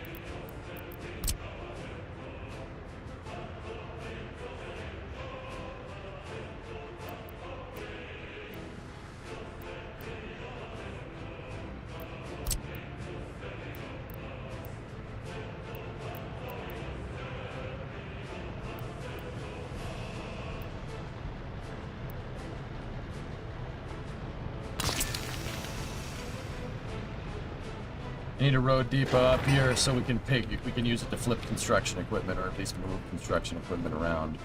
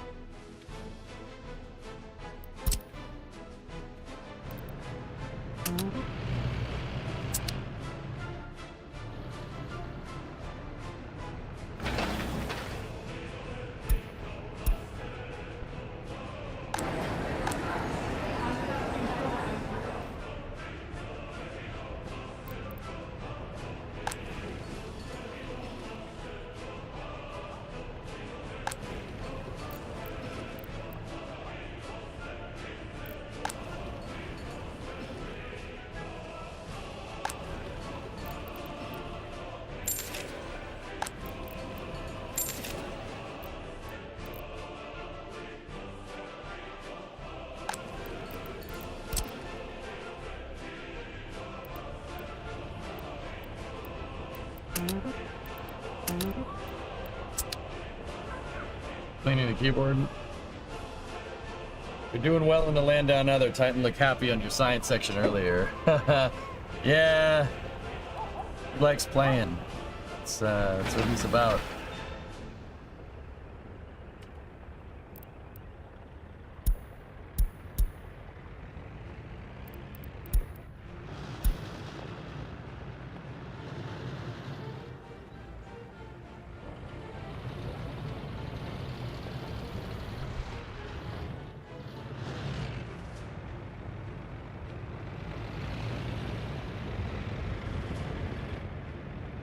How does the rail work in this game? Could you build one track wide with sidings for passing trains? Yeah, of course, Martin.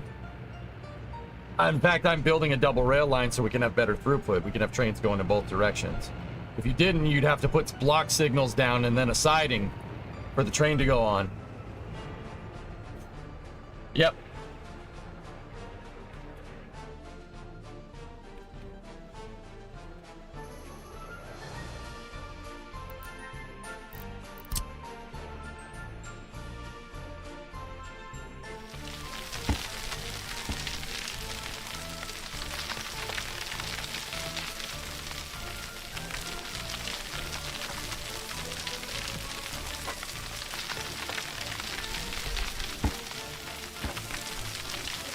Gonna have to make the mother of all terrain cuts here.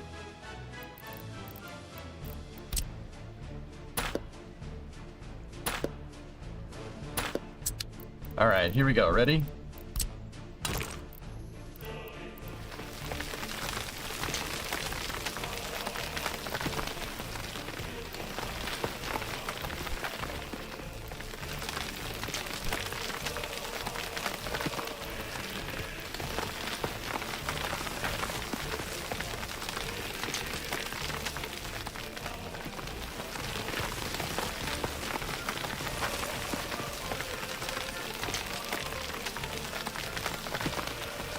Discovery, go at throttle up.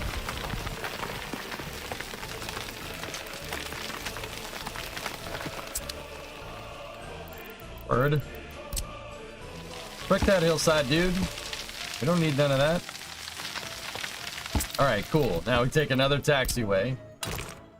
Make the taxiway go there. Take another taxiway, make it go there, and then...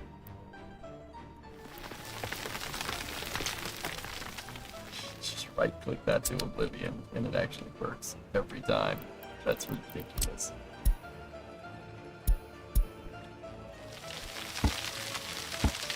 Faster than Flash!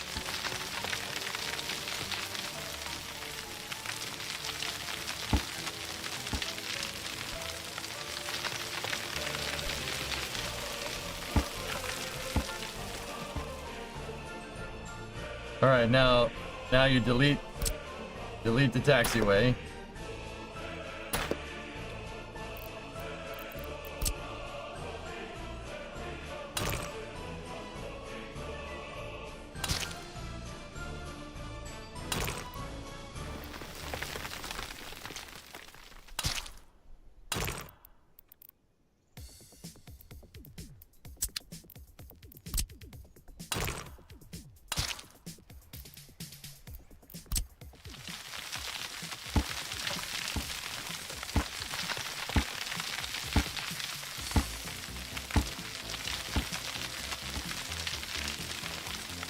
This is the highway that's gonna go out to the docks here.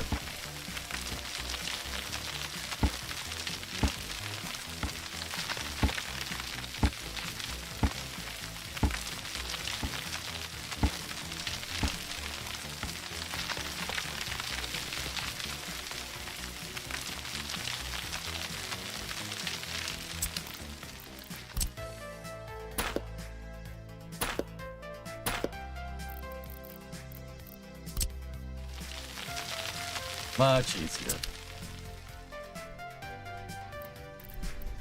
I actually don't think we got the flight azimuth.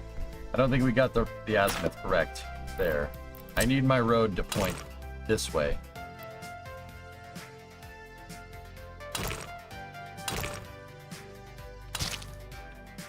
Then we gotta add the actual lanes. I always build a three-lane wide road. The reason why I do it is give yourself some space between the roads in case you need to add something somewhere. It's kind of future-proofing the whole thing.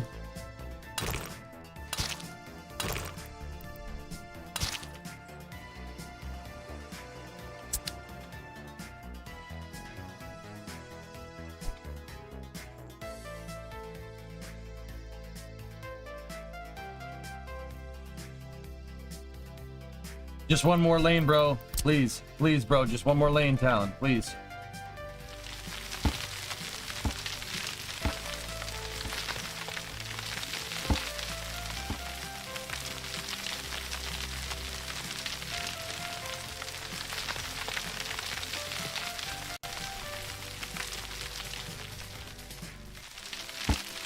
We're gonna make a pretty nifty cut going right through here.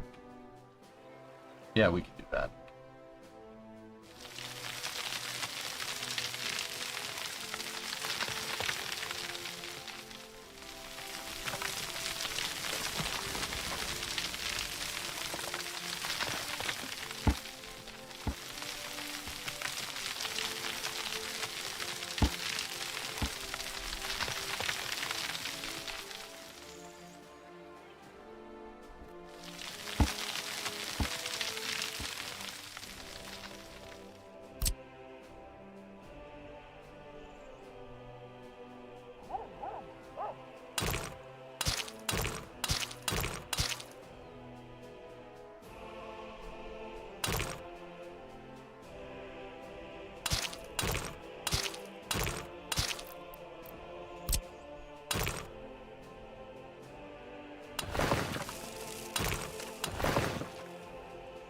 Why elevated? I don't know. That canyon looked cool. Why not?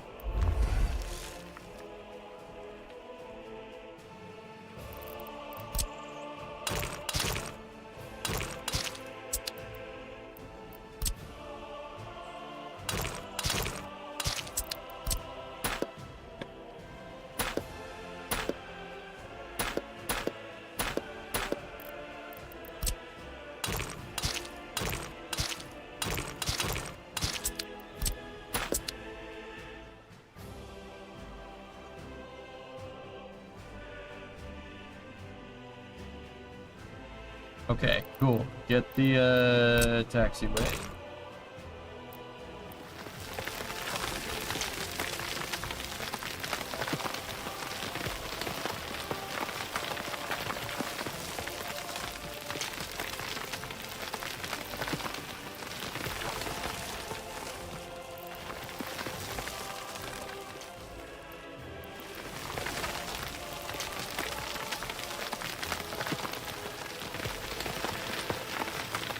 Oh yeah, that's awesome.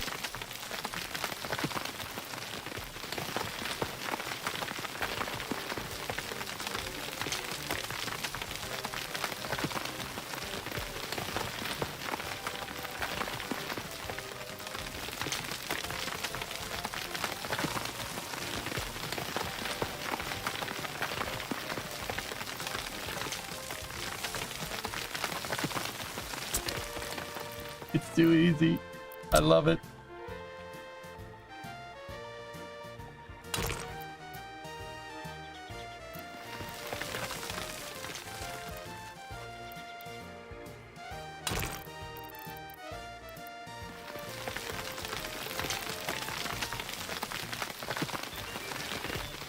That's actually crazy. It just levels the thing.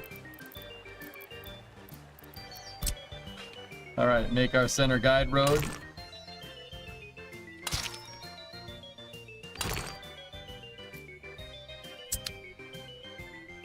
Oh, no, it's too late. That.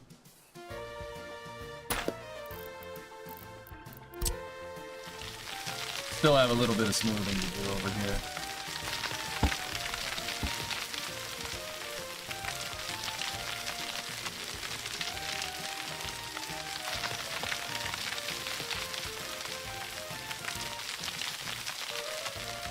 Very nice.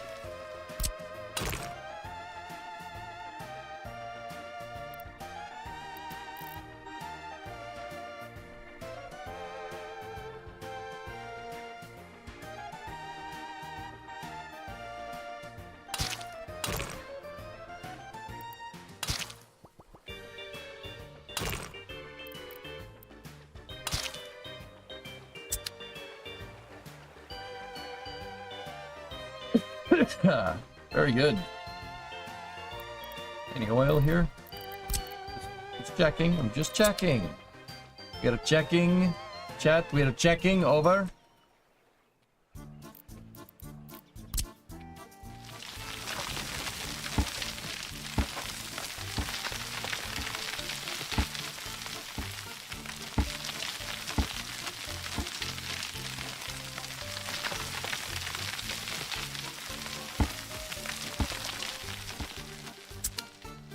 Oil? Said anything about oil? Chat, you cooking?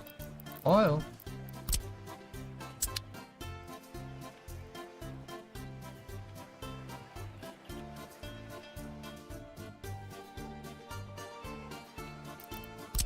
Alright, you guys need to go back over there so we can finish working on the railroad tracks. But yes, we are almost to Kasatsk.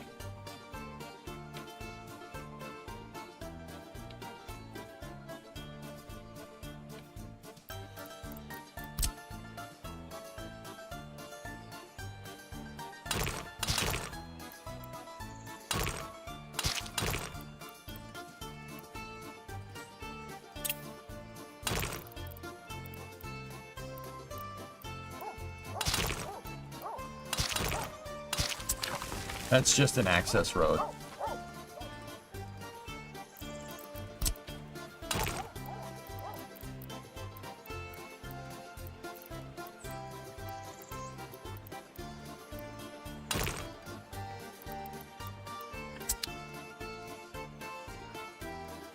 Looks like you have plenty of palm oil. Oh yeah.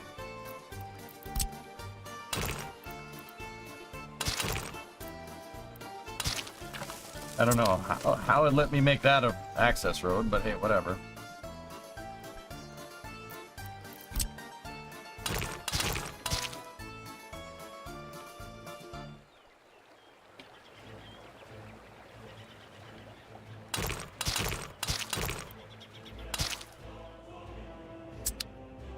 These access roads are so I can put the road depots around like that.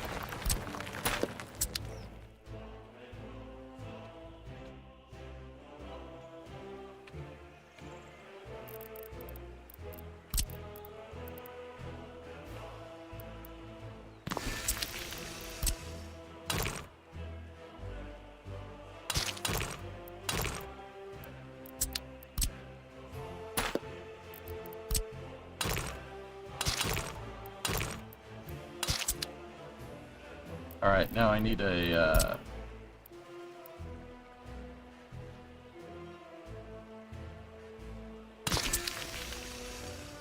and this is so we can get the right of way.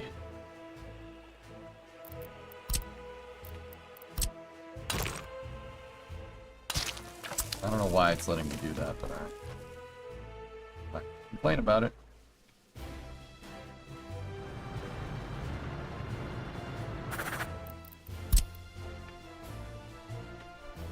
Okay, fill up that fueling station and then we'll start moving construction equipment out there soon.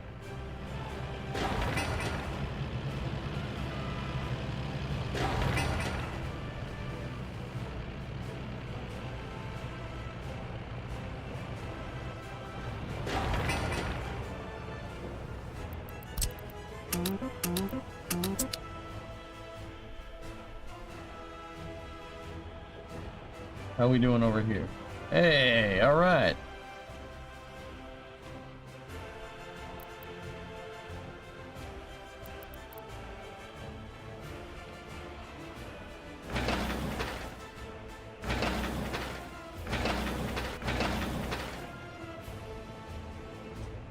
Making good progress.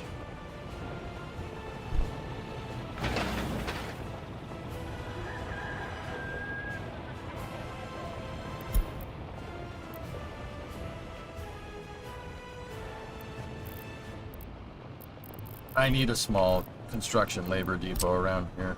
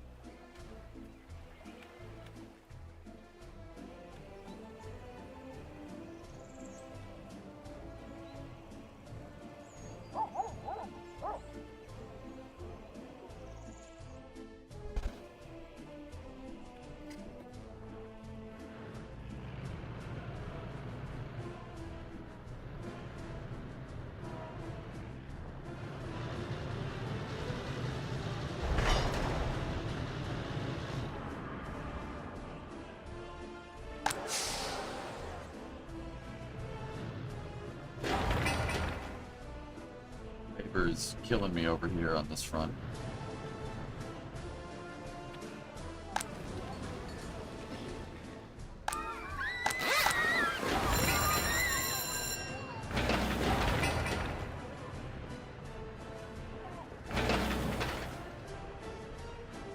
We gotta finish those roads. Yeah, it's just kind of how it's gotta be. Gotta finish those roads. How are we doing over here in Garawi? Wow, plenty of gravel. Excellent. And they're paving up the highway. Most excellent.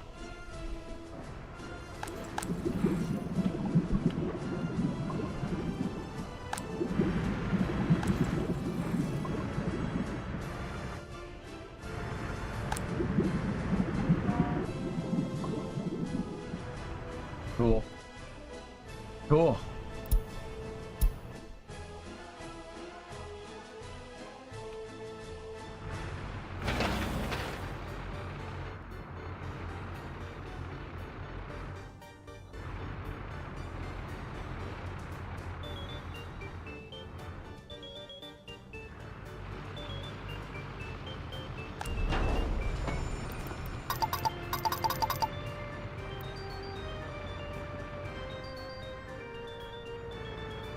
Wondering if we have any extra construction depots.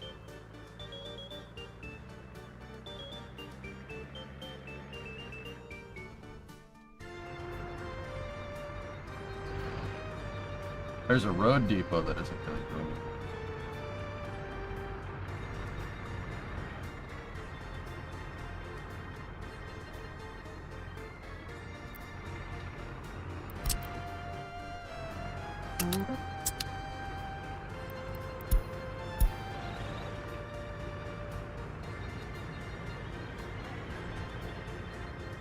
We can dump that construction office somewhere else. I need this for labor around the around Zenith.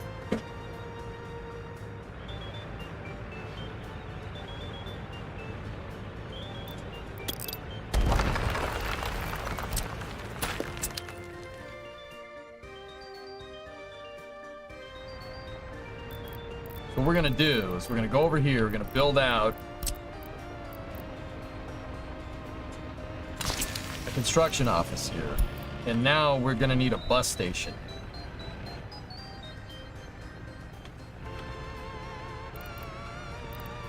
Discovery, go at throttle up. That's a gas station, idiot.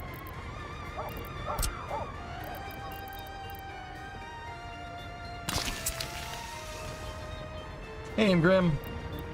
Workers, go right here. This is...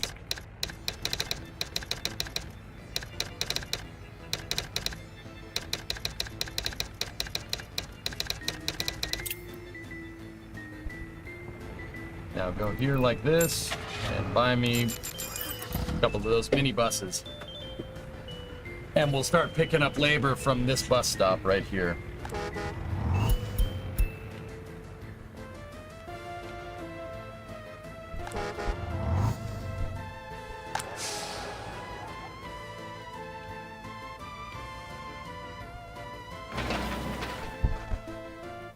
Ironically, this will be the labor for finishing these roads. Turksat put on quite a show. The lighting was impeccable, Vulcan. It was quite good. The first stage, though, dude. That first stage looked like it didn't crash, but it looked like it was gonna, and then it did. That's a great shot, dude.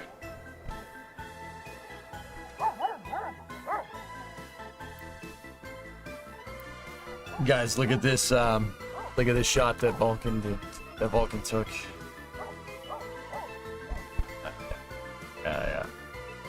Yeah, that's a pretty good picture, dude. Pretty good picture. Pretty good. Pretty good. Pretty good. Pretty good. Pretty good. It's pretty good. I like it. Yeah. Vulcan, go watch the footage of that first stage coming down. Dude, that thing landed. I'm not trying to say it landed in a monsoon, but that first stage landed in some pretty rough surf. That's a great picture, dude. You did a good job. Good work.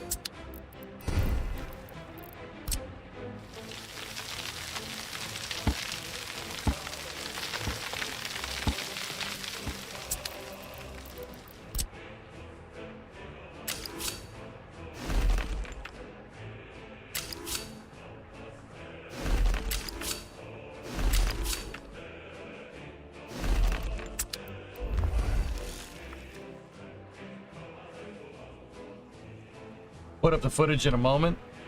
All right.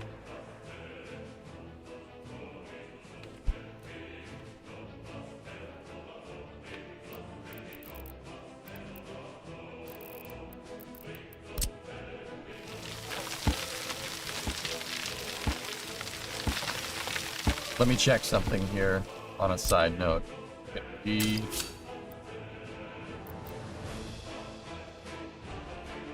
Oh, this is gonna be some Pennsylvania stuff going on here.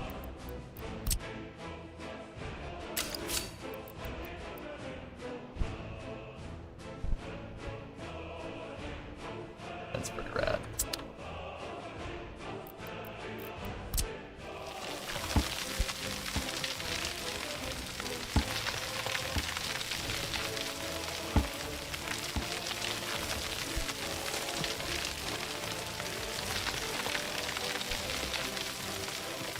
I just wanted to make sure the junction that we build here will clear that highway.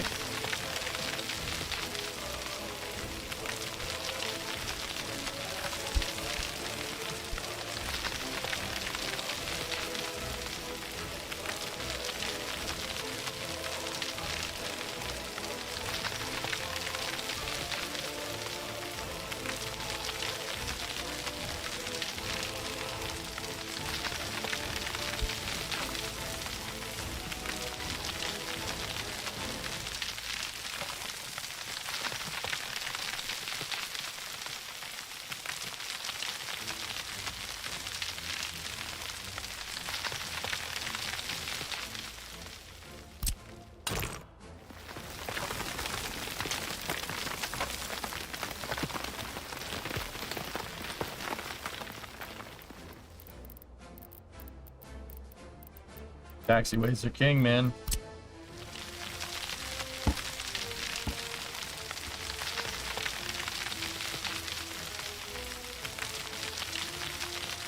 Best slope tool in the game.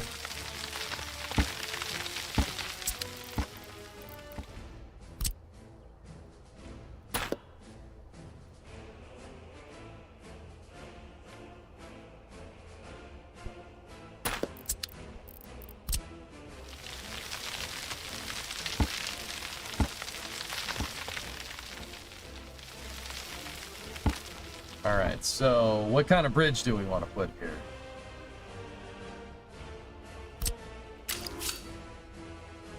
I think a straight truss bridge should be good.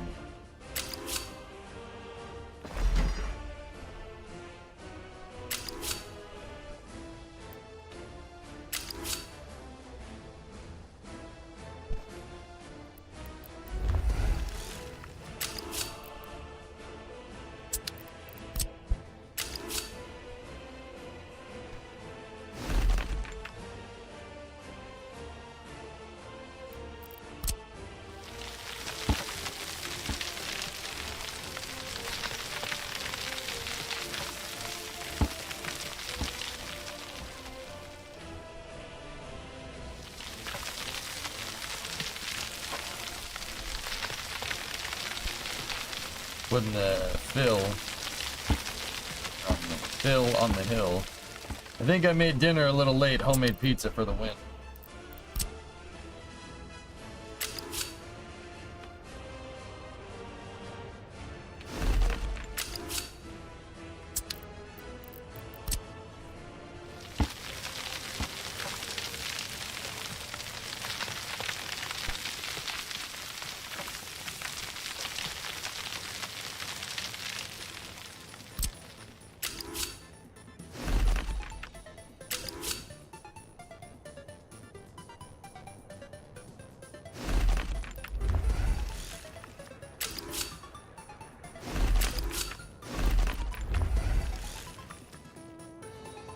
Put a crisscross for that junction.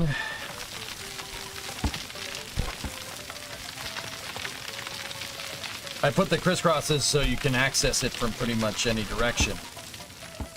You can go from any direction pretty much anywhere. Anywhere.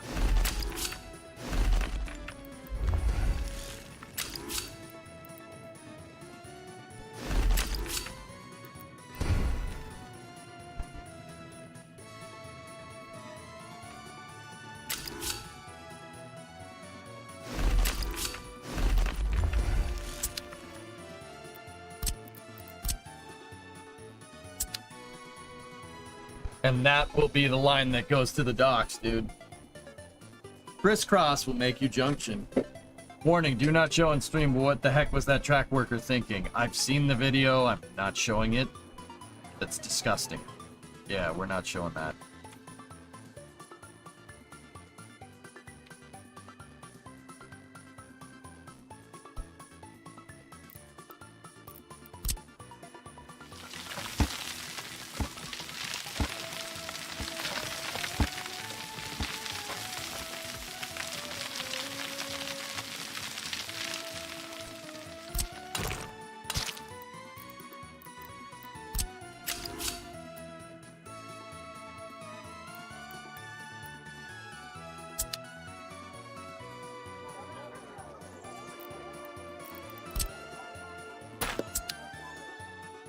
Yeah, we're not.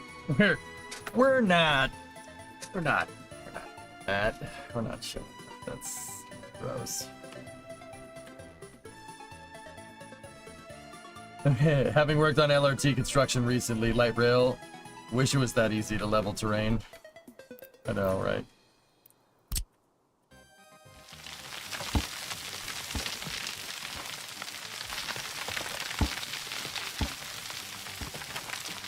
I like how this game Dash, I love how this game makes it so you have to have a bulldozer around. You want to level terrain? Bulldozer. You want to dig? Excavator. That's like one of my all-time favorite parts of this game. That's what makes this game one of the reasons I really, really enjoy this game a lot. And I'm not saying I'm addicted to it, but you know how it do.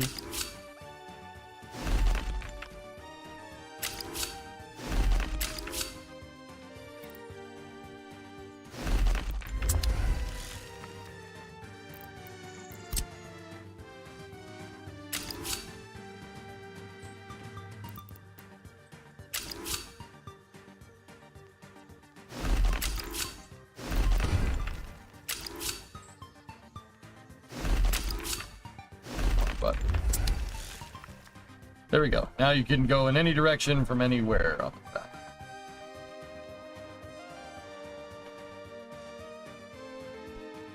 map. It's just enough realism without being tedious. Bingo.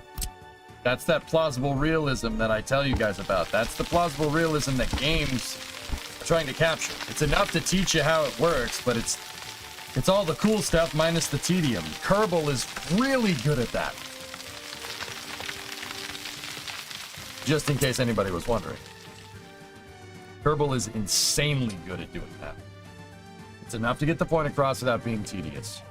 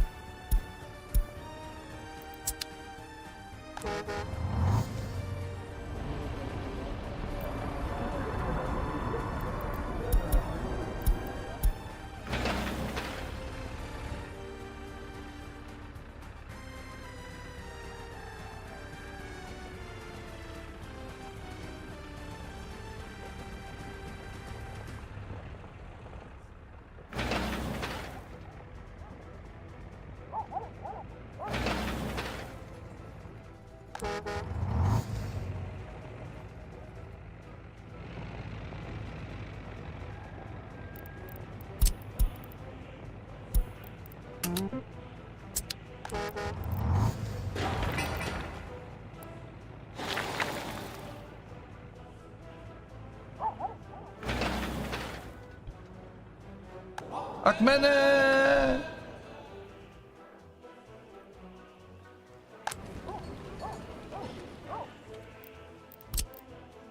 Here, look, you relocate the nice place with indoor plumbing. Yes.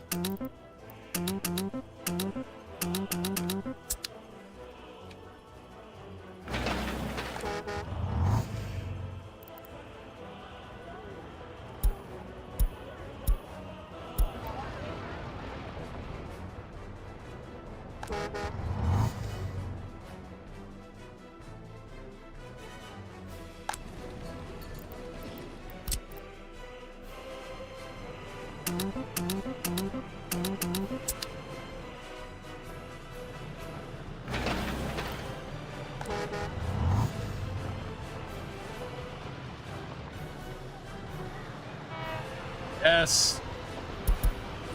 They're literally picking them up here so they could drive them right here. Hey, whatever. Yeah, sometimes that's the logic that needs to be done. Okay?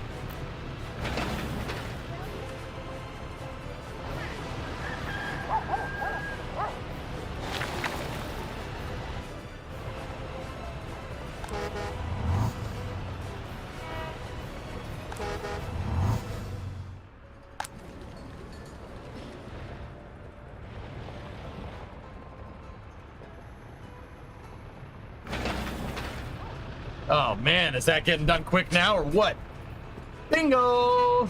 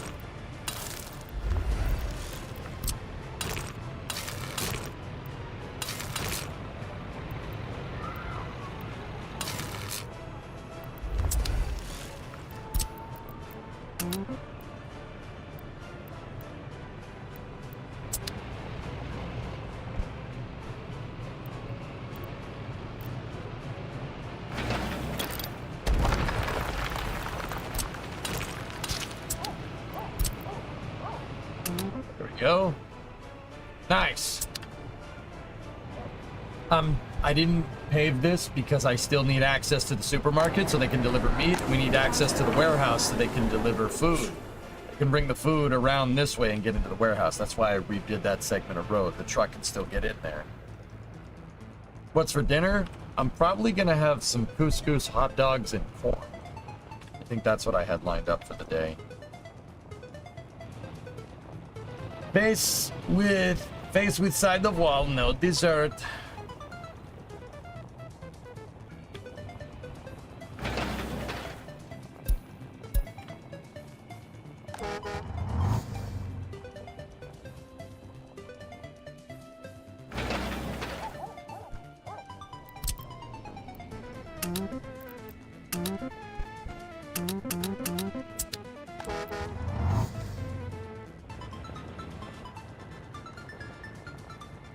If you don't have a pizza stone, you should, especially if Brimo likes to bake. A pizza stone? No. I know what it is, I don't have one.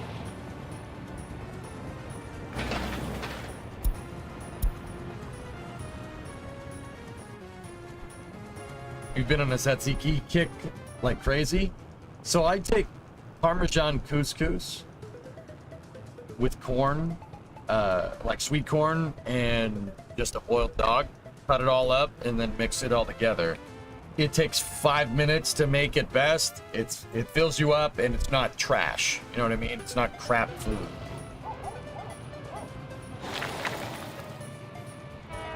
Yeah, it's pretty good stuff. And I put Parmesan cheese on it too. It's tasty. But it's not supposed to be gourmet. It's just food that fills you up. Yeah, fried rice, beef and broccoli, just quick stuff.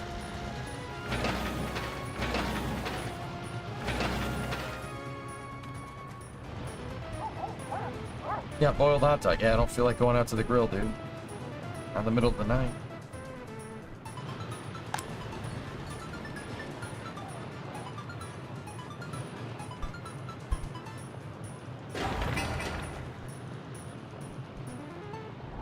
E. R. B.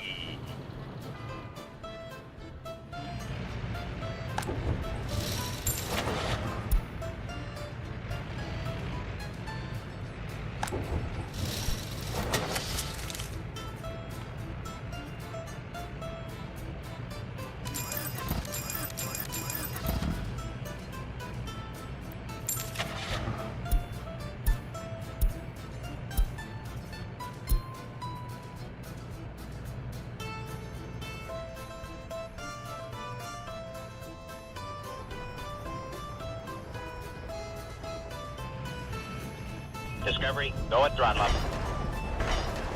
Eddie Boo! One stack, baby, 64-month resub.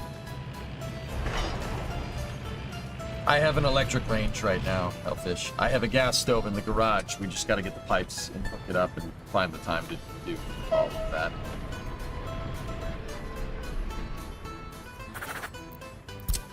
Discovery, go at throttle up. Sean, 41-month resub. Thank you.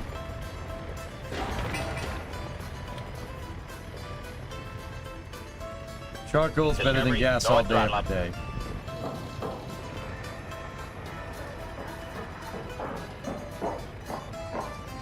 You're telling me you don't like good quality propane, sir? Well, I don't think you can talk to me or my Bobby ever again.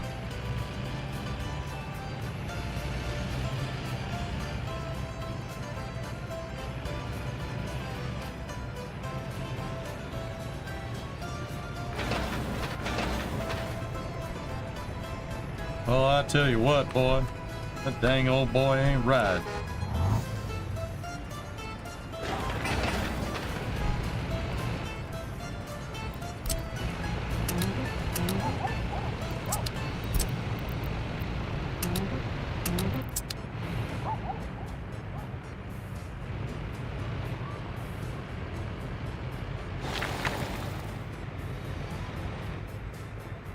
Ren had a 111-month resub, halfway to 222. Thanks, buddy.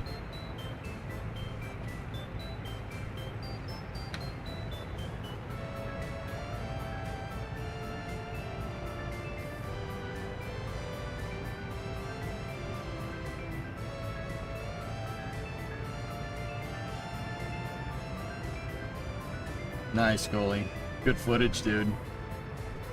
Guys, click on that footage. It's pretty good. Lost her in the clouds, though. Ren, thanks for all the support this whole time, dude. I really appreciate it.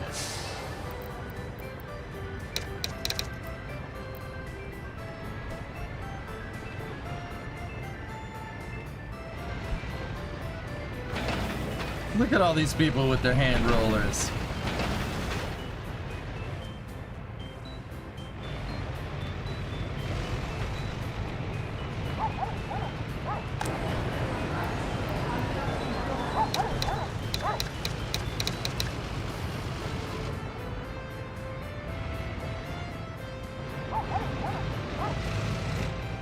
New Mark, let's keep the subs coming. 3-month resub. Thanks, man.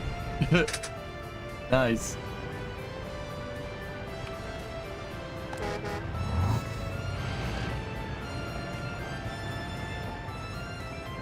Man, now stuff's getting made. Cooking with scrap railroad ties is S tier. Yeah, RB, is that something your daddy did and you brag about? I don't think you realize, because you're young, I don't think you realize how cringe it is to say, well, my dad did this. You don't own a grill.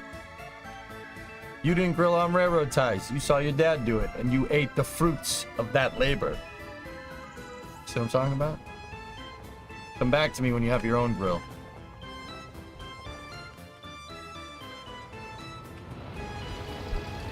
SMH my head.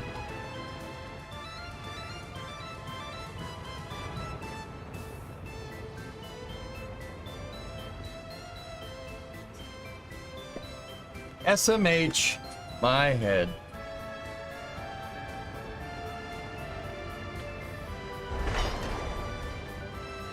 You've grilled also that? No. I don't care if you have grilled. You don't own a grill, all right?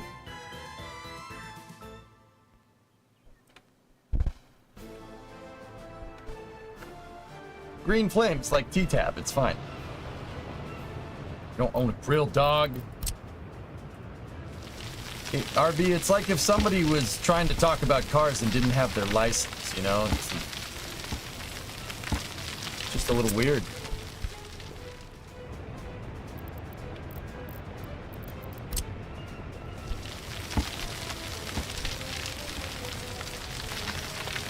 We don't talk about that. We don't talk about what? I didn't say it was you. Something you're not telling us? Seriously though, why haven't you done that yet, man? There's something funny here, boy?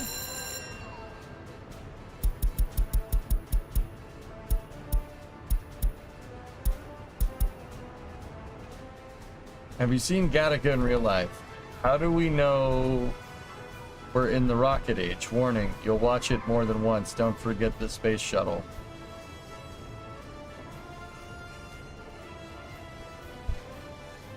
I've seen this many times, dude. This gets reposted all the time. It's pretty rad though, isn't it, King? I haven't seen the one that goes back to 1983 though. Yeah, we have not seen this one. This is a Haze Gray art video. Haze Gray YouTube short. Look at this.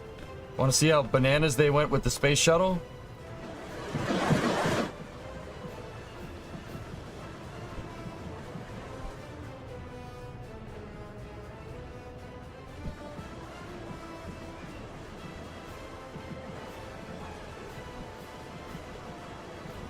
Did you see that in the early 80s, dudes?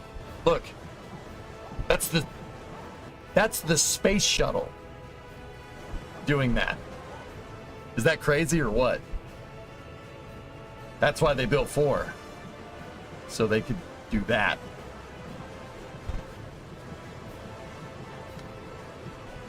That's awesome.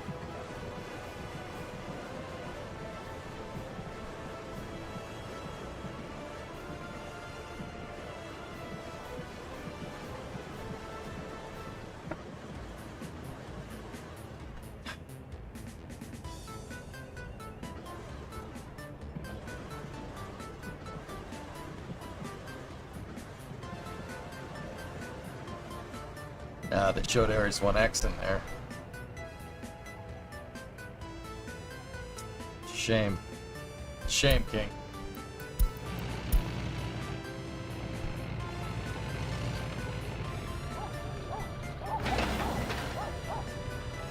Do you see it? Did you see how bananas it got up till 1986? It was like Falcon 9. I'm telling you, that's what they wanted the shuttle to do.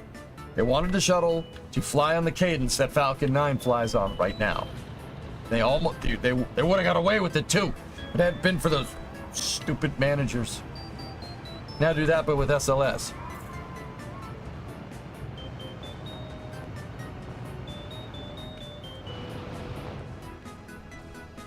What do you think the cost per launch was in the 80s versus the late 90s when factoring in inflation? I think it had to be lower in the 80s. Cost per launch is derived from mission, Hellfish. Obviously, it was cheaper. I'm not sure after inflation adjustment it would have been cheaper, but it definitely would have been. Probably about 200 mil, if I had to guess. Maybe 150 in the early 1980s to launch a shuttle stack. But here's the thing. Unit cost goes down if you buy more, if they buy in bulk. And they were going to buy in bulk, and they should have bought in bulk, and they should have followed through with it. They pushed out with Challenger.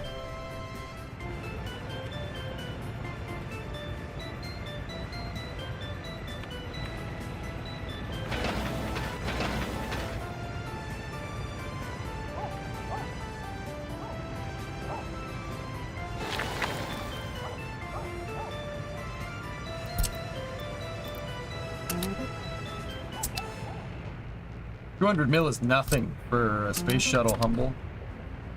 We could have... Hellfish, if they had kept going with the shuttle and they launched shuttle on Falcon 9, unlike Falcon 9 cadence, and they scaled the shuttle's industrial base like they did with Falcon 9, I'd say his shuttles, you could probably get a shuttle stack down to 200 mil. Probably, yeah.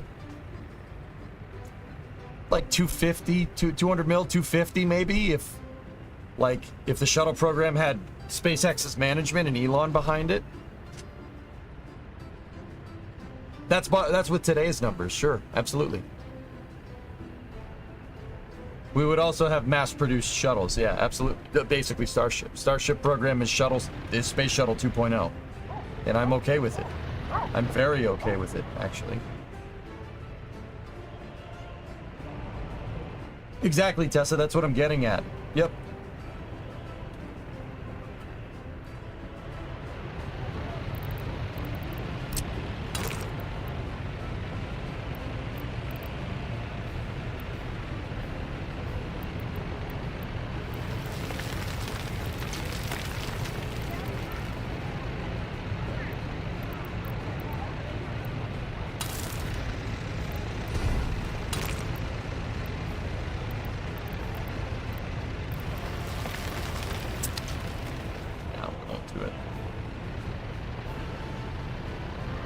I don't even want to think what the crew training costs would be. Once you get a core of people going, Hellfish, it would be just like pilots. Wouldn't be, or Hell Hydra, it wouldn't be too bad.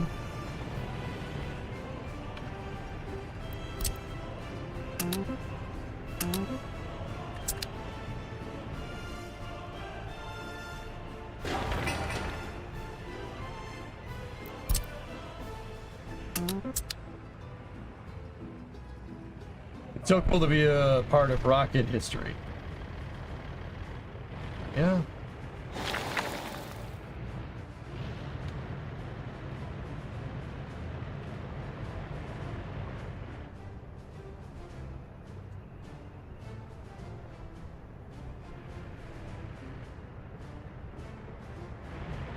Yeah, it's once you fielded enough astronauts, you would have hit a critical mass, and yeah, it would have been amazing from there.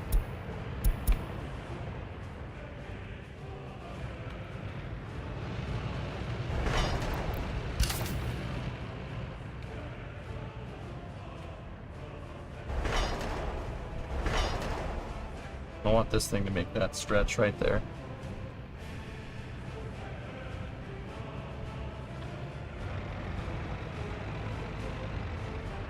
Making money, dudes.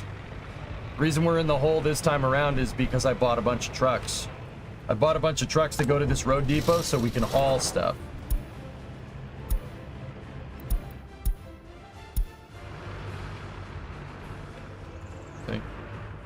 They're making their way through the valley right now. The Sulasuma Valley. The Al Rabi.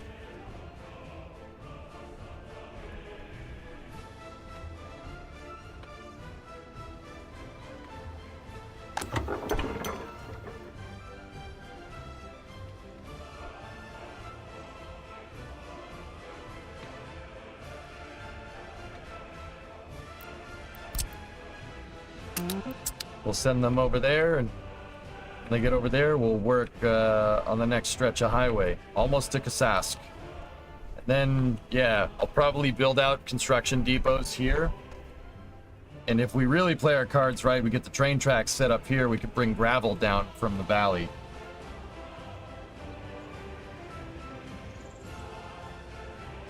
I think we would have seen fully automated shuttles come about in that universe. The flight cadence would have allowed it. Yeah. Yeah, maybe.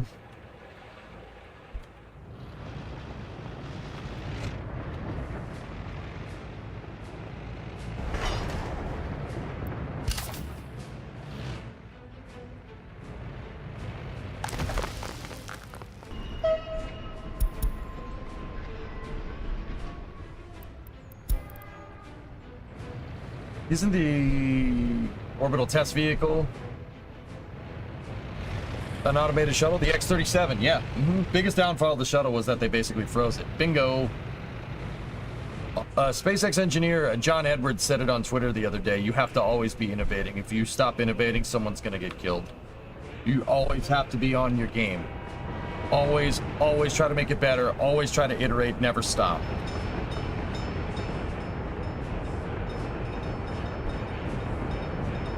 Oh, crap.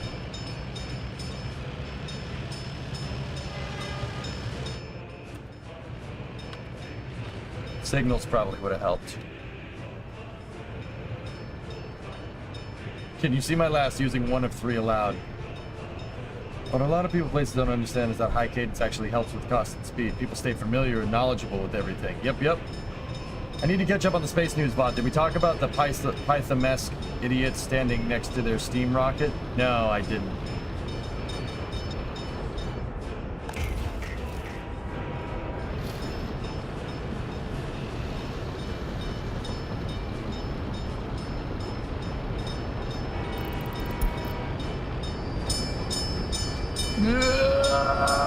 Oh, ho, ho, ho.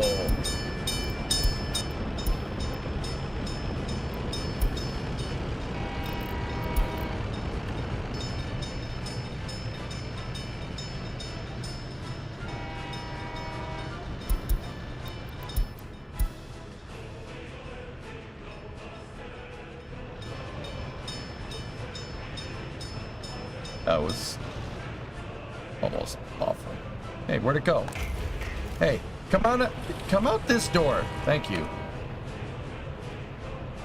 Python?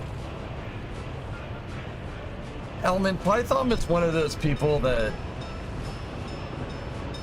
you know, they use inclusivity as a guise to make up for the fact that they have no idea what they're doing.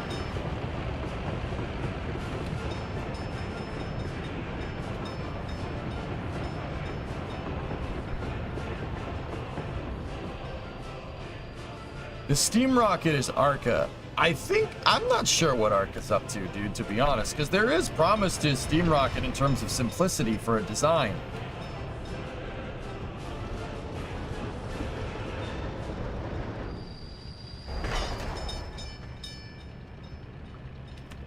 But yeah, I don't know.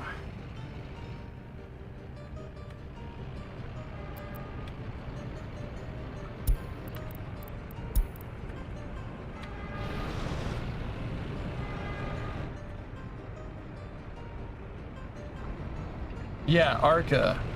Arca is trying to promise steam rockets with hydrolock second stages, but all they've done is managed to basically put fins on a water heater and launch it in some dude's backyard. Also, how you doing? The IRL car stream's going well? They're going okay, Rip. I'm doing just fine, dude. Thank you.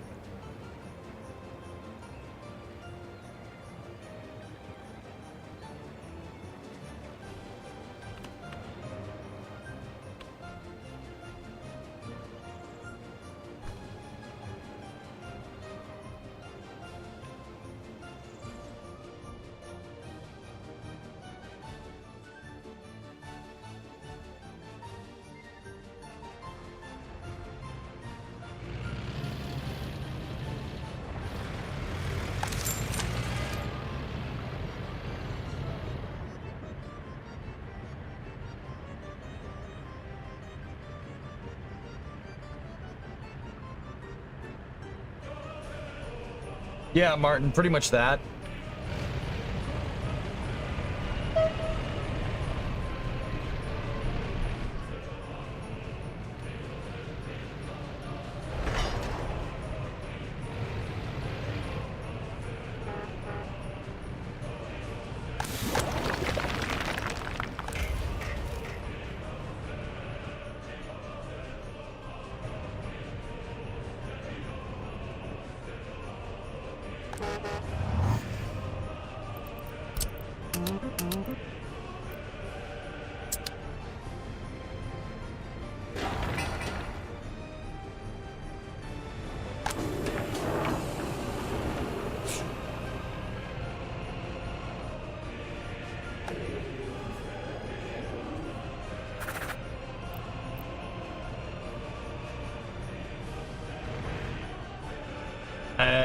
Doubt, RB.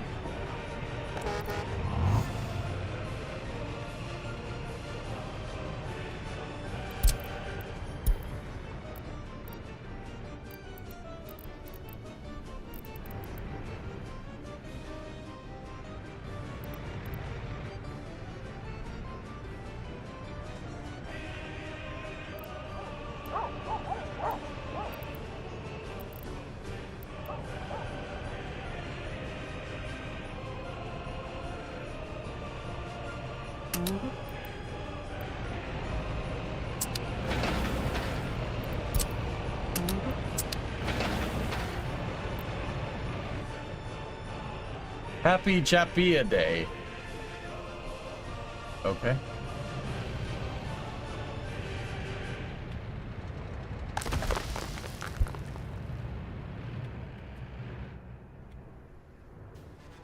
Let's go over to Garawi.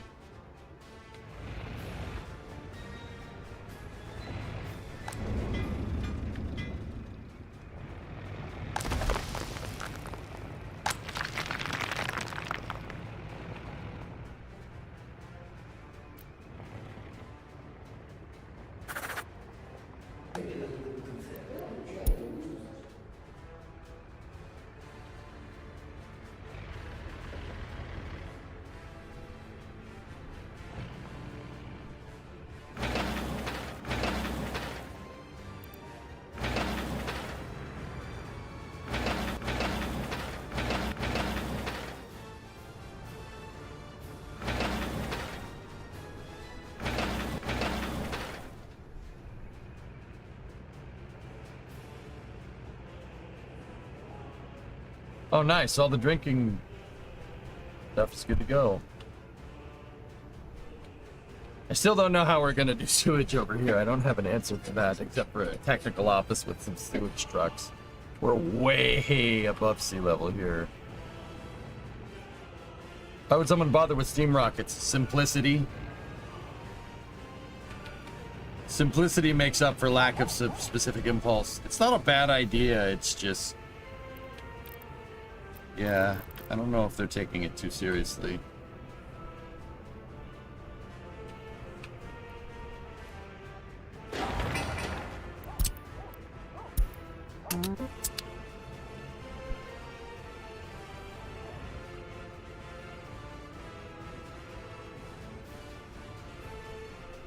Isn't water like pretty heavy? Yeah, but it can hold a lot of energy, Wes. Steam is a great... it's a great conductor of heat energy. The idea is sound, but yeah, the idea is sound. We'll just leave it at that.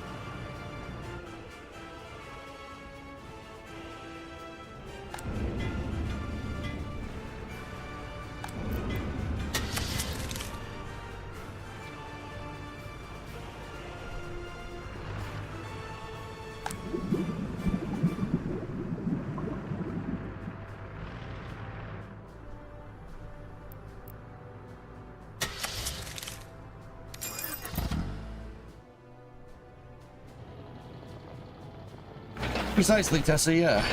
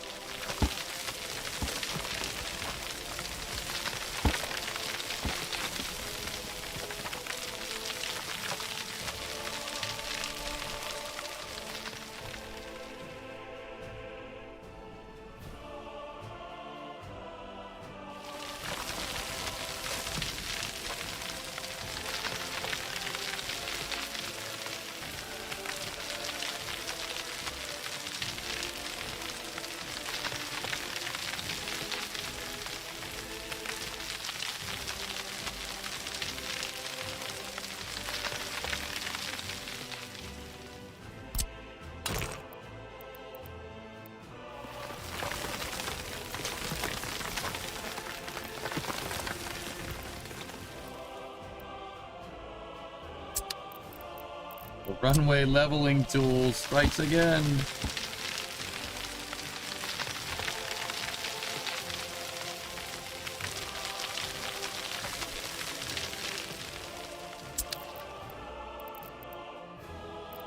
So good, man.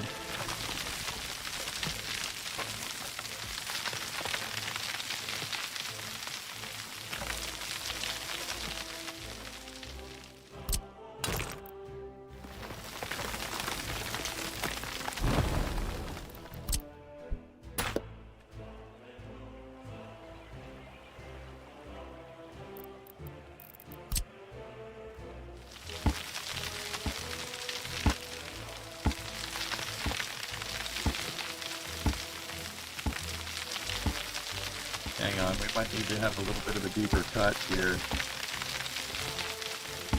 Sometimes with the flattening tool, you can inadvertently bury a road next to you.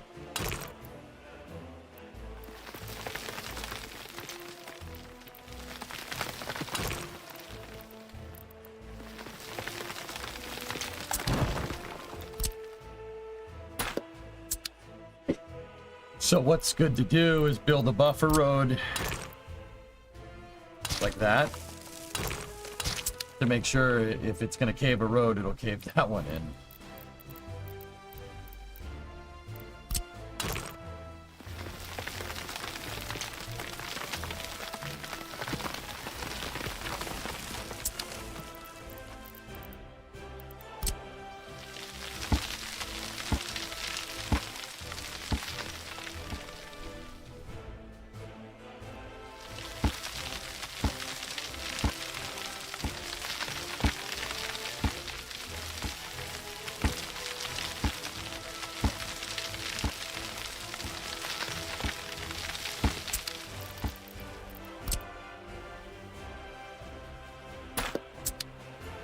I only caved it in a little bit, it's fine.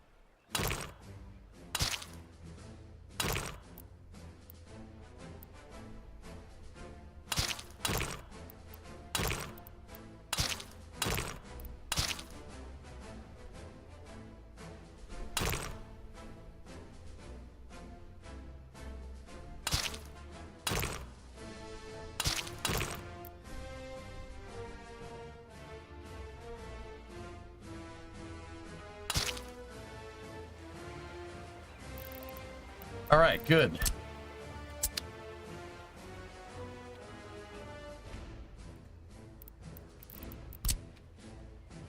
So there's a huge oil deposit right here. I marked it, Rendera. Which means the highway needs to go this way, and it needs to do a heck of a cut right here.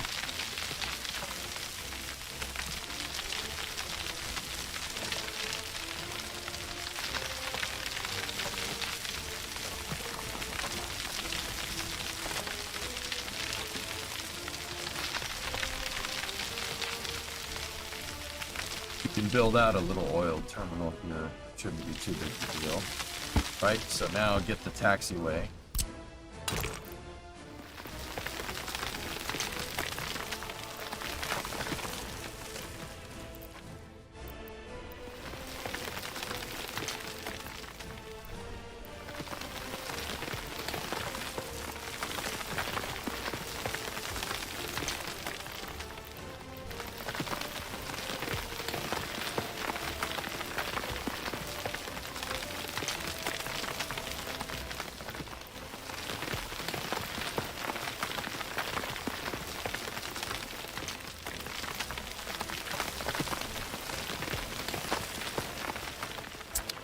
Too easy. I love it. Perfect cut every time, dude.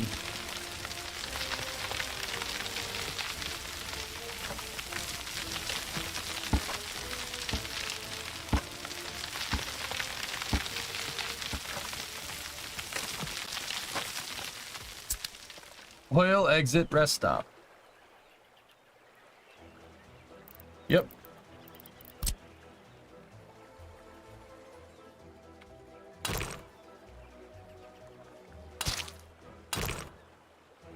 And then you want to get good curves with your roads. I always make the straights first. And you know what? We could probably get that curve.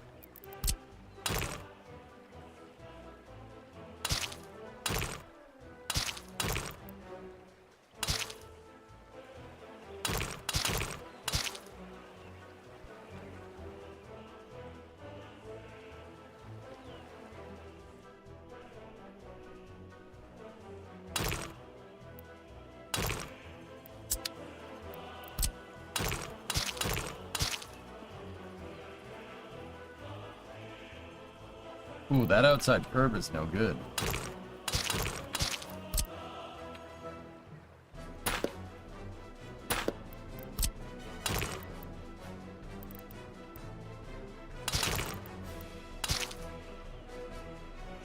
Huh.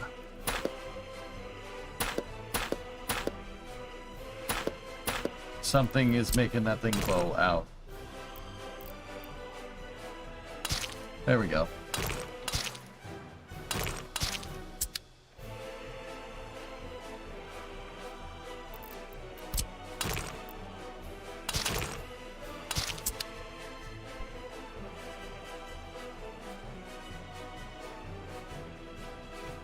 There we go.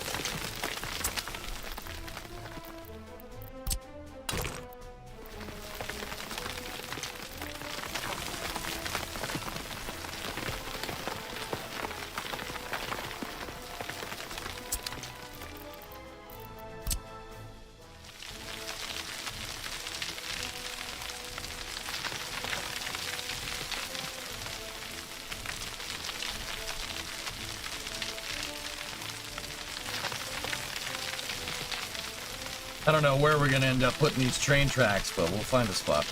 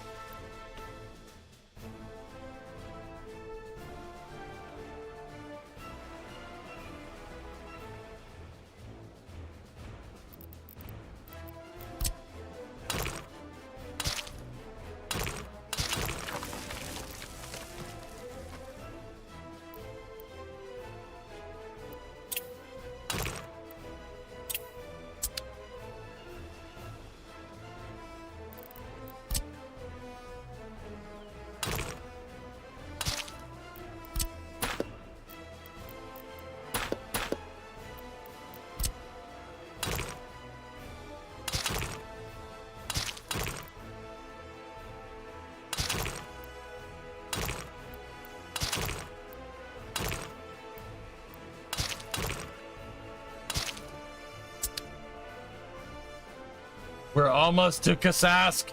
We're almost there.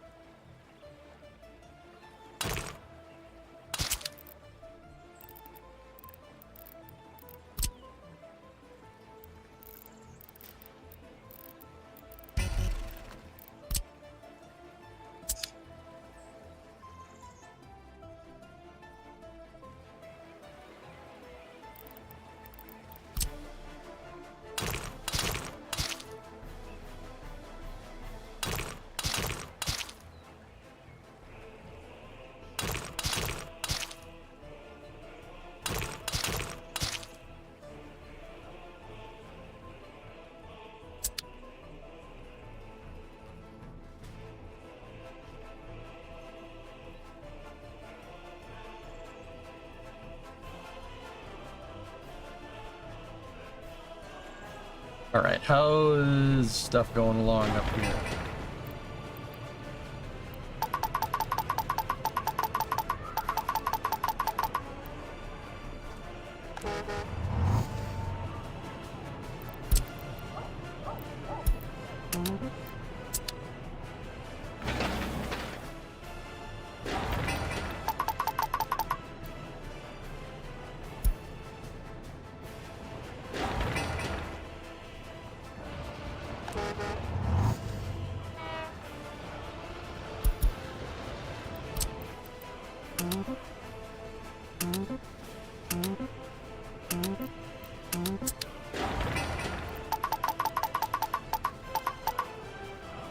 Go. How's the train going over here? Almost to the station.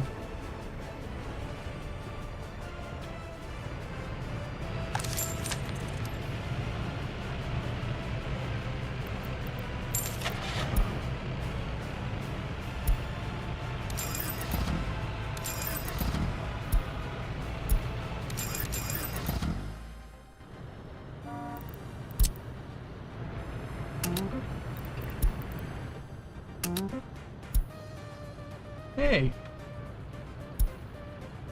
I come say goodnight. Hold on. Oh, it's 10 o'clock. Yeah, I think it's about time for me to stop, baby. Yeah. Primo's here. Hello. And Titan. Hello, Titan. Titan Popper. You guys want to meet Titan? If you haven't met him? Oh no, he knew what I was doing that time. Come here, buddy. Get up. Chat wants to meet you. I bet you if you do this.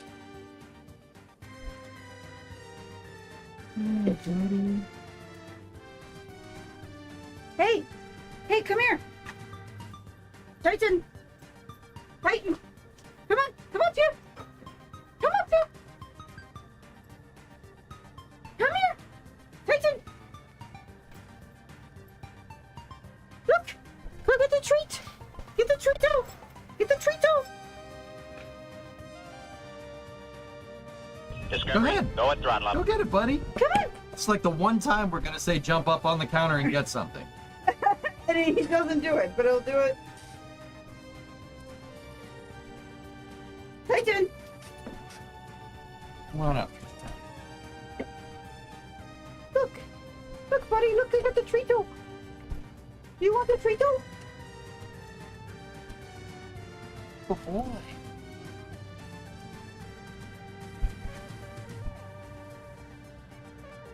Mama said there's my magic treats. Mama said that Pac-Man well. Hi, buddy. I wanted more magic treats. Mama, I want the damn thing. I did what you said. You got to put that in my mouth. Come on.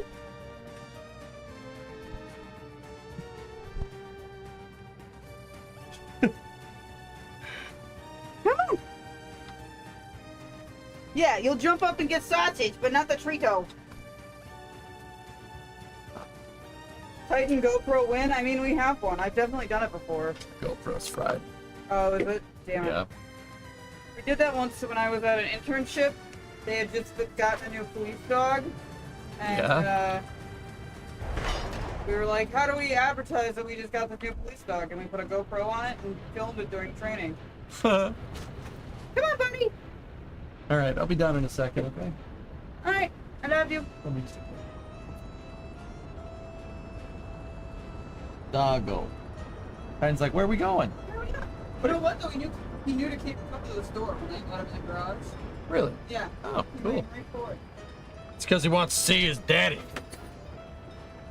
He wants to see his pappy.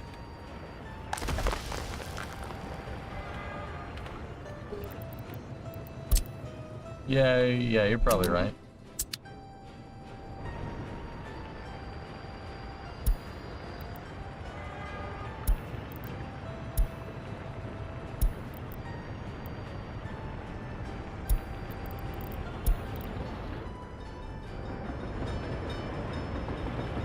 Hey, nice. We're almost up to the station.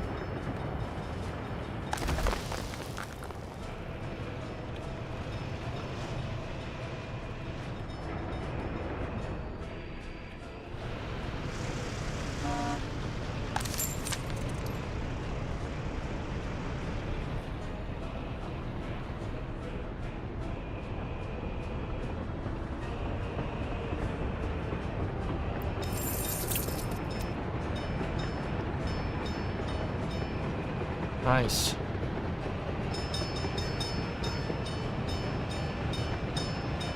Nice. 6% interest though. Jeez. Yeah, we'll have that paid off soon.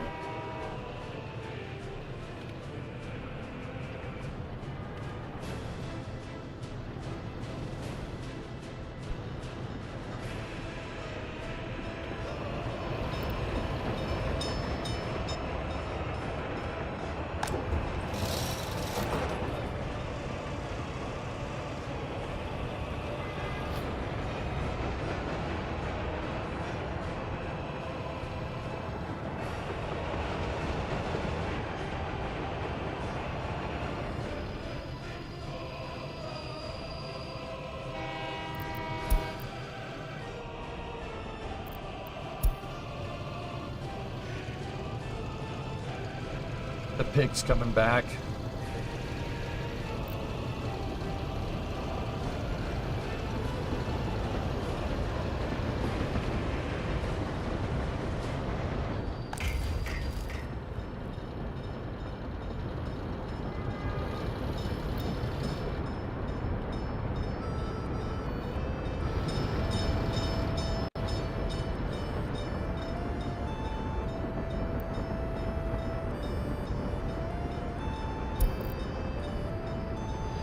Reminds me of playing Derail. Stop, stop, pig, stop, stop, stop.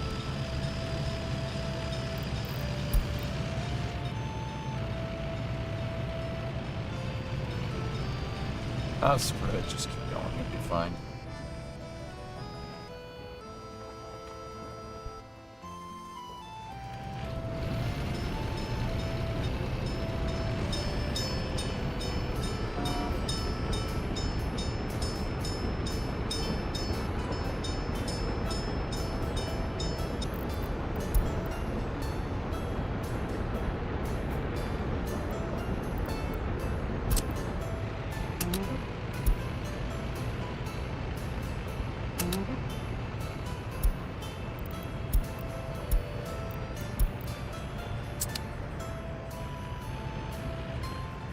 Oh my god! Stop!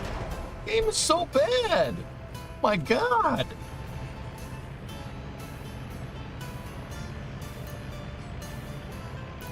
We are making money! Money, money, money!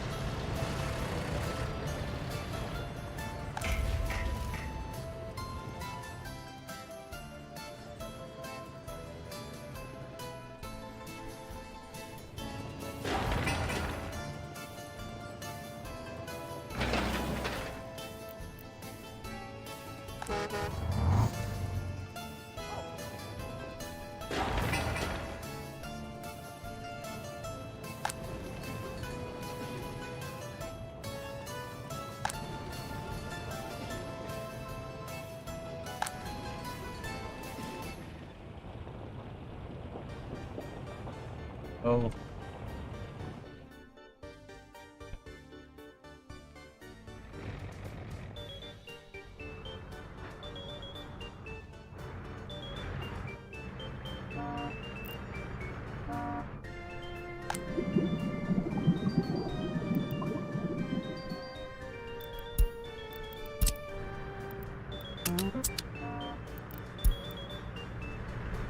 There we go. More oil. Oil, oil, oil, oil, oil, oil, oil, oil, oil.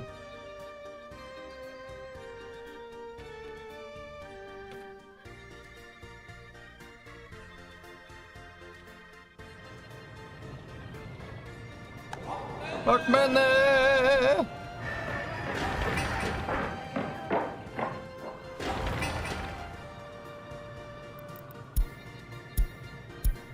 Yeah, they're getting hung up on the border, huh?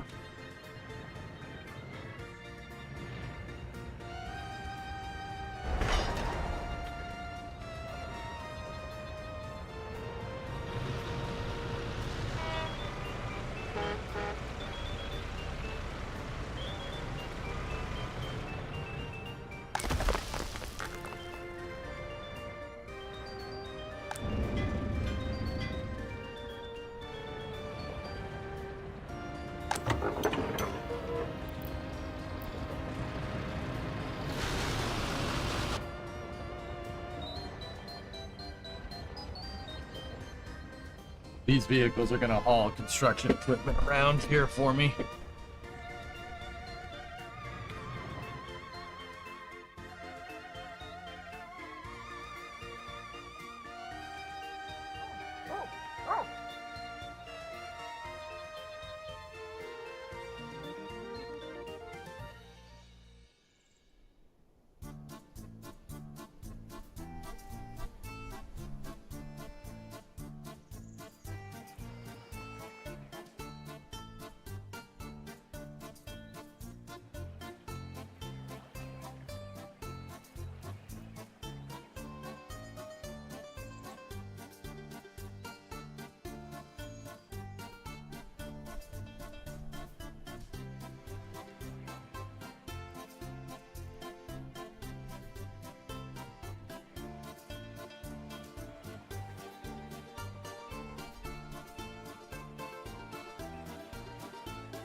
We are almost to the beautiful shores of Kasask.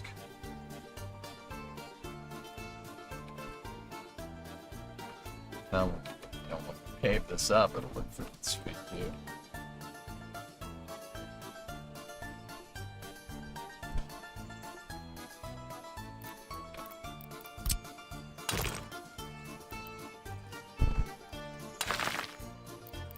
Global market report. The price of oil rises up! The price of oil rises up! Yes! Tunnel the highway? Nah, tunneling is expensive. I don't like doing that. It's super expensive in this game, Plotrick, and it takes forever to freaking make. I'm just gonna make a cut into the side of this.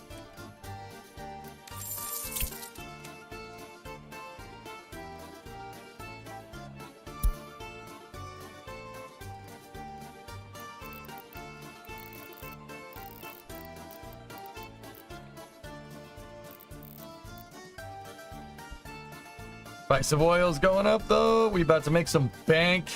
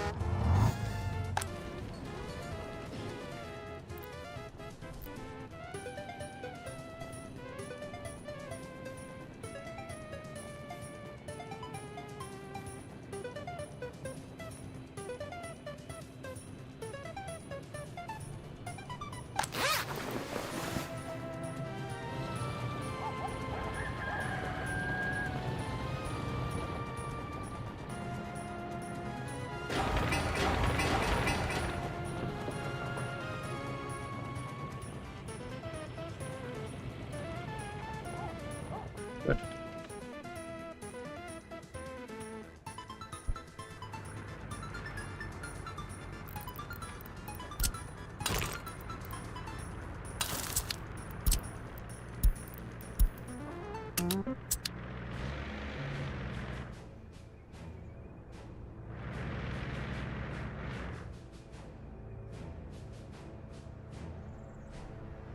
How huge is the map? The desert biome was added as one of the biome with the biomes DLC, Chakas, in 1.0. Or when 1.0 came out, there was a biome DLC. The desert map doesn't experience winter, but it is freaking huge. It is the biggest map. Everything is super spread out and the terrain sucks, so you have to build all this infrastructure to get to anything useful. But yeah, it's pretty big, dude. Whenever you see that dotted line, that's the edge of the map. And the symbol on the other side is whoever that's a border with. Like, that's a NATO border right there. It's big. Oh, yeah. Big time.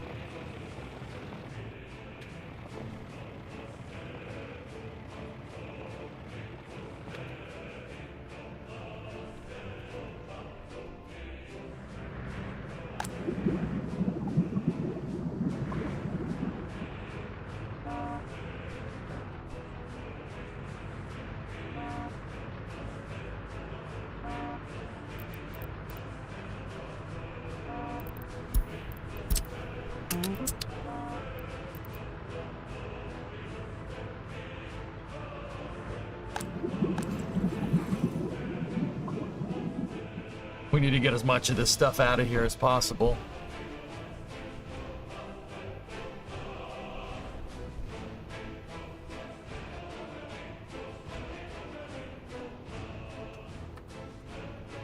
How is the Al-Bucky Baba oil field working?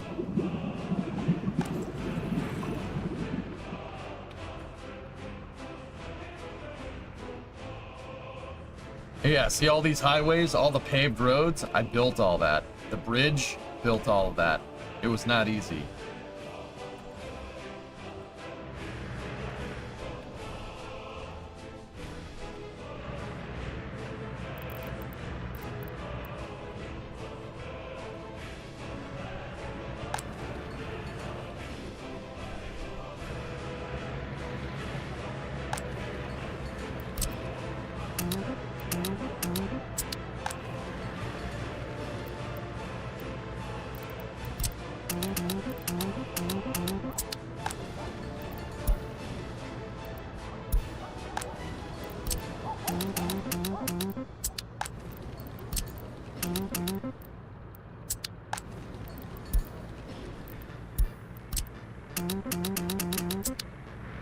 Get rid of those houses.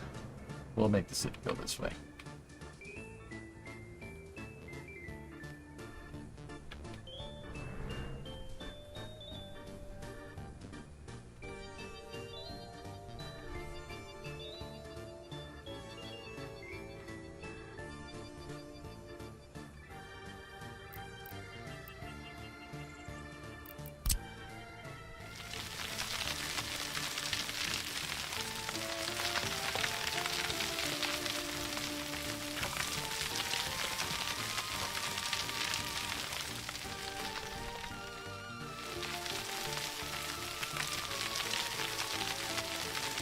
What I'm gonna start doing is widening this canal.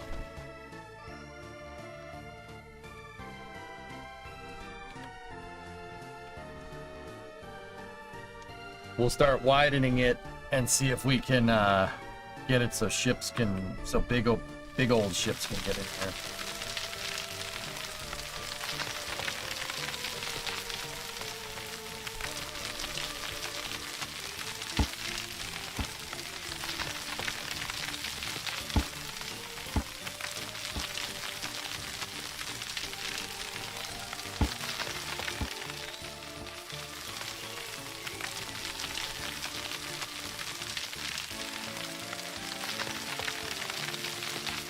Yep, we're gonna dredge this sucker.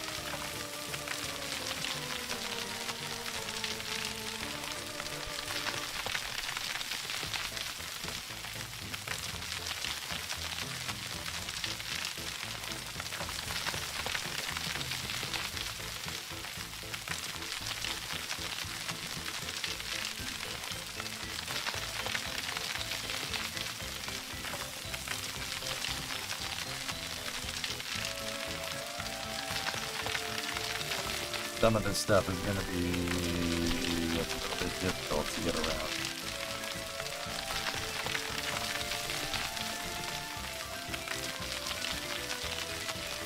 Like, I don't know how the boat physics work in this game, to be 100% real.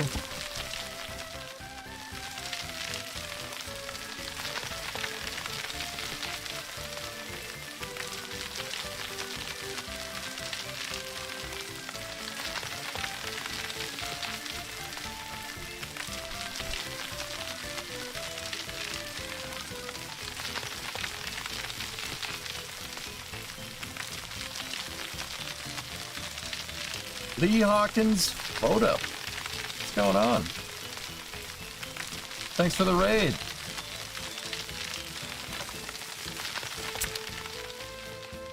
I'm not sure if that's gonna help, but we'll see. Hello, sorry it's not much, but I thought I'd send some more your way. Hey, every little bit counts, Lee. I appreciate it, man. Thank you. Thank you very much.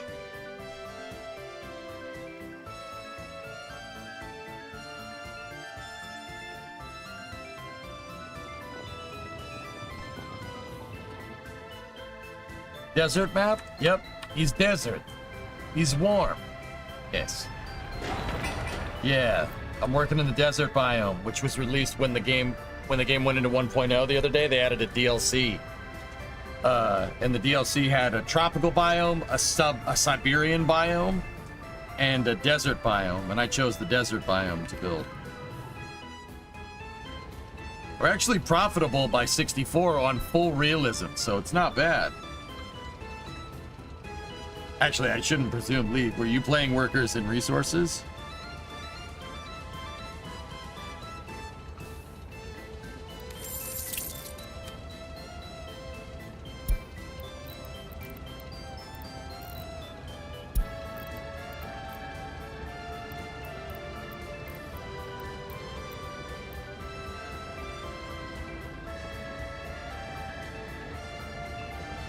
Yes, workers and resources rules. The desert has lots of oil and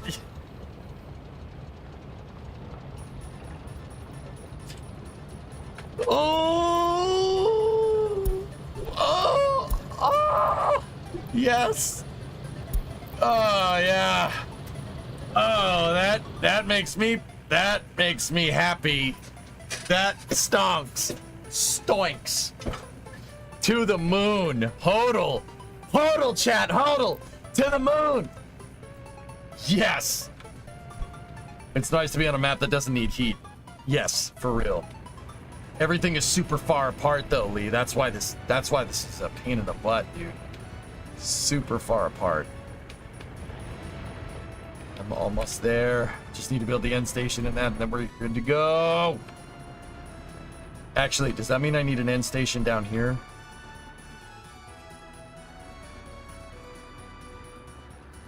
To turn the train around.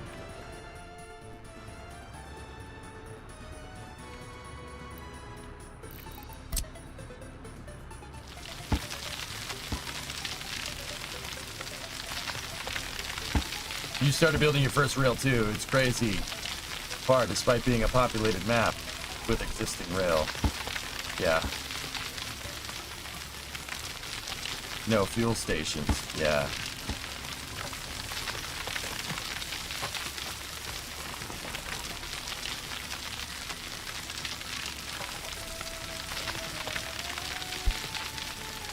Oh no, everything's super far apart. You have to engineer tons of highways. That's what you like doing all the time. Oh, geez, please, somebody else. Hey, Aqua. If I wanted to be called out on my bull crap, all right, I'd just go talk to my parents, all right? You building the T? No, I'm not building the T cannon flotta. I actually want my my stuff to be useful. Sorry, in that regard, it'll never be like the T. In that regard, it'll never be like the T there, guy.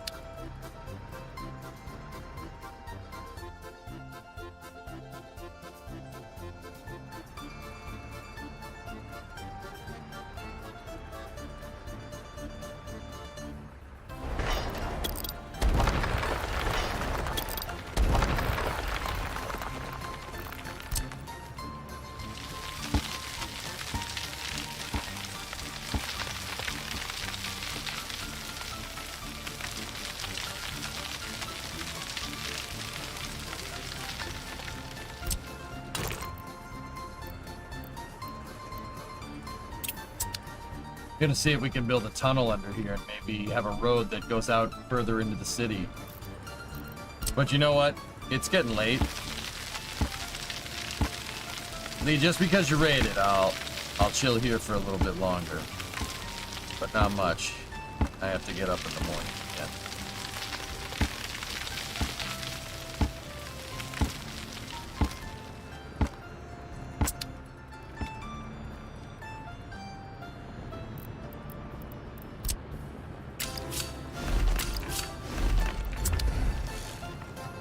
I'm just wondering if I need an end station over here, or will the train just go back up? I don't know. Don't know for sure.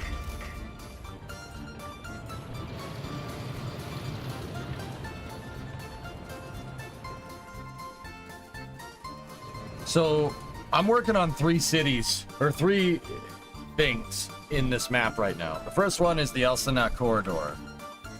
Let's see. This corridor here. I'm building Zenith out, or Zenith out right here. We're building this one out so I can build out the technical university. So I'm trying to make this a college town, so to speak. Railway access, nice places to live, etc., etc. From there, I'm building a highway. From the Elsinore corridor, we have one highway that's going to go over here to Sask. And we'll build out a nice big dock over here, right? Build out a nice big shipyard, etc., etc. Right? The highways, I almost have the right of way for the highway plan to go out there. I use dirt roads, and anytime you see 3 dirt roads like this, it's a highway that's planned but not built yet.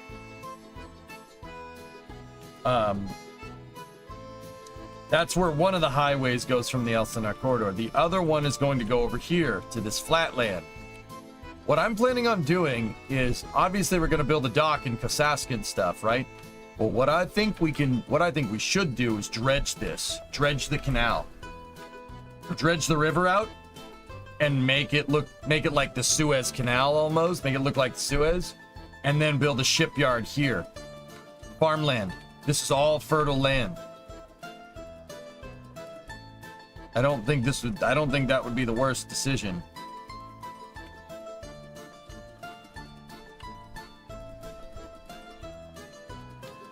Okay, where's the real EJ, the irresponsible one that stays up all night?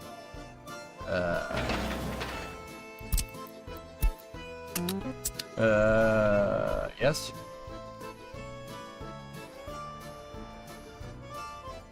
So that's just one project that I'm working on. Over here in Garawi, I'm building on another highway over here with rails, and that's going up to the Aloyo Balak fields up here. They're currently exporting to NATO, and because the price is spiking, I'm making a lot of money. I'm going to pay off my loans, actually, very quickly if that price stays spiked like that, which is good. That's the Garawi project. We're going to get Al Gulin up, and this is going to become a refinery town. We're going to build a refinery right dead center between the fields once we research it. That's why I built the highway and the railroad tracks up here. So we can export fuel via train. We don't have to just keep exporting via truck. But you can clearly see that there is a good amount of cash. Oh, God. Oh, yeah. Oh, how's that price spike?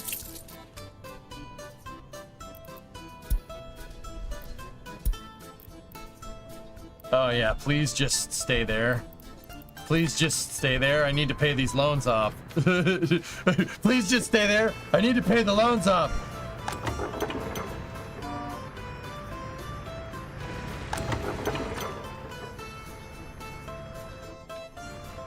That's some cash, dude. So that's the second project, Garawi or Harley over here, the Aloyo Balak project. And then the third one is way over here.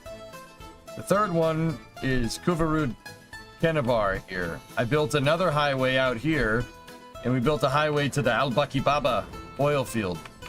And those 2 other oil fields are exporting to NATO. This one exports crude to Warsaw Pact. Yep, and as you can see, business is booming. What I'll eventually do is, from these 3 projects, will make all of their highways end up here in El Rabi.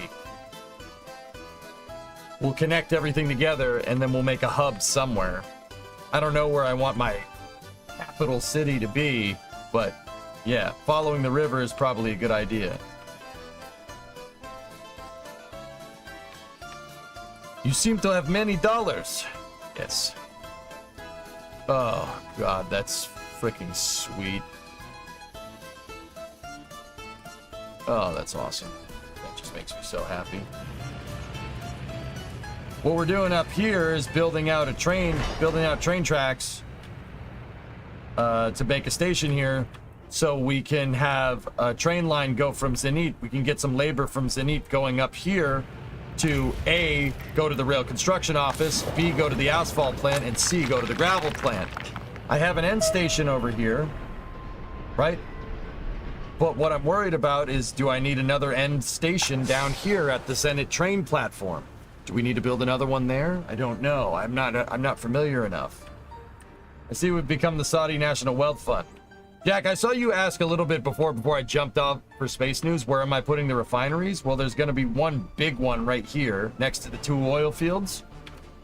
You asked this question like 5 hours ago. Sorry, I remembered it. And then I'm probably going to end up putting another one here for the El Baki Baba oil fields as well.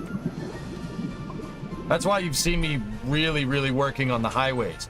The desert, for the developers, the desert really has no... Everything is super far apart. It needs more infrastructure. That's basically what they said. They need... You have to get infrastructure because all your useful stuff is out in the middle of nowhere.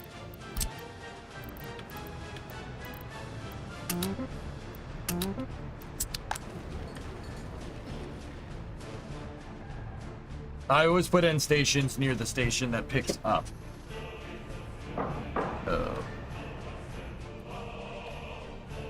Which means I need some type of end station over here. Okay.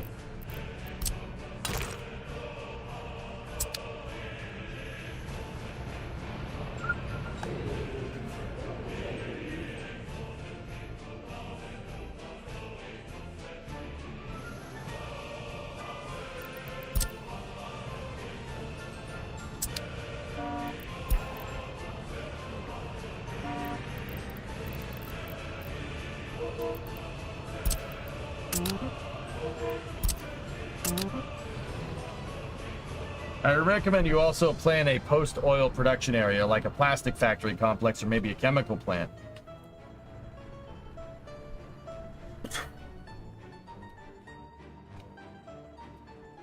We can do that over here. That town's gonna... Al Ghaloon is going to need to scale pretty big.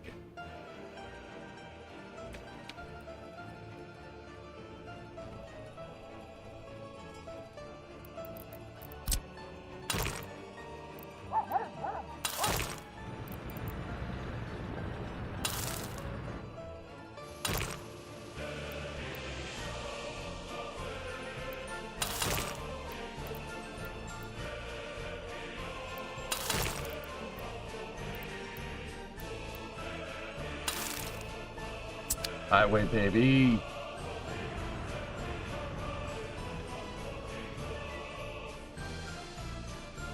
You have the space and you can train more towns in. Yeah. What I really need to do is bring over, I need to bring over an AGMU over here, unless there's a track builder. There's tower cranes, but no track builders. I need to bring a track builder over here, and we need to start building out this rail. Wow.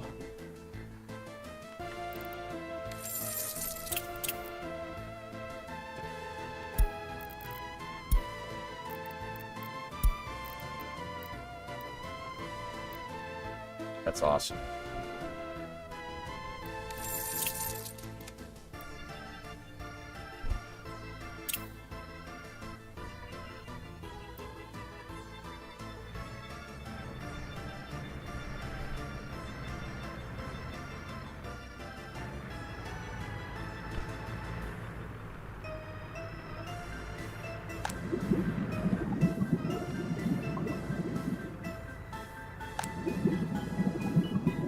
Dude, we have so much money.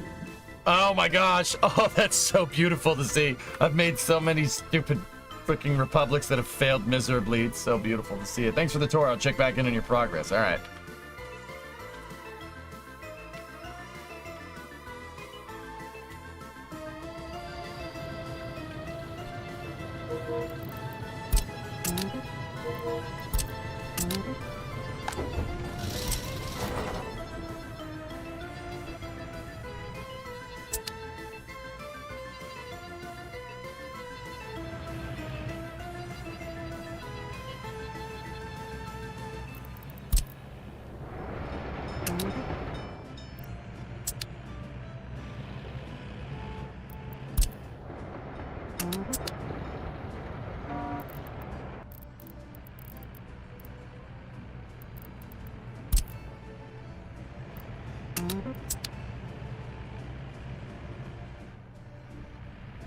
Mine is still stuck on unlimited. Right.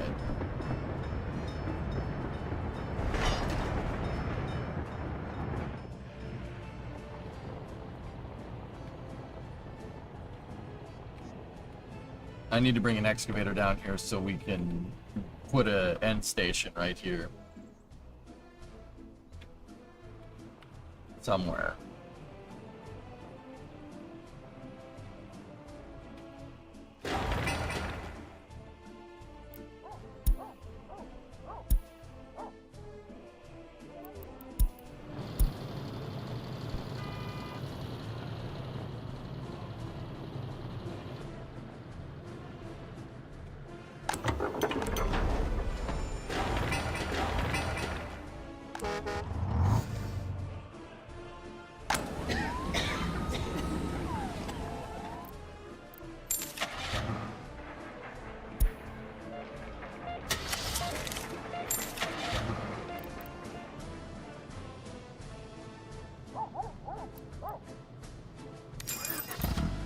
Ambulance.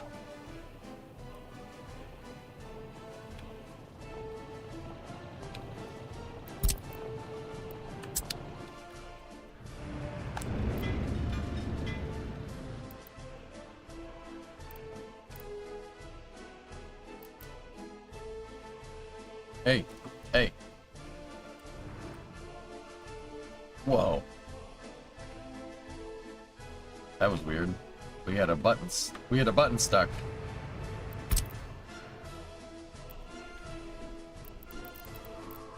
Start on the technical university, friend.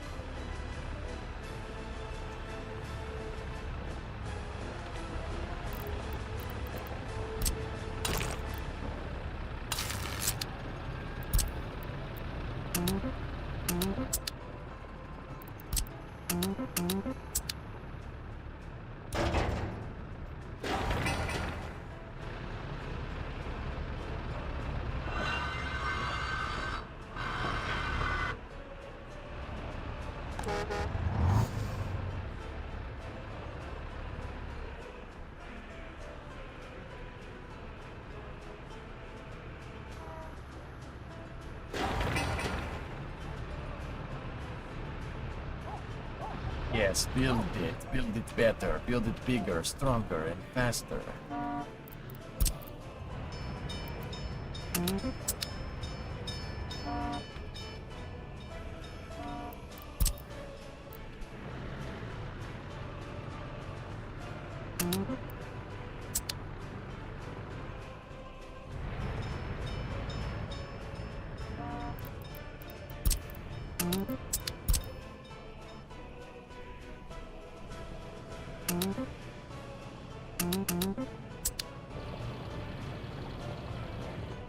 Whatever. We got an excavator up here.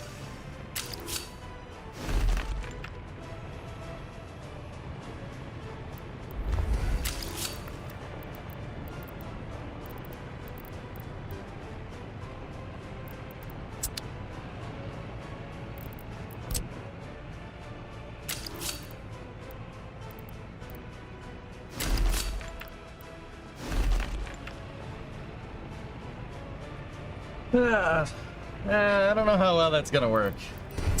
I'm not sure I like that. It'll work, but I'm not sure what to do with the crisscross and stuff there, you know? We'll find out. We need Palm Island once the money is rolling. The only coast I have is really over here, Preston. I'm gonna build a shipyard over there, I think.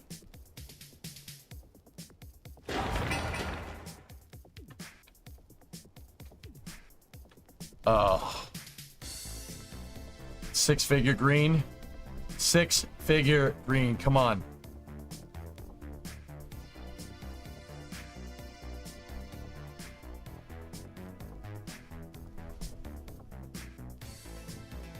$97. 6 figures in the green, come on. 98.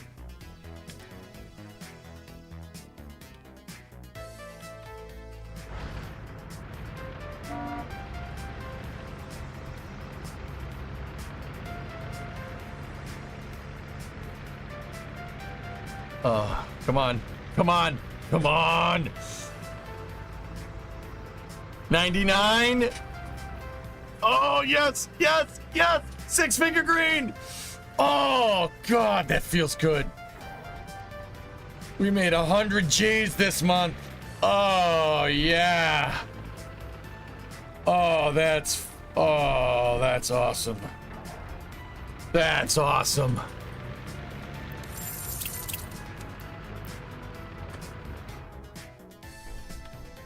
Oh, that's... Get in there, Lewis. Spectacular job, mate. Spectacular job.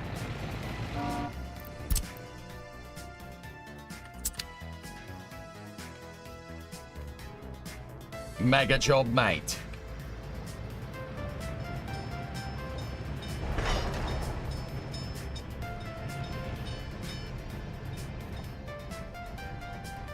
Oh, that feels great. Rate 8 out of 8. Rate R8. Great out of 8. Great. Great.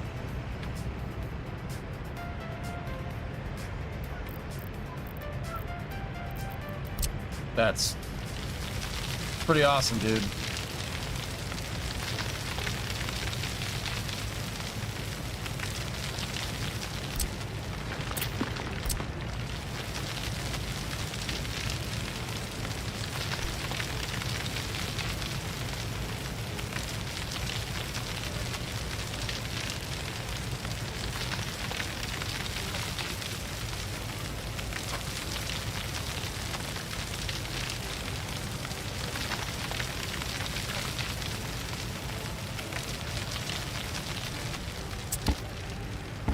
So desert biome is easy mode? You can call it easy mode, but it's definitely not having winters, not having to invest in all that is definitely helpful. But yeah, everything is so freaking far away, you have to invest it somewhere else in highways and stuff, dude. But yeah.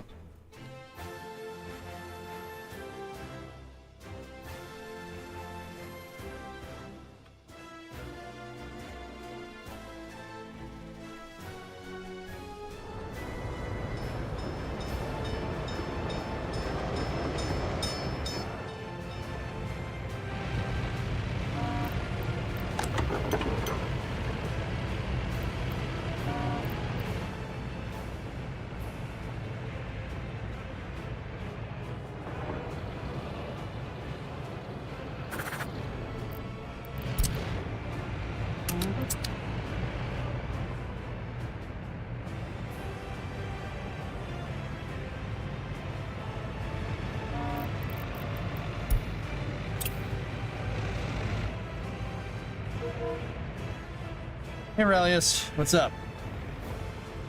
Hey!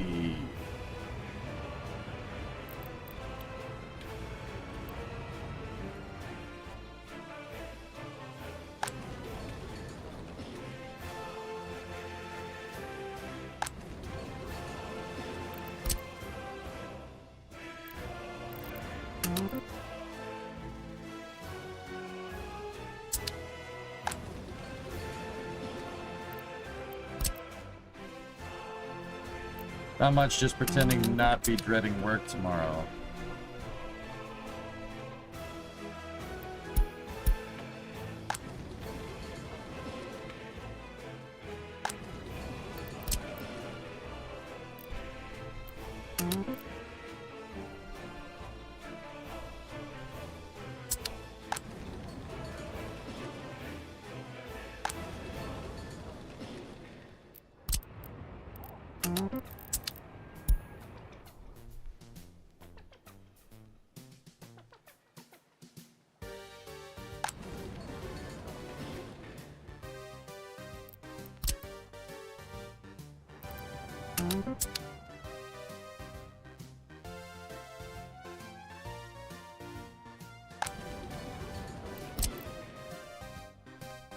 No, I didn't forget all systems. I was gonna stop, make something to eat, and then go do the meeting. But yeah, workers did worker things.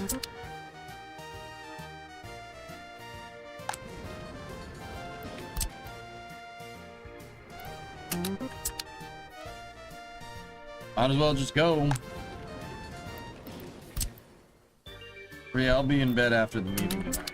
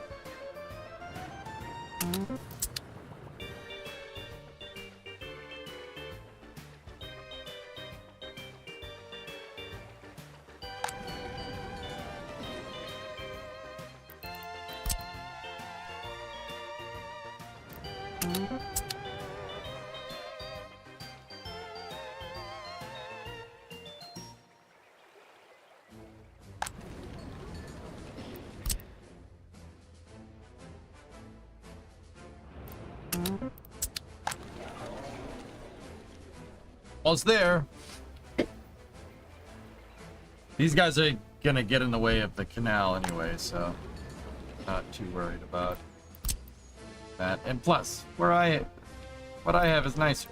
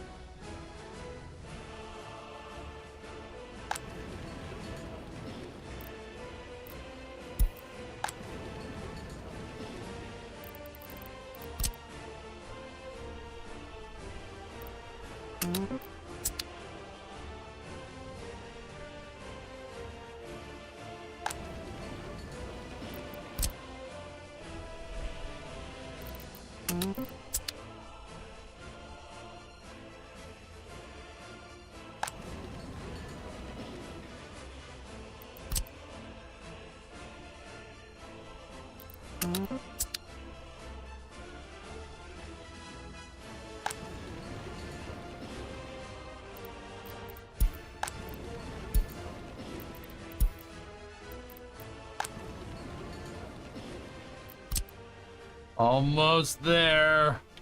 Hey, Shatter. We need 6 more.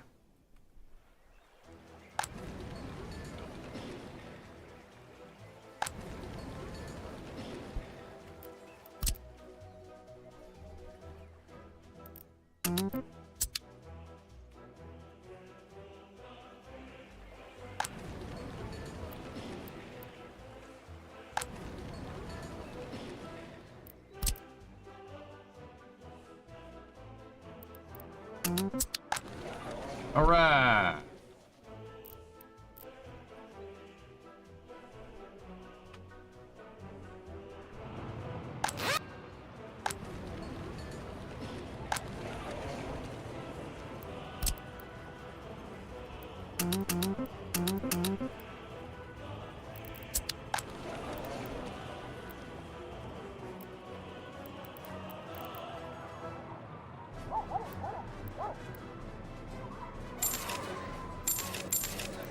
There we go.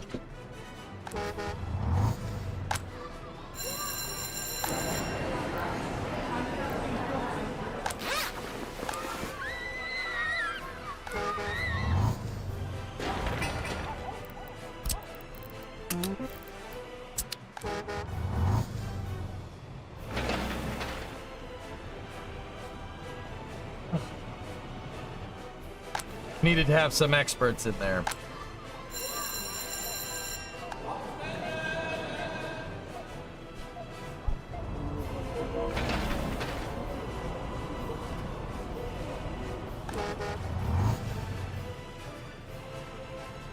Yeah, baby.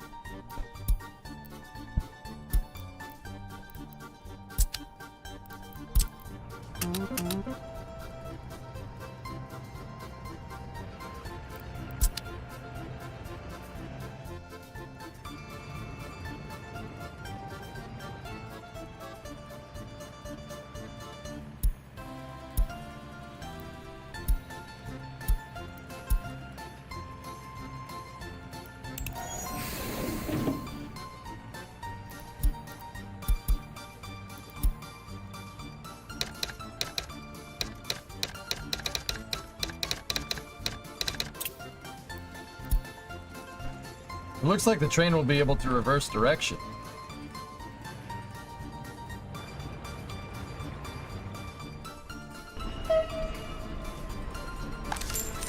Alright, well, what type of locomotive do we have?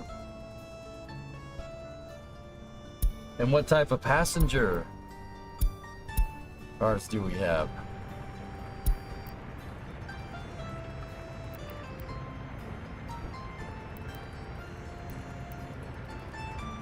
Oh, geez, I don't even know which one of these is good.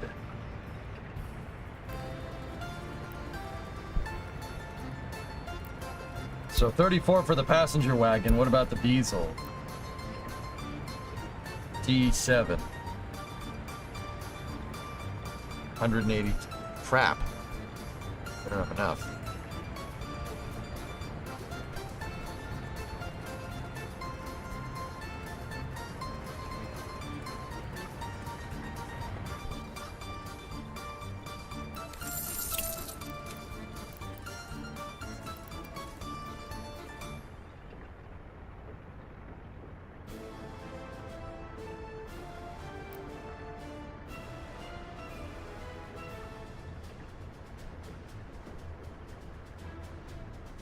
We'll wait. We'll wait until we're all finished. I don't want to refinance. Hey Ray, what's going on, dude? Catching me on the tail end of the stream.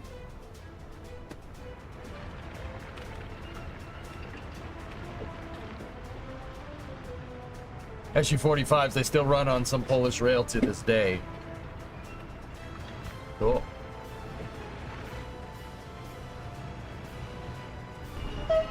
I suppose we could buy the passenger cars.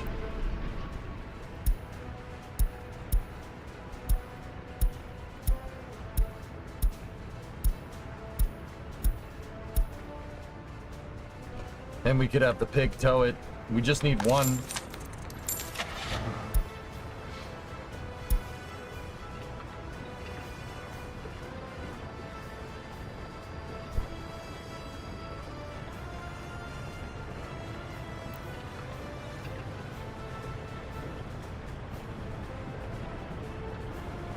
Just had Oreos and watching the stream. Nice. What's the difference between all these? Hang on.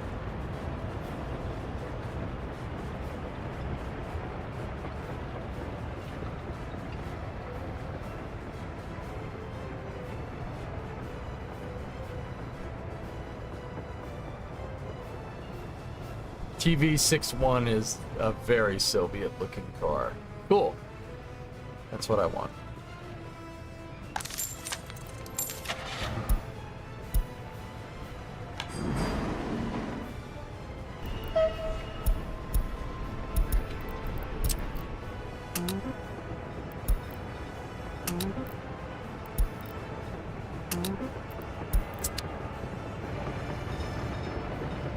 Little pug.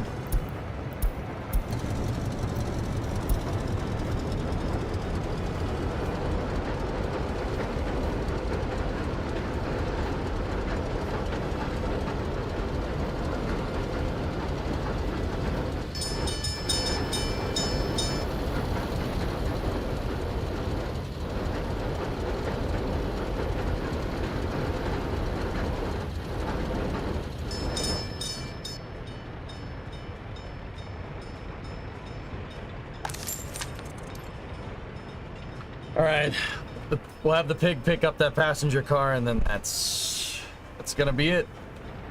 Man, now that I'm doing super good, I don't want to stop, but got a meeting, dudes.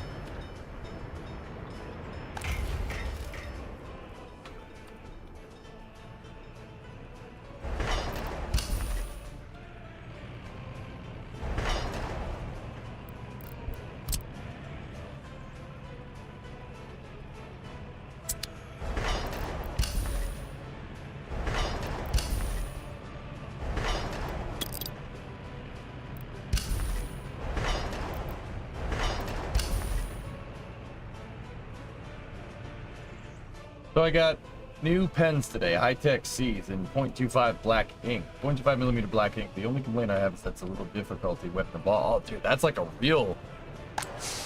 legit pen.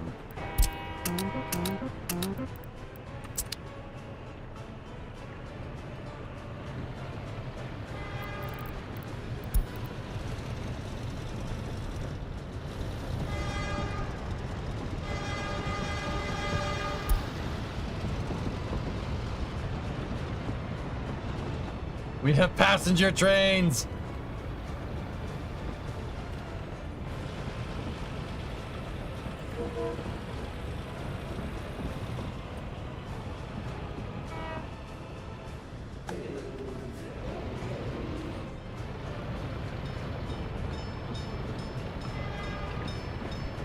Man, if that pig went a little bit faster, it would be good to go.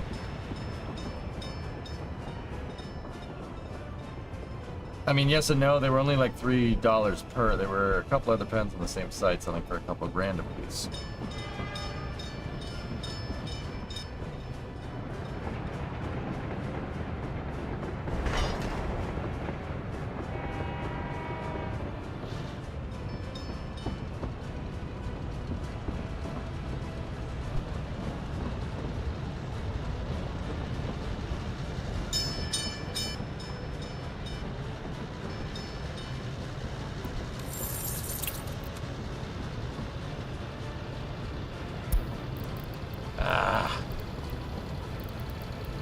It spiked, but it was only for a second.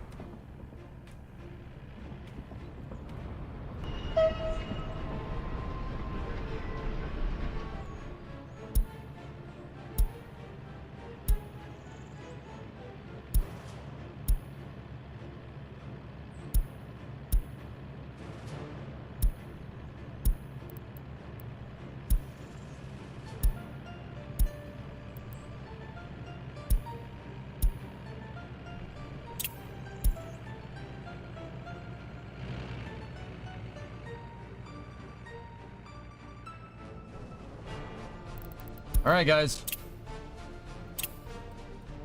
Okay, so that's gonna do it for me, dudes. I got a meeting that I have to be at like right now. So I will see you guys all tomorrow. So here's how the schedule is gonna go tomorrow. I'm gonna start at noontime.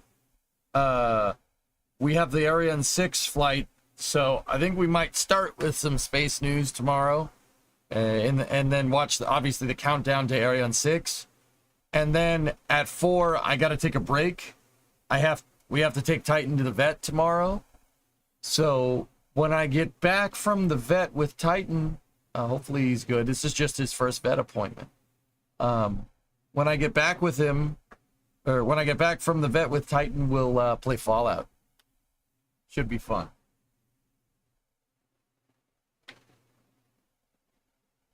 I hope you guys enjoyed today's stream, and I will see you guys all tomorrow.